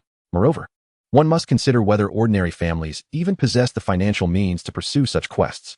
The uncertainty of whether they could even find it rendered many disinterested, clearly unwilling to engage. Such items could only exploit the vanity of the wealthy, provoking them to make impulsive purchases. After a few moments of silence, as the sweet girl remained poised to finalize the sale, an extraordinarily melodious voice, akin to the soothing sound of sweet spring water or the delicate fall of jade upon ice, resonated from above. In an instant, it sent a profound tremor through the souls of all present. 40 million imperial coins. Chapter 58. The shock of the audience. Every heart present quaked at the proclamation. 40 million? 4 million had already seemed an astronomical sum, and to escalate it tenfold was beyond their comprehension of extravagance. All gazes turned towards the elevated box, filled with curiosity and bewilderment. Who could it be? The voice belonged to Su Mengning, naturally prompted by Shin Chun. Shin Chun had been engaged in light-hearted banter with the two individuals when, by a mere chance glance, he caught sight of the treasure map preserved within an oxygen-free box upon the distant auction stage. Having awakened his innate abilities, Shin Chun's physical prowess had been significantly enhanced, endowing him with exceptional vision. That fleeting glimpse, however, caused his smile to gradually harden, to the point where he almost doubted his own eyes. The ancient parchment, seemingly unremarkable, bore a barely noticeable, indistinct mark at one of its corners. This mark was unforgettable to Shin Chun, for it represented the emblem of the lost ancient domain, one of the 10 forbidden zones of his previous life. Such realms were accessible only to the elite awakened beings like him. And he understood that each forbidden zone was far from simple. The dangers they harbored were beyond the imagination of ordinary mortals. Correspondingly, the treasures concealed within these zones were equally extraordinary, with the parchment subtly hinting at the very origins of the impending apocalypse, intertwined with the lost ancient domain. After the cataclysm, it would drive countless individuals to the brink of madness, as many sought to venture into these zones for a chance at fortune during that shattered era. This auction was indeed fortuitous for him. In Shin Chen's eyes, the value of the frost crystal lotus paled in comparison to that of the parchment. Akin to the difference between a firefly and the bright moon, their levels of significance were entirely distinct. Thus, in the next moment, he urged Su Mengning to raise the bid. As for finances, they were not a concern for Shin Chun, merely a sequence of numbers in his perspective. The crowd gasped, and the wealthy heir named Wei He turned ashen, his pride wounded. Yet, upon realizing that it was someone from the private box making the bid, he suppressed his fury and addressed the box. "May I inquire who you are? I do not recall offending you, but might you extend some courtesy to Wei He?" While he could accept a raised bid, a tenfold increase was an entirely different matter. For someone as proud as him, this felt like a blatant provocation, an affront to his dignity. The room fell silent, all eyes waiting for a response from the occupants of the box. However, after a tense 10 seconds, the stillness persisted. By this point, Wei He was seething, his neck flushed with rage. This was humiliation, a stark, unabashed humiliation. As the eldest son of the Wei family, he had never endured such indignity. Little did he know, the tenfold increase was merely a casual bid from Su Mengning, who hoped that a higher figure would deter competition. As for Wei He's feelings of humiliation, she had never considered him, nor had she ever truly acknowledged his presence. "All right." Wei He repeated the word, "all right," twice, then immediately pulled out his phone to make a call. With a crimson neck, he almost shouted, 50 million. Boom. The crowd was once again stunned. No one had anticipated that this young Master Wei would be stirred by a competitive spirit, seemingly ready to confront the individuals in the private box over a worthless piece of parchment. Despite the considerable wealth of those present, they could not help but be astonished by the display of financial might before them. What could this signify? Look at such affluence. Wei He, having taken his seat, flushed crimson, his eyes glimmering with malice. Although he was aware that the individuals in the box had formidable backgrounds, he was undeterred. He was the heir of the Wei family in Qingdu. Had his grandfather personally attended this auction, the Xiangjiang Pavilion would have dutifully prepared a private box for him. In terms of influence, he had never feared anyone in Qingdu. However, the anticipated bid of 50 million failed to materialize. As all eyes turned to the enchanting young lady at the center, she gently touched her earpiece and then smiled graciously at the crowd. Under the watchful gaze of all, she slowly cradled a glass case and made her way towards the staircase. What is this? Some attendees appeared to have an epiphany, their mouths agape in disbelief. Where was she headed? Wait, what was she about to do? It was only when the charming girl ascended the steps that Wei he could no longer contain himself. What are you doing? I bid 50 million. Upon hearing his words, the girl turned around and flashed a smile at the audience. I apologize, everyone, but this item is not up for auction. Our boss has instructed that it is to be given as a gift. The announcement plunged the vast auction hall into an eerie silence. A gift? To whom? Surely, it must be intended for someone in that box. Who could possess such stature that the owner of the Xiangjiang Pavilion would bestow a gift upon them, disregarding even the face of the Wei family? Though the attendees were all among Qingdu's elite, they were nonetheless shaken to their core. Their gazes flickered with a multitude of emotions as they regarded the opulent box above. In that moment of stillness within the auction hall, someone seemed to whisper, "Have we forgotten the timing of the auction?" The voice was barely audible. Yet in the profound quiet, many caught the remark. Indeed, a sudden realization struck some. They recalled how the timing of this auction had been inexplicably advanced, catching many prominent figures off guard. It had once stirred considerable chatter, yet abruptly, it seemed no one was discussing it anymore. Scattered rumors had emerged from the governor's office suggesting that the timing change was merely to accommodate a distinguished guest arriving from the imperial capital. Anyone who contemplated this individual, regardless of their identity, could not help but look towards the box with trepidation. Mu Qingji had changed into an exquisite outfit, and along with several other young women. She was escorted by staff from the first floor to the third. Upon witnessing the resplendent, glittering scene on the third floor, Mu Qingji felt as if she were Cinderella entering a grand palace. After requesting a brief respite from the leader of her group, she found herself in the restroom, gazing into the mirror, feeling dizzy. For reasons unknown, she had recently been plagued by a sense of disorientation and even experienced lapses in memory. It was this very concern that had prompted her to seek a medical examination, only to discover that while her brain showed no issues, her eyesight did. Fortunately, her vision was currently stable and did not impede her daily life or her ability to earn a living. Yes, she was aware that this was only the case for the time being. As for what she should do in the future, and what her mother in the hospital should do, she attempted to contemplate it, yet every time her thoughts ended in futility. Indeed, how could a blind person survive in the city of Chengdu? It was a disaster waiting to unfold. She splashed some water on her face, and when she lifted her gaze once more, her limbs stiffened in shock. In the reflection, a group of unsteady men suddenly appeared behind her, one holding a bottle of liquor in his left hand while propping himself against the wall with the other. A pungent odor of alcohol, mingled with the scent of sweat, invaded Mu Qingji's nostrils, causing her stomach to churn. Without hesitation, Mu Qingji hurriedly exited the premises. Chapter 59. The scream. Next up is the 11th item of the auction, a beautifully shaped lotus seed pod, highly valuable for collectors. A sweet-voiced girl called out from the stage, drawing the attention of the crowd. On the auction platform, a large tank was visible, containing a silvery white lotus-like plant. What plant could that be?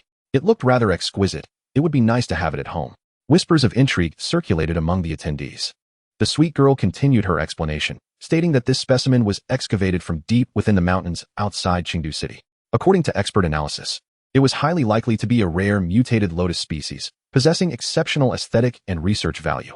Pausing for effect, the girl extended her palm and cheerfully announced, "The starting bid is 200,000. As her words resonated, a chorus of bids erupted, rapidly elevating the price to 700,000 and still climbing. From a glass box high above, Shinshin scrutinized the crowd, deep in thought. He had manipulated the lotus seed pod, hoping to reel in that magical creature. After all, controlling mindless rich heirs was a trivial task, and he could effortlessly utilize their financial resources to acquire the lotus seed pod. If it truly came to fruition, Shinshin would be able to follow the trail and capture its essence. As the auction price soared above 1 million, the number of bidders noticeably dwindled. Among those still bidding were 3 young wealthy heirs, including the young Master Wei, an elderly gentleman, and Shang Guanyun. How intriguing. Shinshin glanced once more at the sheepskin treasure map before pocketing it. This artifact was destined for the imperial capital, where it would be examined by leading professors. You 4, take these cups of 9 gold tea to that box up there. After serving, inquire if they have any further requests. Remember, your service must be impeccable. Otherwise, if you offend a significant figure, not even a deity can save you." A competent woman instructed 4 attractive young ladies in the backstage area. "Understood, sis." One replied. "Off you go." One of them proceeded with the tea, while Mu Qingji dutifully followed the 3 others. Through a side passage, they could glimpse the grandeur of the central auction. Such a prestigious event captivated the 4, rendering them momentarily spellbound. How magnificent. Oh my. Is this what high society looks like? To be inside this place in one's lifetime would be an unimaginable glory.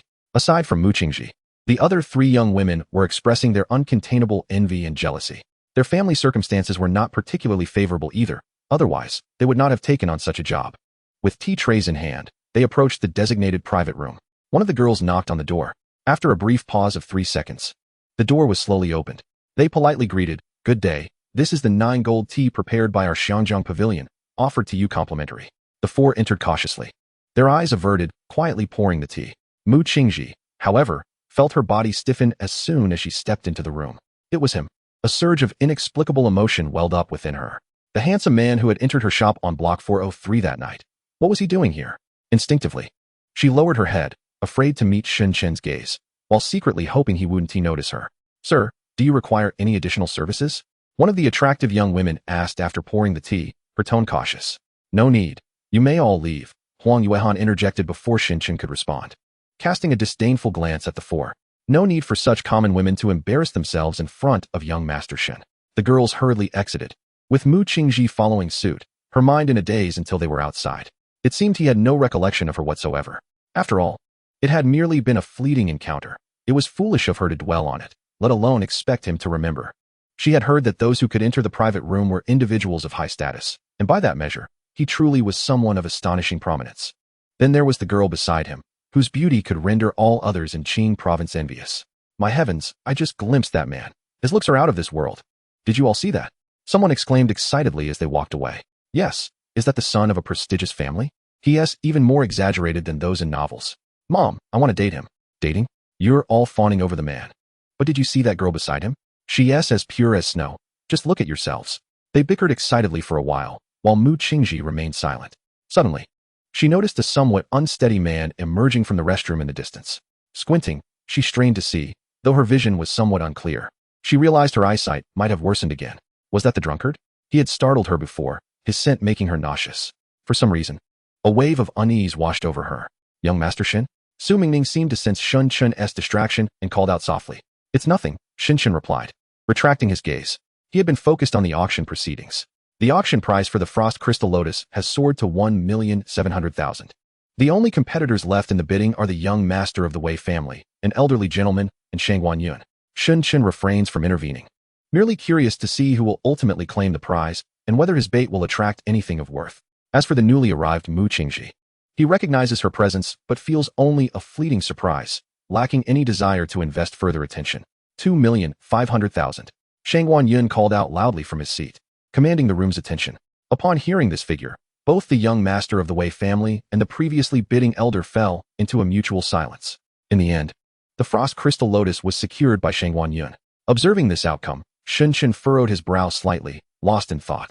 Congratulations to this young master for acquiring this rare, mutated lotus pod, exclaimed the sweet-voiced girl at the center, inciting cheers throughout the auction hall. A mere lotus pod could command such a staggering price. Truly, this auction was a veritable money-burning machine. Just as the sweet girl prepared to have the lotus pod removed from the stage, she suddenly noticed a figure staggering toward her. Sir, this area is restricted to staff only. She maintained her polite smile, but the figure appeared undeterred, continuing its unsteady advance. As it drew nearer, she could discern its grayish, grotesque visage, its limbs twisted and rigid, and its murky white eyes. The girl's smile faltered, frozen in shock. Then, with a sudden lunge, the figure lunged forward. The girl's piercing scream echoed through the auction hall, shattering the atmosphere. Chapter 60, Zombie Boom. Almost everyone rose to their feet, their gazes trembling as they fixed on the center of the auction hall. The cacophony surged like a tide, overwhelming the space. This scene was utterly horrifying. Too terrifying for many to stand. Their legs weakened, rendering them unable to flee. Chaos erupted in the seating area as countless attendees scrambled toward the exits, their eyes wide with terror. Meanwhile, the security personnel, grappling with their own fear, rushed forward, straining with all their might to separate the man's head from the girl's neck. Yet, in the next instant, the severed head clamped down on the neck of the security guard. The guard trembled in fear, desperately trying to wrench the man's head away, yet he could not escape the grim fate of being devoured. The nearby security team, witnessing this horrific spectacle, felt their souls leave their bodies. They were merely tasked with maintaining order, having never encountered such a bizarre and gruesome scene. Compounded by the multitude of terrified shrieks and screams, panic spread like wildfire through their hearts. What in the world is this creature? They silently screamed, their eyes wide, limbs trembling. Move. Don't push me. Let me go, I have money. At the exit, a throng of people crowded, screaming in terror. While the inhabitants of this place may be affluent, they are fundamentally no different from ordinary individuals gripped by a fear of death. The scene before them transcended their comprehension. Driven by an instinctual desire for survival and a profound dread of the unknown, panic ensued as all sought to escape. In the center of the stage, several guards united to subdue a man, managing to bring him under control. Yet, each of them trembled inwardly. What's wrong, buddy? Are you all right? One guard patted his colleague's face, which bore the grotesque marks of a savage bite, with a gruesome wound marring his neck. In a state of disarray, a calm voice emanated from the intercom. Everyone, step away from the bitten guard and draw your firearms. In moments of chaos, any individual who remains composed is regarded as a leader, particularly when the voice issuing commands is that of a superior. The guard hastily retreated a few steps, his hands quaking as he drew his weapon. Who are you? What should I do? Follow my instructions. Now, aim your firearm at the man's head and fire. Heeding the directive from the intercom, the guard aimed at the man's head, his gaze fixed upon the grotesque features and milky white pupils. Summoning his resolve, he fired 3 shots until the peculiar man ceased his struggles. Excellent. Now, direct your weapon at your unfortunate colleague and shoot. The cold, composed voice returned through the intercom. What? Someone exclaimed. He is not dead. He can still be saved. If you do not fire now, you will soon become his colleague. I shall not repeat myself. The voice was frigid, yet it carried an undeniable authority. Trembling, he closed his eyes and pulled the trigger. Finish him. The command echoed once more, resonating in the young guard's ears like the whisper of a demon. Ah! He screamed, emptying the magazine into the fallen man. The remaining guards were drenched in sweat. Their pupils dilated in terror. Do not relax just yet. There is one more. The voice sounded again, this time without revealing its owner. The 4 or 5 guards present, their nerves taut, chambered their weapons, aiming at the bloodied visage of a young girl on the central platform. Yet this time, her face no longer bore a sweet smile. Instead, her eyes reflected sheer terror, her shoulders shaking in fear, punctuated by intermittent gagging and sobs. Her disheveled hair fell over one half of her tear-streaked face. The guards surrounding her resembled highly alert beasts, poised to fire at any moment. Wait! The voice from the intercom suddenly interrupted, causing the tense guards to hesitate. Then, a tall, slender figure descended the staircase, crossing the expansive hall to reach the platform. He walked steadily, a silver intercom held in his right hand. The guards gazed at him with a mixture of astonishment and fear. This is the man commanding them through the walkie-talkie. Surprisingly, he is still a young man. With a tone so cool and authoritative, they had assumed it was some high-ranking officer speaking to them. Shin Shun strode directly to the young girl, gently sweeping aside her jet-black hair to scrutinize her eyes. Remarkably, she had not been infected. Shun Shun murmured softly, a frown creasing his brow. You all should leave now. The guards, initially uncertain, obediently complied upon hearing the familiar, detached tone. Shun Shun opened his phone, only to find it inundated with missed calls. Huang Xiao, 3 times. Cui Xiaoming, 17 times. Wang Qiao, 19 times. Along with a few scattered calls, undoubtedly all expressing concern for his safety. Suddenly, another call came through. Cui Xiaoming. Shin Shun pursed his lips and answered the call. As soon as he connected, a voice filled with anguish erupted from the other end. Shin Xiao, how are you? Are you hurt? I heard there was a terrorist attack at the auction. Shin Xiao, please don't frighten me. Where are you? I'll contact the military in Chengdu immediately to surround the auction site. What is happening? Are you being held hostage? Let us talk this out. Absolutely do not harm him. I'll agree to anything. If even a single hair on Shin Xiao is harmed, your entire clan will be in peril. Do you know whom you have taken? You're doomed, do you understand? It's not too late to release him. Your Excellency. Shin Shun could no longer endure the tirade and interjected. I am unharmed and have the situation under control for now, but the follow-up work will require your attention. No problem, no problem. Cui Xiaoming exclaimed with relief, having breathed a sigh of relief upon hearing Shin Shun was safe. This Xiangjiang pavilion has witnessed such a heinous incident. I will ensure it cannot continue to operate in Chengdu. Shin Shun wished to end the conversation and hung up the call. At that moment, Su Mingming and Huang Yuan approached him. Huang Yuan was pale, her shoulders trembling involuntarily, her lips devoid of color, clearly shaken by her first encounter with such turmoil. In contrast, Su Mingming remained far more composed, looking at Shin Shun and asking, is that a zombie? Shin Shun nodded and surveyed their surroundings, pondering. There are no signs of black mist here. How could someone suddenly turn into a zombie? It seems only that creature could be responsible. Chapter 61. Investigation. Extraordinary factors. The incident at the Xiangjiang Pavilion could not be concealed. Nearly half of Chengdu's wealthy elite witnessed the event. Its repercussions were profoundly detrimental. As countless affluent figures spilled out of the colossal structure like dumplings, the media outside, previously bored, nearly had their eyes pop from shock. The cacophony of screams and the ensuing chaos constituted a rare super news event in a century. However, the wealthy cared little for anything but hastily distancing themselves from the sight. As an individual raised in a civilized society, witnessing such a gruesome scene for the first time is profoundly shocking. Wang Qiao, the proprietor of the Xiangjiang Pavilion, nearly soiled himself upon hearing his subordinates report the incident. His thoughts raced with the dread that if anything befell that esteemed individual, his own future would be irrevocably jeopardized. However, to his astonishment, that dignitary was not only unharmed but also present to address this malevolent occurrence. With remarkable swiftness, he arrived from his residence and complied with Shun Chen's orders to seal off the entire aerial nest. Initially, affluent individuals, emboldened by their connections, caused a ruckus. But their bravado quickly diminished upon witnessing the approach of tanks from the Chengdu military. The armed forces, obeying Governor Cui Xiaoming's directives, swiftly surrounded the aerial nest. All media personnel were expelled from the vicinity. The wealthy attendees of the auction were required to undergo blood serum tests before being permitted to leave. Concurrently, the enigmatic events of this auction rapidly disseminated across the internet, with countless netizens sharing their thoughts and sentiments on related forums. This is absurd. The entire aerial nest has been sealed off.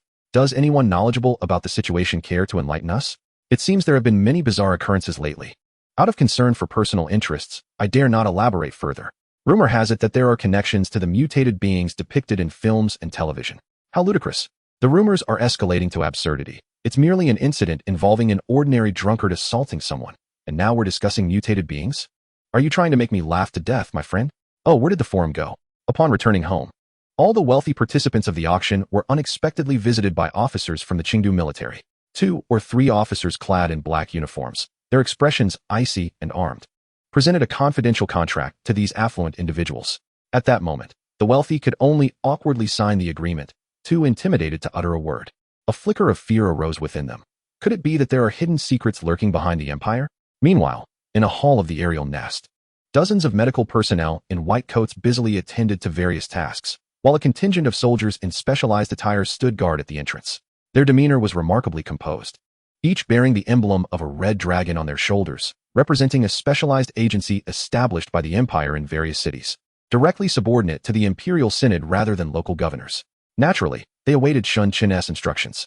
Compared to local security forces, their professional abilities and psychological resilience were of a far superior caliber, constituting the elite among the elite. Mr. Shun, an elderly gentleman with graying hair, dressed in white, approached a seat and respectfully presented a report. This contains the blood serum samples of over 1,500 individuals from the auction. We have conducted thorough examinations and found no traces of zombie mutation factors. Shin Shun, seated in a position of authority, casually perused the documents.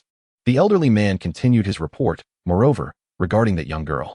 We extracted her blood and discovered that it contains a unique type of cell capable of absorbing the minuscule amount of zombie mutation factors. However, due to certain limitations, we are currently unable to ascertain the true nature of the situation. Shin Chen's gaze fell upon the young girl, who trembled violently while seated on a stretcher. Her doll-like face suggested she was merely 15 or 16 years old. It was perplexing how she had come to be the auctioneer at this event. Gone was the composure she had displayed while auctioning items earlier. As Shun Chen approached, her eyes met his, seemingly recognizing him as the authoritative figure present. Sir, the girl suddenly spoke, tears cascading down her cheeks, her voice quivering uncontrollably. Will I become such a monster? Certainly not, Shun Chen reassured her gently. He then resumed his focus on the documents presented by the elderly man in the white coat. Have we identified where the zombie underwent its final transformation? It occurred in a restroom, the elder replied, activating a computer that displayed surveillance footage. In the video, a drunken man staggered into the restroom. Has he transformed yet? We cannot guarantee that. The infection rate of the mutated strain varies. Some transform quickly, others slowly. However, when he exited the restroom, the elder adjusted the footage, revealing a man stumbling out, his eyes a ghastly white, clearly a newly turned zombie. This footage captures individuals who entered the restroom within a 2-hour window. The elder accelerated the playback, and figures, men and women, moved rapidly across the screen. Shin Chun remained transfixed, recognizing nearly every individual. He could recall each person in detail should the need arise. Suddenly, he pressed pause. The figure that froze on the screen was that of a graceful girl he had encountered earlier in Block 403. The one he had just seen in the private booth, Mu Qingji. As Shin Chun pondered this revelation, a voice interrupted his thoughts. Young Master Shun, the results of the extraordinary factor tests have arrived. Among over 1,000 individuals, approximately 11 possess varying degrees of extraordinary powers. Shin Chun accepted the report and scrutinized it closely. Among the names listed, both young and old, one stood out conspicuously, Shang Wanyun. It was not so much a surprise as it was anticipated. Slowly rising, Shin Chun instructed for further investigation before making his way out of the hall under the watchful eyes of the crowd. Given the circumstances that had unfolded at the auction, he felt compelled to seek out Shang Wanyun. Traveling all the way from the Imperial Capital University to Chengdu seemed unjustifiable without a pressing reason, especially considering the use of extraordinary power to pursue Huang Xiao's daughter, Huang Yuehan. What could be the underlying motive? As the illegitimate son of the Shangwan family, he was, after all, affiliated with the prestigious Shangwan clan of the Imperial capital. If he had succumbed to temptation and conspired with dark forces, Shinshin would not hesitate to cleanse the Shangwan household of such influences. Chapter 62. The Crow Mask in the Azure City in a secluded alley. 7 or 8 figures adorned with masks gathered around a round table. One of them, a tall man wearing a crow mask, placed a box upon the table. The other masked individuals gazed eagerly at the lotus seeds contained within. Is this the extraordinary artifact? I wonder if consuming the extraordinary scale would allow me to break through to level 4, perhaps even 5? I can already feel this immense power coursing through me. The crow furrowed his brow and coldly admonished, Enough. Now that we have obtained it, do not stir up trouble, and certainly do not expose yourselves. By the way, Crow Brother, one of them hesitated to ask, Do you know about the incident that occurred at the auction house? What exactly happened? I've seen it spreading online.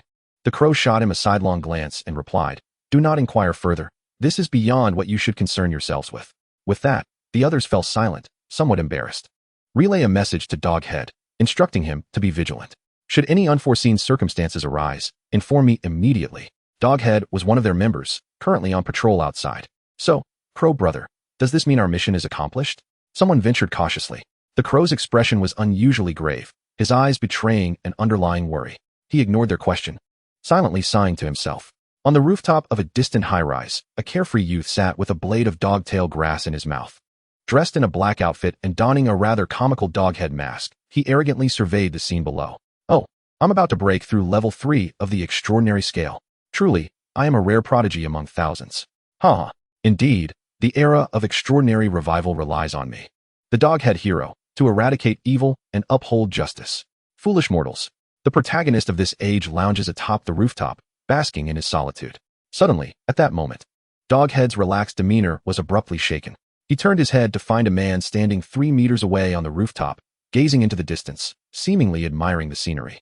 However, this sight filled Doghead with dread. What? When did this happen? He was acutely aware that he was an exceedingly rare, extraordinary being. How could anyone approach him unnoticed? "You, who are you?" Doghead quickly composed himself, his eyes fixed intently on the man of remarkable presence. At that moment, Shin Shun turned his gaze toward him, taking a moment to assess. A feeble contact of extraordinary power, he thought.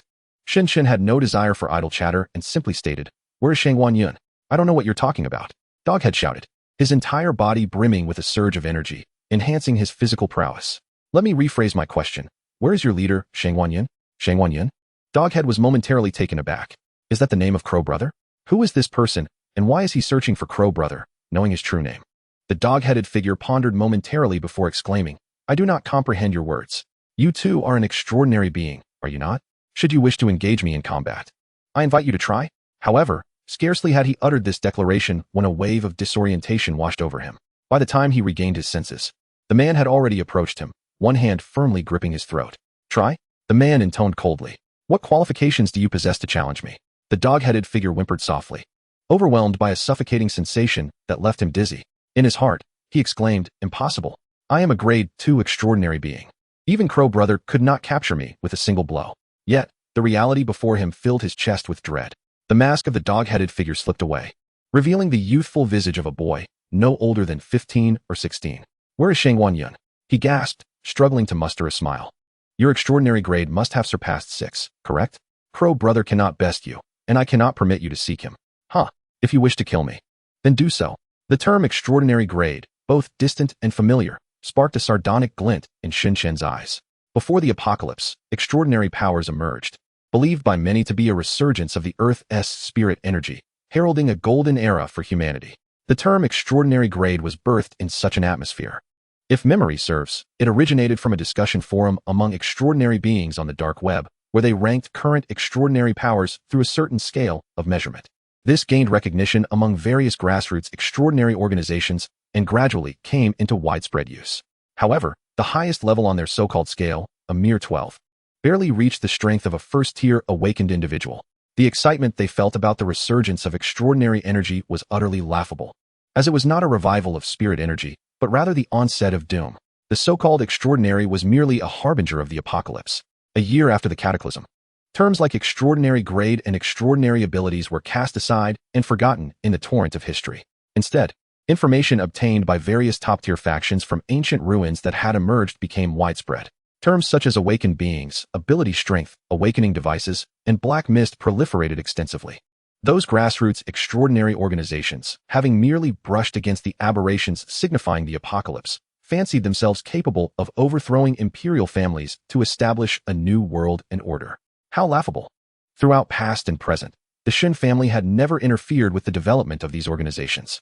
Under the monopoly of urban resources after the apocalypse, those extraordinary beings had no choice but to seek refuge within the barriers of the doomsday, becoming mere pawns for the Shin family to harvest. Only the cities of the apocalypse remained as the fundamental bastion in such times. "I shall not disclose any information to you," the boy continued to shout hoarsely, his neck reddening from the lack of oxygen. Shin Shun let out a light laugh, preparing to employ his spiritual binding technique when, suddenly, A voice echoed from a distance. Senior Shin-chun, please show mercy. As I turned my gaze towards the sound, I spotted a figure leaping between the distant buildings. Clad in dark attire and adorned with a raven mask, with a single stride, he astonishingly traversed the expanse between two towering edifices, landing gracefully upon the rooftop on this side. In that fleeting moment upon his descent, he removed his raven mask, revealing the delicate features of Shangguan Yun. Though his eyes shimmered with trepidation. Senior Shin-chun, I have arrived. I humbly ask for your mercy. He is but a child. Shangguan Yun spoke with remarkable haste, seemingly apprehensive that Shin-chun might strike unexpectedly. As Shin-chun relaxed his grip, the youth tumbled painfully to the ground. Yet he raised his gaze toward Shangguan Yun and softly called out, Raven brother. Shangguan Yun disregarded the distraction, his focus unwavering on Shin-chun. Senior Shin-chun, what brings you to seek me? I shall do my utmost to assist you. Within another towering structure, several masked heads peered out, their expressions akin to fledgling birds gazing at their parents. The dog-headed figure, having donned his mask, sat on the ground, exuding a surprising calmness as he scrutinized Shangguan Yun. Is this truly the visage of Raven brother? It is my first encounter. Who is this formidable man? The fact that Raven brother addresses him as senior implies he is a predecessor with extraordinary abilities. Indeed, the seniors are truly formidable. As the protagonist of this era, it seems I still have a long journey ahead of me. In the midst of the tense silence, the dog-headed figure, seated between Shangguan Yun and Shin-chun, suddenly began to mumble aimlessly. Shangguan Yun? Shin-chun called out with an ambiguous smile. Is this the extraordinary team organized by your Shangguan family? Absolutely not. Shangguan Yun quickly refuted, a troubled expression crossing his face. This is merely a gathering of extraordinary individuals I have assembled. Shin-chun's gaze shifted to the dog-headed figure. Their eyes met, and an enigmatic glow flickered within Shin-chun's pupils. In the next instant, the dog-headed figure's eyes glazed over. Witnessing this scene, Shangguan Yun's complexion grew increasingly grim, yet he refrained from any movement. What is the name of the organization you are associated with? I do not know. This evaluation was assigned by the organization, and one must succeed to gain entry. The dog-headed figure responded with a vacant expression, akin to a marionette. Shin-chun's demeanor turned icy, and Shangguan Yun's face darkened as he immediately apologized. I am sorry, Senior Shin-chun. Indeed. This is a secret evaluation and a covert mission of the Shangguan family. From a distance, the masked observers were taken aback by the unfolding scene. Who is this person? What manner of technique is this? To have the ability to manipulate souls. They had only recently begun to dabble in the extraordinary, experiencing excitement from leaping through the air and exhibiting strength sufficient to cleave stone, never having anticipated such a terrifying power. Moreover, the ever-respected Raven brother, known for his calm and formidable presence, displayed such humility in the face of this individual. He must undoubtedly be a formidable figure within the extraordinary realm. They collectively thought. Did you partake in the corpse transformation incident at the auction? Absolutely not. Shangguan Yun immediately interjected, his words tumbling forth as soon as Shin-chun finished speaking. Since I acquired extraordinary powers, I have never unjustly harmed an innocent soul, nor could I possibly conspire with those wretched undead. Then why did you travel such a great distance from the imperial capital to Chengdu? Before Shangguan Yun could respond, Shin-chun continued. Do not speak to me of participating in life sciences projects. That may deceive the foolish, but not me. Shangguan Yun fell silent for a moment, then met Shin-chun's gaze directly. Indeed, I discreetly inquired about the Frost Crystal Lotus and subsequently sought Duan Ye's involvement in the life sciences activities located in Chengdu, to cover our tracks and to lead some juniors for training. Duan Ye, the current president of the Student Council at the Imperial University, has recently become a prominent figure. Many have even commented online that he bears a resemblance to young Master Shin-chun of yore. However, upon arriving in Chengdu, he unexpectedly encountered a demon. Oh, a demon. A flicker of intrigue crossed Shin-chun's eyes. If you are not colluding with malevolent forces, then do share the information regarding that demon. I happen to be searching for a creature of that sort as well. Shangguan Yun's gaze sharpened slightly as he tentatively inquired, is it possible that you, senior, came to Chengdu specifically for that demon? Shin-chun did not respond directly, but instead asked, how long have you been in Chengdu? And what information have you gathered regarding the demon you mentioned? Though Shin-chun did not articulate it explicitly, Shangguan Yun felt an immense pressure, understanding that Shin-chun expected him to divulge all his findings. Although being commanded in such a manner irked him, he had no choice but to comply with Shin-chun's authority. With a wry smile, Shangguan Yun replied, about a week ago, I discerned the location of the demon's lair. However, my extraordinary capabilities are on par with that demon's, and I dared not act recklessly. If you were to engage personally, I believe that demon would pose no significant threat. As his words fell, Shangguan Yun stepped forward, slowly presenting a map. He could not help but feel a pang of regret, for he had invested considerable effort in investigating that demon, intending to capture it once he was fully prepared. It would undoubtedly be of great value. Xinshun accepted the map, but did not examine it immediately. Instead, he continued to regard Shangguan Yun with a light smile. I have another question.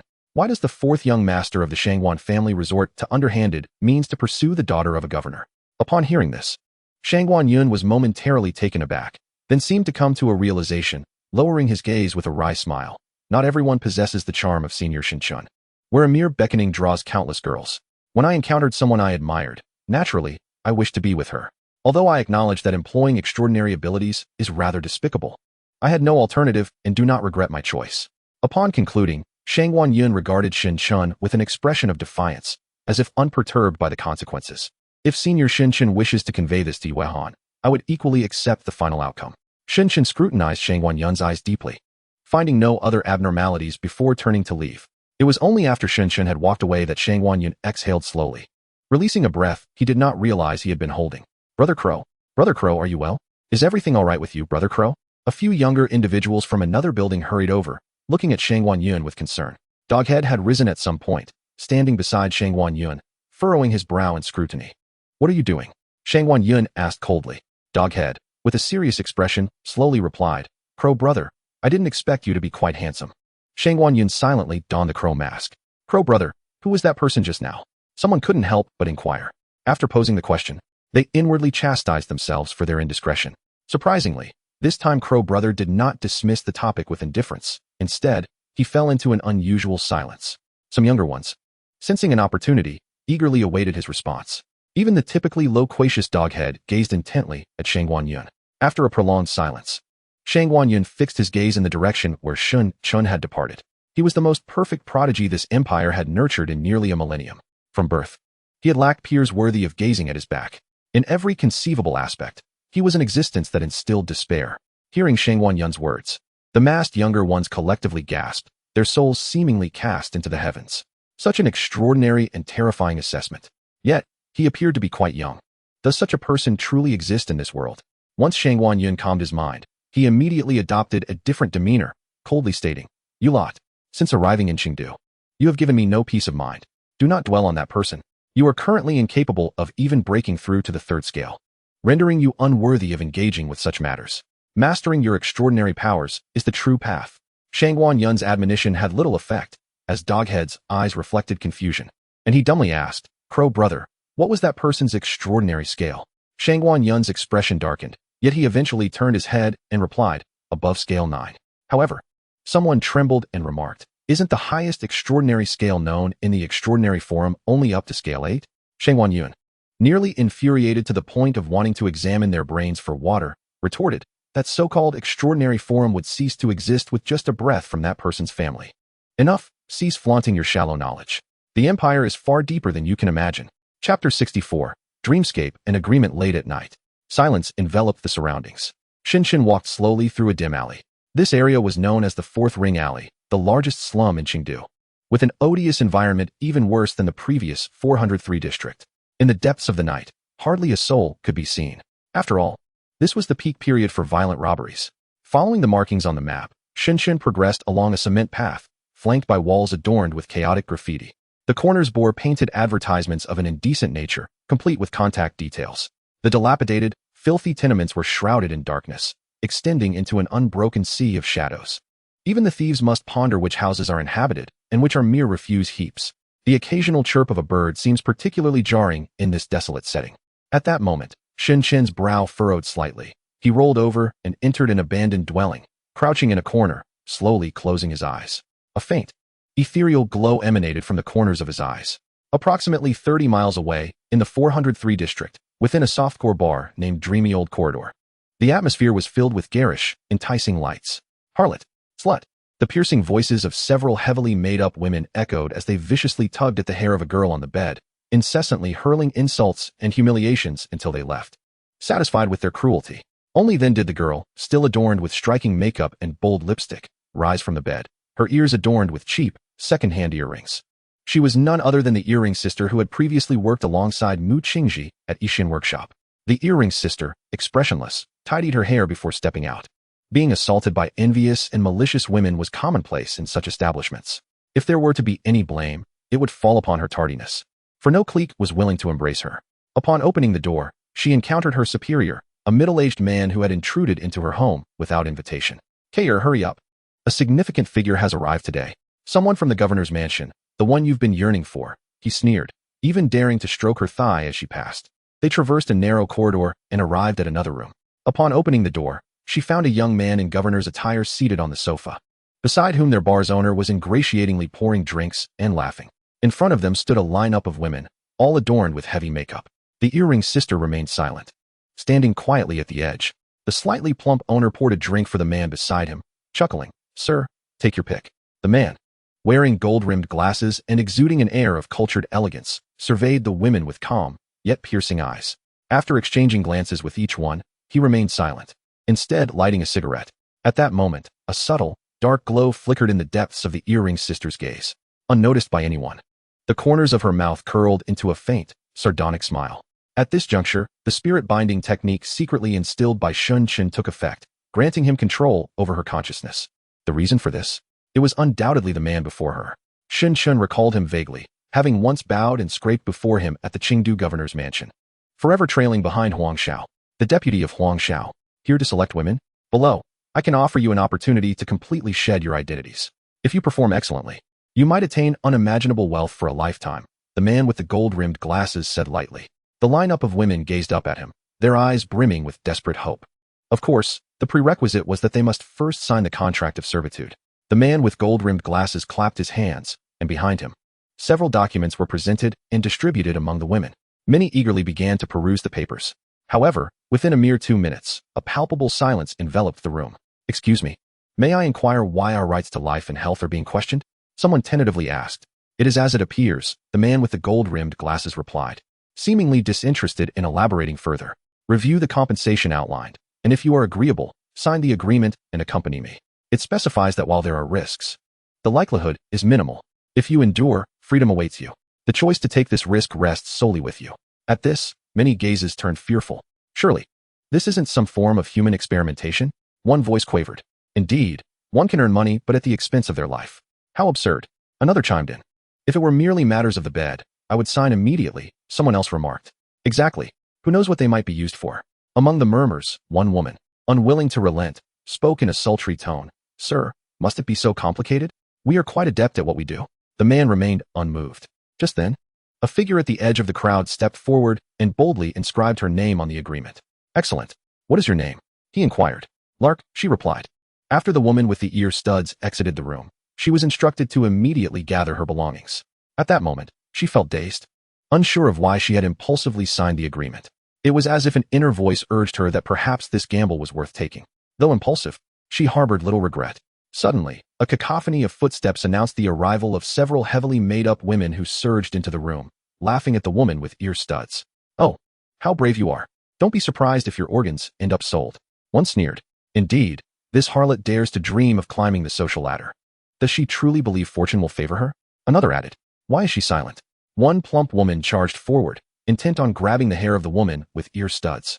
However, in the next instant, the latter deftly raised her hand, delivering a swift kick to the woman's calf, sending her crashing to the ground. "Ah!"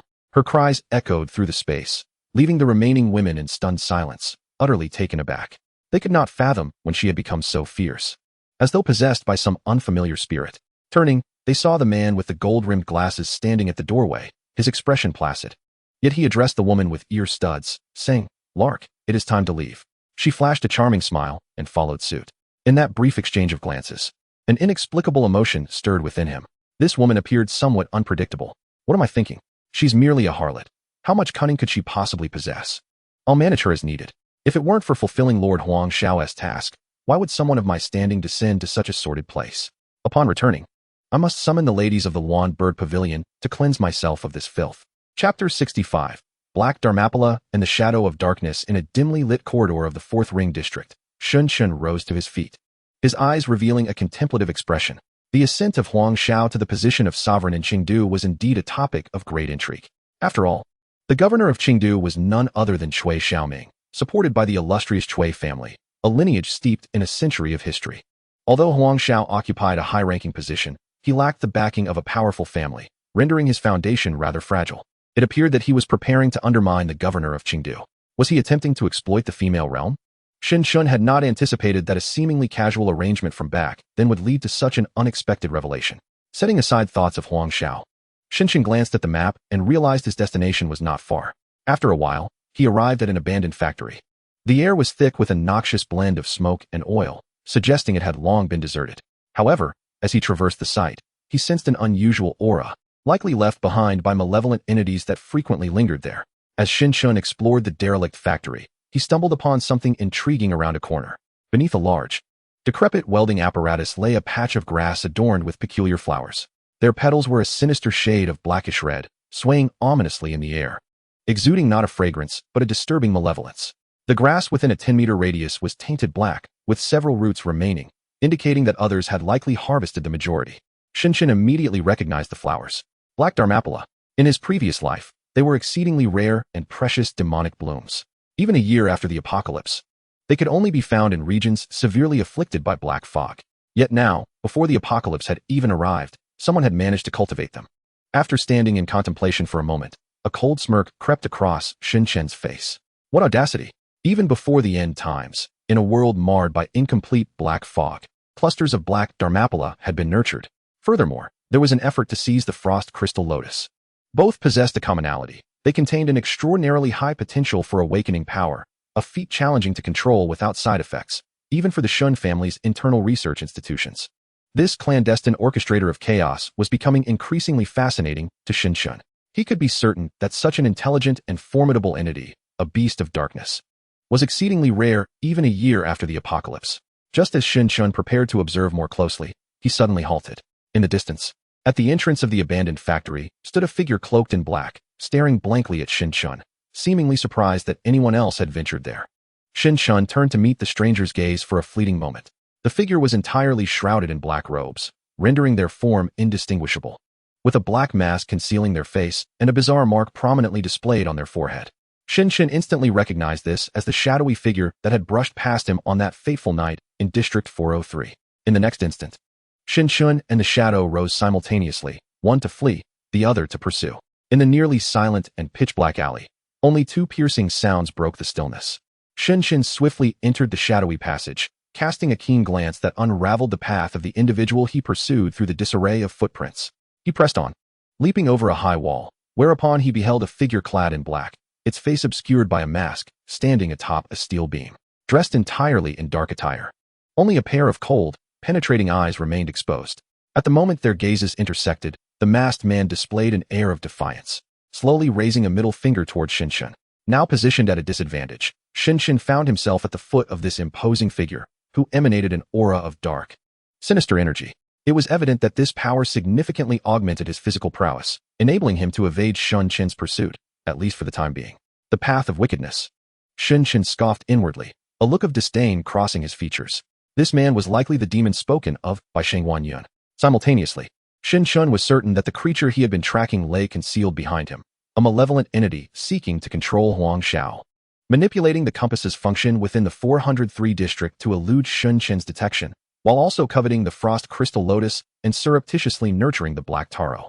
Plotting something sinister in the shadows of Qingdu. Before him stood a human, willing to sacrifice his soul to this entity in exchange for formidable power. Such instances were not particularly rare. Indeed, some individuals, if they were to ally with certain ancient demonic breeds, could attain statuses rivaling that of higher awakened beings. You truly are an unrelenting specter.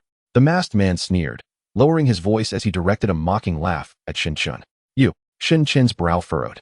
Did this man mistake him for a member of Shang Wanyun's organization?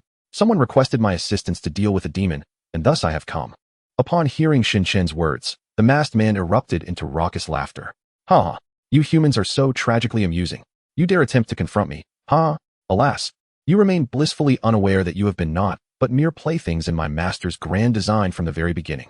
The masked man laughed so hard that he doubled over, tears streaming from the edges of his mask. Shin Shun frowned. Are you, demon, so despondent that you have lost all hope of escape? What is this talk of your master? This is hardly the way to beg for mercy. Ah! The masked man pointed a finger at Shin Shun, hunched over in mirth. Allow me to tell you the truth. When I first laid eyes upon your crow, my master had already predestined your fates. Ha ha ha. The remainder has simply been a game for your amusement.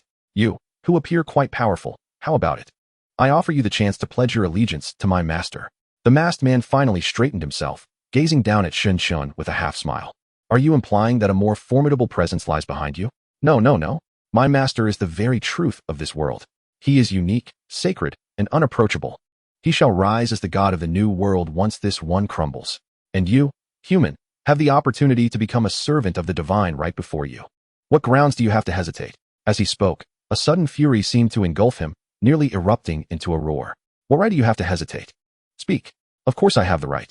How am I to discern the truth of your words? For instance, what if I were to kill you right now? Would your master come to your rescue? You wish to kill me? The masked man's eyes widened to an extraordinary degree, resembling a deranged patient in a state of manic excitement. You shall be cast into hell by my master. You will regret this decision. Let us see. Shun Shun replied with a cryptic smile, swiftly drawing a silver handgun from his trench coat and aiming it at the masked man. The man's body visibly stiffened. One hand raised in anger, when suddenly there was a click, the sound of a bullet being chambered. Chapter 66. Your master escapes quite swiftly, human. Do you realize what you are doing? The masked man's voice rang with uncontrollable rage in the darkened space. Yet Shun Shun remained unfazed, responding coolly, Oh? You are afraid. It appears your so-called master does not exist, or if he does, he is too indifferent to rescue his servant. If that is the case, why should I pledge my loyalty to him? No, no. The masked man repeated the word twice, his voice at last shedding its earlier arrogance, as if he sensed that Shun Shun was not jesting. How could he not exist? My power, my formidable power, is a gift from my master. Oh, then where is your master? Shun Shun inquired again, a shadow passing through his gaze. The masked man faltered. My master is currently occupied with matters of utmost importance. It is not for beings like us to partake in matters of utmost importance, such as evading my pursuit. Shun Shun chuckled internally, maintaining a facade of cold disbelief. What a pathetic excuse. A plea for mercy would be far more credible than fabricating a tale about a superior. No, it is not an excuse. The masked man raised both hands, swallowing hard. I can take you. I can show you the miracles of my master. Upon hearing this, a flicker of interest crossed Shun Shun's expression. Yes, you are powerful, human. Once you accept my master's gift, you shall become even stronger. No one will be your equal. Shun Shun lowered his handgun, raising an eyebrow. Lead the way. The masked man seemed somewhat apprehensive, staring blankly as Shun Shun holstered the weapon. Why are you looking at me? You cannot afford the consequences of deceiving me. The masked man shook his head, regaining some clarity, and addressed Shun Shun. Your strength is so formidable, my master will surely appreciate you. Once you receive his blessing, your power will likely surpass mine. You will be my elder brother. A faint smirk graced Shun Shun's lips as he replied, It is premature to speak of such things. Let us first meet your master, little brother. Yes, elder brother. At that moment, the previously tense atmosphere oddly eased somewhat. The two proceeded side by side, the masked man slightly leading the way. After a brief silence, the masked man suddenly spoke up. Elder brother, to demonstrate my sincerity, I am willing to share a monumental secret, a truly grand secret. What is it? This world is accelerating towards collapse. Before long, we shall be entirely engulfed in the whispers of the masked man, an apocalypse. Shun Shun cast a sidelong glance at him, unperturbed.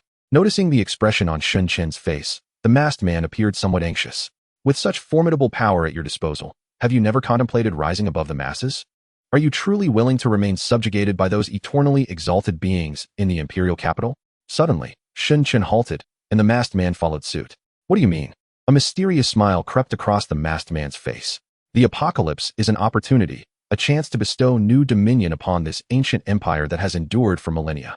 Shun Shun gazed intently into the masked man's eyes and inquired, Do not tell me your master's objective is to overthrow the Shin family. The masked man's eyes suddenly sparkled with excitement. You are aware of the Shin family? He exclaimed, then lowered his voice. That exceedingly terrifying and tyrannical clan has secretly wielded control over the Empire's lifeblood since the establishment of the Empire 1,000 years ago. Even as the world stands on the brink of doom, that family remains at the forefront of humanity. And you, the so-called extraordinary organizations, will never be able to shake their position if you continue on this trajectory. Can you guess why they allow your kind to flourish? A sinister smile played upon the masked man's lips. Because they, in their lofty indifference, regard the Empire as a mere incubator, allowing you to slaughter one another. And only the strongest shall earn the right to serve as their subordinates. How does that feel? Despairing, isn't it? Shun Shun responded with an enigmatic smile. Indeed, it is quite despairing. Seeing that Shun Shun remained unmoved, the masked man fell silent and led him into a dimly lit attic. As the masked man stepped inside, he beckoned to Shun Shun. Come in, brother. Once Shun Shun entered the attic, the masked man erupted into a raucous laugh. Fool. Ah, you actually came. The masked man laughed so heartily that he nearly doubled over, saliva flying, before straightening up with a fiery glare. You lowly creature dared to disregard me.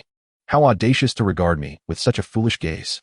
I kindly invited you to collaborate on a grand endeavor, and yet you failed to recognize the opportunity, treating me like a simpleton? After his outburst, the masked man scoffed. Forget it, you cannot escape now. You shall become sustenance for my master. Ah, master, behold, I have brought you a lowly human. The masked man continued to laugh, tears streaming down his face. However, after a spell, he abruptly ceased. Master? He tentatively called. Moving toward the back, he drew aside a dark curtain, revealing a table upon which several black flowers thrived, their tendrils creeping ominously across the walls, while a chandelier swayed precariously above. Yet, not a single figure was in sight, rendering the space eerily vacant. The masked man stood frozen, seemingly unable to comprehend. The master should be right here. Master? He stiffly turned around, only to be met with the smile of Shin-chun. Your master seems to have fled quite swiftly. In a shadowy chamber somewhere in the first ring of Chengdu, Sister Earstud sat quietly on a stool when the door before her was pushed open. A man with golden-rimmed glasses entered, followed closely by a balding monk clad in a tattered gray robe. Elder Shermi, I entrust you with her. The man with glasses said with a respectful smile directed at the monk. He then turned to Sister Earstud, stating, within a week, you shall acquire immense wealth and a pristine identity, provided that you execute this task flawlessly. Afterward, the man with glasses exited the room, and the monk settled cross-legged. Facing Sister Earstud, a sense of unease washed over her as her gaze darted nervously across the monk's figure. Slowly, he retrieved a weathered scroll from his tattered robe. The parchment yellowed with age, inscribed with 4 words in Sanskrit, the chapter of calamity. Now, repeat after me, the monk instructed in a sparse, chilling tone. Sister Earstud nodded, striving to memorize the pronunciation. Outside the secret chamber, the man with golden glasses dialed a number, his voice respectful as he spoke. My lord. Everything has been arranged. A calm voice responded from the other end. Who is the target? The man with glasses replied promptly. Rest assured, my lord. I found them in a secluded bar in the 3rd ring. There will be no issues. In the distance, at the Chengdu governor's residence, in a completely soundproof room. Huang Xiao hung up the phone. He first rubbed his head, then removed his glasses, placing them on the table. Lowering his gaze to meet the glasses as if peering through them at someone unseen, he contemplated. Few knew that he did not actually suffer from myopia. It is time to begin. He mimicked the mechanical sound of a vintage children's rocking horse coming to life. Chapter 67. The Black Climbing Tiger. No, you cannot kill me. The masked man suddenly stepped back 3 paces, his eyes filled with trepidation as he regarded Shin-chun. Shin-chun merely cast a faint glance in his direction before redirecting his attention to the surroundings. Is this indeed the place where that monstrous creature often lingers? Approximately 2 breaths later, a dark, ominous energy began to rise within the room, and a peculiar black, climbing tiger spread across the walls at a visible speed. Sinister. Elongated vines wriggled as if alive, intertwining and ensnaring one another. It could be said that any ordinary person witnessing this scene would surely retch in disgust and terror. The black climbing tiger continued to grow at an unnatural pace, its thickness resembling that of an infant's arm, even adorned with pulsating, fleshy bulbs that expanded and contracted rhythmically. Upon witnessing this, the masked man exhibited a rapturous expression, exclaiming loudly, Aha! My lord, this is your ultimate move. You are doomed. You cannot escape. You shall only become nourishment for my lord. The masked man danced with glee, his face alight with exhilaration. However, his joy was short-lived as he suddenly fell silent, as if he had realized something. He then dashed toward the door covered in black climbing tigers, pounding on it frantically while shouting, My lord, have you made a mistake? I have yet to escape. My lord, please, let me out. Regrettably, the voice of the masked man did not deter the black climbing ivy. Instead, it grew even more frenzied. Witnessing this spectacle, he realized he had been forsaken by the very master he idolized. Before he could recover from his stupor, the tendrils of the ivy entwined his body, caressing him as if in a lover's embrace. In mere moments, his entire being was enshrouded in the eerie ivy. Densely packed like a black mummy, the mask shattered under pressure, revealing a strikingly handsome visage. Although Shin-chun had never seen him before, had Mu Qingji been present, she would have recognized him as her brother, Mu Yan. Soon, the ivy crept from his body to his face, wrapping around his lips, nose, and cheekbones, until only one eye remained exposed. Throughout this ordeal, he offered no resistance. The man, swathed like a black zongzi, cast a final glance at Shin-chun with eyes that seemed to regain a flicker of clarity, as if conveying a silent plea. Then, the ivy playfully obscured his last eye, from which emanated a chilling, inhuman howl that gradually faded into silence. This bizarre ivy was unlike anything Shin-chun had encountered in his previous life, for the myriad of demonic entities post-apocalypse was akin to an ocean. Yet, he could discern its rank, recognizing that it possessed potential exceeding the fourth tier. The fact that the ivy cultivated by that monstrous being had such potential hinted at the terrifying intelligence and power of its progenitor. The once handsome man now lay motionless on the ground, as if all the blood had been drained from his body. The ravenous black ivy, having consumed the man, clustered densely against the six walls, as if celebrating a feast of life, reveling in their first banquet in this world. Shin-chun could even sense their jubilant vibrations. The intertwining black tendrils cautiously approached him, with translucent, pulsating growths revealing repulsive particles and viscous juices within. Any ordinary person witnessing this scene would likely be paralyzed with fear. Their spirit shattered. Yet, Shin-chun remained unperturbed. Slowly, he extended his arm, his long, pale fingers beginning to shimmer with dazzling crimson sparks. Crow. We have been in Chengdu for several weeks now, and we have secured the frost crystal. This mission should be deemed a success, correct? At a crossroad in a narrow alley, a dog-headed figure, clutching a tuft of dog-tail grass, gazed at the distant man donned in a crow mask. Surely, you can enlighten us about the nature of our organization. My curiosity is insatiable. At this point, the dog-headed figure exaggeratedly scratched its back. The other masked figures chimed in. Indeed. We have been here for quite some time. And what of that demon? Wasn't there a senior attending to it? It shouldn't concern us any longer. Woe is me. For the first time, I have been away from home for such an extended period, and I fear that upon my return, my father may unleash his wrath upon me. What is this all about? Just a couple of days ago, my teacher contacted me, stating that if I fail to submit my assignments, I may as well abandon any hope of attending school. Isn't that rather fortuitous? What joy is there in studying? The pursuit of the extraordinary is far more exhilarating. You wouldn't understand. Once I surpass the 5th level of the extraordinary, I shall return to school as an inconspicuous entity. The moment danger arises will be when my true identity is revealed. Perhaps it is indeed due to having relaxed that several masked individuals began to engage in idle chatter and debate. They are still in their youth, their speech and demeanor imbued with the arrogance and recklessness characteristic of teenagers. Their backgrounds vary significantly. Some are orphans, while others hail from affluent families. Some have worked on construction sites, while others are still pursuing their education.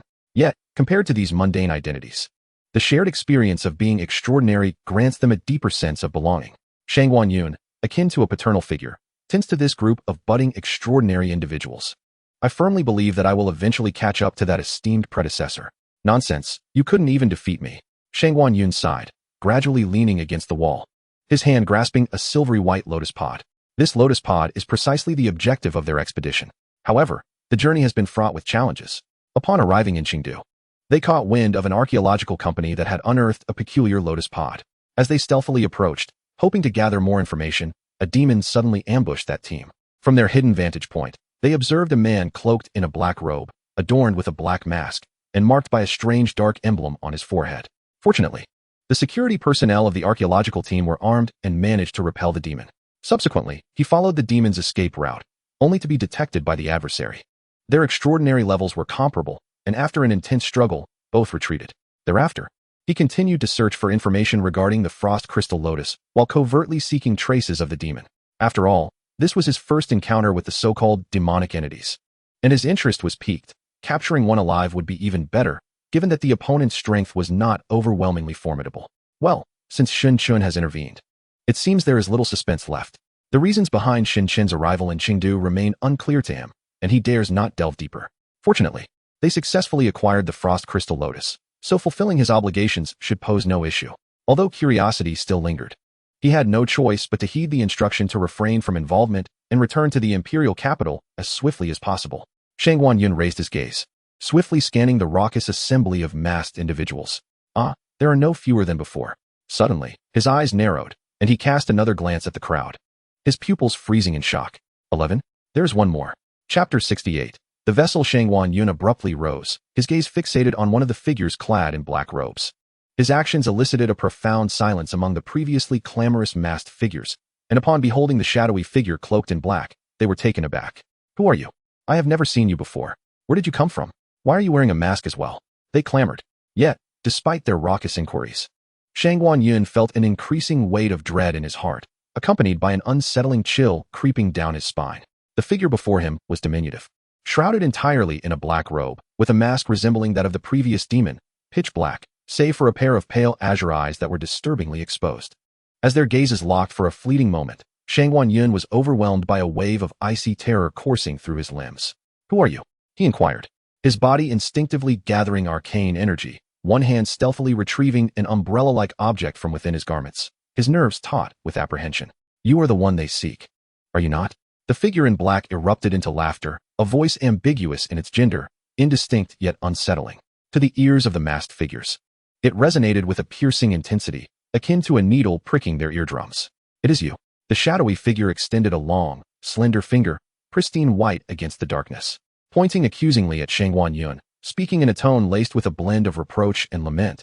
"You have even brought that man here, causing me to lose a toy and forcing me to hide from him. Pray tell, how should I punish you?" As the words fell, Shangguan Yun felt his pores involuntarily widen, his pupils constricting in fear, for the overwhelming pressure emanating from the figure cloaked in black was beyond anything he had previously encountered. It was a malevolent aura that surpassed the earlier demon by 100-fold. In that moment, Shangguan Yun comprehended the ominous truth. The demon was but a harbinger of a far more terrifying presence. "Hey, you androgynous creature! How dare you speak to our crow brother in such a manner?" A voice cried out defiantly. The speaker, donning a dog-headed mask, was the only one audacious enough to utter such words amidst the tense atmosphere. Meanwhile, the other masked figures began to glean the gravity of the situation from Shangguan Yun's response, their anxiety mounting. Taking a deep breath, Shangguan Yun was engulfed by a sense of sorrow. Who could have anticipated that what had seemed a simple task would spiral into such chaos? However, in a sudden surge of resolve, Shangguan Yun lunged forward, letting out a guttural roar as he forcefully unfurled the azure umbrella in his grasp. A flash of bluish-green light flickered to life, casting a faint glow above the head of the black-cloaked figure. At that moment, he commanded with urgency, "Flee." Instantly, the remaining masked figures grasped the gravity of the peril and scattered in all directions. Shangguan Yun strained every ounce of his dwindling extraordinary power to restrain the figure in black. For the first time in his life, he unleashed his strength with reckless abandon. The once fair visage of Shangguan Yun grew taut with bulging veins, his eyes bloodshot. Amidst the swirling chaos, the only constant was the crescent-shaped smile of the black-robed figure, illuminated by the bluish-green aura. "Your skills are lacking," Shunshin remarked, tilting his head, his gaze cast downward. Above him, the once vibrant black ivy had withered to a state resembling decay. Even the flowing air seemed to scatter the remnants of black ash from the crumbling wall. After vanquishing the tumultuous magical flora, Shunshin ventured deeper into the hidden chamber. Upon entering, he felt a significant drop in temperature, the darkness enveloping him, nearly devoid of sunlight. His gaze began to sharpen, for the magical energy here was alarmingly dense. Even Shunshin instinctively covered his nose. At this moment, he could finally ascertain that this was indeed the lair of the malevolent creature. Within the chamber, several altars adorned the space, filled with deep black soil, evidently tainted by malevolent energy. Some altars still contained remnants of roots, among which Shunshin could vaguely identify the black taro, the previously encountered black ivy, and other plant roots he had never seen before. Without exception, they all possessed an exceedingly high energy density. Cultivating such beings would be a formidable challenge even for the esteemed scientific institutions in the Eastern capital. Some factions would cherish even a single specimen as a treasure. Yet all were either cultivated or plundered by the malevolent creature, concentrated for some inscrutable purpose. This question, however, did not trouble Shunshin for long. For on another wall, a series of strange and eerie symbols recorded a mysterious ritual. This ancient esoteric knowledge was far too obscure for anyone in the present age to comprehend. It could be said that no contemporary individual could decipher it. Yet, as a once high-tier awakened being, Shunshin grasped the ritual's intent at first glance. It was precisely this realization that sent a chill through him. This creature was likely an ancient demon from another realm, attempting to be born upon this land prematurely. It is crucial to understand that at the dawn of the apocalypse, the invading creatures were invariably low-tier and savage. As for the more intelligent and formidable high-tier beings, including the legendary ancient demons, they could only breach certain barriers and arrive in this world after the passage of time and the escalation of the magical tides. It was precisely due to such a rule that humanity managed to endure at the onset of the apocalypse, avoiding annihilation by high-tier monsters. Now, the creature in the green capital aspired to construct this ritual and manifest its true self at this pivotal moment, before the apocalypse had fully erupted. Contemplating this, Shunshin's expression turned exceedingly cold. In an era where awakened beings were scarce, the arrival of an ancient demon would spell unimaginable disaster for humanity. He fully understood the dire consequences that would ensue if such a scenario were to unfold, which even the Shin family might struggle to withstand. Of course, a ritual that defied established rules must entail exceedingly stringent conditions, as evidenced by the creature's prolonged preparations. Moreover, to avoid detection by the Shun family and other powerful factions, it had not revealed its existence at all. Had Shin not stumbled upon this, perhaps no one in the eastern capital would have noticed until the ritual was completed. As for Shangwan Yun and his associates, their prolonged struggle of wits against the creature's subordinates was merely a game, with the malevolent being treating them as mere playthings. Moreover, for Huang Xiao, the esteemed official of the Qingdu governor's office, the planting of the demonic seed unveils a scheme of considerable magnitude. Under the subconscious gaze of Shin Chun, his attention instinctively shifted to another wall. Suddenly, his eyes froze. This wall bore the records of the vessel required for the manifestation of the true body. The container capable of withstanding the ancient demon seed must be extraordinarily stringent, likely leaving even an A-class awakened barely adequate. On it, there was already an image of a woman, elegantly poised, exuding a simple grace. To Shun Chen's astonishment, he realized that he had encountered this woman, the one destined to be the vessel, not merely once. Indeed, it was Mu Qingji. Shun Chen distinctly recalled her name. At this moment, a vague realization began to dawn in Shun Chen's heart. He approached closer, perusing the documents beside the photograph. Among them, a report resembling a medical case caught his eye. It documented that Mu Qingji had been diagnosed with a chronic granulomatous disease of the eyes following a hospital examination. Was she destined to go blind? Shin Chen suddenly recalled fragments of memories concerning her. It had been a month since she had mentioned, but I should be leaving soon, right? Once I receive my salary, things in the capital should improve. On that day, her voice carried a hint of sorrow, which Shin Chen had assumed was simply her lament over the plight of the lower classes. In retrospect, it seemed she was aware of her impending blindness, yet felt powerless to alter her fate. No wonder she had been cutting her hair so slowly and leaning in so often. Mu Qingji, blindness, vessel? A series of clues intertwined in Shun Chen's mind, and a thought slowly emerged, nearly solidifying in certainty. He lowered his gaze. The eyeless blue corpse. She must indeed be the one that would unleash a catastrophic wave of corpses in the southwestern region, instilling fear in countless top-tier awakened. This also elucidated why that demon chose her as a vessel, the first zombie in the previous life to surpass the 4th tier, earning the title of Eyeless Blue Corpse King even before reaching the 6th tier. Furthermore, after her demise, one of her subordinates, a zombie named Black Crow, who inherited part of her legacy, became the 4th crowned zombie of the apocalypse, rivaling the infamous Undying Sky Corpse. Such a human with immense potential was indeed deserving of being a vessel for the descent of the ancient demon seed. Yet, it was still not enough. Shin Shun continued to delve into the ancient demonic script, striving to ascertain the location and conditions of the descent ritual.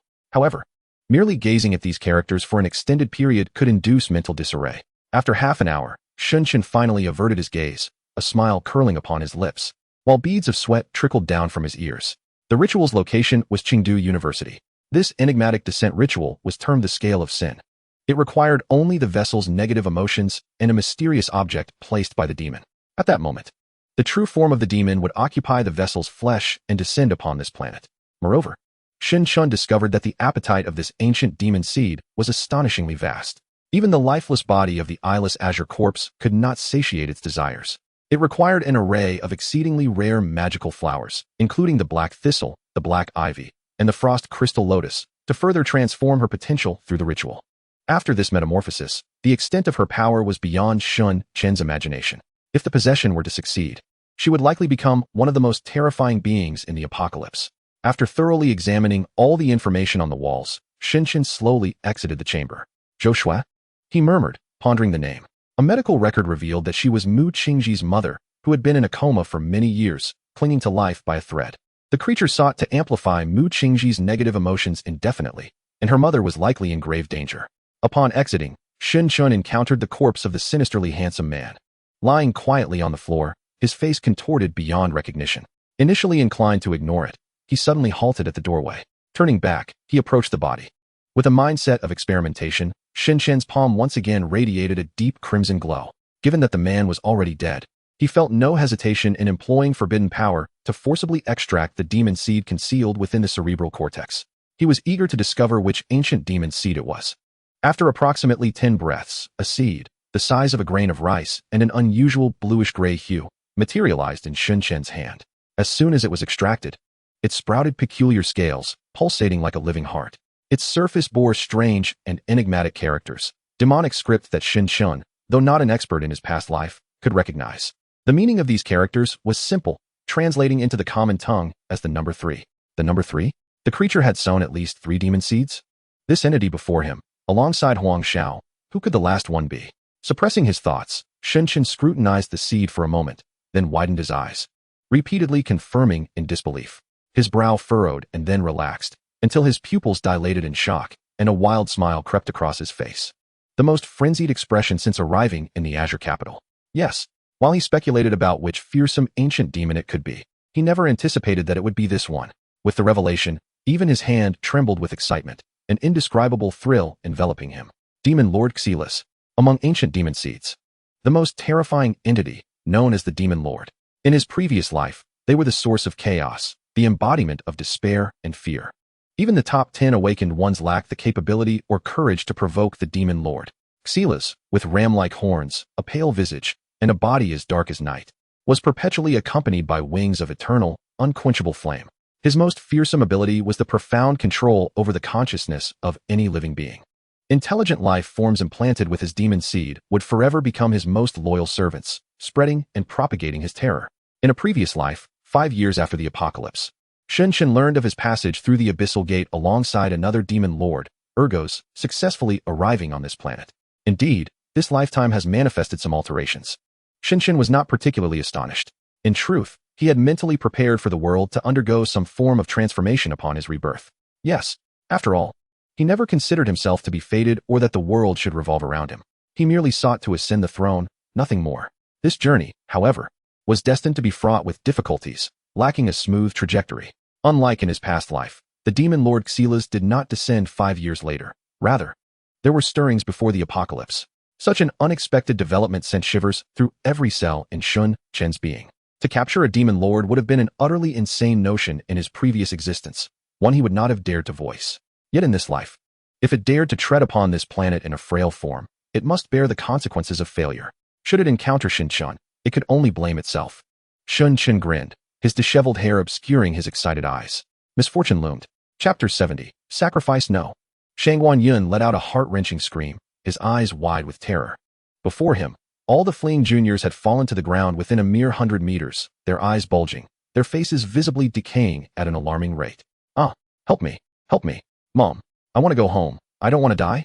Brother Crow, save me please. I don't want to die. They were merely a group of young individuals, all now crying out in despair. Their eyes turned toward Shangguan Yun, pinning all their hopes for survival upon him.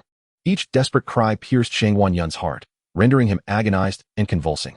No, spare them. Shangguan Yun, utterly exhausted, collapsed to the ground, the umbrella-like object he held rolling away. Those were the fine seeds he had sought out in various cities of the empire, whom he had taught the extraordinary and spent several months nurturing.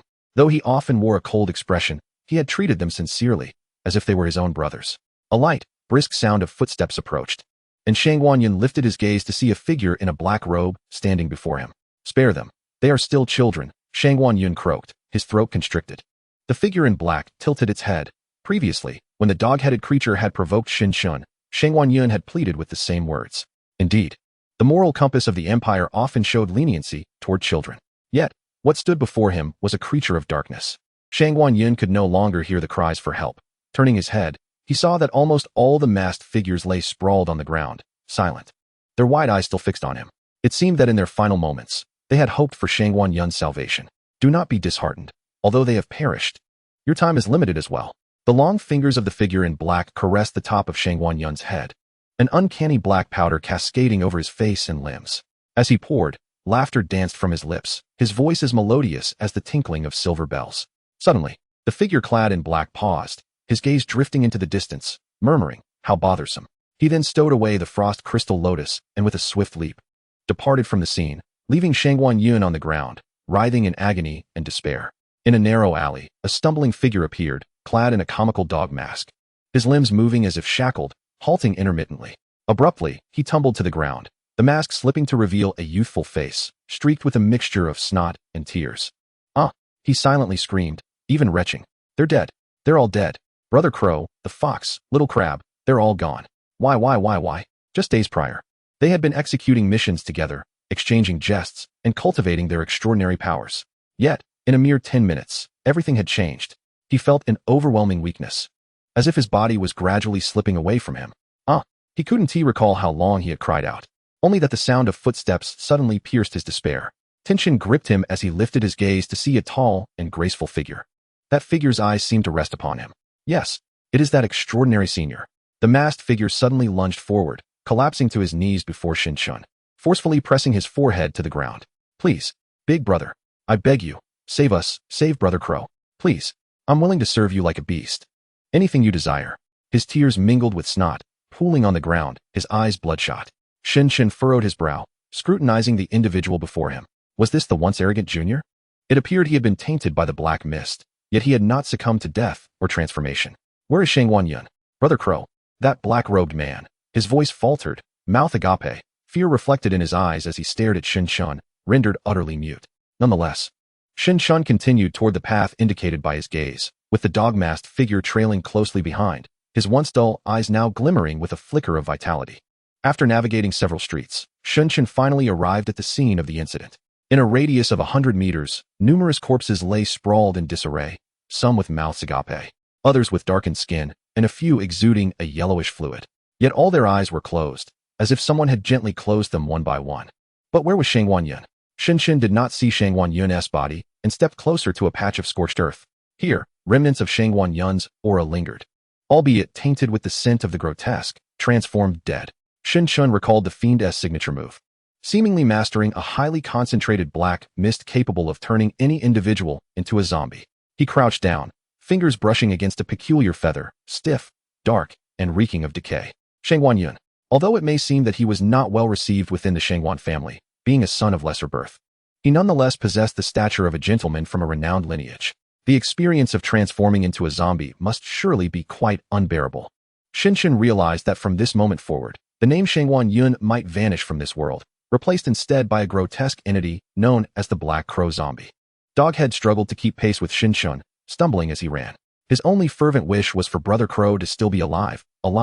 As they passed through a narrow alley, Doghead suddenly felt a tug, leading him into a damp and shadowy recess. His eyes widened in terror, stifling a whimper that would not escape his lips. Yet, in the next moment, overwhelming joy engulfed him. Brother Crow, he silently shouted within his heart. The figure before him gradually revealed itself, displaying Shangwan-yun's refined features, though now marred by a pallid hue and hollow eyes. Brother Crow, what has happened to you? Doghead managed to roar in a strained voice. Doghead, Shangwan-yun averted his gaze, his voice hoarse and rigid. I must tell you, this mission has failed. The assessment is complete, and you have passed. Brother Crow, no? Don't say that. Are you all right? Doghead cried, embracing Shangwan-yun's waist. Listen to me. Shangwan-yun's voice was gravelly, yet carried an unmistakable gravity. He grasped Doghead's shoulders firmly, stating, of the 10 members, you are the one who has passed. Moreover, I have petitioned the higher-ups, and you will be directly promoted to a core member. He handed Doghead a communicator and a badge.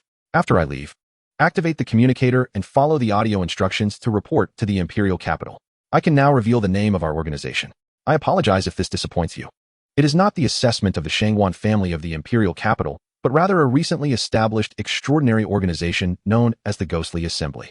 The badge was faintly colored, adorned with a cartoonish ghost design. However, Doghead paid it little heed, fixating instead on Shangwan-yun as he whimpered, Where are you going? You do not concern yourself with me.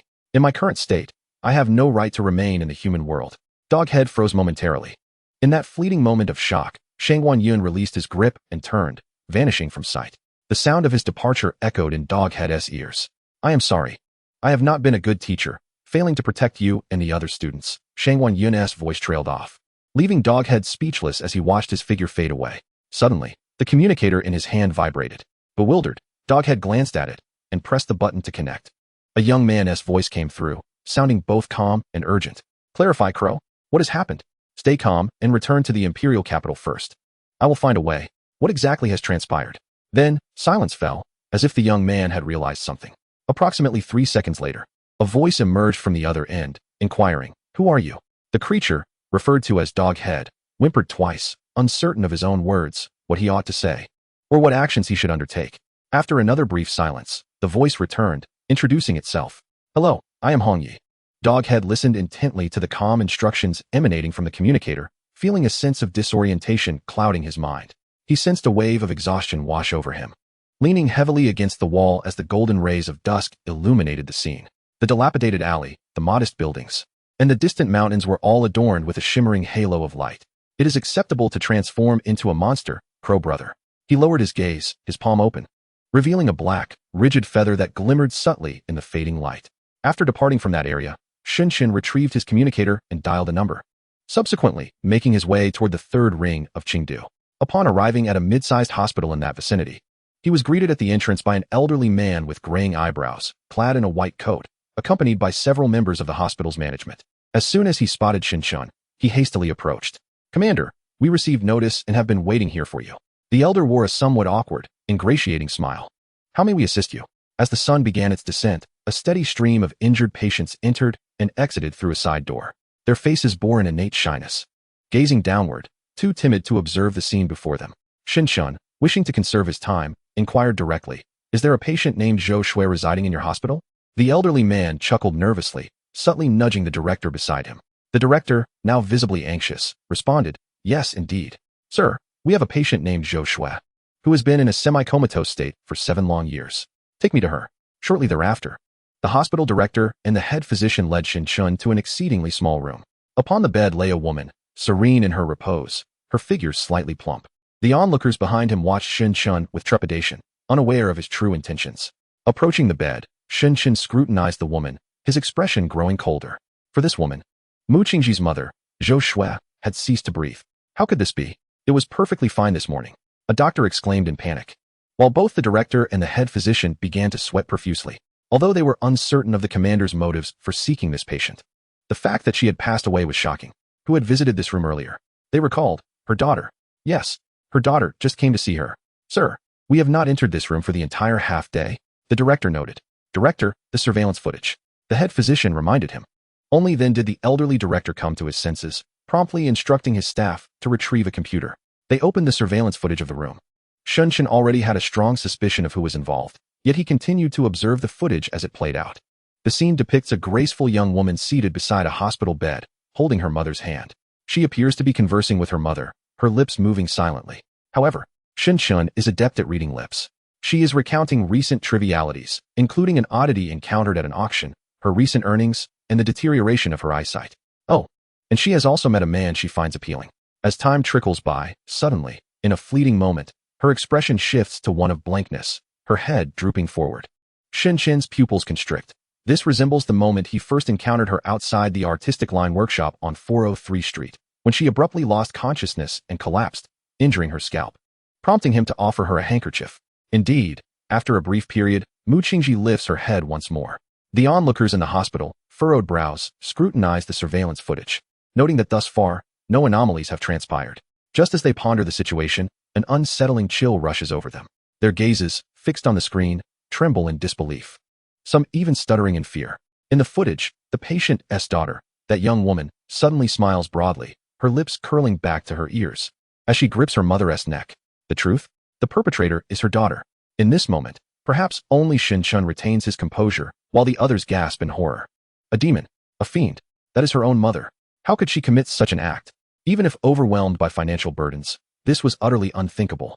A chorus of astonished gasps erupted, condemning the beautiful young woman. In the closing moments of the video, Mu Qingji stands and prepares to exit the room. Suddenly, she seems to realize something, turning her head towards the camera, locking eyes with the gathered crowd across the expanse of time and space. This tableau sends shivers down the spines of the director, the head physician, and all the doctors observing the footage. Then, Mu Qingji raises a white handkerchief. Is that the very handkerchief I had earlier given her to staunch the bleeding? Shinshin's gaze flickers. In the footage, Mu Qingji smiles and raises the handkerchief, as if displaying it to someone. She then gently touches it to her lips, a playful gesture that teeters between flirtation and provocation. Chapter 72. The chaos at Chengdu University. The demon Lord Xaralas has indeed been parasitically inhabiting the body of Mu Qingji all along. Cunning and ambitious, he possesses a wickedness that is palpable. The only aspect that diverges from his remembered visage is a hint of flirtatiousness.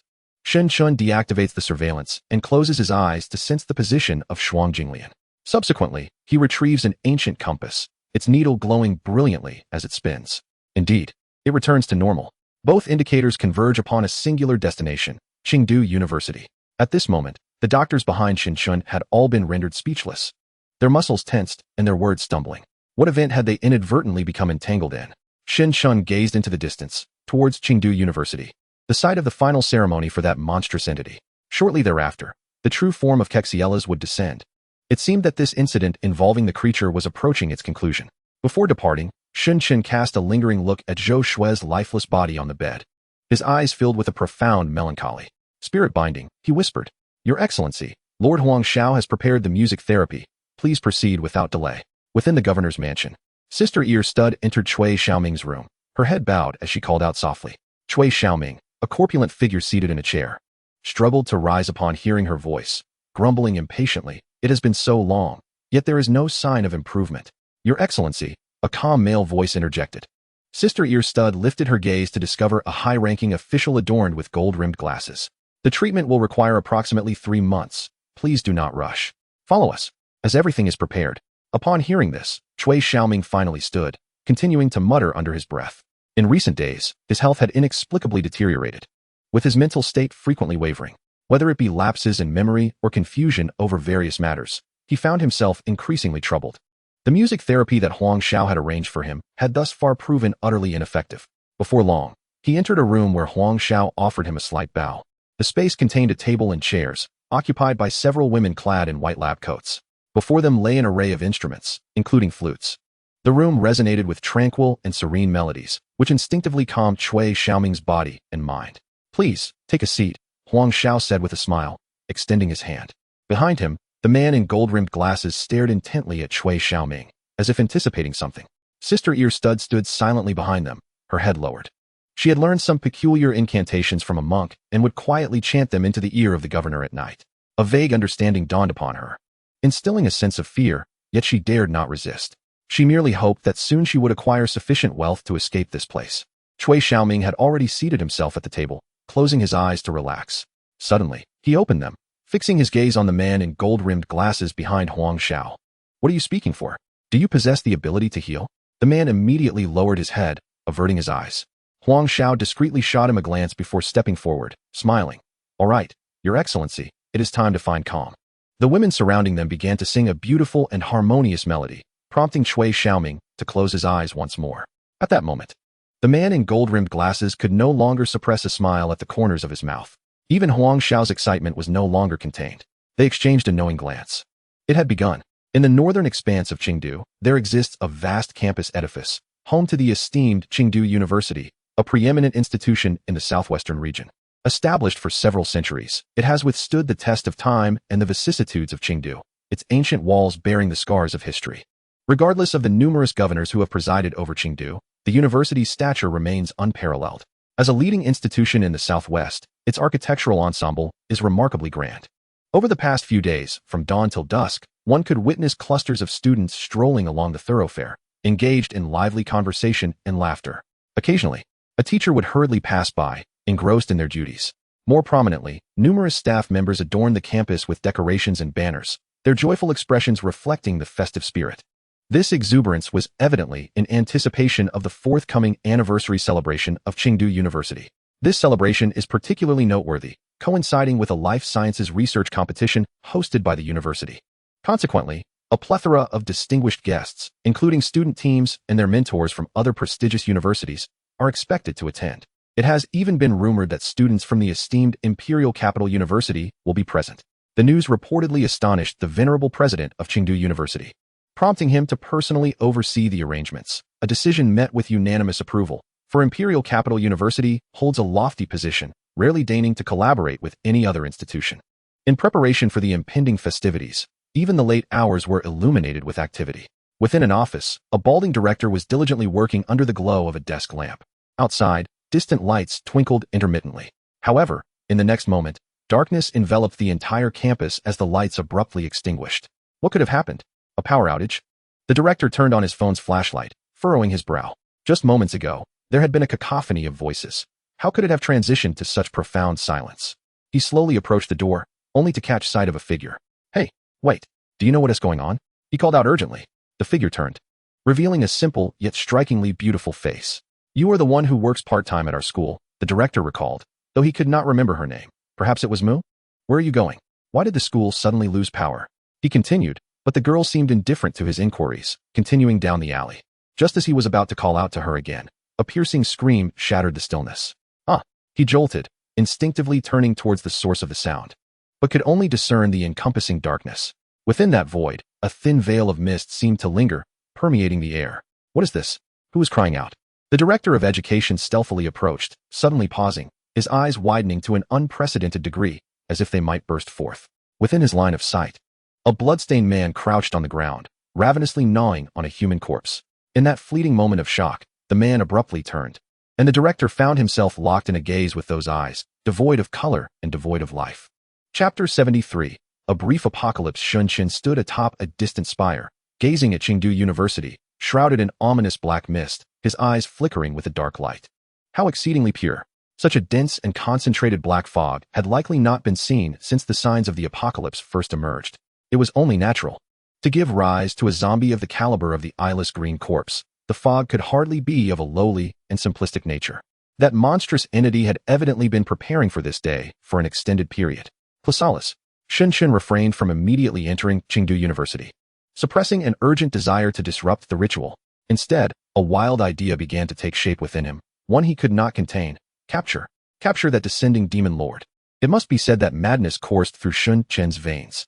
Simultaneously, the military began to encircle and evacuate the area surrounding Chengdu University. Yet, the forces hesitated to venture recklessly into the black mist. The extent of this mist was vast, enveloping not only Chengdu University, but also the surrounding streets. Those trapped within the fog would experience a fleeting glimpse of the apocalyptic world. Chengdu Mansion. Outside the room, a bespectacled man reported to Huang Xiao, "Sir, Shun has mobilized the Chengdu military, surrounding Chengdu University. At this moment, the university is enveloped in a mysterious black mist, exceedingly strange. It seems Shun is dealing with that monstrous entity." At this point, the bespectacled man glanced up at Huang Xiao. "Should we intervene to assist him?" Huang Xiao regarded him for a moment. "Yuehan is not at the school, is she?" "No, sir."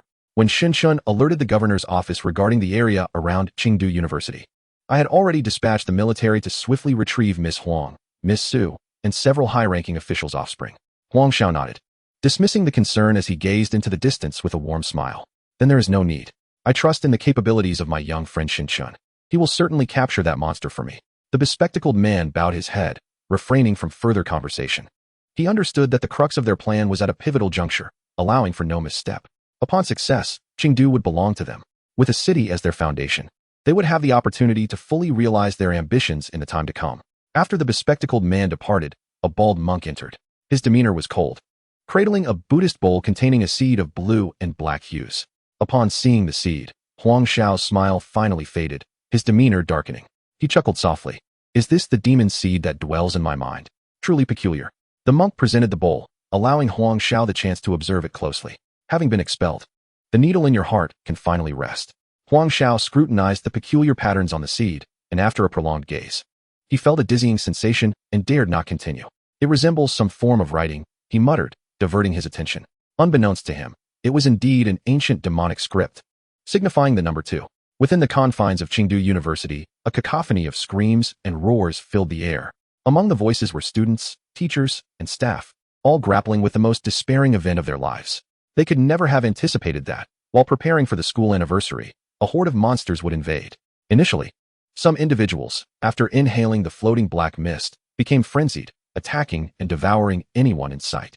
Subsequently, from unknown corners, a swarm of fiends surged forth.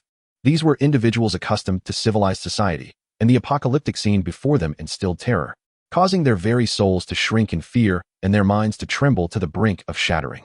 Within a mere half-hour, chaos reigned at Chengdu University. Bloodstains and dismembered bodies, unrecognizable as human, marred the playground, dormitory, corridors, and rooftops.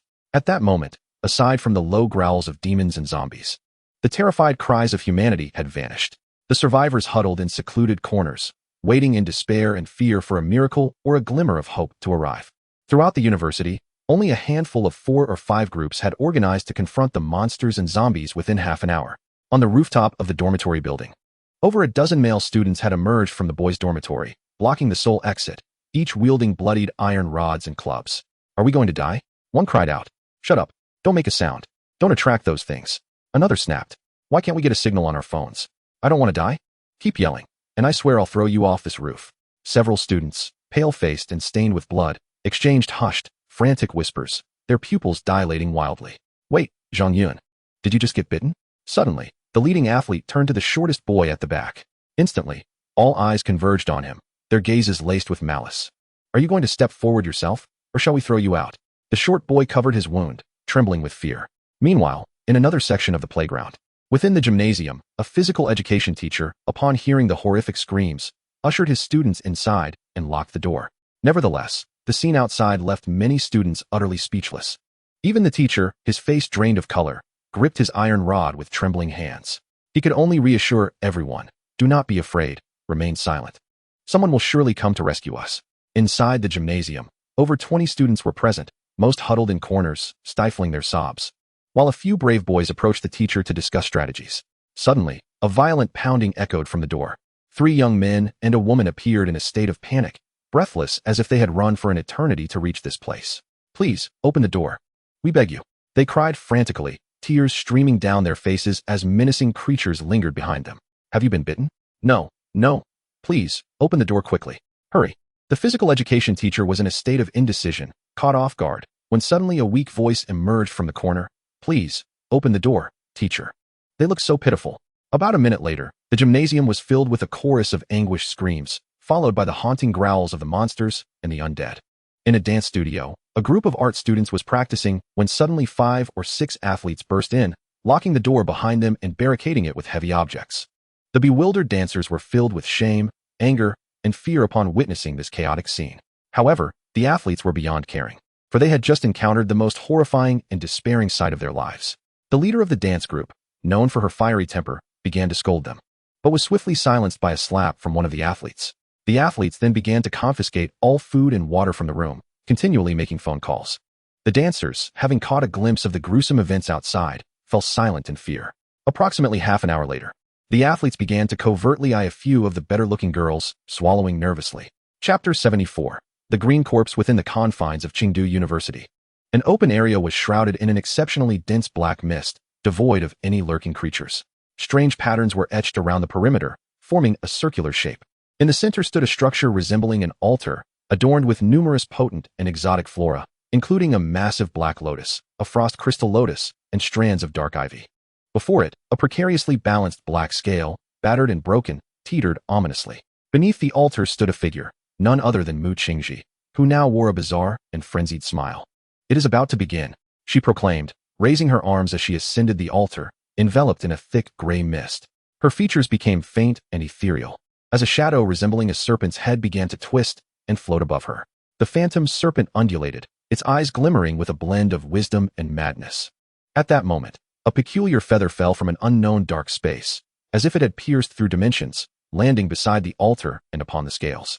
Mu Qingji felt a fleeting moment of clarity, yet remained ensnared in a quagmire, unable to produce a sound or move. Time seemed to freeze, stretching on for what felt like an eternity, until a mocking voice echoed in her ears. Mu Qingji, you are truly a dreadful sight. The most pathetic human I have ever encountered. Is the allure of love so enchanting? It seems that your soul has been ensnared these past few days. In her mind, Mu Qingji was momentarily taken aback. Do you know whom I speak of? A scene gradually emerged in her thoughts. It was a night enveloped in silence, where a tall and noble figure stood at the entrance of an old shop, slowly stepping inside. What? No. Instinctively, Mu Qingji wanted to retort within her mind. Still pretending with me. The voice of the serpent shadow grew louder and more audacious. I was right there in your mind. Do you require me to recount your foolish and narcissistic thoughts once more? The serpent shadow seemed to reminisce about the most amusing drama of its existence. As if it were a human, it would surely be doubled over with laughter. Oh, how handsome he is. Why has he come here? Did he see me fall? Could it be that he harbors even the slightest affection for me? How peculiar. My heart races so quickly. Ah, this is a disaster. I simply cannot calm down to get my hair cut. Could you wait for me just a few minutes, please? Sir, if you consider it a gift, that is also acceptable. Ha ha. The laughter of the serpent shadow was sharp and piercing. This is undoubtedly the most quintessentially perfect clown performance I have ever witnessed. After emerging, not spotting anyone, yet still self-consoling with laughter, Mu Qingji felt her body stiffen slightly. She had merely glanced at him, without even knowing his name, background, or character, yet had fallen in love with the man out of primal instincts for procreation. Ha ha ha, you humans are truly amusing. Without awaiting a response, the serpent shadow continued, Oh, let me whisper a secret to you. Do you know why the man you fancy entered that shop? Because he came to find me. What a close call. He almost caught me. The voice shifted to a delicate tone. He bears not a shred of affection for you. You still do not know his name, do you? I shall tell you, and it will surely send shivers down your spine. Another scene slowly appeared in Mu Qingji's mind. It depicted a grand building in a vast city she had never seen before. The magnificent and sprawling palace resembled a divine miracle bestowed from the heavens. Mu Qingji saw the red dragon emblem upon the palace, Xianyuan Hall of the imperial capital. Beneath the structure, an endless stream of people cheered and celebrated. The dense crowd was a sight Mu Qingji had never witnessed before in her life. Upon Xianyuan Hall stood several figures, calmly receiving the worship of the masses. Among the elderly, one young man stood out conspicuously. His name was Shun Chun, the eldest son of the most ancient aristocracy of this empire. You are but the most insignificant ant in his life, not even worthy of a second glance. The voice was tinged with mockery. Isn't that right at the auction? If it weren't for me, he would never have encountered you. You would remain forever in your filthy gutter. Oh no, the voice took a surprising turn. Without me, where do you think your fate would lead? Allow me to whisper a secret. Before long, this world will plunge into an abyss, and you shall become a blind zombie. Mu Qingji felt her consciousness shrouded in a haze, yet curiously alert. Illusory images continued to materialize in her mind. It was a scene reminiscent of purgatory, where empires crumbled, order disintegrated, and countless souls struggled to survive amidst the ruins. She witnessed humanity being slaughtered by monstrous beings, the emergence of a new breed of humans, and ordinary folk being expelled from the cities. The earth was rife with the primal struggle for existence. Countless human faces emerged before her, bearing expressions of fear, indifference, cunning, lewdness, madness, sickness, greed, stinginess, arrogance, ugliness, and hypocrisy. Suddenly, the images shattered like a broken mirror. Amidst desolate wastelands devoid of life, a blind zombie, mimicking her every move, came into her view. That was her reflection. Infected by an intensely pure black mist, she retained a flicker of human consciousness, transforming into a fearsome entity that instilled dread in the apocalypse. Yet, what did it matter? Whether in life or death, she remained blissfully naive. The scenes raced by, and Mu Qingji discerned the trajectory of her existence after becoming a zombie. Initially hunted by some humans who sought to extract her crystal source, none succeeded in their attempts. After sparing their lives, she was met with even more formidable foes. The blind zombie fled, seeking refuge in a home for the blind. They could not perceive her ghastly form, embracing her as a survivor. The blind zombie maintained stability in the vicinity, warding off other monstrous zombies. She spent a relatively joyful period there until one day when the ruler of Qingdu led throngs of awakened beings to their doorstep. They demanded the blind zombie surrender the divine artifact capable of resurrecting the dead. Alas, the sanctuary she protected, filled with the elderly, weak, and infirm, could not withstand the onslaught of those awakened beings, who mercilessly tortured them to death before her eyes. After witnessing the destruction of all she cherished, she fled. Upon her return, she had transformed into the world's first blind zombie to transcend the fourth tier, intent on making Huang Xiao, the ruler of Qingdu, pay for his brutal methods in this apocalyptic realm. All she desired was an accounting from Huang Xiao. She had never wished to vent her wrath upon others, nor did she contemplate the massacre of cities. Yet, ha ha ha, you are merely a zombie. Ah ha ha ha ha. The awakened beings among humanity, upon realizing her undead nature, felt their absurd and despicable sense of honor surge uncontrollably. Huang Xiao, in turn, rallied together the most formidable alliance of early apocalyptic humans in Qingdu.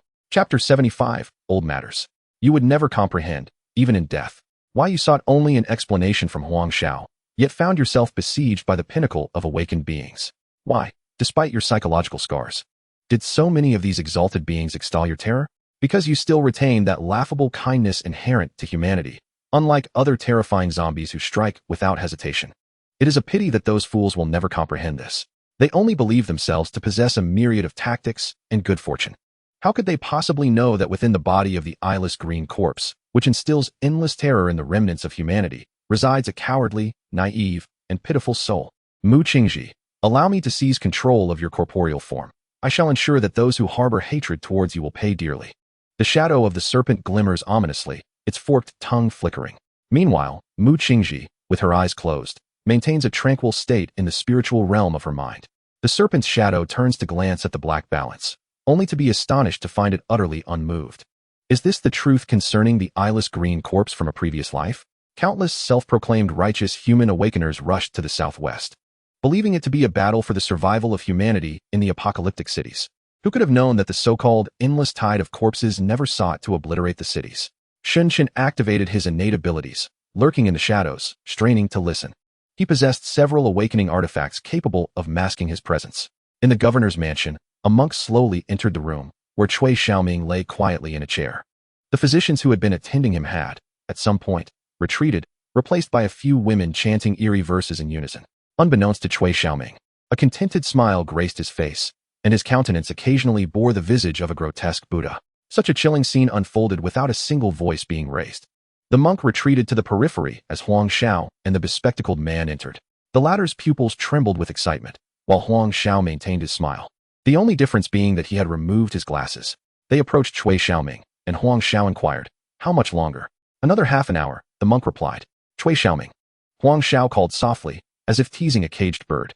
"Mu Qingji, your fate is truly tragic and lamentable. This world is far too bleak for you." The ethereal serpent shadow whispered in her ear, gradually unfolding its narrative. "Why do you not desire the complete annihilation of this dark society? Is your experience not sufficient to instill despair towards this world?" Mu Qingji's complexion turned pale, her eyes still tightly shut, yet the balance remained undisturbed. The serpent shadow, unhurried, continued, "Do you not wish to know how your father met his demise?" Upon hearing this, Mu Qingji's closed eyelids fluttered, and the balance visibly wavered. "The city of Chengdu is rife with intricate gray trades. Individuals like you and your father are destined for tragedy." Suddenly, within the sea of Mu Qingji's consciousness, a phantom image emerged. It depicted a dark, rainy day in a vast industrial district, where countless worn-out workers glared angrily at the overseers above. Among them stood a middle-aged man, wearing a hard hat, his expression particularly fervent and righteous, vociferously shouting something. Mu Qingji's heart trembled as she recalled her father. The origin of all events stemming from 11 years prior, in the 17th industrial zone of Chengdu. A worker lost his life during an unfortunate accident, yet the industrial zone, citing the incident as a detriment to the factory's profits amounting to millions, refused any form of compensation and even feigned outrage, threatening to sue the deceased family. The voice of the serpent seemed to mock and tease. Was this surreal? Yet, this was reality. The worker's family returned home in tears, uttering their despair. "We do not want it." This incident ultimately ignited the fury of many, including your father. He led the workers of the 17th industrial zone in protest. The movement growing increasingly formidable, sweeping through the 13th, 14th, 17th, and 18th industrial zones, culminating in the monumental strike that shook Chengdu 11 years ago. The governor's office, finally alarmed, feared the unrest would reach the capital. So, can you guess what tactics they employed? Another image flashed in Mu Qingji's mind. A rainy day. Within a vehicle traversing the highway. Inside were two individuals. The driver, wearing a tall hat, appeared anxious, while a middle-aged man seated in the back, with high cheekbones and glasses, remained composed. "Do not worry, it will only be a few years. I will have you released." "Do I have any choice?" The driver replied with a bitter smile. "I will promote your child. Your family will ascend to the upper echelons of the governor's office, provided that you are agreeable." "Very well. It was that worker named Mu Yong, correct?" "Yes, the other leaders have relented. He alone remains obstinate." The scene shifted to a man in a hard hat walking along the roadside, carrying a burden. "Father!" Mu Qingji cried silently within her heart. Indeed, she remembered he was holding a pancake, intending to bring it home for himself. The next moment, a sudden screech of brakes, a dull thud, and a muffled groan of agony. The man was known as Huang Xiao, a born political creature.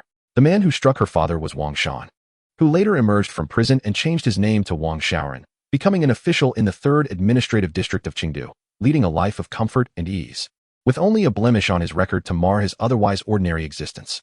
There is a saying among your kind: deceit is the passport of the deceitful, while nobility serves as the epitaph of the noble.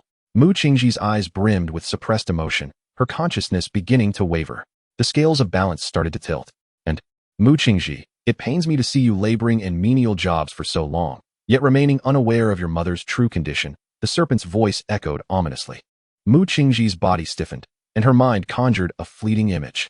It was within a silvery-hued medium-sized hospital, where a middle school girl donned in an outdated uniform anxiously implored a doctor, "How is my mother? What is her condition?" Before her, her ailing mother was being wheeled into the examination room.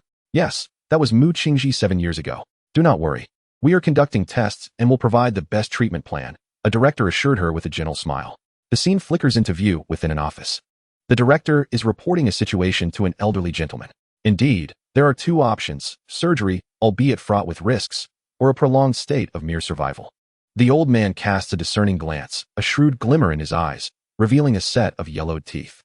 "You inform her that the technology is not yet mature, and that we can only rely on medication for maintenance, necessitating hospitalization." Hospitalization, hospitalization, hospitalization. This state of being has persisted for 7 years. For 7 years. She has toiled tirelessly to repay the mounting costs, never once informed that surgery was an option. Your social standing has condemned you to a lifetime of sorrow. Your father has fallen victim to political strife, and your mother has been reduced to a mere cash cow for unscrupulous hospitals. Suddenly recalling something, he adds. Your mother has passed away. On the altar, the scales have tipped. Chapter 76. Memories. The eyes of Xing finally gleam with ecstatic delight. Strange and peculiar patterns begin to shimmer with a dim black radiance, and the altar emits a heavy, hoarse rumble. Those extraordinary flora with immense energy density rapidly wither, as pure and concentrated energy surges into Mu Qingji's body, enhancing her already prodigious potential, making her even more capable of accommodating the soul of the demon lord. With her eyes closed, Mu Qingji's expression remains impassive, save for the faint traces of tears at the corners of her eyes. As the ritual unfolds, her skin gradually becomes snow-white and flawless, her facial features, although unchanged, grow increasingly exquisite and striking. Her figure becomes taller and leaner, her grace surpassing that of lotus blooms on a summer night. Her long hair flows elegantly, each strand shimmering with brilliance. The once beautiful visage transforms into a breathtakingly stunning beauty. Xing gently sways her head, softly comforting Mu Qingji. My dear sister, rest a while. As a gift to you, allow me to eliminate that Huang Shao. I shall also deal with those awakeners who tormented you in your past life. Now, you wouldn't want me to help you pursue Shinshin, would you? Delightful. A voice emerges from the depths of darkness. Following this, footsteps grow increasingly distinct. Xing's gaze momentarily pauses, slowly turning. Upon seeing the newcomer, her eyes glimmer with intrigue as she flicks her tongue, playfully remarking, Shen Chun, the man beloved by my sister Qingji. Tell me, should I let you off the hook? Shen Chun claps his hands, a cheerful smile gracing his face. I've been pondering the same. What means should I employ to keep a demon lord as my pet? Ergos. At this, both parties erupt into laughter. Ergos, known as the Serpent of Fate, is said to glimpse the fateful threads of all beings. It can discern the time trajectories obscured by mist. Among the demon lords, Ergos stands as the most enigmatic entity. In a past life, 5 years after the apocalypse, she traversed the abyssal gate alongside Xilas to arrive on this planet. In this life, as the Serpent of Fate, she has glimpsed certain secrets of temporal reversals, leading to some alterations that are hardly surprising. Indeed, she is not Xilas but the Serpent of Fate, Ergos. I borrowed 3 seeds of magic from Xilas, 2 of which you have destroyed. The serpent-like figure twisted its body, narrowing its eyes. Such disobedience. Shun Qin chuckled softly, his gaze betraying a sense of predatory delight. In the Qingdu mansion, within a secluded chamber, Cui Xiaoming suddenly opened his eyes, met by the visage of Huang Shao. Oh, Your Excellency, you have indeed awakened, Huang Shao smirked, stepping back a couple of paces. You all, Cui Xiaoming's words remained unfinished as a wave of fatigue washed over him, rendering his voice hoarse. He felt as though his body was no longer his own, as if it were being manipulated by an unseen force, while the faint sound of incantations echoed in his ears, causing a dizzy spell to sweep through his mind. At that moment, Cui Xiaoming could only widen his eyes in a frantic attempt to denounce Huang Shao's transgressions.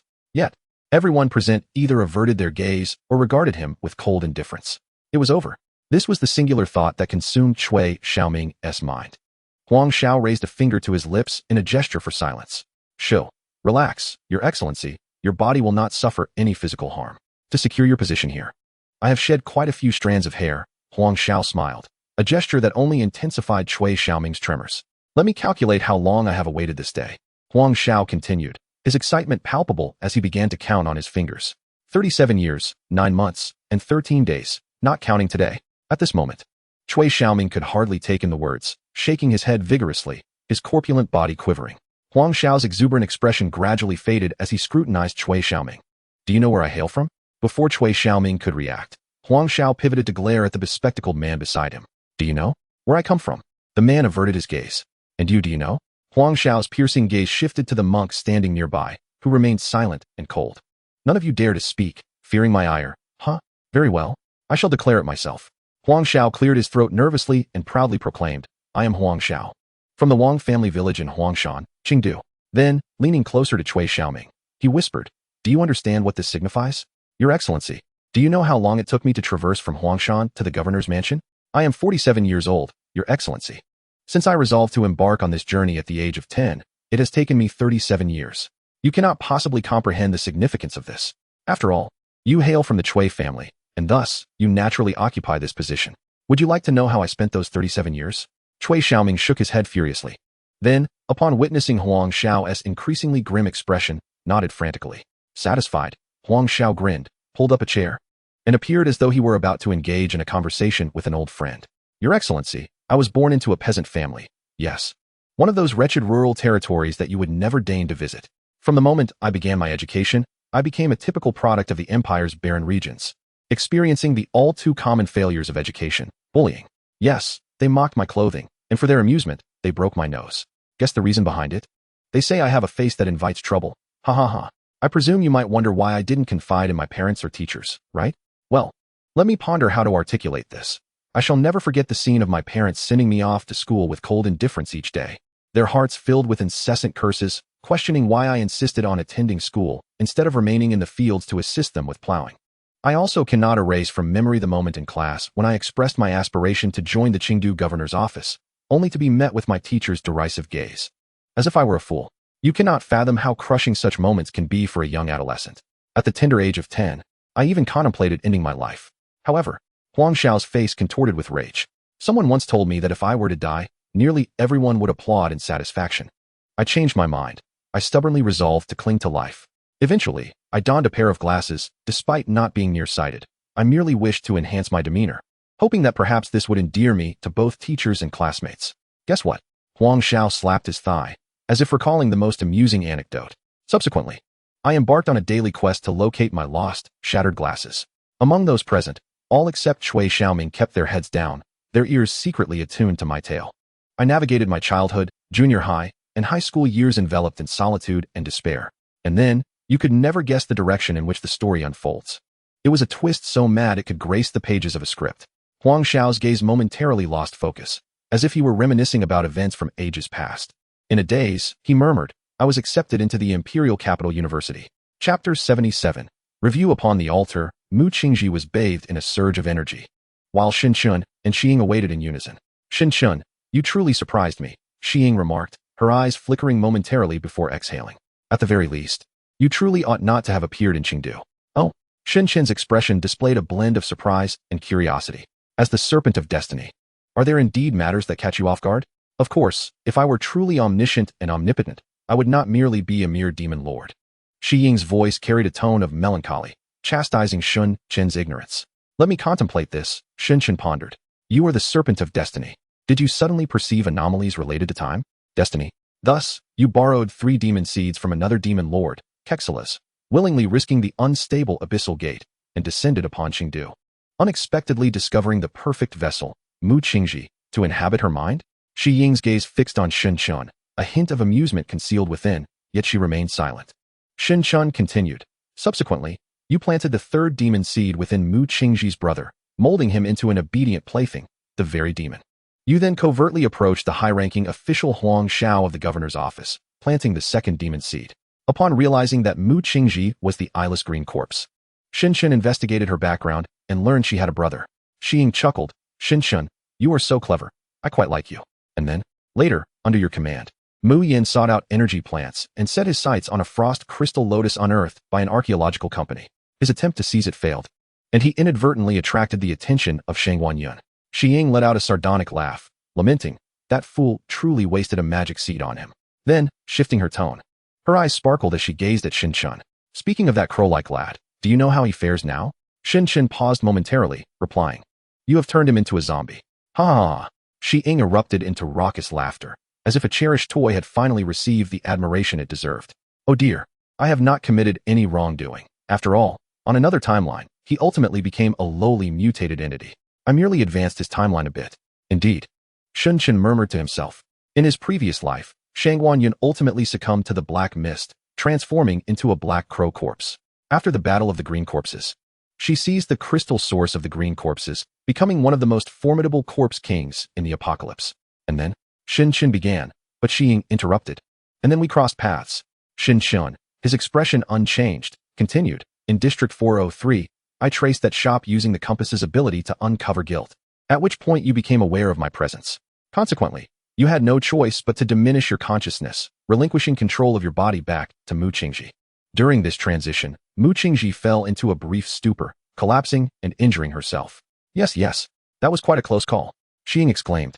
Then, you stealthily maneuvered that demon named Mu Yin past me, attempting to lead me astray, yet I remained unfazed.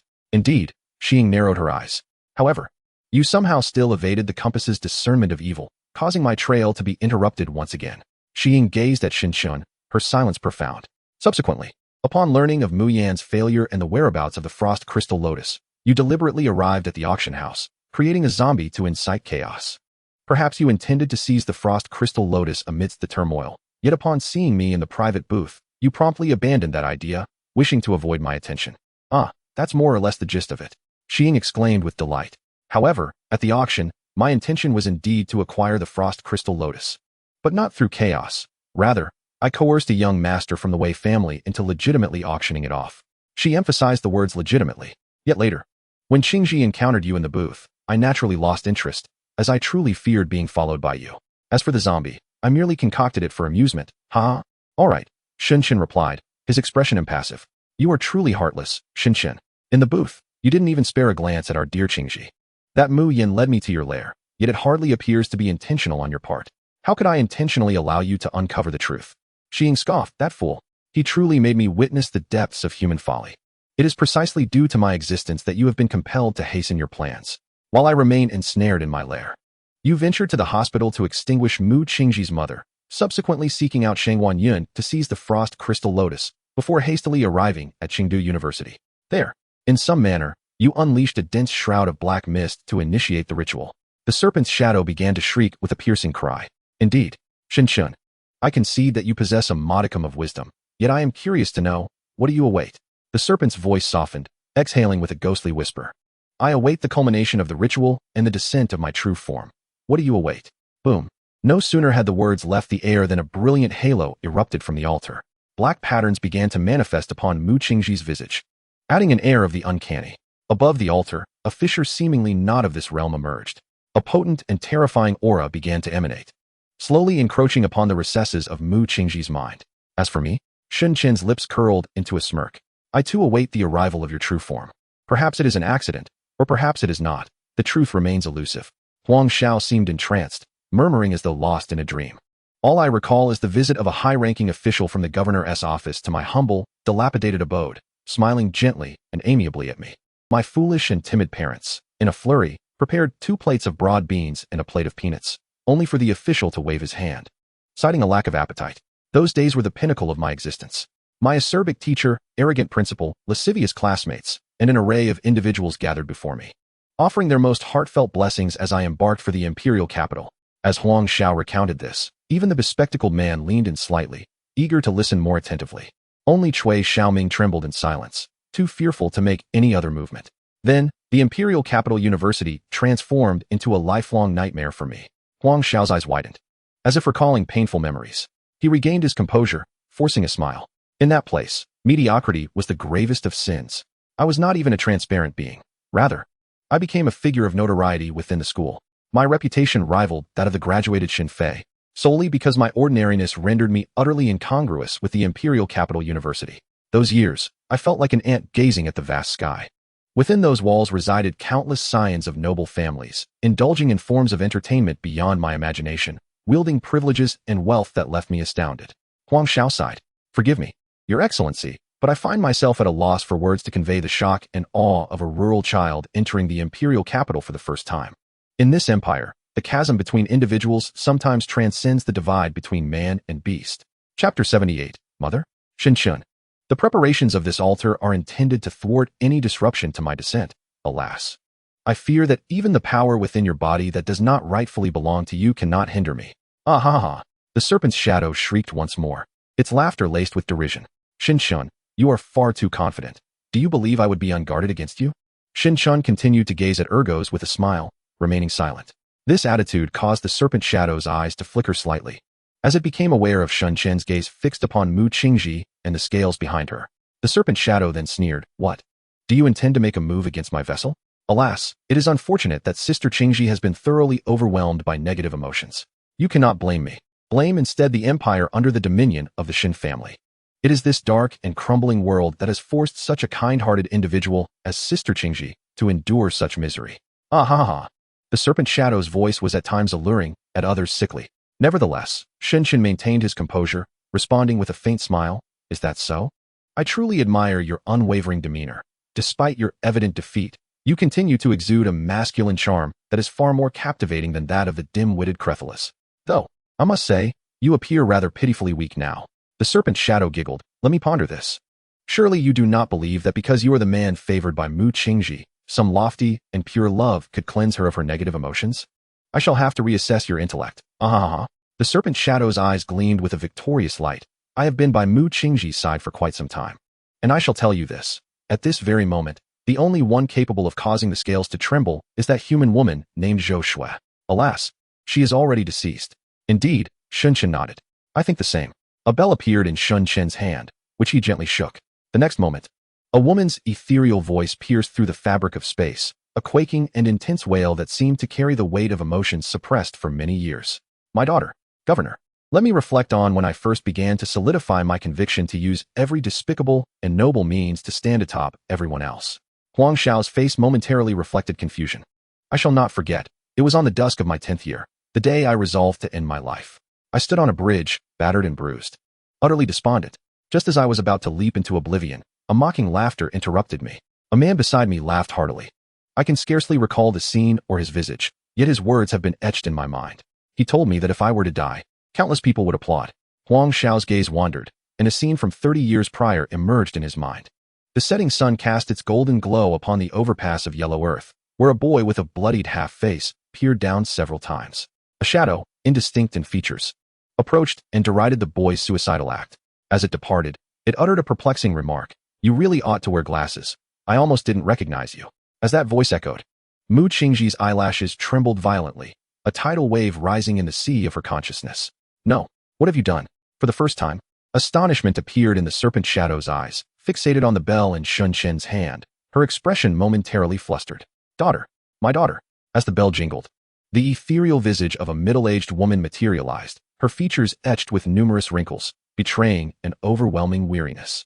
In that moment, the voice of her daughter, who had devoted 7 years to her care, without faltering, echoed in the air. The spiritual resonance stirred within Mu Qingji's mind, creating ripples of emotion. Amidst a mental quagmire, where she felt immobilized and voiceless, Mu Qingji suddenly became entranced, her tainted and manipulated consciousness fleetingly returning to a semblance of clarity. It seemed she heard a voice she had long yearned for over those 7 years. In reality, the scales upon the altar began to tremble, the feathered end gently descending. The corners of Mu Qingji's lips twitched, and she unconsciously murmured, Mother, no.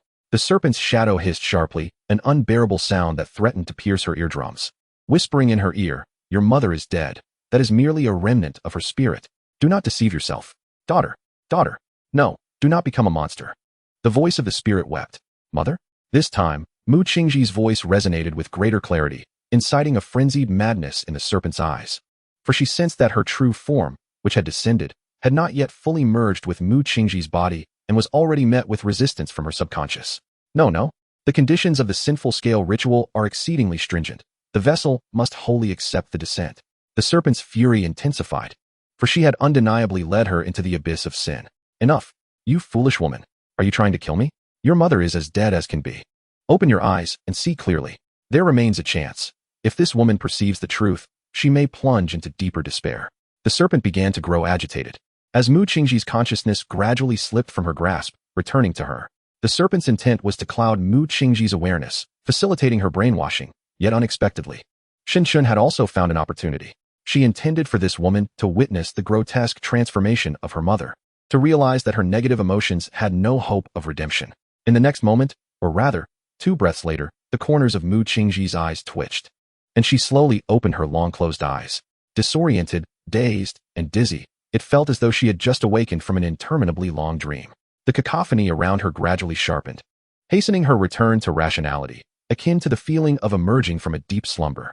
In that instant, memories flooded back, and she comprehended many truths, including those concerning her father, her mother, the monstrous entity in her mind, and the young master of the Shun family she had encountered multiple times.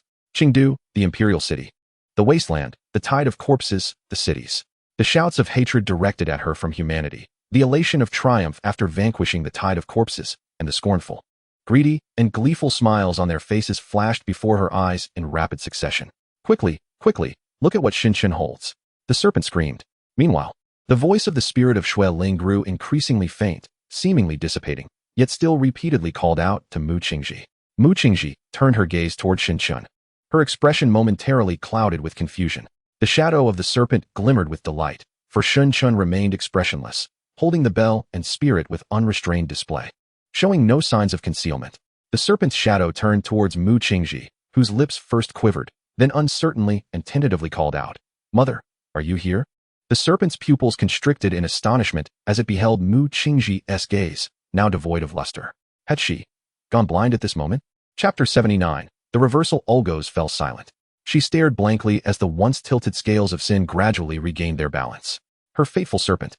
At this moment, her soul endured an unparalleled blow, suspended above the altar, incessantly suffering the searing agony caused by the tearing of rules. If the ritual were to succeed, with the soul and body perfectly harmonized, she would instantaneously ascend to the 4th tier, although her strength paled in comparison to her power in the abyss.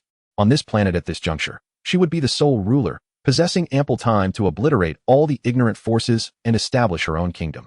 Yet now, the vessel was lost, the ritual destroyed. She had descended in her true form, as a consequence of traversing the abyssal gate prematurely. Her power had dwindled to a mere 1st tier. Despite the rarity of life forms possessing 1st tier strength before this impending apocalypse, Shin was one of them. Moreover, her identity was that of a demon lord, a being capable of viewing all creatures on this planet as contemptible and inferior. How could anyone dare to threaten, pursue, or control her? Why? Olgos inquired, devoid of emotion. She could not comprehend. If only Mu Qingji would take a moment to think, to recall, to use her intellect, she could definitively ascertain the reality of her mother's demise. Perhaps it was because Shin seemed to have discerned her thoughts. People invariably prefer to believe what they wish to believe. Olgos suddenly broke into a low, chilling laugh. Shin, do you long to capture me and take me to your laboratory? At that moment, Shin, surprisingly, was not anxious. After all, no matter how formidable and fearsome this demon lord was in the abyss, at present, she was merely a weakened 1st-tier life form. Outside Chengdu University lay the military headquarters of Chengdu. No matter what, she could not escape. No, Shin desperately suppressed the excited curve of her lips. I merely wish to extend an invitation on behalf of the Shin family, hoping that esteemed demon lord Olgos would not refuse to visit the imperial capital for a discussion. Shin spoke with politeness, her gaze incessantly sweeping over Olgos's soul, which radiated a superior aura, unconsciously licking her lips. This situation was truly peculiar. After a game concluded, the victorious side became unexpectedly courteous. Dream on. Olgos's voice was cold, lacking the previous calm allure. Subsequently, under Shin's gaze, the soul of the fateful serpent began to gradually dissipate until no trace of its presence could be felt. Shin took a couple of steps forward, his eyes deep and enigmatic, the smile on his lips unwavering. Escape? Where could one possibly flee? My tale unfolds much like this. Huang Xiao's gaze fell upon the trembling Cui Xiaoming. Your Excellency, I believe you are quite curious about what has transpired with you, he remarked. Cui Xiaoming nodded vigorously, his mind racing. It is a method chronicled in a Buddhist scripture. The process is somewhat intricate and winding, yet fortunately, it has all been accomplished upon you. Huang Xiao smiled, casually patting Cui Xiaoming on the shoulder in a display of ease. Do not worry. After today, you shall still be the governor of Chengdu. Merely with an additional identity. Cui Xiaoming's pupils constricted, as if he were suddenly struck by a realization. Huang Xiao's dog, the man with golden-rimmed glasses, stepped forward, his mouth twisting into a grin, his eyes gleaming with intensity. Cui Xiaoming's shoulders trembled violently, his gaze fixated on Huang Xiao. Yet, Huang Xiao rose slowly, neither confirming nor denying the insinuation, his smile unwavering. Ah! Huang Xiao stretched lazily, clearly relishing the opportunity to unburden his long-held thoughts in front of Cui Xiaoming. The monk sat behind Cui Xiaoming, fingers clasped around a dharma disc, eyes half closed, muttering verses of scripture. Wang Shuo, from this day forth, you shall reside in the Chengdu mansion, Huang Xiao said casually to the man with golden-rimmed glasses at the door. Upon hearing this, the man's face lit up with joy, and he immediately pledged his loyalty. Your Excellency Huang Xiao, I shall forever remember your elevation. After all, entering the Chengdu mansion could be considered an ascent into the upper echelons of Chengdu's power structure. Indeed, Huang Xiao nodded, then casually added, do remember to visit your father often. The man with golden-rimmed glasses pressed his lips together, offering no response. Suddenly, a muffled groan pierced the air. Huang Xiao and the man with glasses turned simultaneously to see blood seeping from the corner of the monk's mouth behind Cui Xiaoming. Before they could inquire, the monk shakily rose, fixing his wide eyes upon Huang Xiao, his voice hoarse. He harbors a dark seed within his mind, just like you. Huang Xiao's body stiffened, his gaze momentarily flickering. What did you say? The man with golden-rimmed glasses hurried over, leaning in to examine Cui Xiaoming, his expression rife with uncertainty. It seems the one surnamed Cui may have fainted, Your Excellency. The atmosphere grew suddenly tense as the monk approached Huang Xiao, whispering something inaudible. The women surrounding them, reciting the scriptures, halted abruptly, their expressions tinged with panic. The man with golden-rimmed glasses shoved Cui Xiaoming gently, muttering, he was just awake moments ago. In the instant the man turned away, Cui Xiaoming's eyelids fluttered and gradually opened, revealing a glaring crimson hue deep within his irises. Qingdu, Mingda Temple. Before the towering Buddha statue, several monks spat blood, kneeling on the ground. Yet, they paid no heed to their injuries, their eyes glued to the head of the smiling, compassionate statue, which began to roll slowly from its neck. Some monks gasped in shock, while others trembled silently. Their eyes widened in fear as they focused on a young girl standing at the entrance. How dare you? A monk pointed at her, his words indistinct. More were consumed by fury, even overshadowing the momentary panic. Their long-prepared ritual, meant to connect with the Buddha, had been disrupted. The girl in question was, of course, Lan Shi, standing resolute with a sword that shimmered with a blue light. With a single strike, she severed the head of the Buddha statue. Some monks had eyes that glimmered with golden light, nearly devouring the suddenly appeared girl. The statue was destroyed. They implored the benefactor not to let the temple be stained with blood. An elderly monk, with long brows, managed to rise with the assistance of several young acolytes. His gaze deep as a tranquil pond, fixed upon Lan Shi. Upon hearing his words, the other monks were taken aback. Master Xian Chan, they gasped. She has severed the head of the Buddha. Not only has she ruined our ritual, but she has also dishonored the Buddha. What do you mean, Master Xian Chan? They were acutely aware of the devastating blow this sword strike dealt to their Mingda temple. It severed their connection to the Buddha, annihilating their source of power. The faint resurgence of strength within the temple was plunged into silence. Lan Shi remained expressionless. No words could stir even the slightest ripple in her composure. Having completed her task, she turned and departed, leaving behind a group of monks in anguished despair, softly howling. A few monks suddenly knelt before the severed Buddha head, bowing deeply in repentance. Soon, more monks joined them in kneeling and chanting scriptures, hoping for the Buddha's forgiveness for their transgressions. Only the long-browed old monk remained silent, reflecting inwardly that it was fate. Still not fully departed, Lan Shi observed this absurd scene from atop a mountain. Large groups of monks knelt before the Buddha's head, many shedding tears, some even retching from their distress. A change finally flickered across Lan Shi's countenance as her brow slightly arched. Was it sorrow for the Buddha, or for the power they had lost? Chapter 80. Perhaps it would be better for everyone to perish together. In the governor's mansion of Qingdu, within a completely soundproof room, a sudden scream of terror erupted. The man with gold-rimmed glasses stared at Cui Xiaoming, hastily retreating 3 steps.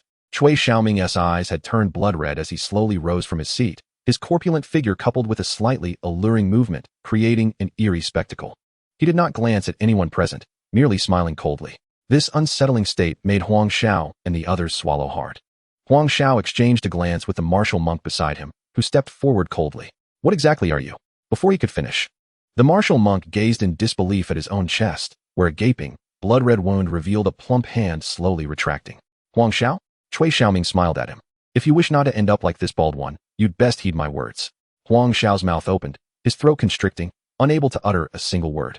The man with gold-rimmed glasses shrank back behind Huang Xiao, drenched in cold sweat. What on earth was this? They had clearly held a significant advantage. How could such a sudden turn of events transpire? A grim smile crept across Huang Xiao's face. Are you the one that Shinshin has been pursuing? Do not mention Shinshin to me. Cui Xiaoming suddenly let out a piercing scream, his face contorting with madness. I will make Shinshin perish. Huang Xiao, trembling slightly, dared not provoke him further. Cui Xiaoming's body twisted grotesquely for a moment. Then he turned his gaze toward a corner of the room where a Buddhist bowl lay, along with a peculiar seed within it. A smile crept across his face as he beckoned Huang Xiao. Come here quickly. Consume this seed first. Huang Xiao, poised to step forward, hesitated upon hearing the latter part of the command.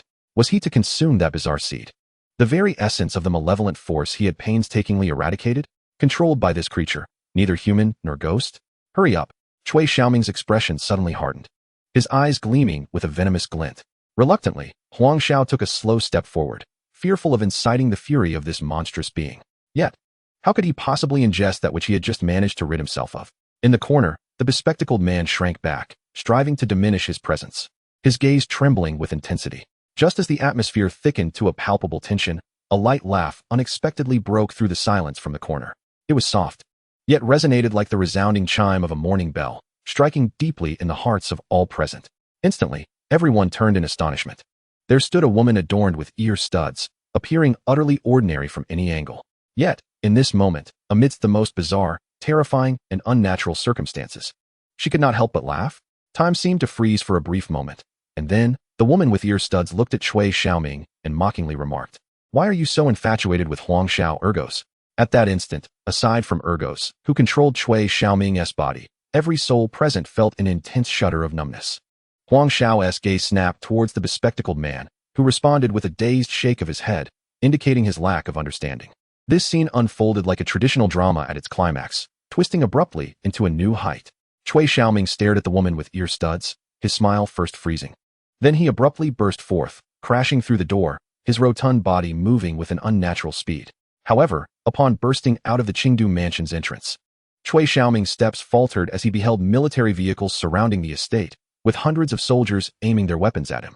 Behind them, heavy tanks rolled in one after another. The entire Qingdu governor's residence now tightly encircled, impenetrable.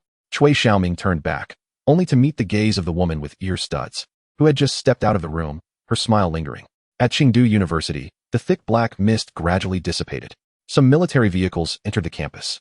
Yet the scene within made several officers shudder in horror. Bodies and bloodstains littered the lawns, classrooms, and doorways. Once the remaining malevolent creatures and zombies were eradicated by gunfire, a few surviving students and teachers timidly emerged from their hiding places. Upon seeing the military vehicles, some survivors were overwhelmed with joy to the point of fainting. The entire campus lay in ruins. Fortunately, the shroud of black mist had only lingered for a few brief hours, allowing some students who had remained silent in their corners to survive. At least the concerns regarding food and water sources are alleviated. However, if this situation persists for several more days, the mortality rate could increase significantly. On the rooftop, a group of university students wielding iron rods and clubs erupted in joyful shouts upon the arrival of military vehicles. Here, in a dance studio. When the door was first knocked upon, there was no response, until a few soldiers forcibly opened the door, revealing 30 or so students inside. Deep within the campus, beneath a certain altar, Mu Qingji sat curled in a corner, her dark hair cascading down, obscuring much of her exquisite face. Her eyes were vacant, and she appeared to be in a state of stupor. The overwhelming influx of information had rendered her momentarily unable to discern whether this was reality or a dream. She leaned against the wall in a daze, absent-mindedly toying with a bell in her hand. Outside, Shen Chun was briefly conferring with several high-ranking military officers about the situation, before he entered and directed his gaze toward Mu Qingji. Sensing someone approaching, Mu Qingji's voice was faint. "I'm sorry, sir, I cannot see where you are right now." "It's all right." Shen Chun crouched down before her, his tone gentle. "How are you feeling? I believe everyone in the empire owes you gratitude for averting a disaster." "Oh, is that so? I hadn't considered it that way." Mu Qingji remained curled in the corner, her voice growing increasingly indistinct, like a frightened rabbit. Shen Chen's expression darkened as he realized his words may have been inappropriate. After all, under the guidance of Ergos, she had fully grasped the tragic fate of her past life. Shen Chen reached out his hand toward her, but she instinctively recoiled as if sensing something. "Miss Mu." Shen Chen retracted his hand, softening his tone. "Come back to the capital with me." Upon uttering these words, an inexplicable sensation welled up within him, as if he had spoken them before. Then, under Shen Chen's gaze, Mu Qingji gently shook her head, her eyes perpetually cast down in a daze. "No, you may have misunderstood my intentions." Shen Chen maintained his composure, a smile gracing his lips. "What I meant to say is, Miss Mu, your eyes can be healed in the capital." Mu Qingji did not respond, merely shaking her head once more, and this time, Shen Chen's smile gradually faded. "If you seek revenge for your parents," before Shen Chan could finish his thought, he noticed Mu Qingji shaking her head again, her shoulders trembling involuntarily. "No, I do not." Mu Qingji cried out, tears welling in her eyes, as if struggling to suppress a surge of emotion. Subsequently, the repressed feelings erupted, causing her voice to quiver and tears to flow uncontrollably. "I just think this world is truly terrible, so very terrible. Why must people be this way?" She sobbed until she choked, then coughed violently, blood spilling from her throat and staining her pale hands. "Forever, forever, forever, forever, forever like this. You harm me. I harm others. It's a cycle of harm." She cried out, Perhaps it would be better if everyone just died together. After uttering these words, she suddenly paused, as if taken aback by the weight of her own declaration. I apologize. I truly cannot suppress the emergence of such nefarious thoughts. Mu Qingji lifted her gaze, her eyes unfocused, staring blankly ahead. It was as if she was engulfed in self-reproach and chagrin, but more than that, a pervasive disdain for life and existence enveloped her. Chapter 81. Rebirth. Huzzah! Another day has dawned. The morning sunlight cascaded warmly, and the fresh scent of blooming flowers danced in the air. Mu Qingji hummed softly as she rose from her powder-pink bed. Miss, breakfast is ready, announced Uncle Li. Understood, Uncle Li, Mu Qingji replied, descending the staircase leisurely. Maneuvering past the glass aquarium, and taking her seat at the verdant wooden round table. Uncle Li, with his graying temples and meticulously groomed hair, exuded an air of vigor, reminiscent of a grand steward from an ancient noble family. As Mu Qingji made her way downstairs, Uncle Li had already dimmed the lights of the crystal chandelier. Oh, Uncle Li, you are truly the most attentive steward in the entire empire. Miss, I urge you to remain cautious in my absence. It will aid in the recovery of your eyesight. I know. Mu Qingji waved her hand dismissively and began to relish the exquisite pastry breakfast. Miss, it appears that today marks the day your brother will visit you. Uncle Li suddenly interjected, causing Mu Qingji to pause mid-bite. You mean my brother? She inquired, her mouth slightly agape. The brother she had scarcely met, who had bequeathed her several properties after her parents' demise. Indeed, Uncle Li replied, a second layer of smile gracing his face. He happened to pass through Chengdu and wished to see you. In a posh coffee shop located in the first ring of Chengdu, Mu Qingji stood outside, silently encouraging herself. What is there to fear? It is merely a meeting with someone I have never truly encountered. After a moment of self-reassurance, she pushed open the door and scanned the interior. As the most renowned coffee establishment in Chengdu, it attracted a diverse clientele, employees, couples, students, and even business owners, each radiating confidence and charm. As Mu Qingji's gaze swept across the room, it suddenly halted. She spotted a man seated by the window, delicately sipping tea, his profile strikingly handsome. In that moment of distraction, the man seemed to shift his gaze, locking eyes with her for an instant. Then, he raised a hand, beckoning her. Qingji, over here. Mu Qingji stood in stunned silence. I'm so sorry, she exclaimed, clasping her hands together in apology. I rushed over and forgot to ask Uncle Li for a photograph of you, so I didn't recognize you at first. Not to worry, Shin smiled warmly. During my time boarding in Chengdu, I was greatly indebted to your parents for their care. However, when they passed away, I was preoccupied with official duties and could not attend their funeral, leaving me with a lingering sense of guilt. No. Mu Qingji quickly waved her hands. By the way, I was pondering what gift to bring you when I left. After much deliberation, I decided to give you this. She retrieved an embroidered painting from her backpack. This was crafted by my grandmother for my grandfather, and it holds significant sentimental value for me. I thought you might appreciate it, even though I believe you lack for nothing. Shin accepted the gift and remarked, in a while, I may send someone to escort you to Dongdu. Huh. Mu Qingji was taken aback. How embarrassing. Her face drained of color. Yuehan, you have no idea. When I entered the cafe, it suddenly struck me that I had no idea what he looked like. Oh, what's embarrassing about that? After all, he's just your brother. Huang Yuehan chuckled, covering her mouth. Not a biological brother, Mu Qingji retorted. Isn't that even better? After a moment of contemplation, Mu Qingji seemed to realize something and playfully nudged Huang Yuehan's shoulder. You are so outrageous. By the way, we can go to school today, right? Yes. Huang Yuehan's face reflected a sense of dread. That infectious disease truly claimed many lives.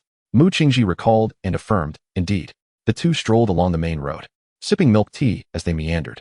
Even in the most luxurious and prosperous area of Chengdu, the exquisite attire and striking presence of the two attracted countless glances. At such moments, Huang Yuehan would jest, I won't tea shop with you anymore. It makes me look so unattractive. Oh, come on. Mu Qingji reminisced. I remember I seemed to bloom suddenly. I wasn't this beautiful before. That's enough. Your face now could rival Sue's. What? It's nothing. Just that someone is as good looking as you. Huang Yuehan quickly changed the subject. The two entered a newly opened store, showcasing an array of fashionable clothing. Likely among the finest in the Shui Linglong business district. Grand opening, everything at 30 off. The store owner shouted through a megaphone, her voice sweet and high-pitched, attracting the attention of many male customers. Huang Yuehan and Mu Qingji were also drawn in. Excuse me, how much for this piece? Huang Yuehan inquired. But upon raising her eyes, she noticed the owner staring intently at Mu Qingji. What's wrong? Do we know each other? Mu Qingji felt the strange gaze and asked.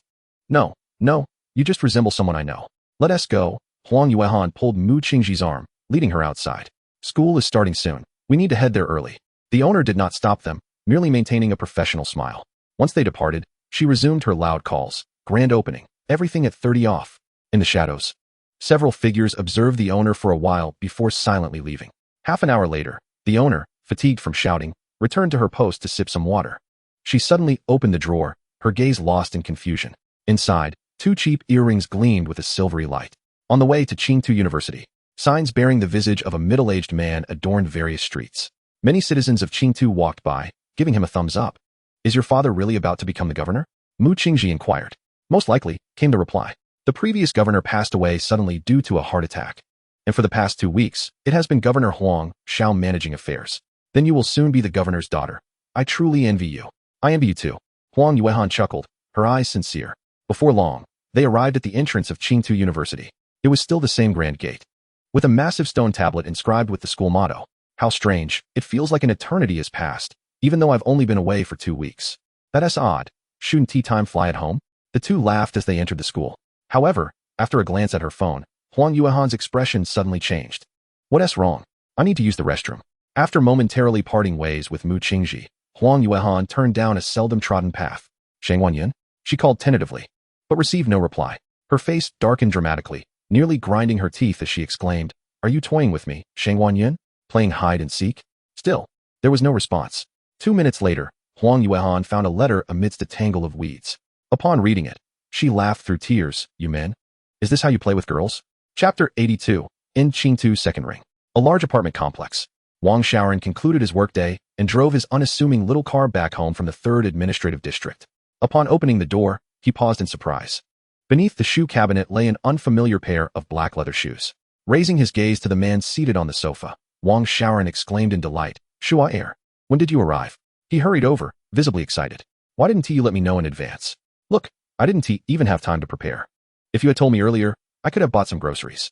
No need for that. The man, wearing gold-rimmed glasses, replied coolly. Did you think I came to stay for dinner? I came today merely to inform you. Wang Xiaoran was not offended. He sat beside the man. A smile plastered on his face. So what is the news? Promotion again? Yes. The man with gold-rimmed glasses nodded haughtily, not even glancing at Wang Xiaoran. Governor Huang Xiao is about to assume office as the governor of Qingtu, and I will soon be working in the governor's mansion. Wonderful, wonderful, Wang Xiaoran exclaimed, giving 2 enthusiastic thumbs up, unable to contain his joy. I'm so happy for you. Following Governor Huang Xiao was undoubtedly the right choice. Of course it was. The man with the glasses replied with an air of condescension, his gaze fixed on Wang Xiaoran. Without Governor Huang Xiao's promotion, not only would I not be entering the Qingtu mansion, but I would find it difficult even to enter the governor's office. Wang Xiaoran continued to grin foolishly, as if he had not comprehended the underlying meaning in the man's words. I just don't understand. The man with gold-rimmed glasses gazed at Wang Xiaoran, who wore a facade of innocence. I see you are quite astute in your daily affairs. Yet how could you have been foolish enough to crash your car and take a life back then? Wang Xiaoran's smile faltered, yet he remained silent. The man with the gold-rimmed glasses pressed on. Because of your actions, I have endured countless disdainful glances since childhood, and my impeccable resume bears an indelible stain. Were it not for the patronage of Lord Huang Xiao, even with my considerable abilities, I would have likely been relegated to a secondary sphere of influence, much like yourself. Living out my days in obscurity, you nearly ruined my flawless existence. Wang Xiaoran bowed his head in silence, his spine seemingly bending further under the weight of the conversation. Enough, you always play the innocent. The man with the glasses, observing his father's countenance, now aged, turned away and waved dismissively. Is it Lord Huang who sent you to see me? Wang Xiaoran suddenly inquired. After a prolonged silence, a voice responded, yes. Wang Xiaoran's smile grew increasingly strained. He realized he would never have the right to reveal the truth to his son. This is just fine. In the silver-white confines of a clandestine laboratory, an elderly man in a white coat reported to the man seated before him. Young master, we have extracted and dispatched the serum sample from that creature to the research institute in the eastern capital, similar to the specimen numbered 1068. Headquarters will cultivate life forms exhibiting akin abilities and traits based on its genetic coding. However, we currently lack substantial leads on this creature. Its genes appear to operate independently of typical carbon-based life forms, rendering our research exceedingly challenging. With a light chuckle, Shinshin replied, take your time. I hear the related entity for specimen 1068 has made breakthroughs? Indeed. A glimmer of enthusiasm crossed the old man's face. Young master, theoretical research has been completed, and we are now proceeding with cultivation. According to our computer simulations, the initial generation will yield hundreds of E-grade talents, over 20 D-grade, and a few C-grade. We believe that after 10 generations, we will successfully achieve A-grade talents. Upon hearing this, Shinshin remained composed and asked, what about S-grade? A grimace appeared on the old man's face. Currently, we have not seen any hope. That is to be expected. The disparity between S-grade and A-grade is even greater than that between A-grade and E-grade. In due time, you need not return to the eastern capital. Chengdu will become the final bastion of our Shin family. Shinshin stated coolly. The old man, undeterred, continued his fervent research. As Shinshin exited the silver chamber, he spotted Huang Xiao respectfully waiting outside. Master, Huang Xiao lowered his head, his eyes glimmering with fervor. Shinshin regarded him with an odd expression. That title feels rather peculiar. Just call me young master. Yes, young master. Do you remember your task? Huang Xiao lifted his head, his face alight with fervor and madness. Understood. In the aftermath of the apocalypse, a bastion of resilience was forged as the Southwest United Council was organized to stand boldly against the Free Parliament Alliance, openly contesting their authority. All factions harboring animosity towards the Free Parliament Alliance were to be enlisted, creating an illusion of parity in the struggle against their dominance, fostering the hope of toppling the rule of the free city. Shinshin nodded with satisfaction. Huang Xiao, you are a natural politician. It seems I need not impart further lessons. The territory of Chengdu shall be entrusted to your stewardship. Huang Xiao chuckled ominously, young master. The other high-ranking officials of the Southwest United Council must also be brought under control. Otherwise, unforeseen complications may arise. Shinshin smiled in agreement. You understand well. My stay in Chengdu has lingered too long. I shall depart for the imperial capital tomorrow, as my father has been urging my return. Safe travels, young master. The power of the demonic seed was indeed extraordinary. Reflecting on Huang Xiao's conduct, Shinshin could not help but marvel. It did not alter a person's character, abilities, or thoughts. Instead, it inscribed an indelible mark within their soul, binding them forever in servitude to another. Shinshin's S-class spirit manipulation, when juxtaposed with this demonic seed, seemed inferior. Indeed, all three demonic seeds brought from the abyss by Ergos were now under Shinshin's control, a feat once deemed impossible. After all, these were the seeds of the demon Lord Xilas, which, even if acquired by humans, would never be subject to their dominion. However, Shinshin unexpectedly discovered that under the suppression of divine power, even the mightiest abilities of the demon lord could be stripped away. The results were remarkably effective. Moreover, the demonic seed had taken deep root and tainted Huang Xiao, rendering any previous purification attempts futile. Huang Xiao would become a future S-class awakened, the sovereign of Chengdu, the leader of the Southwest United Council, and one of humanity's foremost leaders. Now, his most loyal servant, the demon lord Ergos, reduced to a pitiful state within a laboratory, would soon be sent to the Eastern Capital's research headquarters for containment. This would mark the most formidable, noble, and extraordinary life form ever contained by the Shun family since the establishment of their containment facility, without exception, for this was the demon lord, a being no human faction had dared to provoke in past lives. Shinshin recalled that even the lowest tier among the abyssal demon lords was of the 8th rank. Chapter 83. Return to the imperial capital. The following day, at the large airport in Chengdu, the area had been cleared, leaving only a handful of individuals. Young friend Shinshin, I am grateful for your presence during the calamity in Chengdu. Otherwise, I shudder to think of the consequences. Huang Xiao expressed sincerely as he bid farewell to Shinshin. Behind him stood numerous high-ranking officials from the Chengdu governor's office, all offering warm smiles of farewell. Shinshin nodded to each, and then, under the watchful eyes of the crowd, he boarded the aircraft alongside Su Mengning and Lan Shi. Huang Yuan, following Huang Xiao, also bid farewell to Su Mengning and Shinshin. As the plane ascended into the sky, Huang Xiao and the others watched it depart, and a collective sigh of relief echoed in their hearts. After all, during the arrival of this young master, numerous catastrophic events unfolded in Xintian, making it impossible not to draw some associations. As many slowly dispersed, the man with golden-rimmed glasses approached Huang Xiao and whispered, "My lord Huang Xiao. Although this plan encountered numerous setbacks, the final outcome aligns with our desires." Huang Xiao chuckled softly, though Cui Xiaoming met an unexpected demise. The Cui family in Xintian would not permit me to ascend to the position of governor. Fortunately, with the command from the Holy See personally brought by Shinshin, we managed to quell the internal strife. The man in golden-rimmed glasses gazed at the plane's contrail, scoffing coldly. The Shin family is indeed powerful. They have even perfected the extraordinary memory-cutting technology. Had it not been for the Shun Family Academy's advancements in this field, the turmoil at Xintian University would have been exceedingly difficult to resolve. He continued, "My lord Huang Xiao, we must avoid confrontation with the Shun family until we have our trump card. That clan is truly formidable." Huang Xiao lowered his gaze with a cold smile. "I am well aware. However, it is fortunate that we have taken control of Xintian, allowing us to focus on our development. The Shun family possesses two super cities, the imperial capital and the eastern capital. They are unlikely to expand outward in the short term. Given the resurgence of the extraordinary, we must prepare ourselves. My lord Huang Xiao, the man in golden-rimmed glasses said, his voice low and eager. Although Shin Chun took the magical creature, we have not returned empty-handed. Our team managed to procure some zombie serum during the previous auction and is already engaged in research. He paused. By the way, my lord, should we investigate that woman named Yun Kei from before? The man's eyes reflected a flicker of apprehension as he recalled something unsettling. No need for that. Huang Xiao raised his gaze. Remember, you need not concern yourself with any previous matters. I have my own arrangements. I have a critical task to assign to you. Understood. The man in golden-rimmed glasses exclaimed, his expression brimming with enthusiasm.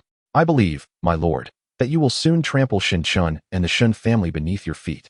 A maniacal smile spread across his face, while Huang Xiao remained silent, yet smiling in response. At an altitude of 11,000 meters, a colossal private jet resembling a flying capsule soared smoothly through the skies.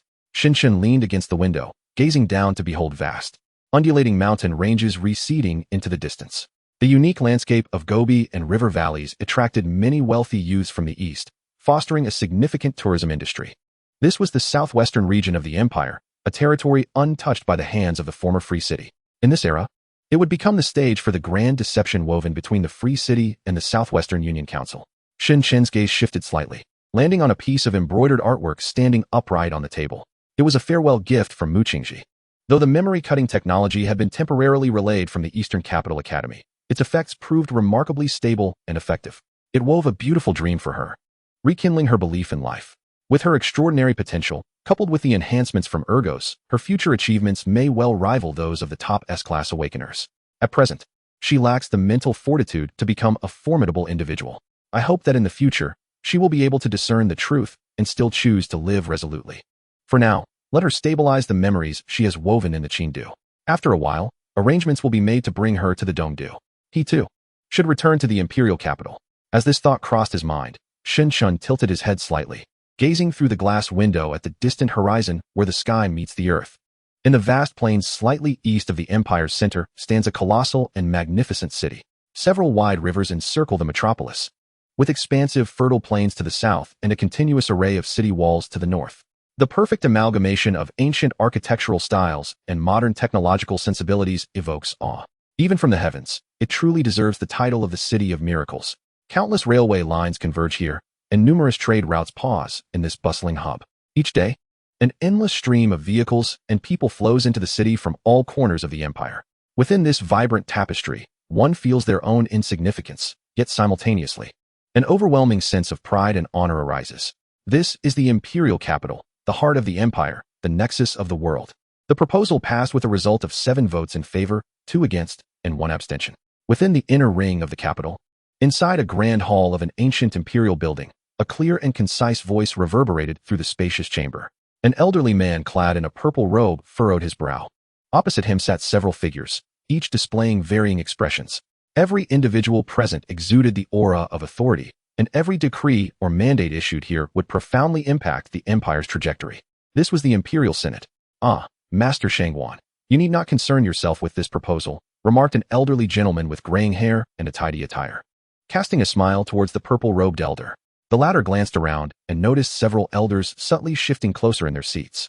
At the center sat a man dressed in a striking ensemble of black and white, appearing significantly younger than the surrounding elders, though with a few strands of gray at his temples.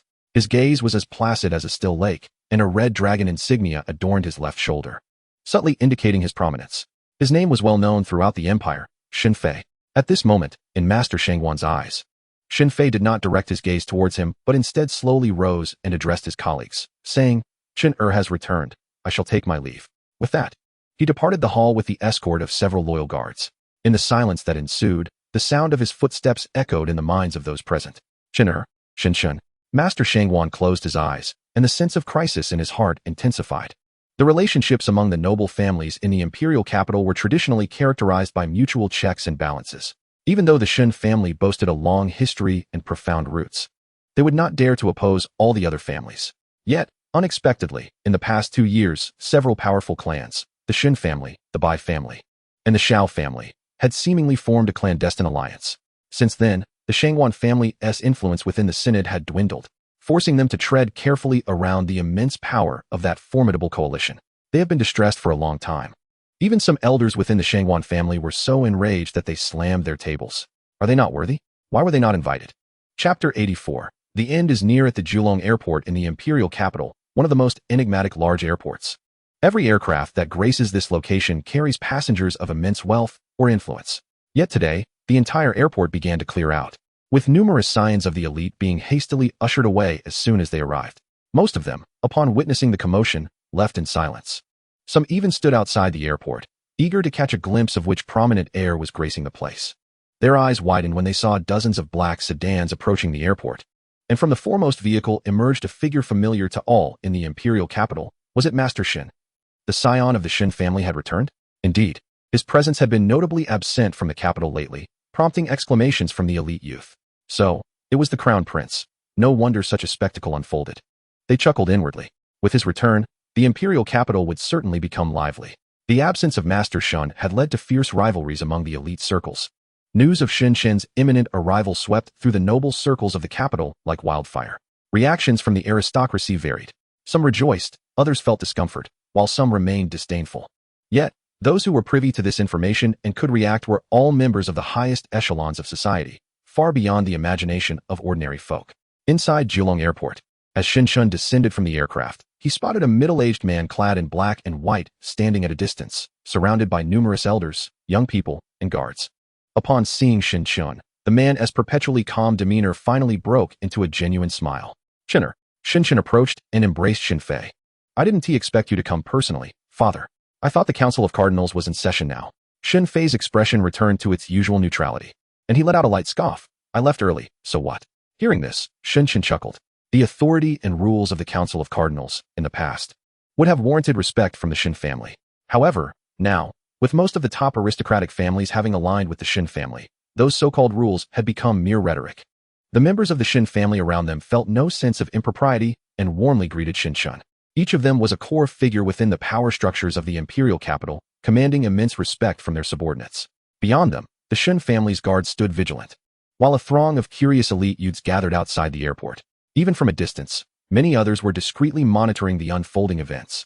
The prestige of Shin Shin's return was unparalleled, justifying the title bestowed upon him by the discerning individuals of the capital, Crown Prince. Let us return to the Shun residence. Shin Fei whispered, knowing this was not the place for conversation. Shin Shun nodded slightly, his gaze directed towards the distant expanse of the bustling real estate market, vibrant with life and prosperity. The cacophony of sounds faintly reached his ears, brimming with fervent vitality. As he lifted his eyes to the azure sky of the imperial capital, he was taken aback by its unexpected murkiness on this clear summer day. Meeting Shin Fei's eyes, he sensed an unspoken understanding. In a certain silver-white laboratory within the imperial capital, dozens of elite researchers were diligently engaged with their computers and instruments. Behind them stood several figures. What could this mean? Shin Shin's expression shifted to one of subtle astonishment. Had the apocalypse arrived prematurely? Beside him, Shin Fei remained silent, merely gesturing towards an elderly man in a white lab coat who approached slowly, leaning on a cane. Shin Shin recognized him. Feng Xiao, a luminary of the Imperial Academy of Sciences. At the tender age of 27, he had become a tenured professor at the Imperial University, leading a team that had successfully unraveled the CRISPR-Cas gene editing technology and published over 150 papers in prestigious journals. Although he had announced his retirement years ago, he had secretly entered the Shun family's academy to spearhead research on the ominous signs of the apocalypse. His hair was disheveled, and he wore glasses, his eyes flickering between calmness and madness. Young master, Feng Xiao rasped as he greeted Shin Shun. The latter scrutinized his eyes, frowning deeply. How long until the apocalypse descends? Strictly speaking, it has already begun to unfold, Feng Xiao replied after a couple of coughs, his demeanor still vigorous. Approximately 2 days after you departed from the imperial capital, our empire's Red Dragon satellite system detected an abnormal surge in global black fog levels. As of today, several indicators have exceeded the red alert threshold. A week ago, a thin veil of black fog began to shroud the outskirts of the imperial capital, gradually spreading towards its center. Shin Fei, standing nearby, remarked with an indifferent expression. However, the black fog remains exceedingly thin, with only a handful of the physically weak infected, transforming into low-level zombies. Special forces across various regions of the empire will promptly eliminate them, preventing any chaos from arising. Indeed, young master, Feng Xiao continued. In the coming days, the black fog will grow denser until it becomes uncontrollable.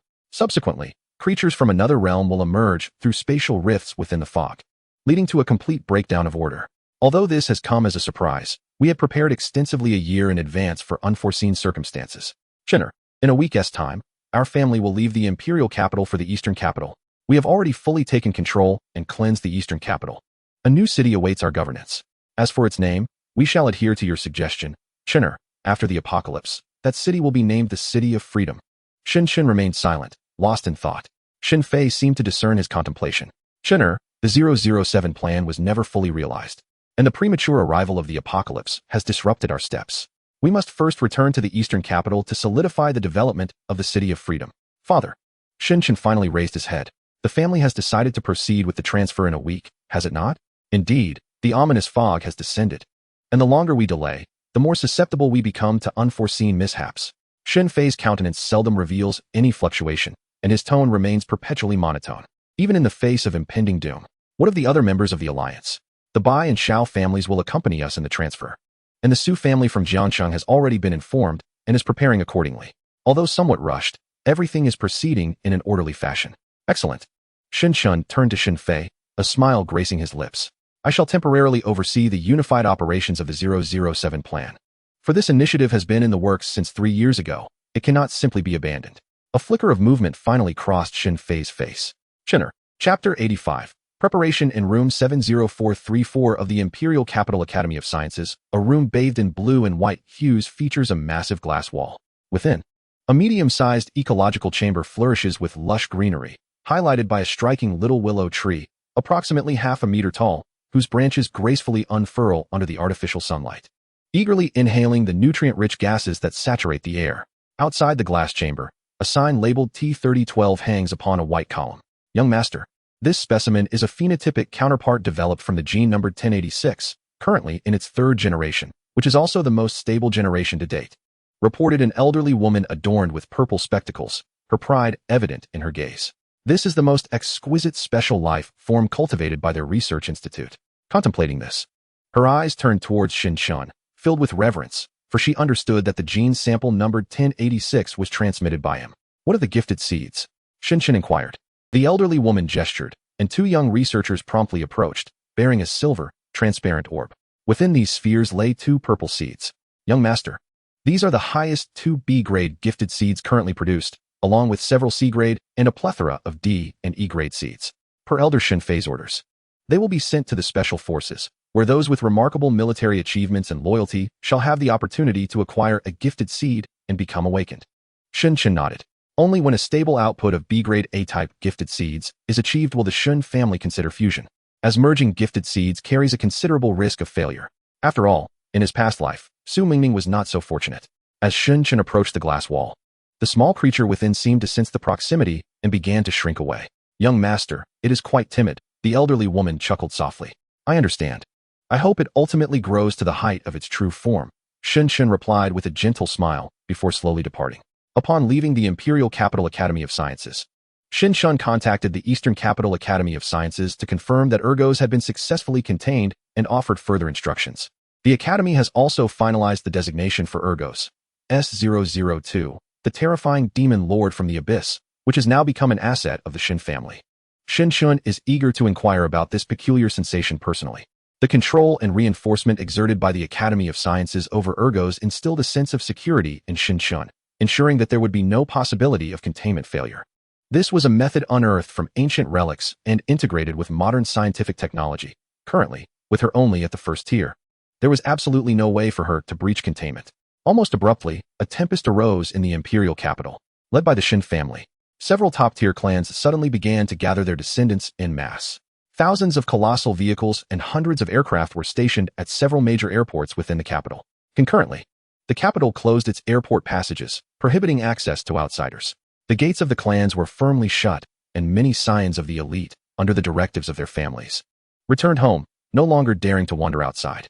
It was even said that a notoriously unruly young master from the Xiao family, who was leisurely enjoying tea, horseback riding, and racing at the Shuilong Pavilion, disregarded his parents' commands. Within 2 hours, his indulgent father personally arrived at the pavilion, nearly breaking his legs before dragging him into a vehicle. The young master's few companions trembled in silence, too frightened to utter a word. Within half a day, nearly half of the elite establishments in the capital had turned desolate.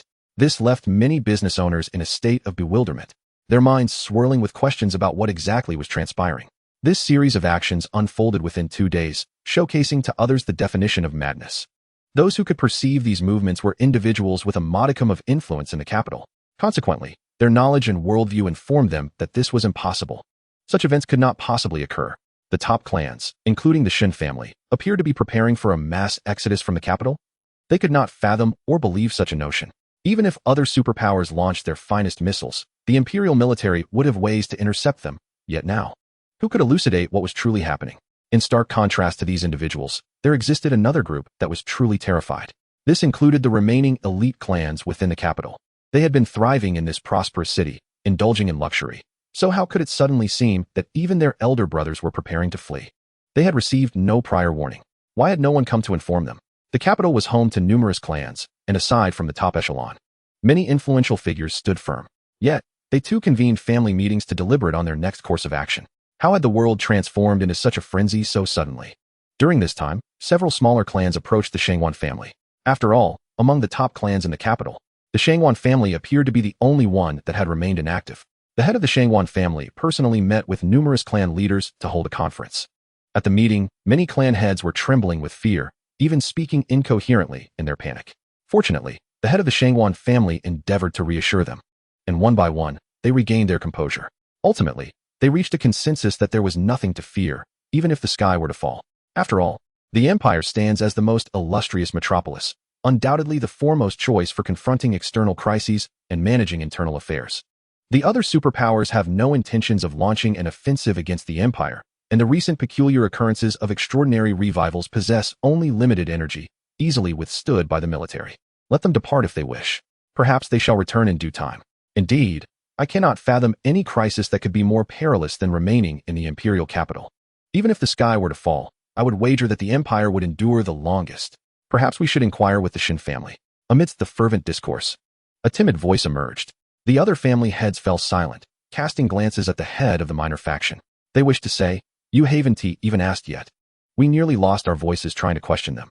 Do you see the Shin family paying us any mind? In the inner circle of the imperial capital, at the Shangwan residence, the head of the Shangwan family, Shangwan Sun, had just seen off a group of family heads when he slumped into his seat. A young man stood before him, inquiring, "Father, shall we truly do nothing? Remain in the imperial capital?" Shangwan Sun furrowed his brow deeply. Do you think that is feasible? The Shin family, the Bai family, and the Shao family have all departed. They will truly isolate our Shangwan family. Father, what if we humble ourselves before the Shin family? The young man lowered his head, fearing reprimand from his father. However, unexpectedly, Shangwan Sun commanded, "Bring me the communicator. I wish to call Shin Fei." "Father, are you truly going to?" The young man raised his gaze, a glimmer of surprise in his eyes. While it is a matter of great shame for a top-tier family to bow to another faction, the current state of ignorance was far more alarming to them. Indeed, Shangwan Sun replied, his expression as unyielding as a well of water. Chapter 86, A Birthday Gift 2 hours later. All the elders and stewards of the Shangwan family received a summons for a clandestine family meeting. When they hurriedly arrived at the grand hall of the Shangwan residence, they were taken aback by the scene before them. Every senior member of the Shangwan family was seated, their expressions gravely serious. Head of the family, what has transpired? Someone bravely inquired. Shangwan Sun surveyed the room and signaled to the guards at the door, which began to close slowly. Now, immediately, the voice of the head of the Shangwan family suddenly rose, causing many hearts to tremble. All members outside the family must return home. Prepare for relocation matters at once. It must be completed within a week. At these words, everyone gasped in shock. What on earth had happened? What dreadful event was about to unfold in the imperial capital? Clearly, no one was willing to disclose the answers.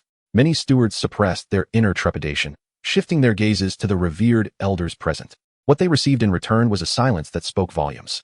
In light of this, many understood that this was no jest, the family was dead serious. Some contemplated further, wondering if this indicated that the family had aligned itself with the top-tier factions like the Shun family on a united front. Upon reflecting on this matter, they felt a slight sense of relief. After all, no one wishes to be cast aside, especially not by the esteemed Shin family. As for the recent reassurance provided to several smaller clans, who were told not to worry about any unforeseen incidents, it was largely disregarded. What significance does face hold in such matters? Another issue arose, as a subtle change flickered across Shang Wansun's countenance. The birthday of Xinshun, the eldest son of the Xin family, was approaching. Tomorrow, we shall present him with an early birthday gift. What? The crowd gasped in astonishment. Xinshun, a birthday celebration? Despite being the legitimate heir of the Xin family, he was still a mere youth. Was it not excessive for the prestigious Shangwan family to personally deliver a gift? Head of the family, this seems inappropriate, some voiced their concerns. Indeed, the young master Xinshun is still just that, a young man, far from wielding any real power. Yes, even if Xinshun is the true heir, there is no need for the Shangwan family to lower ourselves, so, others chimed in. We are not in a feudal society. Our great family must retain some dignity. Initially, there were dissenting voices, but as they observed the increasingly dark expression on the head of the Shangwan family, many were left with no choice but to lower their heads in embarrassment. An elder quickly stepped in to mediate. What are you concerned about? Since our Shangwan family has formed an alliance with the Xin family and regards them as our elder brother, it is not unreasonable to adopt a more humble stance. With a conciliatory smile, the elder turned to the head of the Shangwan family and inquired, might I ask what gift you intend to present? As a young gentleman, Xinshun could appreciate a limited edition luxury car, or perhaps a prized Arabian steed from the Western Empire, or even a renowned historical painting. What shall we present to Xinshun? Many elders of the Shangwan family observed Shangwan Sun as he slowly spoke, articulating sentiments that seemed utterly implausible and astonishingly shocking to their very souls. A gift from Shangwan Changyu. My lady, it is said that the young master of the Xun family has returned. Within a serene courtyard of the Shangwan family, a maid-like maiden stepped forward, smiling brightly as she approached the cool figure. I heard that half the imperial capital was locked down that day. What a grand spectacle it must have been. Xinshun. The cool maiden slowly lifted her gaze, revealing a beauty that could outshine the mountains and dim the stars. At this moment, I am far more concerned about the true intentions behind the Xun family's sudden relocation, accompanied by numerous clans. Upon hearing her indifferent words, the maid could only nod in agreement. All right, you do not care for young master Xinshun, not even in the slightest, I understand. Only when the cool maiden cast her a sidelong glance did the maid fall silent. If this is related to some force that has resurfaced in recent years, it does seem a bit far-fetched. Our family has encountered such forces before. They are neither palatable nor easily discarded, and they should not wield significant influence over the current situation. The maid sat quietly to the side, fully aware that her young mistress was more engaged in soliloquy than in dialogue. After all, she understood deeply just how extraordinarily gifted her mistress, the legitimate daughter of the Shangwan family, truly was. In terms of capability and intellect, all the heirs of the Shangwan clan could be easily outshone by her. With a flawless visage that could only be described as perfect and unmatched in the imperial capital, suitors would line up to encircle the city 300 times over. Throughout her life, the only one who could overshadow her was the young master of the Xin family, unless the cool and ethereal girl murmured, her eyes sparkling like stars. That is not a mere resurgence of the extraordinary. It resembles a long fish. Suddenly, a familiar voice resonated from afar. The girl abruptly lifted her gaze, spotting a stern middle-aged man standing outside the courtyard. Her father. The elder council summons you. In the imperial capital, within the brightly illuminated room of the 007 Unified Operations Bureau, Xinshun occupied a position of authority, while several senior military officers clad in uniforms sat below him. Before them loomed a massive screen embedded in the wall, displaying an aerial schematic of the capital. The periphery of the image was already shrouded in black, with the color fading as one approached the city's center. One officer stood before the screen to deliver a report. Currently, the areas within the fourth ring of the capital remain untainted by the black mist. The fifth to seventh rings have experienced minor incursions, with the probability of zombie mutations post-infection standing at 0.27. Thus far, widespread panic has not ensued. Certain regions severely affected by the black mist have been cordoned off, with entry prohibited to outsiders. Outside the urban areas of the capital, the black mist is slowly emerging, though its impact is minimal and can be temporarily disregarded. According to the Academy of Sciences, given the rate of spread and mutation of the black mist, we can anticipate the onset of a black mist tide in approximately 4 weeks, at which point the capital will be entirely infected and uninhabitable. Furthermore, a substantial arrival of demonic entities is expected to coincide with the black mist tide. This implies that we have only 4 weeks to prepare for our plan. Beyond that, the situation will spiral out of control, compelling us to flee the capital. Chapter 87. The time-wasting worm. At this moment, various conspiracy theories had begun to surface online, and the populace of the capital was gripped by anxiety. Even in areas previously known for their good order, acts of violence had begun to erupt. Within a week, as the aristocracy of the capital nearly vacated, the city would descend into anarchy, potentially leading to greater upheaval. Would this impact our plans? A military officer posed the question, prompting deep reflection. The 3rd and 7th Military Divisions are temporarily stationed at Jiulong Airport in the capital. I will ensure that my father leaves behind enough helicopters so that after completing our mission, we can depart directly from the capital. Additionally, the Shun family will maintain sufficient armories and a few missiles. Shun rose, slowly surveying the assembly of officers. They were all high-ranking officials of the capital's military, each with a commendable record and formidable combat experience. Many among them had even personally commanded the Empire's foreign wars, while some were affiliated with the Shun family. The majority belonged to the Empire itself, independent of any particular clan. Due to this plan, we shall be the last group to depart from the capital, facing numerous adversities, the infected zombies, the encroaching monsters, the tumultuous crowds, and even that terrifying creature. Should anyone wish to withdraw, now is still the time. I shall not hold any accountability. You may choose to be with your families during this period when the world descends into chaos. An order gradually collapses at the dawn of the apocalypse, successfully reaching the sanctuary of Free City, the safest haven amidst this entire cataclysm. Should you choose to remain, you will witness firsthand the harrowing scenes of a hellish existence in the aftermath of the apocalypse. When Shin Shun concluded his words, not a single person moved. An elderly officer, adorned with a 5-star red dragon insignia on his shoulders, slowly rose and saluted Shin Shun, removing his hat. Young master, please believe that we stand here today fully prepared for the ultimate sacrifice. An increasing number of officers rose, doffing their hats. Their faces bore the weight of experience and resolute determination. Once we fought for the Empire. Now it teeters on the brink of annihilation while Free City aims to sustain human civilization. I believe there is nothing more noble than what I am undertaking at this moment. Indeed, our wives and children have been sent to that pure land. If I do not act, I would be consumed by shame. Civilization and order reside in Free City. And we stand here today to fight for humanity's last glimmer of hope. The 007 plan is among the earliest apocalyptic strategies devised by the Shun family. It shall profoundly influence the future development of Free City and even the survival of humanity itself. The origins lie in the detection of an extraordinarily high energy density deep beneath the Xianyuan Hall in the capital, utilizing a cutting-edge instrument developed by the Shun family. Shin Shun understood that it signified a terrifying entity, a time parasite. In later generations, the capital, once occupied by this creature, became one of the 10 forbidden zones of the human realm, known as the Temporal Rift, a region both enigmatic and dreadfully perilous. Many who unwittingly trespassed within its bounds aged and perished within mere hours. Even formidable awakeners, upon entering, regressed into infancy within 2 days, only to be torn apart by monsters. There are even rumors of individuals who traversed through time, returning to the past. It is a world where rules are in disarray. And the source of all chaos is that creature, the time parasite, which descended upon the capital at the onset of the apocalypse.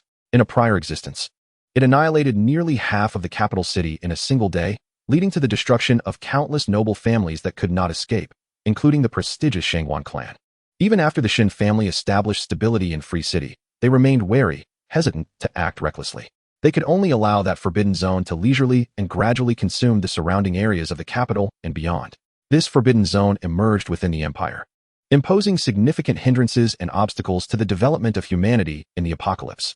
It can be said that the existence of the Temporal Rift serves as a thorn in the hearts of all ruling powers within humanity. Thus, in this era, the Shun family has devised this plan. All the creatures that descend at the dawn of the apocalypse are at their most vulnerable.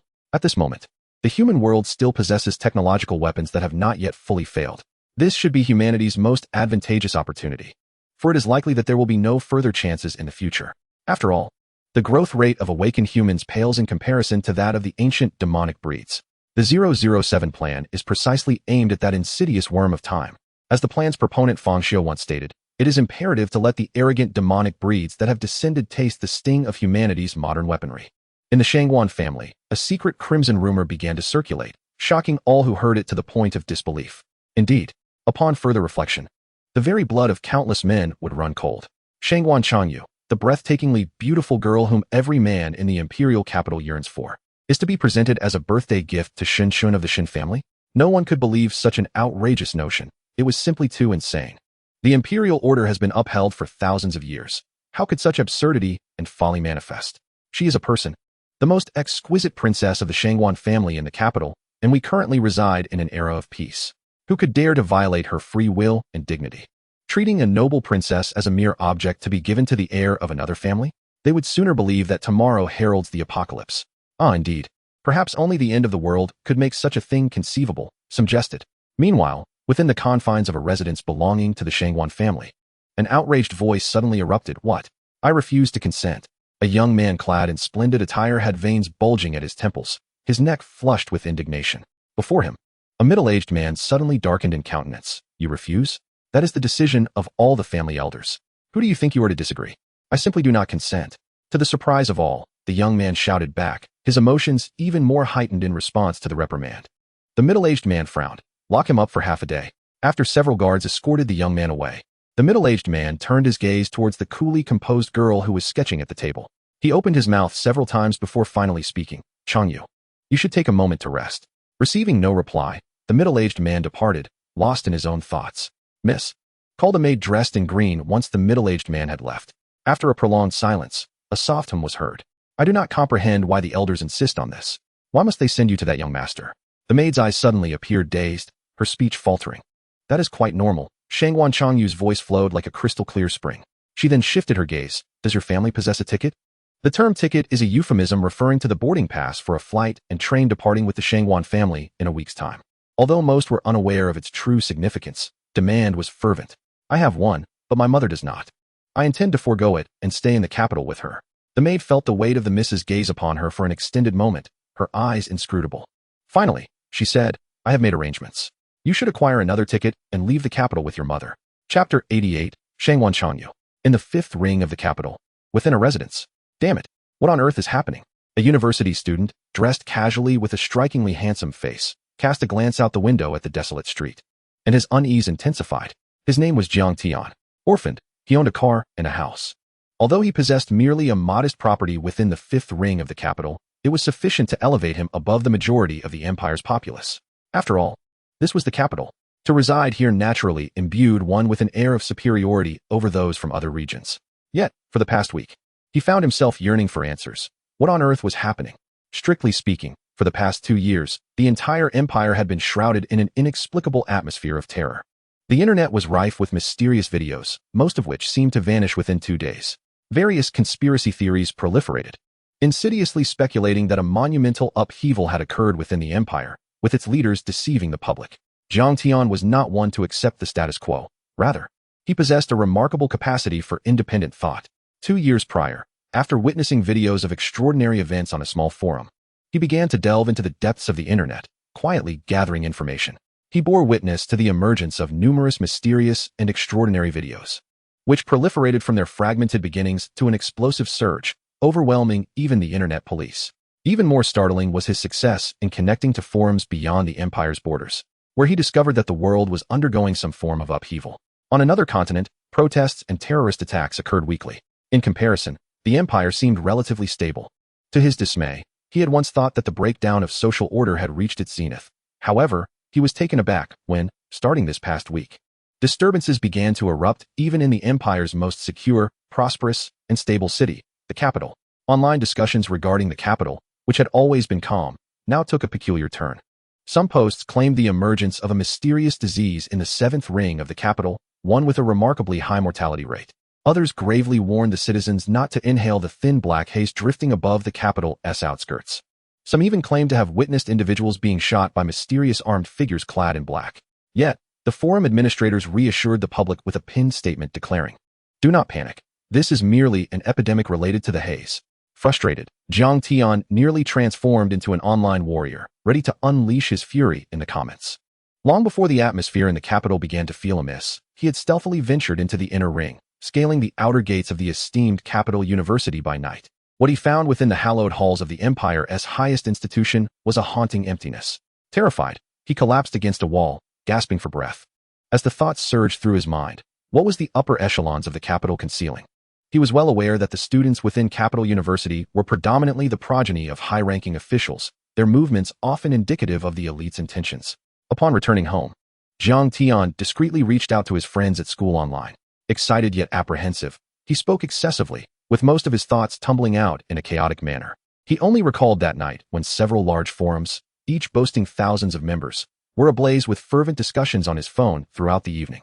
In the capital, within a sprawling courtyard, Shangwan Changyu sat beside her desk, where rice paper and an inkstone lay neatly arranged. Holding a brush, she was creating an ink wash painting. Delicate and elegant, depicting a few azure birds soaring through the air. Suddenly, a figure burst through the door, striding in with urgency. Upon seeing the young artist, he exhaled a sigh of relief. There was still time. She had not yet been sent away. The figure was adorned in fine garments, with thick brows, deep-set eyes, and a sharply defined face, exuding an air of arrogance. His name was well known among the elite of the capital, Shangwan Haoran, the most talented and capable eldest son of the Shangwan family. Although, when one mentions the distinguished young masters of the capital, it is often Shun Shun of the Shun family who springs to mind. Shangwan Haoran had nonetheless carved out a respectable reputation in the aristocratic circles as the perennial second. Whenever someone maliciously teased him about his second-place status, he would claim friendship with Shun Shun, asserting that comparison was unnecessary, thus showcasing his magnanimous spirit. Yet, deep down, he knew the truth. He and Shun Shun were hardly acquainted. Reluctantly, he recognized that Shun Shun had never truly regarded him. Whenever these thoughts crossed his mind, he would admonish himself to suppress his simmering anger. However, this time, he could no longer contain it. Nor did he wish to. He absolutely could not allow his Changyu to be given to that prince. Observing the serene girl by the desk, her ethereal profile softened Shangwan Haoran's previously icy gaze. Shangwan Changyu. The capital was home to many beautiful women, and among them, some even more exquisite. Yet there was a saying that if one were to name the most stunning beauty in the world, it could only be Shangwan Changyu. Many scions of power had scoffed at this notion, but upon seeing her, they became ardent proponents of it. Even the elite youths from other prestigious families willingly bowed before her. Every time he witnessed the attentions of other young masters towards Shangwan Changyu, a wave of anger would rise within him. Although both he and Shangwan Changyu belonged to the Shangwan family, the clan was vast, and they were, in truth, nearly unrelated by blood. He had long fantasized about one day taking on the head of the Shangwan family and spending his life with Changyu. As for the dreadful news that had emerged from the Elder Council, he refused to believe it. He would not permit it to come to pass. Changyu, Shangwan Haoran suddenly called out, slowly approaching her. A tempest of emotions surged within him at that moment. Taking a deep breath, he spoke with an earnest and undeniable tone. Changyu, come with me. After a long silence without a response, he assumed that Shangwan Changyu was contemplating, hesitating, and struggling. He gritted his teeth once more. His voice now tinged with anger and sorrow. Changyu, do not be afraid. Even if we leave the Shangwan family, we can seek refuge with my mother's kin, or even venture overseas. This world is vast, and there will always be a place for us. Do not hesitate. Changyu, time is of the essence. The elders of the Shangwan family are a bunch of cowardly fools who, in their desire to appease the Shin family, would send you to Shangwan Haoran. He could no longer continue, fearing that further words would overwhelm Shangwan Changyu's spirit. After a few breaths, silence still reigned. Shangwan Haoran took a couple of steps forward, his gaze urgent. At last, he saw Shangwan Changyu slowly lift her eyes. Changyu, he called out, but was soon taken aback as he noticed her left hand raised. Gesturing to the left, Shangwan Haoran was puzzled. Turning his head, he spotted a green tree behind him, upon which several azure birds flitted about. His gaze fell upon the rice paper on the desk, and suddenly, the meaning of her gesture dawned upon him. You are obstructing her from painting? Changyu, have you truly been listening to me? Shangwan Haoran's voice escalated. Do you even know where your family intends to send you? To Shun Chun's bed. For the first time, Shangwan Changyu spoke, her voice devoid of any emotional fluctuation, like the clear spring water atop a high mountain. Shangwan Haoran's eyes widened, his throat constricted. He never expected her to express such blatant honesty with such ease. While he had to carefully choose his words, avoiding those that might evoke troubling associations, she seemed unperturbed. You know as well. A surge of anger rose within him, initially directed at Shun Chun and the elders of the Shangwan family, but now partially aimed at Shangwan Changyu as well. Then why won't you come with me? Don't tell me you are willing. Shangwan Haoran could not finish his sentence. His noble demeanor stripped away, his neck flushed, his eyes fixed intently on Shangwan Changyu. This time, she paused her brush, looking up at him. With you? To escape the family? Have you been reading too many novels? Though her voice was devoid of any emotion, Shangwan Haoran perceived an unmistakable hint of mockery. He had not anticipated such a response. With trembling lips, he gazed into her eyes. You also wish to climb into Shun Chen's bed, like those superficial women outside. He aimed to provoke her pride, hoping to sway her decision, fully aware that Shangwan Changyu was not the type to be easily swayed. Well, think as you wish. Her words struck deeply at Shangwan Haoran's heart. He stumbled back 3 steps, murmuring in a daze, why? The empire is on the brink of collapse. The world descending into chaos, yet only the Shun family is fully prepared. Shangwan Changyu's expression remained unperturbed as she calmly ground her ink. For the family to enter the alliance, they must demonstrate loyalty, and among all means to prove such loyalty, marriage is the most stable and straightforward method. That is not a marriage. Shangguan Haoran straightened his posture and spoke coldly. You are merely a plaything for Xun, a forbidden possession. Shangguan Changyu remained noncommittal. The end is nigh. Shangguan Haoran slammed the door and left. After another 10 minutes of painting, Shangguan Changyu called upon her devoted maid to assist in tidying up. The maid stood frozen for a long while. The artwork, in terms of finesse, was but a fraction of the young lady's usual standard. In the imperial capital, within a silver-white research institute, countless individuals hurriedly and efficiently organized a plethora of documents and research findings. Quickly, has the serum from room T009 been collected? That batch of low-tier magical creature simulation data must be transmitted via the internal network to the eastern capital, and the paper documents must be immediately destroyed.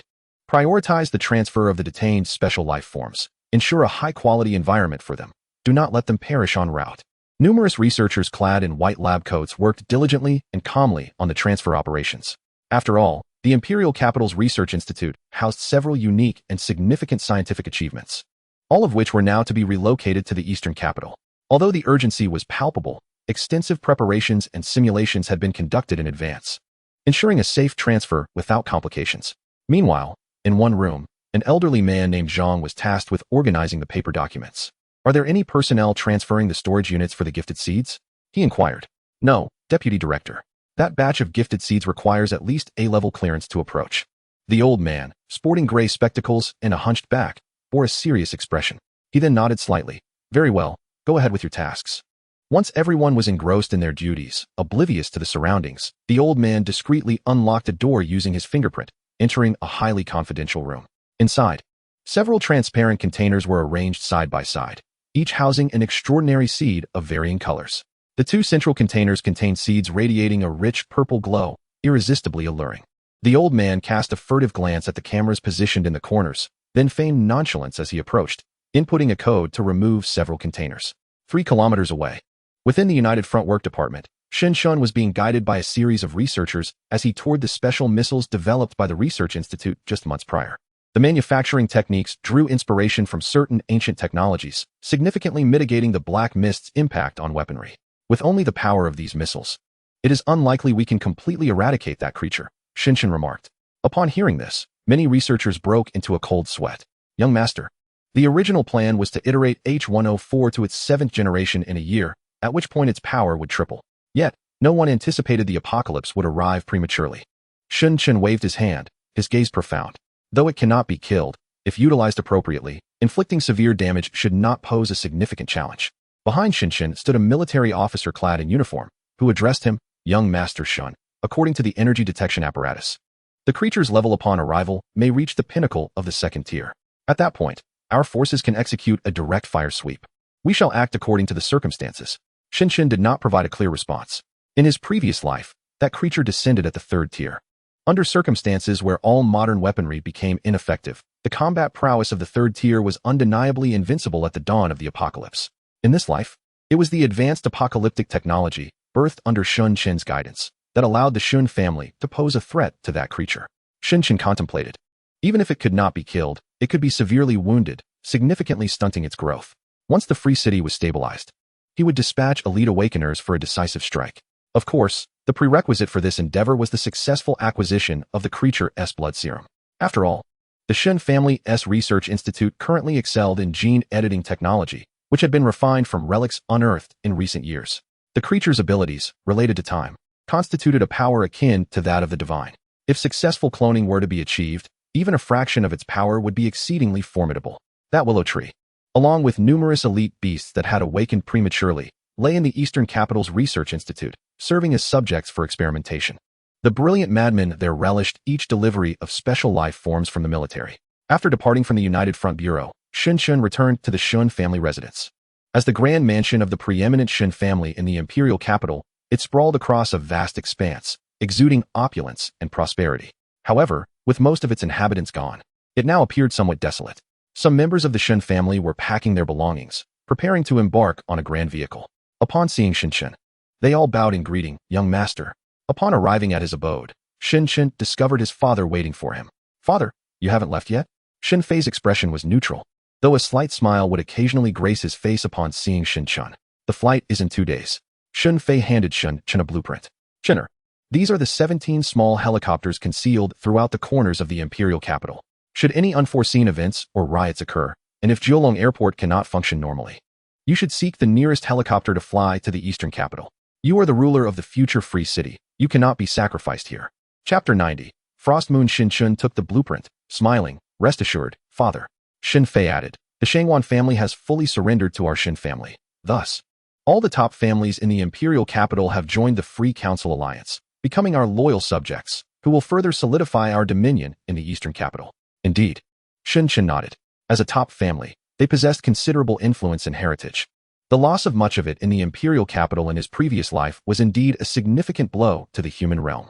With their allegiance and submission in this life, the development of the free city would ascend to new heights. The Shangwan family has also sent you a gift. Oh, a gift? Shin Chun inquired, a hint of surprise in his tone. Suddenly, he noticed a black sedan pulling up to the entrance of the mansion. The car door opened slowly, and a figure emerged. Upon seeing her face, Shin Chun's lips curled into a smirk. Father, please don't tell me the Shangwan family's gift is Shangwan Chanyu. I must take my leave. Shin Fei's tone was nonchalant as he turned to depart with his attendants. Under the golden hues of the setting sun, Shin Chun and Shangwan Chanyu locked eyes. After several breaths of silence, Shangwan Chanyu was the first to shatter the stillness. Shin Chun replied, I need to take a shower. The gift was from Shangwan Chanyu. Was it a surprise or a shock? Indeed, since his rebirth, Shin Chun had entertained the thought of drawing her closer to him, yet he never anticipated this scenario. Were they well acquainted? That was difficult to ascertain. In their previous lives, as two of humanity's top 10 awakened beings, their encounters had been few and far between. With scant opportunities for meaningful exchange, the Shangwan family had met a tragic end in the imperial capital, and Shangwan Chanyu was one of the few survivors. Her experiences bordering on legendary.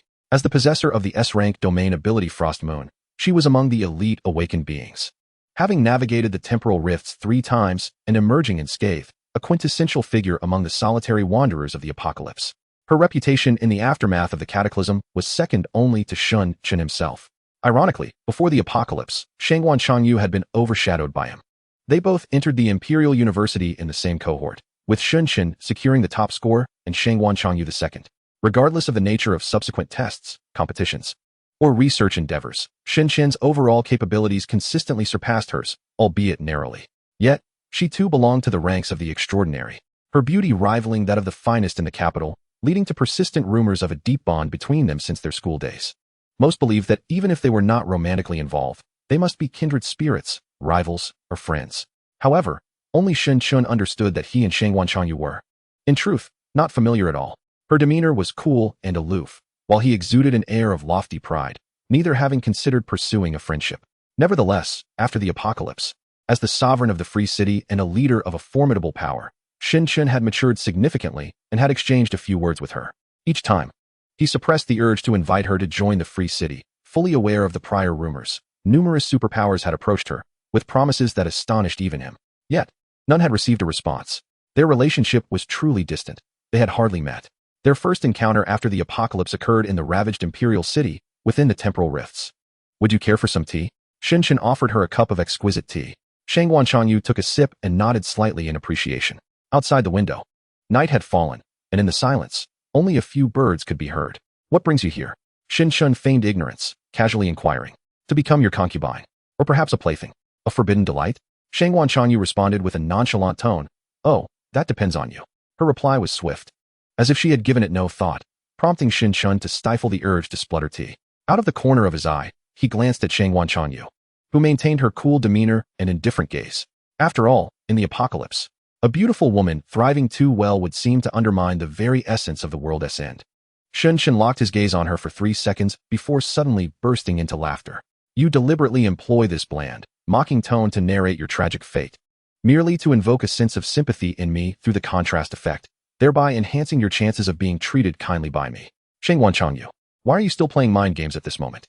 Indeed, but I never anticipated success with you. Here it comes again, the manipulation of contrarian psychology. Yet, regrettably, I am most impervious to such tactics. Shin Chun abruptly leaned closer to Shangwan Chanyu, his breath causing her body to stiffen. The authoritative tone resonated in her ears. Close your eyes.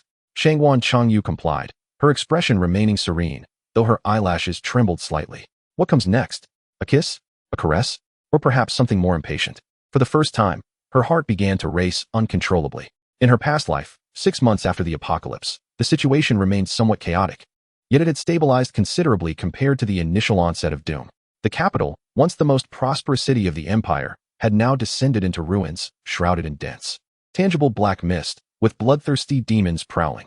A city that once boasted a population exceeding 70 million had, within half a year, become nearly devoid of human presence, with only decaying remnants of the old empire and the occasional corpse or skull still visible. Shin Shun encountered Shangwan Chanyu at the site of the Shangwan family's former residence, clutching several boxes of ashes. Her demeanor cool and detached as she walked slowly through the black mist. To Shin Shun, she seemed unchanged since before the apocalypse. If one were to insist on a distinction, the icy blue aura that occasionally emanated from her astonished him. In just half a year, she had become a second-tier awakened being. Judging by her energy intensity, she was not significantly weaker than himself. Shin Shun, it seemed that encountering a living person amidst the crevices of the Forbidden Zone left her somewhat taken aback. He approached and exchanged a few casual words, informing her that his purpose was to gather information and materials regarding the Forbidden Zone. Shangwan Changyu gestured toward a direction, sharing much knowledge about the area. You seem quite familiar with this place. Shangwan Changyu raised the box of ashes in her hand. These are my father's, this is my uncle's, and some assorted others. I need to take them out. Would it take too much time? Shun Chun did not inquire further, expressing his gratitude before swiftly departing. Indeed, during their first encounter, he had no intention of inviting her to join the free city. Changyu, in a couple of days, you shall accompany my father and the others to the eastern capital. Shangwan Changyu's eyes flew open, realizing Shin Chun had already seated himself at a distance. Had it not been for the lingering warmth of his breath, she might have doubted her hearing. Changyu?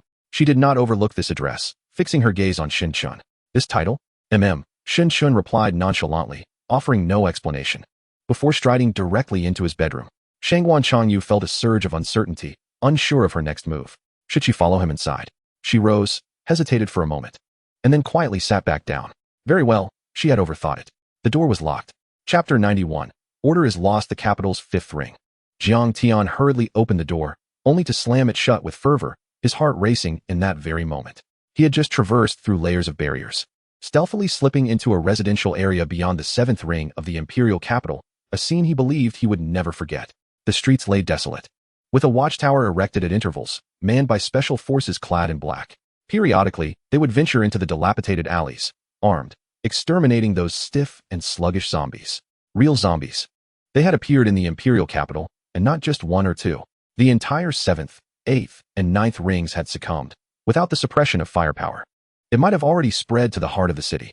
This grim tableau evoked apocalyptic visions reminiscent of disaster films in Jiang Tian's mind. Good heavens, was this truly happening in reality? Forget about the so-called epidemic and haze. Bah! Anger ignited within Jiang Tian's heart. The empire was undoubtedly concealing a nefarious plot. Not a single word they uttered could be trusted. At that moment, his trust in the empire plummeted to its nadir. Just as he was lost in thought, a sudden, urgent knocking at the door interrupted his reverie. Peering through the peephole, his expression shifted to one of shock. Grandpally, is that you? It truly is you. He swung open the door and assisted a staggering, injured old man into the room. Grandpally, what happened? Were you shot? Quick, we must stop the bleeding. Jiang Tian fumbled in a flurry, attempting to staunch the old man's wound, bandaging it with cloth strips. Xiao Tian, the old man's voice was weak, yet his eyes sparkled. I may not have much time left. You must listen to me, Xiao Tian. This is exceedingly important and pertains to the truth of the empire and indeed this world. Jiang Tian's heart began to tremble at these words, and he sat in silence, awaiting what was to come. The old man coughed, expelling a pool of blood, forcing himself to sit upright. You must be quite curious about where I have been all these years, right? Jiang Tian nodded. After all, Grandpa Li had cared for him since childhood, akin to a grandfather. Yet, he had suddenly vanished without a trace 7 or 8 years ago. No matter how hard Jiang Tian searched. I am actually a retired professor from the Imperial Capital University. Jiang Tian's mouth fell agape. For these years, I have been conducting research in a secretive research institute within the Imperial Capital, forbidden from any contact with the outside world. Jiang Tian's eyes widened even further. Was it akin to those sinister companies in films, conducting mysterious experiments? The old man managed a grim smile. That is not something any company could rival. Behind that research institute stands the true architect of this vast empire. Though I am a professor, we are surrounded by geniuses and scholars. Each of us is assigned various tasks. Xiao Tian, you cannot fathom what extraordinary life forms we have cultivated. They possess the potential to upend humanity's understanding. Suddenly, a tremor of light flickered in Grandpa Li's eyes, and he removed a backpack, from which he extracted a transparent case. A flash of purple brilliance within the case instantly captivated Jiang Tian's gaze. Had it not been for the sudden relocation notice received by the entire research institute, I would have deemed it impossible to surreptitiously extract this precious seed from under old Li's vigilant gaze. Old Li's eyes, filled with unwavering determination, turned to Jiang Tian. Xiao Tian, this is the most exceptional achievement of our 447 Research Institute. It has the potential to transform you into a new human. Observing Jiang Tian's astonished pupils, Old Li continued, Xiao Tian, you may have sensed something amiss, but dared not to believe it. However, I must inform you, his countenance grave, the apocalypse has arrived. Jiang Tian's mouth fell agape as he hastily rose to peer outside, drawing the curtains closed. After a few breaths, several infrared red dots slowly manifested on the pristine fabric, starkly visible against the white curtain. After a brief movement, they vanished, as if they had never existed. In recent days, the transfer operations of the elite families proceeded methodically. On August 14, 2030, the capital released a statement, attempting once again to placate the agitated populace, though with little effect. By August 16, prominent families such as the Shun, Shao, Bai, and Shangguan clans departed the capital via Jiulong Airport. The inner ring of the capital abruptly fell silent, with the majority of citizens oblivious to the exodus. On August 17, smaller factions began their transfers, with core members departing the capital in large vehicles. The final straw that broke their resolve was the escape of the Shangguan family, who had previously stood alongside them. On the same day, rumors of a zombie outbreak proliferated in the 7th ring of the capital, spreading rapidly throughout the city. Beyond the 5th ring, chaos erupted, with incidents of looting and destruction escalating. Within the 5th ring, people frantically hoarded supplies, barricading themselves indoors. By August 18th, the transfer plans of the elite families concluded, and the capital issued another statement urging all citizens to evacuate. This declaration not only contradicted previous announcements, but also ignited the fury of the populace. Countless rebels began to congregate, forming small factions as they shouted slogans denouncing the Empire's deception, breaching the defenses of the 7th ring, and encountering the infected hordes. On August 19th, news of the zombie apocalypse swept through the capital like wildfire. On the same day, magnetic fields began to destabilize, resulting in the near-total severance of networks in most cities, including the capital, rendering major urban centers into information islands, and panic once again enveloped the entire empire. By August 20th, the breach of the Special Armed Forces defenses allowed the zombie hordes to infiltrate the 5th ring of the capital. Many humans began to gather and band together to resist and hunt the zombies. From August 21st to 25th, law enforcement and special armed forces were nowhere to be seen within the city, leading to widespread instances of $0 purchases, with a fragile semblance of order maintained by emerging human collectives. Among these, the largest group comprised several hundred individuals, each wielding makeshift weapons, and a few even brandishing firearms at their sides. Many scholars of the apocalypse and later generations contend that such a calamity does not strike instantaneously. If one were to envision the empire as a blank canvas, the apocalypse resembles drops of ink, initially staining select areas before spreading outward until engulfing the entire empire. The initial drops of ink fell in the most severely affected area of the Black Mist, capable of nurturing monsters far stronger than those found elsewhere. The imperial capital is one such location. In comparison to the current chaos of the imperial city, the Kowloon airport can be regarded as a sanctuary of tranquility. Military vehicles are lined up side by side, while elite special armed forces clad in black attire patrol diligently, fortifying the airport's internal security. They are acutely aware that the hundreds of aircraft stationed here represent their last hope for survival. Any zombies that approach the airport are swiftly dealt with. Numerous human factions, upon observing the well-equipped and highly trained armed forces from a distance, are struck with awe, yet they harbor desires to engage in negotiation. However, after receiving no response, they retreat, opting for covert observation. In the grand underground palace of the imperial capital's Xianyuan Hall, a series of intense gunfire erupts. Teams of elite soldiers clad in specialized uniforms advance cautiously, weapons at the ready, scanning their surroundings. The night vision goggles mounted on their helmets effectively capture the low-tier monsters lurking in the shadows, as they proceed with calculated coordination and vigilance. The leader of the group, a tall and stern middle-aged man named Ran Cheng, serves as the commander of the 17th Military Guard in the imperial capital. He voluntarily remained behind to secure passage for his wife and daughter to the free city. Many officers within the military have made similar sacrifices. After expending a magazine of ammunition, he retreats to the inner circle for resupply and approaches a young man, solemnly stating, "Young master, we have advanced 30% towards the Xianyuan Hall, and the concentration of black mist has reached 60%. Some monsters are beginning to exhibit ferocity.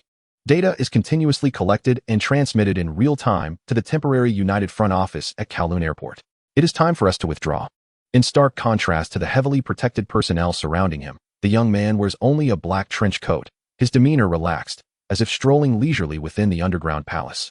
Despite the roars of monsters echoing around him. This is, of course, Shinshin. He nods, then slowly steps forward, crossing the perimeter established by the outermost guards. Much to the astonishment of those present. "Young master," the middle-aged man exclaims in a hushed tone. Many others grip their weapons tightly, scanning the area anxiously, fearing an unforeseen incident. As they observe a solitary figure standing outside, the eyes of numerous monsters begin to glimmer with a bloodthirsty light, emitting low growls. "Eternal. It seems I am somewhat out of practice," Shinshin murmurs, feeling a familiar warmth in his chest. A milky white divine light rapidly spreads from his vicinity, enveloping a space of 100 meters around him. In an instant, the forms of all monsters become visible, and they begin to howl in terror. With a gentle flick of his fingers, rippling waves of silver radiate through the white space, and every monster touched by these waves is smoothly and neatly severed in two. The highly concentrated energy even causes the monster's blood to coagulate, preventing it from gushing forth. After approximately 10 breaths, the daylight-like silver glow gradually faded, leaving the surroundings in a scene that caused the special personnel to widen their eyes in astonishment. The terrifying and bloodthirsty creatures, as if purified by a divine light, collapsed to the ground, their bodies cleanly severed into two, resembling a grotesque, yet beautiful tableau. Subsequently, they beheld Shinshin returning, his voice calm as he instructed, "Return." Everyone bowed their heads, panting heavily. Was that the awakening power that had been whispered about within the research institute? The rumors were indeed true. The young master was the most exceptional S-rank awakened. The stolen B-rank talent seed had already been fused, hadn't it? As Shinshin exited the Xinyuan Hall, he activated the small earpiece by his ear and inquired. The voice on the other end reported with a composed demeanor. "Yes, Li Yun, who defected from the research institute, is deceased. The B-rank talent seed he stole has been fused by a university student named Jiang Tian. During this time, he has become the leader of a large organization through his supernatural abilities. Data indicates that his fusion with the talent seed is currently the highest among all test subjects. We are continuing our observations. Remember, observation is one thing. Do not employ the nullification. His life is far more valuable." "Understood, young master." Shinshin smirked. Conducting research was all well and good, but this defection had revealed quite a surprise. Jiang, in the second ring of the imperial capital. The skies above the city were now shrouded in a gray haze, with a mist swirling ominously, obscuring the sun and instilling a sense of despair. On the rooftop of an abandoned building, several figures lounged casually with machetes in hand. They were all men, generally tall and clad in blood-stained, dusty attire, their faces bearing a fierce demeanor. They were the upper echelons of the largest organization that emerged after the chaos in the imperial capital. The organization was named the Earth Dragon Gang.